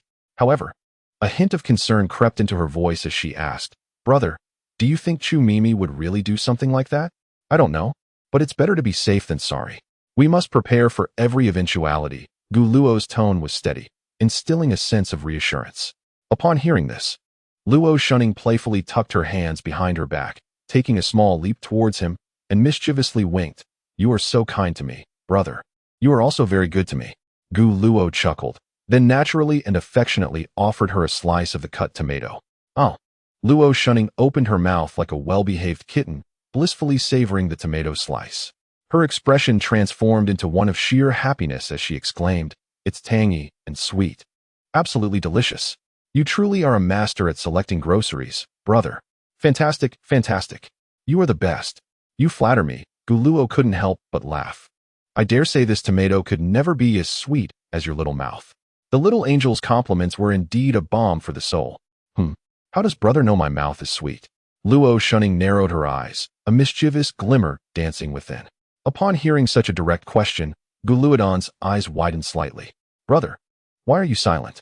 Luo, shunning, clearly adopting a mischievous demeanor, tilted her head and feigned innocence, pressing further. So, how did you come to know that my words are sweet? Ahem. Guluo took a gentle breath, attempting to compose himself. Just as he was poised to confront the question head-on, he heard the little angel let out a soft giggle. All right, I won't tease you any longer, brother, Luo shunning said with a smile, waving her hand. You. Guluo opened his mouth, hesitating to respond. By the way, brother, I have a question for you. At this point, Luo shunning slightly tempered her smile. What question? Is it you who squeezes the toothpaste for Xiao Man and Shu He every day? She emphasized Shu He's name with a hint of intensity. Upon hearing this question, Guluo's heart skipped a beat. Yet, he steadied himself and replied with a smile. Well, that day when Shu He saw me, she asked me to help her squeeze it. I did consider squeezing it for you and Shu Ling as well. But it felt a bit inappropriate. I understand your thoughts, brother, Luo shunning nodded, although her expression still conveyed a hint of dissatisfaction. Observing this, Guluo grew anxious. Shu Ning, he felt at a loss for words. Now, discussing the squeezing of toothpaste seemed a tad lacking in charm. Brother, if you want to make me happy, please grant me a request, Luo shunning suddenly said. Huh. Guluo was momentarily taken aback, almost doubting whether the angel before him was actually Luo Shuha in disguise. Why is the little angel making requests now? However, he did not hesitate and nodded. I agree. Are you not even going to ask what it is? I agree. Guluo wholeheartedly trusted the little angel, believing that no prefix was needed before her request. Then from now on, I shall be responsible for squeezing toothpaste for you. Chapter 70. The dowry could still rise. The sun shone brightly, illuminating every corner and adorning the entire campus with extraordinary beauty. Outside the gates of Guanya Academy, a lively scene unfolded. Due to the school anniversary, the institution was completely open to the public, with a joyful atmosphere permeating the air. Many grandparents, free from work, came to join the festivities. Of course, numerous parents who took leave and various members of society were also present. As a member of the public service department, Guluo received a seemingly peculiar yet immensely honorable task to serve as a mascot. Indeed, he was to embody the kind of mascot that captivates the attention of all visitors. Standing tall at the entrance of the school, Guluo resembled a resplendent star, radiating a unique charm that compelled passers-by to glance his way. Brother, you look so handsome. A little girl with two playful pigtails gazed up at Guluo, her eyes wide and sparkling like tiny stars. Her cherubic face was round and rosy, and when she smiled, her dimples appeared, enhancing her adorable charm, making one irresistibly want to pinch her cheeks. You must stay close to your grandmother and not wander off, Guluo said, his face adorned with a gentle smile as he pointed to the volunteer badge hanging from his attire. I still need to assist others with directions. Of course, this was merely a ruse. In reality, he was nothing more than an emotionless mascot, propping up the FAAD of Guanya with his striking looks. It could be said that he held the most effortless position in the public service department that day. No one in the department had any objections to this arrangement. They all believed it showcased the charm of Guanya's campus heartthrob. Particularly, Situ Wenyao was in full support, his enthusiasm so palpable that one might think he would challenge anyone who disagreed. Who understands the plight of the handsome?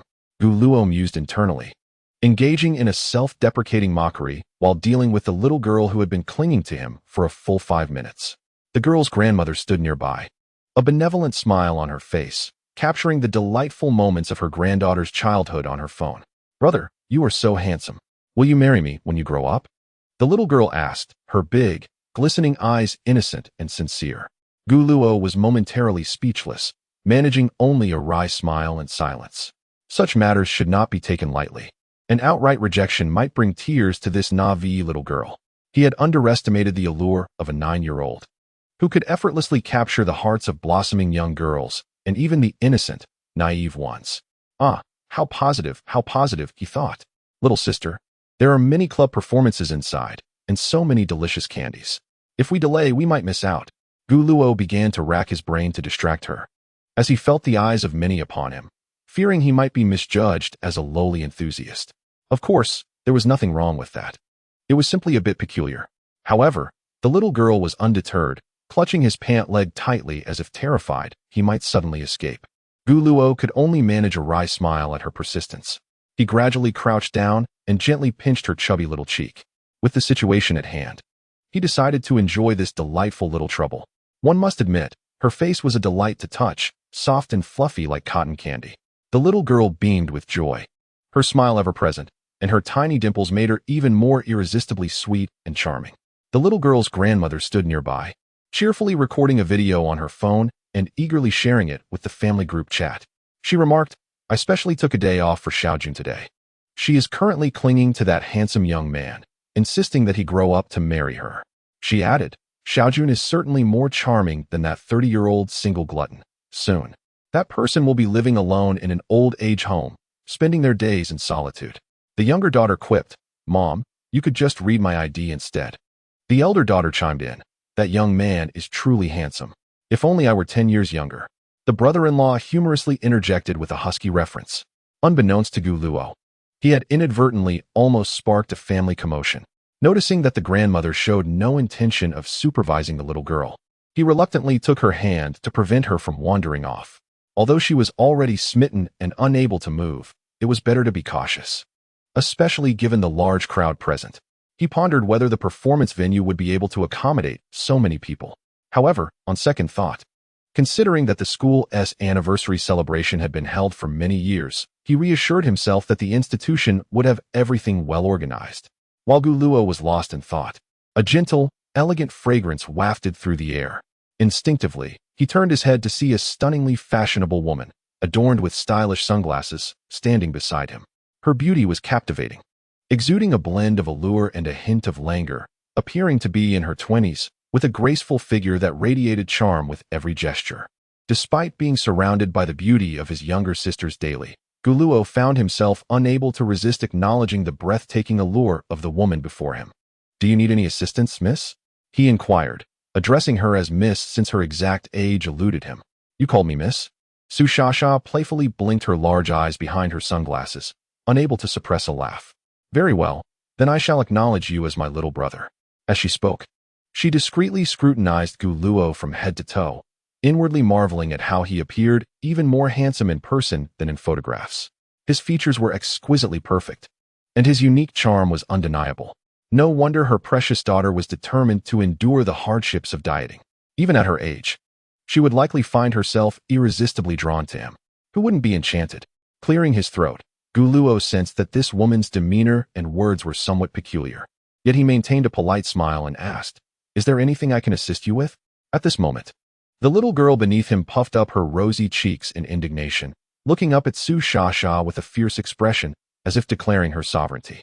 In her simplistic understanding, this beautiful older sister was attempting to usurp her future husband, which irritated her somewhat.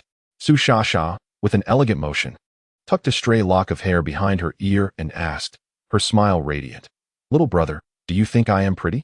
Her graceful and alluring demeanor was captivating. "Apologies. I am merely a volunteer, responsible solely for answering inquiries related to the school," Gu Luo thought, feeling a throbbing headache. He resolved never to engage in such public-facing work again. It was all due to his striking looks. If it were a child, he would be inclined to spend some time engaging and comforting, yet with these deliberately flirtatious adults, he had no desire to interact. Very well, Su Shasha replied, her expression not one of anger, but rather one of satisfaction as she nodded approvingly. The way she looked at Gu Luo was akin to a mother-in-law assessing her prospective son-in-law, her admiration growing with each glance. "Little brother, if I am not mistaken, your name must be Gu Luo, right?" At this, Gu Luo was momentarily taken aback. What was happening? Surely, his reputation as the campus heartthrob hadn't spread beyond the school walls. Nevertheless, he acknowledged, "I am Gu Luo. May I ask who you are?" "I am Xinyu's mother. You may call me Sister Su from now on," she replied playfully, winking mischievously. Her vibrant and charming demeanor made her appear more like a youthful girl than a mother. Gu Luo paused before continuing, "Hello, Sister Su. I am Xinyu's deskmate. I have greatly appreciated Xinyu's care over the past week." Internally, he grappled with the peculiar hierarchy. He referred to Xinyu as Yuma while addressing Xinyu's mother as Sister Su. Quite the generational mix-up, indeed. Nevertheless, he decided to let it be. "Such a good boy," Su Shasha remarked, increasingly pleased with Gu Luo. She mused to herself about the potential for an even more substantial dowry. Perhaps an additional building would be in order? Such an exceptional future son-in-law deserved to be treated well. Chapter 71. The school anniversary officially commences. Time flew swiftly, and soon it was 9:18 a.m., just 12 minutes before the official commencement of the school anniversary. The performance hall was nearly filled to capacity, bustling with students and visitors from afar, all eager to witness the event. The entire order of the occasion was managed by the student council and public service department members. Even the opening remarks were delivered by the president of the student council. Indeed, the entire anniversary ceremony was orchestrated by the students themselves, a unique tradition of Guangya Academy. Unlike other institutions, here, the events rarely involved lengthy and tedious speeches from leaders. If there were any, they were merely succinct remarks from the principal. One could say that the myriad affairs of the school were predominantly run by the students themselves. The student council wields significant authority. They not only partake in the daily management of the school, but also engage in discussions regarding its future development and various issues, possessing a certain degree of influence. This embodies the founding tradition of Guangya College, which prioritizes students. Here, the thoughts and abilities of students are fully respected and realized. On the second floor of the performance hall, a dedicated indoor viewing area has been constructed. Through the expansive one-way floor-to-ceiling windows, the entire scene of the performance hall can be observed. At this moment, within the viewing area, Principal Liu is smilingly pouring tea, engaging in warm reminiscences with several dignitaries, including Mayor Chun and Director Zhou. Indeed, how many years have flown by? Mayor Chun, dressed in a crisp administrative jacket, remarked with a slight sigh. Approaching 60, he remains upright and vigorous. Apart from a few strands of gray at his temples, he exudes an air of vitality, showing no signs of aging.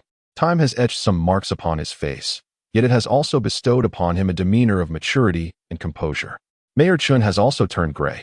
All for the development of Kaizhou, truly commendable, Principal Liu stated, placing the first cup of brewed tea in front of Mayor Chun. It is all in service to the people. There is no talk of hardship. Mayor Chun waved his hand, a humble smile gracing his face.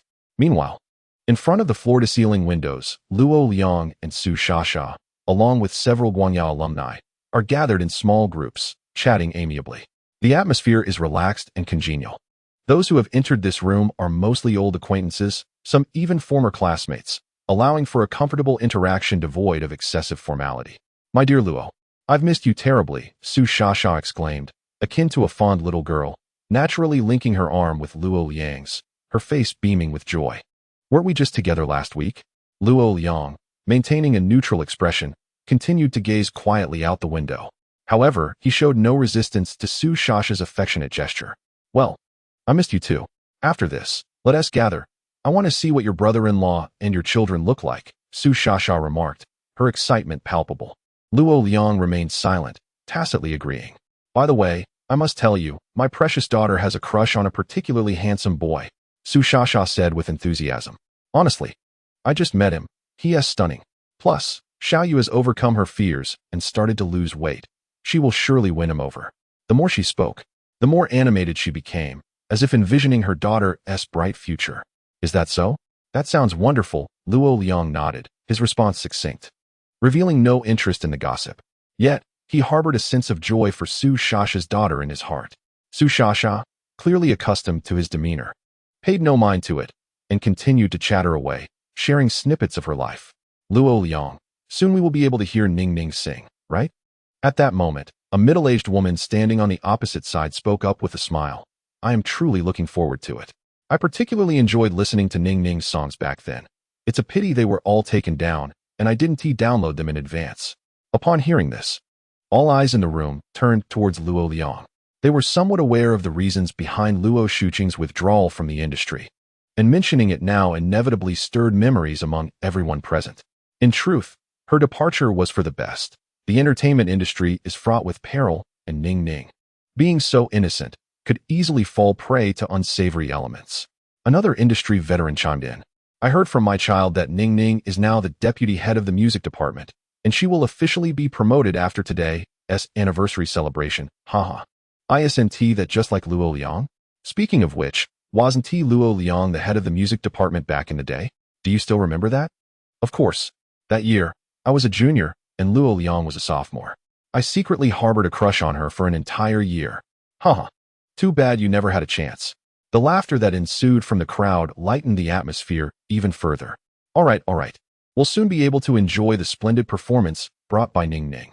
As a fan, I must record it. The middle-aged woman eagerly took out her phone, adjusting the filming angle. Several classmates who graduated alongside Luo Liang began to reminisce, exchanging stories and memories from the past.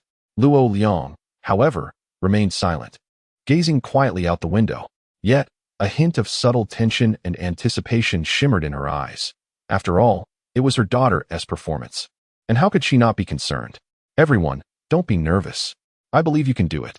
Backstage, in the preparation room, Feng Duo was encouraging each member about to take the stage.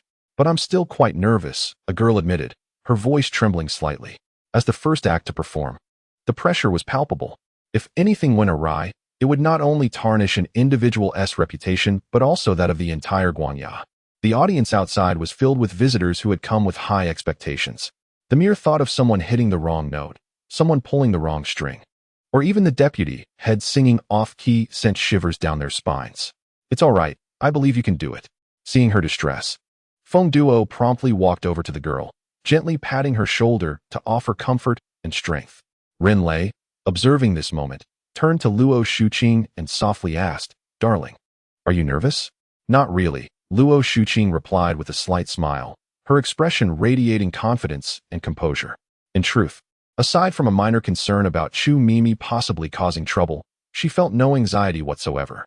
After all, having once been the nation's darling, she had witnessed her fair share of storms. "I see, but I'm a bit nervous," Ren Lei confessed with a sigh. Just as Luo Shuqing was about to comfort her, she continued, "However, if you could introduce me to Gu Luo, I would surely feel at ease."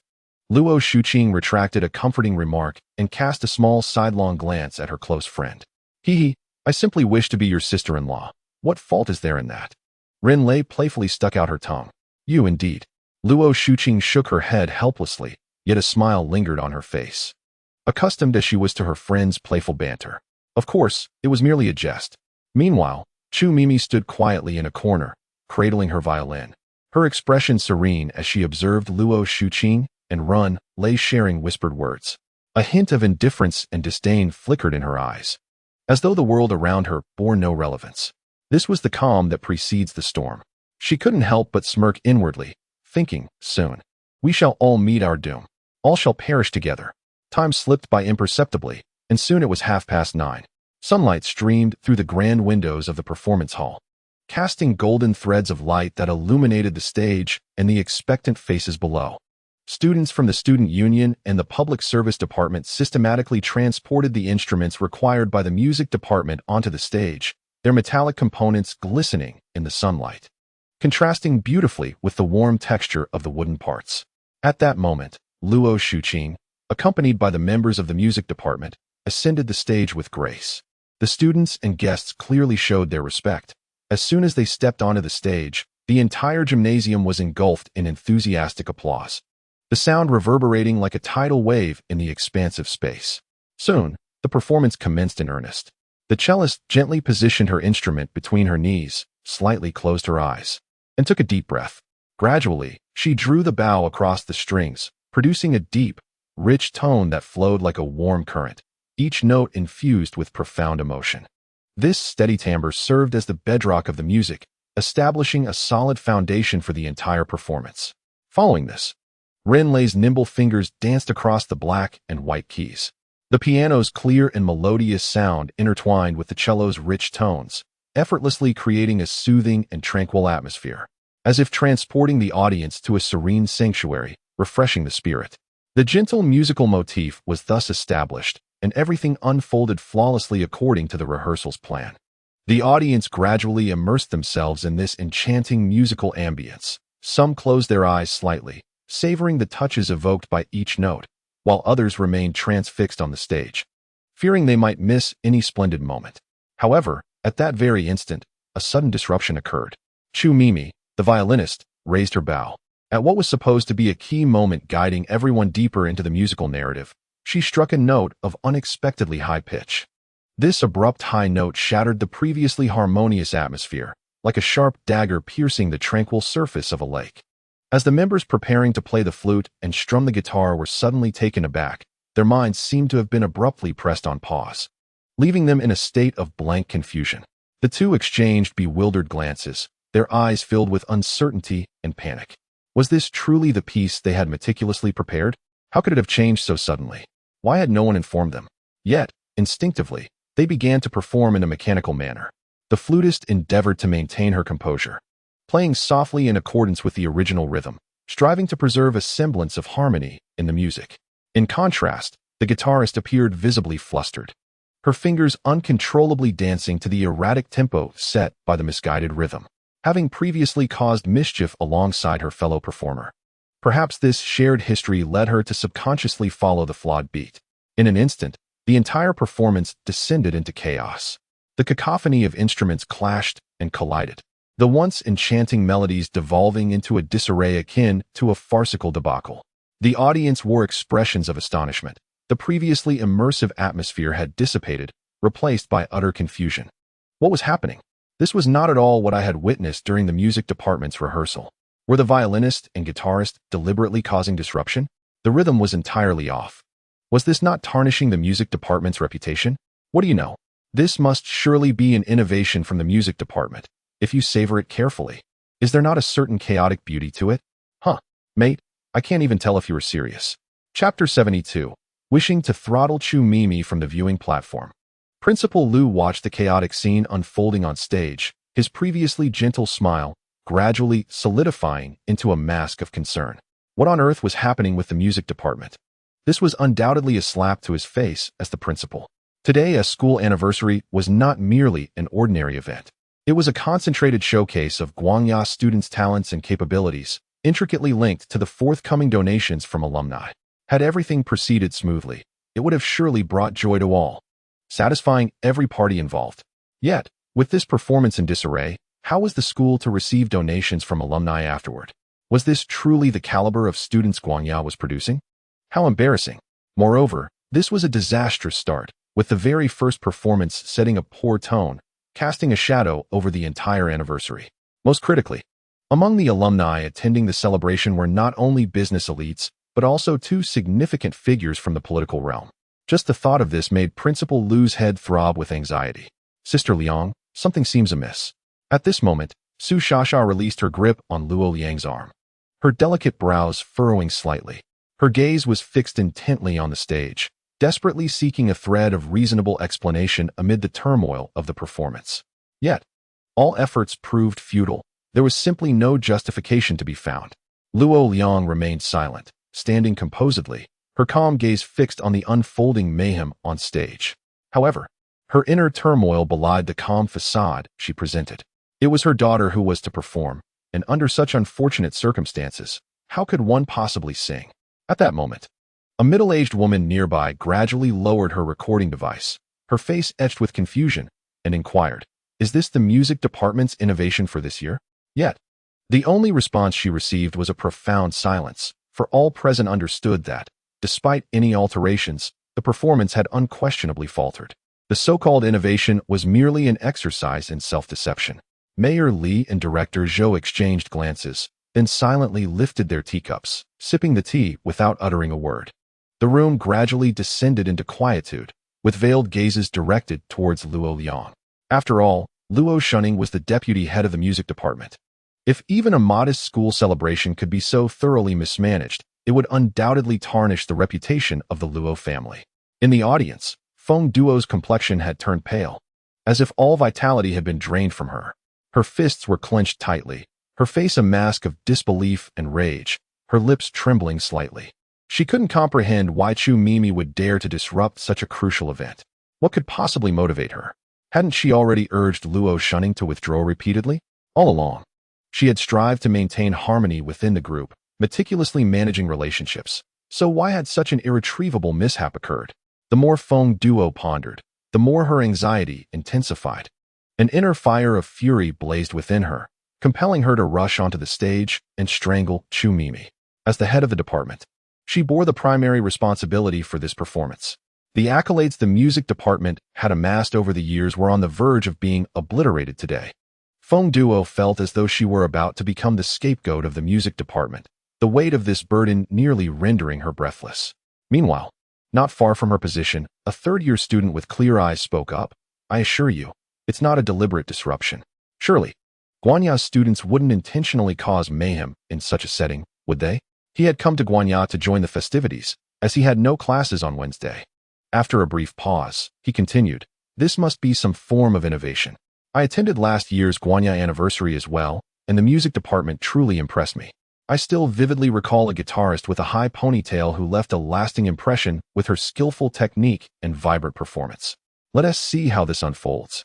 I'm intrigued by what you've said, replied a young man sitting beside the university student, feeling somewhat swayed by his analysis, albeit with a hint of skepticism.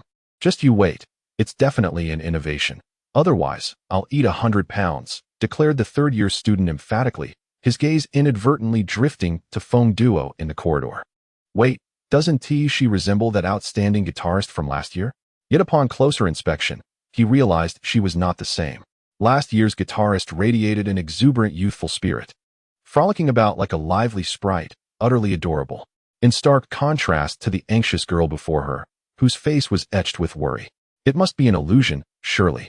On stage, Renlei found herself yearning to abandon the piano and dash out to procure a large bottle of cola, intending to drench Chu Mimi from head to toe in a refreshing coolness. This situation transcended mere annoyance. Chu Mimi was on the brink of ruining the music department entirely. The more she pondered, the more infuriated she became. She had clearly suggested to the head that Chu Mimi be replaced, yet every time her proposal was dismissed. The reasoning provided was that no violinist, aside from Luo Shunying, could rival Chu Mimi's prowess, and for the school anniversary performance, they must present the strongest lineup of the music department. Thus, they were compelled to endure until the conclusion of the festivities. Yet now, everything seemed to have unraveled. What would Shunying do? How could she possibly perform amidst such chaos? In that moment, Renlei turned her gaze toward Luo Shunying, only to catch a glimpse of her somewhat fragile silhouette. It was unbearable to imagine the expression that must be etched upon her face. A pang of sympathy surged within her. However, Luo Shunying remained composed, quietly absorbing the cacophony of music around her. Her demeanor was strikingly calm, devoid of any hint of panic. In her eyes shone determination and tranquility, as if all of this had been anticipated. Let it be chaotic. Let it be even more chaotic. Her thoughts drifted back to that Sunday. Chapter 73. The allure of first attempts at 11 o'clock in the lounge. Shunying said, Brother, before we head home, would you accompany me to buy something? You should be more familiar with it. Sure, Luo Shunying replied without a moment's hesitation. Soft light bathed them, casting a warm outline around their figures. After an indeterminate time, she gently inquired, Brother, what are we going to buy? Her voice was soft and sweet, more endearing than usual, imbued with a touch of playful charm. We're buying an instrument, Guluo replied with a slight smile. An instrument? Which one? A piano? Luo Shunying instinctively responded. If it's a piano, you can use the one in my room anytime. If we're purchasing a new piano, leave it all to me. You needn't worry. Upon hearing such a confident declaration, Guluo mused that the little heiress truly lived up to her reputation. With ease, she spoke of custom suits and pianos, and the notion that she could offer her room's piano for use meant he could enter her sanctuary at any moment. Just the thought sent a thrill of excitement through him. It's not a piano, it's a suona, Guluo revealed without any pretense. A suona? Luo Shunying blinked in surprise, her lively eyes wide with wonder. She had never anticipated that the instrument in question would be a suona.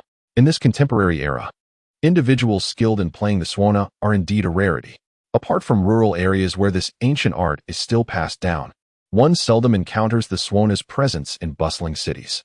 She instinctively inquired, Do you play the suona, brother? Guluo smiled as he clarified, Actually, during my freshman year, I learned from an elder teacher in the music department. However, I attended less frequently due to my responsibility of looking after Xiaoman. It was an unavoidable explanation he could offer. Oh, I see. So, why did you purchase a suona? Luo Shunying's curiosity was thoroughly piqued. For the school celebration, Guluo promptly elucidated. I am concerned that Chu Mimi, with her psychologically twisted tendencies, might cause disturbances. If she wishes to sabotage the performance, there are likely two scenarios. As he spoke, he extended two fingers. Firstly, she might deliberately be absent on the day of the performance, And even if something occurs, the senior students can step in. So it shouldn't be a significant issue. Secondly, she might intentionally create chaos, just as she did during rehearsals. This school celebration held great importance, as their aunt would be attending. Hence it was crucial to avoid any mishaps. It is better to be overly cautious than to regret later, he continued, detailing the various potential situations and their resolutions he had inferred from the special task and its hints issued by the system. There was a high likelihood of complications, as the system's issuance of this unique task indicated that the music department's performance would indeed encounter problems, with the task hint pointing to Chu Mimi. It was almost certain that she was up to no good. Brother, Luo Shunying found herself momentarily speechless, her throat constricted as if caught by some unseen force. Though she did not fully grasp why he harbored such suspicions, her heart swelled with gratitude. She had never anticipated that Gu Luo would consider her so thoroughly, going to such lengths for her sake.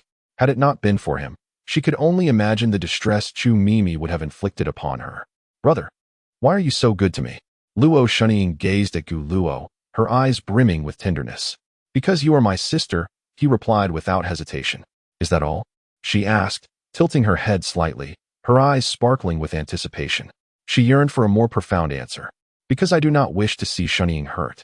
Upon hearing this, Luo Shunying felt her heart momentarily halt, as if the entire world had paused in that instant. She could not help but envision a future with Gu Luo, one that would undoubtedly be filled with sweetness and happiness. She longed to return immediately and immortalize her current emotions through music, ensuring that this beauty would endure forever. Lost in such thoughts, Luo Shunying took a deep breath, striving to calm her excited heart, and revealed a sweet smile. You are the best, brother. Her voice was filled with reliance. The reminiscence concluded, and time returned to the present. Luo Shunying did not open her mouth to sing. Instead, she gradually made her way backstage in front of everyone. This scene left the audience bewildered, and the previously cacophonous murmurs transformed into a louder uproar, as if a pot had boiled over. What is happening?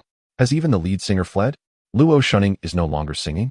A young man, with a face full of confusion, inquired of his companion. What on earth is the music department doing? Don't worry, there must be a twist. Look at that most beautiful lead singer. She appears utterly unfazed, said a third-year student, maintaining a state of composure. I feel like the young man sitting beside me, who was clearly unable to hold back, shook his head in bemusement. The lead singer has fled, and there is still going to be a twist? The audience buzzed with speculation and doubt, their voices rising in a chorus of conjecture. Meanwhile, on stage, Chu Mimi was nearly bursting with joy at the sight. Her thoughts were simple. At worst, she would face some penalties. She could always tell the school that the recent pressures had led to her being ostracized, resulting in her poor mental state and performance. Now, with Luo Shunying's voluntary exit, she would have to shoulder at least 80% of the blame. After all, this was a public abandonment in front of all the faculty, students, and numerous visitors. Luo Shunying had truly landed herself in hot water. However, just as Chu Mimi was reveling in her thoughts, her smile abruptly froze, as if captured in a still frame.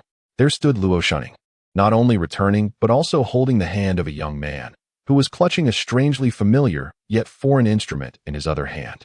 Gu Luo himself was a bit perplexed. Their prior plan had not included this hand-holding segment. This was entirely the little angel's own initiative. His heart swelled with surprise and delight, yet he couldn't help but note how soft the little angel's hand was, akin to cotton candy. Thus, hand in hand, they slowly made their way to the center of the stage. Brother, go for it, Luo Shunying whispered, her voice gentle like a warm spring breeze. She then released his hand and stepped slightly aside, her gaze filled with trust and anticipation. Gu Luo smiled at Luo Shunying. The swan's reed had already been soaked in warm water, and everything was in readiness. He slowly raised his hand, bringing the mouthpiece to his lips. Using Charm Enhancement Card, the points on the system panel began to deplete. 2 points were consumed per second. His charm increased from 9 to 11. Gu Luo had previously enhanced his physical attributes to 10, thus easily pressing down on 300 pounds of little fans. Now, he seized the opportunity to explore what effects might arise from attributes exceeding 10. There would undoubtedly be an enhancement, but he was uncertain of its exact nature. 9 points represented a succubus. What then did 11 points signify? With matters having reached this point, it was time to indulge. In the next moment, a sound akin to a phoenix's cry suddenly resonated throughout the performance hall. The The sound soared high and resplendent, reaching for the heavens as if to pierce the very sky. It resonated deeply within the souls of every individual present, causing them to tremble. At that moment, the cacophony of music faded away, the murmurs of the audience dissolved, and all else vanished. The world seemed to consist solely of the fervent notes of the Suona, echoing through the air, swirling and lingering, refusing to dissipate. Chapter 74. The Phoenix's Rebirth. The spirited melody of 100 birds facing the phoenix cascaded forth from the Suona, its sound imbued with an enchanting magic that instantly transported all present into a vibrant realm filled with avian life. Initially, the tune was melodious and gentle, reminiscent of the soft chirping of birds in a morning forest, clear and delightful, awakening the slumbering earth. As the melody progressed, Guluo's playing grew increasingly vigorous, the notes dancing through the air like a string of lively pearls. At times, the sound was as crisp as a yellow oriole emerging from the valley. At others, it soared with the fervor of an eagle taking flight, and occasionally it murmured like a swallow in gentle whispers. Each note seemed to embody a living bird, swirling and frolicking above the stage. Guluo's body swayed gently to the rhythm of the music, leaning forward and backward, as if engaged in a dance with the myriad of birds.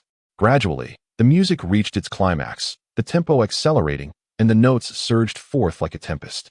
His fingers danced swiftly across the sound holes, the music transcending simple notes to become a grand symphony of birdsong. The various calls intertwined, creating a vibrant tapestry that unfolded before the audience's eyes, revealing a noble and resplendent phoenix standing tall, its feathers ablaze like flames, exuding an air of majesty and sanctity. The birds encircled the phoenix, bowing in reverence, crafting a magnificent scene of 100 birds paying homage to the phoenix. Chu Mei was utterly entranced, her body covered in a myriad of goosebumps, as if struck by a powerful current, trembling uncontrollably. Not only she, but all present were similarly captivated, ensnared by an irresistible force that seemed to beckon them to lie down. Everyone's gaze was magnetically drawn to the youthful figure on stage, utterly unable to divert their attention. The situation was no different in the viewing area. Even those who were powerful figures in various fields, masters of commerce and politics, wielding immense influence and wealth, found themselves rendered speechless by the sudden impact of the music. Even the ever-composed Luo Liang felt a shiver of goosebumps arise, his eyes glued to his stepson. Principal Lu's reaction was even more exaggerated.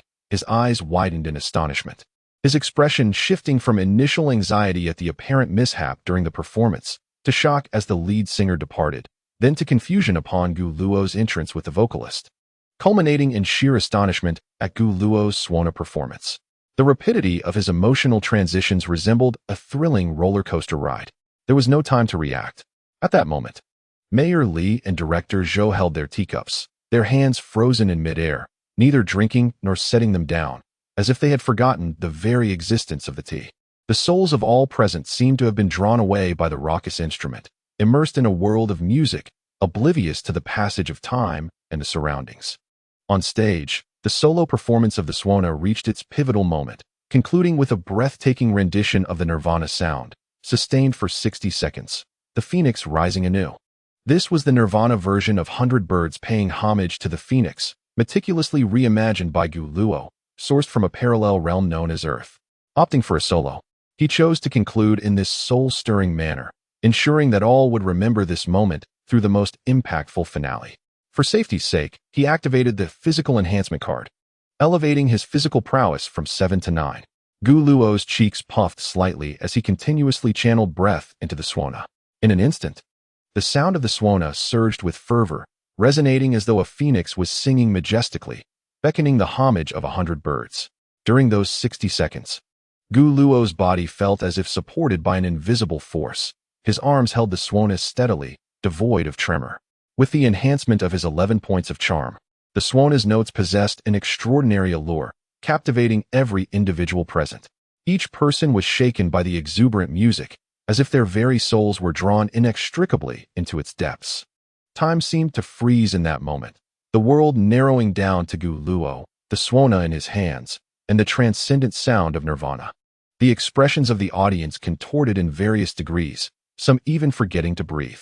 Indeed, so engrossed were they that they instinctively held their breath.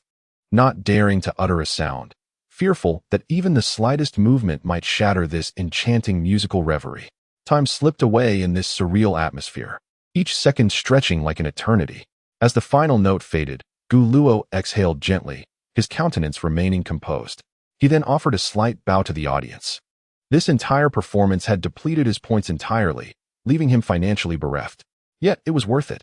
For the little angel, everything was worthwhile. What intrigued him now was the effect of the charm he had harnessed during the performance. Wait a moment, why was there no applause?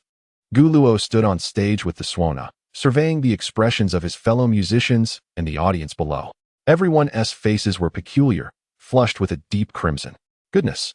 Guluo exclaimed, hastily calling out, "You can breathe now. Please breathe. Hurry and breathe." Is this the allure of 11 o'clock combined with the power of the Suona and the Nirvana version of 100 Birds Facing the Phoenix? It is indeed terrifying. Goodness. One might become the most wanted criminal in Huaxia right after a school anniversary celebration. Furthermore, the charm enhancement card is simply a lethal weapon. Devoid of any semblance of reason, Guluo found himself pondering if he could elevate his charm to 100 points. No, it appears that reaching 20 points would suffice. Then flashing a radiant smile at a girl might indeed render her utterly captivated. Upon hearing the shouts, everyone abruptly snapped out of their trance-like state, gasping for breath. Guluo hurried to Luo Shuning's side, gently patting her back. She felt utterly dazed. As she was closest to Guluo and could most acutely perceive the terrifying atmosphere that had just enveloped them, it had reached a level where her brain seemed beyond her control. Just as Guluo prepared to speak, a tsunami of applause erupted throughout the venue. The clapping surged like an overwhelming tide, rolling in waves that reverberated continuously. Everyone seemed entranced, rising to their feet and applauding fervently, pouring every ounce of strength into their hands, regardless of the stinging or redness that resulted. Incredible! A third-year student even shouted hoarsely, emitting a sharp cry akin to that of a groundhog. Indeed, all of this was the innovation of the music department.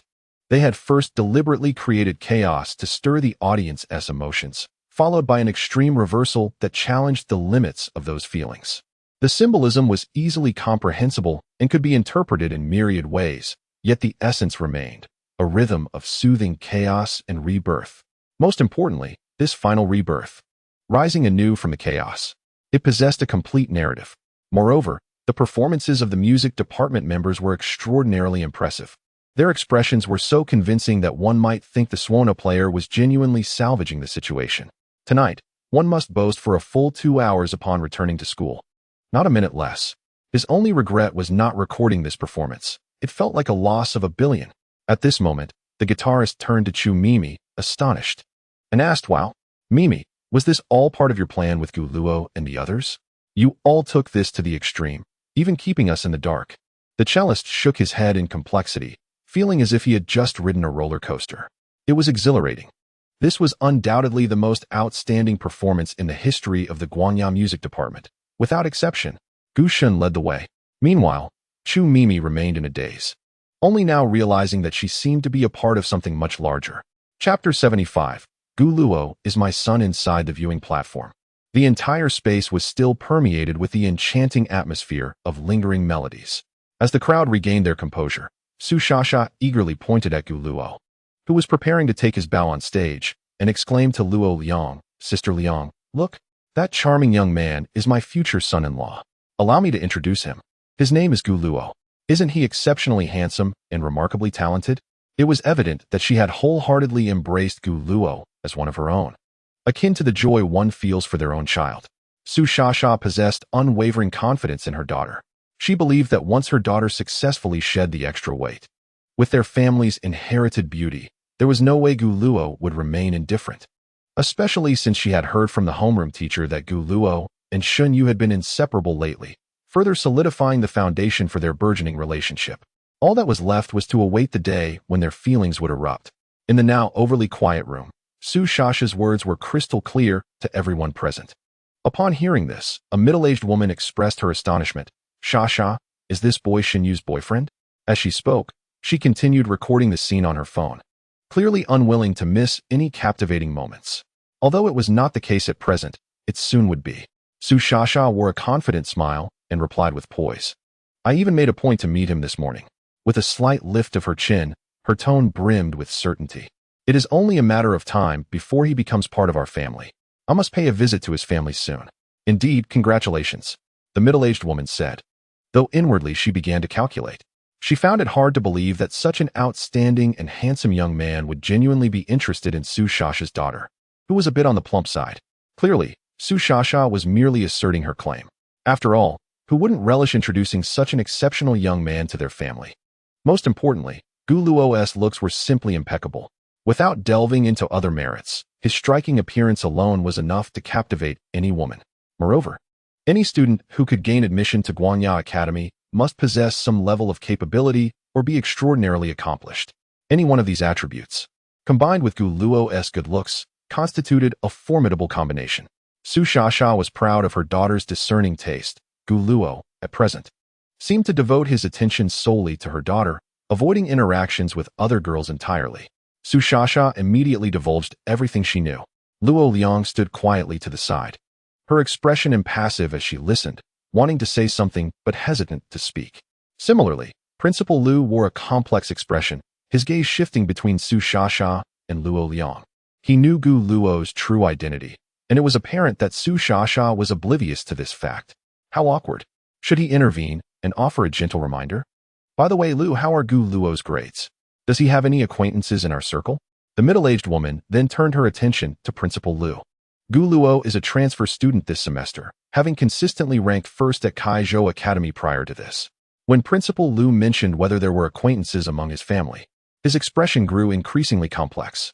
He cleared his throat softly, attempting to mask his embarrassment, and continued, "Indeed, there is someone, and they are quite familiar. Is that so? Whose child is it?" Upon hearing this news, the middle-aged woman suddenly perked up. She had not anticipated that Gu Luo not only excelled academically, but also hailed from a respectable background, truly perfect. Yet, upon further reflection, she found it somewhat peculiar, as she seemed to lack any friends with the surname Gu. At this moment, curiosity was piqued among the crowd, and all eyes turned toward Principal Lu, eagerly awaiting his response. Just as he was about to speak, the previously silent Luo Liang slowly interjected, his voice calm and clear, "Gu Luo is my son." This revelation left everyone astonished. Gu Luo is Luo Liang's son. Some alumni, unaware of Luo Liang's remarriage, began to conjure various narratives of illegitimacy in their minds. Meanwhile, Su Shasha, who was privy to the truth, wore an expression of disbelief, her mouth ajar as she finally uttered, "Sister Liang, it turns out we are family?" Luo Liang did not acknowledge her, and instead explained to the crowd with a tranquil demeanor, "Gu Luo is my stepson. I remarried a week ago." Her voice was not loud, yet each word resonated clearly, as if she were narrating the most ordinary of tales. "Oh, now it makes sense why you remained so composed when Gu Luo was holding Ning Ning's hand earlier," thought the middle-aged woman, nodding thoughtfully, her words laden with implication. In response, Luo Liang remained expressionless, stating, "The hand-holding was merely a part of the program's design." After a pause, she added, "Of course, if Gu Luo and Shu Ning truly have feelings for each other, I would not oppose." For her, this bond devoid of blood ties held little significance, and she was indifferent to the opinions of others. At this moment, Su Shasha was left speechless, struggling to find the right words. Luo Liang's intentions had been made abundantly clear. Her lack of opposition to her stepson's relationship with her daughter equated to full support. If the rival were indeed Luo shunning, Su Shasha was uncertain of her own daughter's chances of success.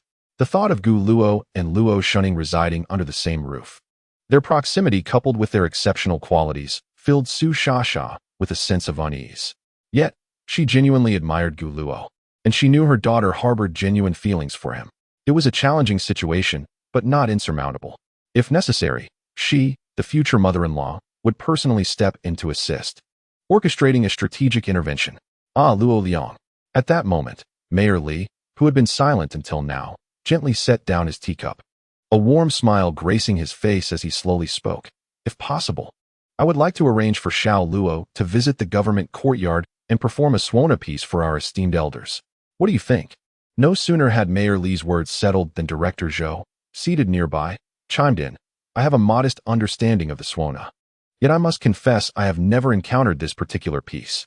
Surely, Xiao Luo hails from a lineage steeped in musical tradition? This must be a hidden gem of a composition. If feasible, We ought to promote this piece to greater heights. A lineage steeped in musical tradition, Luo Liang found herself at a loss for words. In her recollections, Gu Feng had never played any instruments, and he was an orphan raised in a welfare institution. She resolved to inquire about this matter upon her return. I will ask Gu Luo, Luo Liang succinctly replied. Ultimately, it depends on Gu Luo's thoughts and choices. Very well. Thank you. Mayerly responded with a gentle smile.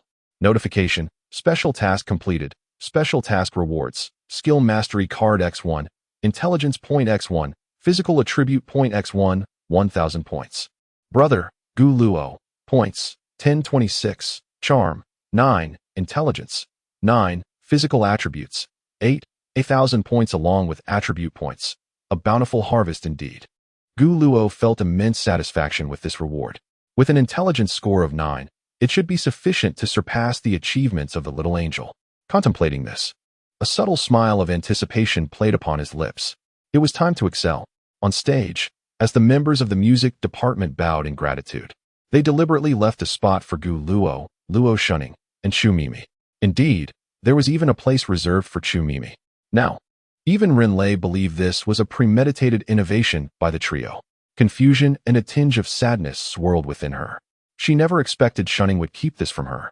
She had just been worrying about her. Meanwhile, Chu Mimi stood beside Gu Luo, her expression as complex as one who had just tasted something foul. Yet, before the audience, she had to muster a semblance of a smile, her heart a tumult of emotions. What was happening? Why were Gu Luo and Luo Shunning together?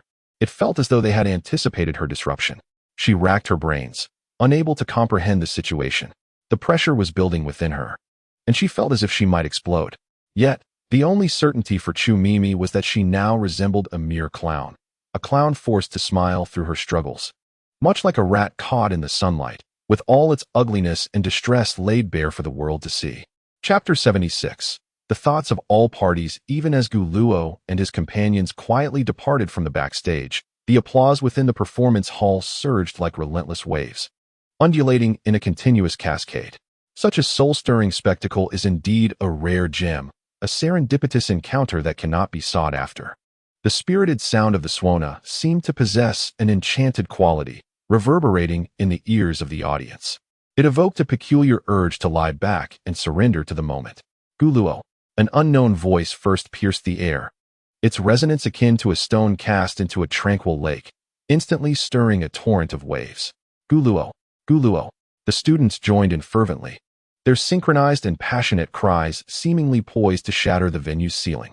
This fervor swiftly spread, gradually captivating the young visitors present. Even those boys from school, who often perceived Gu Luo as pretentious and overly showy, found themselves swayed. He truly possesses remarkable talent. It is impossible not to admire him. After this Suona performance, not only the sensitive and easily moved girls in their adolescence were enchanted, but even the most indifferent souls would be effortlessly captivated. At this moment, Gu Luo, while playing the Suona, was nothing short of a soul-snatching envoy. In his everyday demeanor, he was already strikingly handsome, but the moment he began to play, he seemed infused with an even more potent energy, his allure magnifying exponentially. The atmosphere surrounding him transformed, setting him apart from all else. No one could withstand such charisma. That was my son. Gu Feng, seated in the audience, beamed with pride as he excitedly called out to the surrounding visitors. However, the jubilant cheers and shouts overwhelmed his voice, drowning it in the din. At that moment, on the opposite side of the audience, "Brother, you are amazing. Brother, you are incredible," Gu Shimon exclaimed, her cheeks flushed with excitement as she yelled without restraint. Her hands waved in the air, as if trying to release all the exhilaration within her. In her heart, her brother had always been the most formidable, and today's performance had elevated her admiration for him to new heights. Beside her, Lu Shueshua covered her already flushed cheeks, whispering, "So handsome. Gu is simply too handsome."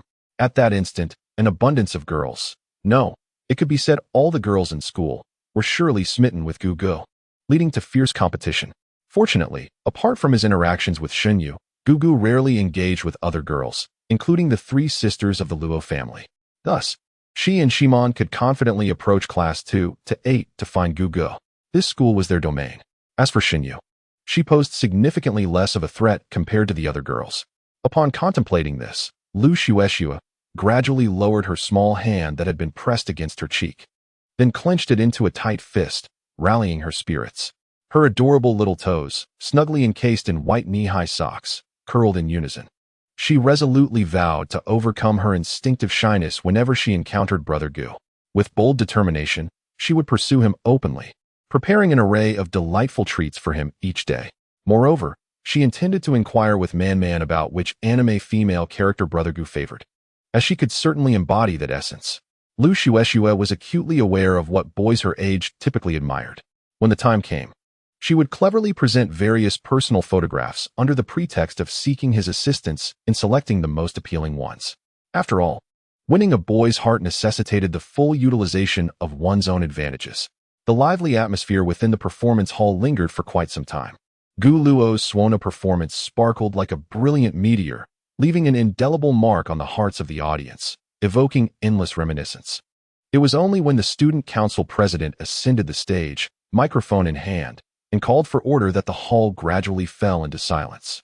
Meanwhile, in a corner of the corridor, Situ Wenyao appeared entranced, his eyes glazed over as if all strength had been sapped from his being. He felt as though he were floating in the clouds, utterly ethereal. After a considerable interval, he shakily retrieved his phone from his pocket, opened an online shopping app, and searched for Suonas, placing an order without hesitation. In the backstage area, the fervor was palpable. Gu Shun, you are simply too handsome. Gu Shun, what was the title of that Suona piece? I must listen to it daily. It was truly astonishing. Indeed, I feel as though all the goosebumps of my life have been triggered today. Gu Shun, several of my friends and I have joined your fan group. We shall support you unwaveringly. Just as the members of the music club arrived backstage, Gu Luo found himself encircled by the enchanting dancers from the dance department. Their costumes clung closely to their forms, showcasing their youthful figures in all their glory. Gu Luo, caught in the center, wore an awkward smile, momentarily at a loss for words. The proximity of these girls was overwhelming, their warmth mingled with delightful fragrances enveloping him. To his dismay, some even dared to flirtatiously touch him, taking every opportunity to tease. Gu Luo found himself both amused and exasperated by the situation. However, as the saying goes, one should not strike those who offer smiles. He was at a loss when faced with these adoring female fans who showered him with compliments. It was indeed challenging. He had already been quite popular within the school, with countless female admirers. Following this celebratory performance, his reputation soared to unprecedented heights, akin to a rocket. Alas, such is life, filled with unexpected twists. He had initially aspired to navigate his academic journey at Guangya in tranquility, content merely to care for and accompany his sisters. Yet, unbeknownst to him, he had unwittingly become the object of widespread adoration. On the other side, at this moment, Chu Mimi had long since vanished. Just as Luo Shunning was about to step in to rescue Gu Luo from the throng of pink skeletons, she was stopped by Ren Lei. Darling, have you reconciled with Chu Mimi? Not at all. Noticing her dear friend's misunderstanding, Luo Shunning cast a complex glance at the encircled Gu Luo, then pulled Ren Lei aside and recounted the entire sequence of events. Here's how it unfolded. Her brother suspected something, so they ultimately agreed to perform together next time. Ren Lei listened intently, her expression transforming into one of increasing astonishment and complexity as Luo Shunning narrated the tale. Upon finishing, she incredulously inquired, so, this means Gu Luo predicted Chu Mimi's actions? He invested such effort to ensure the performance would proceed smoothly? At this juncture, Ren Lei hesitated, clearly yearning to ask about the nature of their relationship. With the intrigues and various contingencies at play, Luo Shunning understood her friend's silent inquiry and felt her cheeks flush crimson. She had no intention of concealing anything from her confidant. The bond between herself and Gu Luo was no longer merely innocent. It hovered in the realm of ambiguity, just shy of being lovers. With a little time and the right opportunity, they could officially come together. Seeing Luo Shunning's bashful demeanor, Ren Lei, as the strategist, grasped the situation entirely. She wanted to voice her thoughts, but struggled to find the right words. I'll go rescue my brother now. Unable to endure her friend's probing gaze any longer, Luo Shunning made her escape. Just then, Feng Duo rushed in like a gust of wind, forcibly pulling Gu Luo away from the dancing throng, her arms wide open as if to embrace him. Luo Shunning's brow furrowed instantly. However, She observed Gu Luo skillfully sidestep Feng Duo's enthusiastic advance, causing her frown to ease slightly. Gu Luo, you are simply amazing, Feng Duo exclaimed, her face flushed with excitement. Akin to someone who had just received news of a misdiagnosis after being told they had cancer, her words tumbling out in a flurry. She paid no heed to his instinctive retreat. Noticing this, Gu Luo took a couple of steps back to maintain a safe distance and calmly replied, Director, please calm down.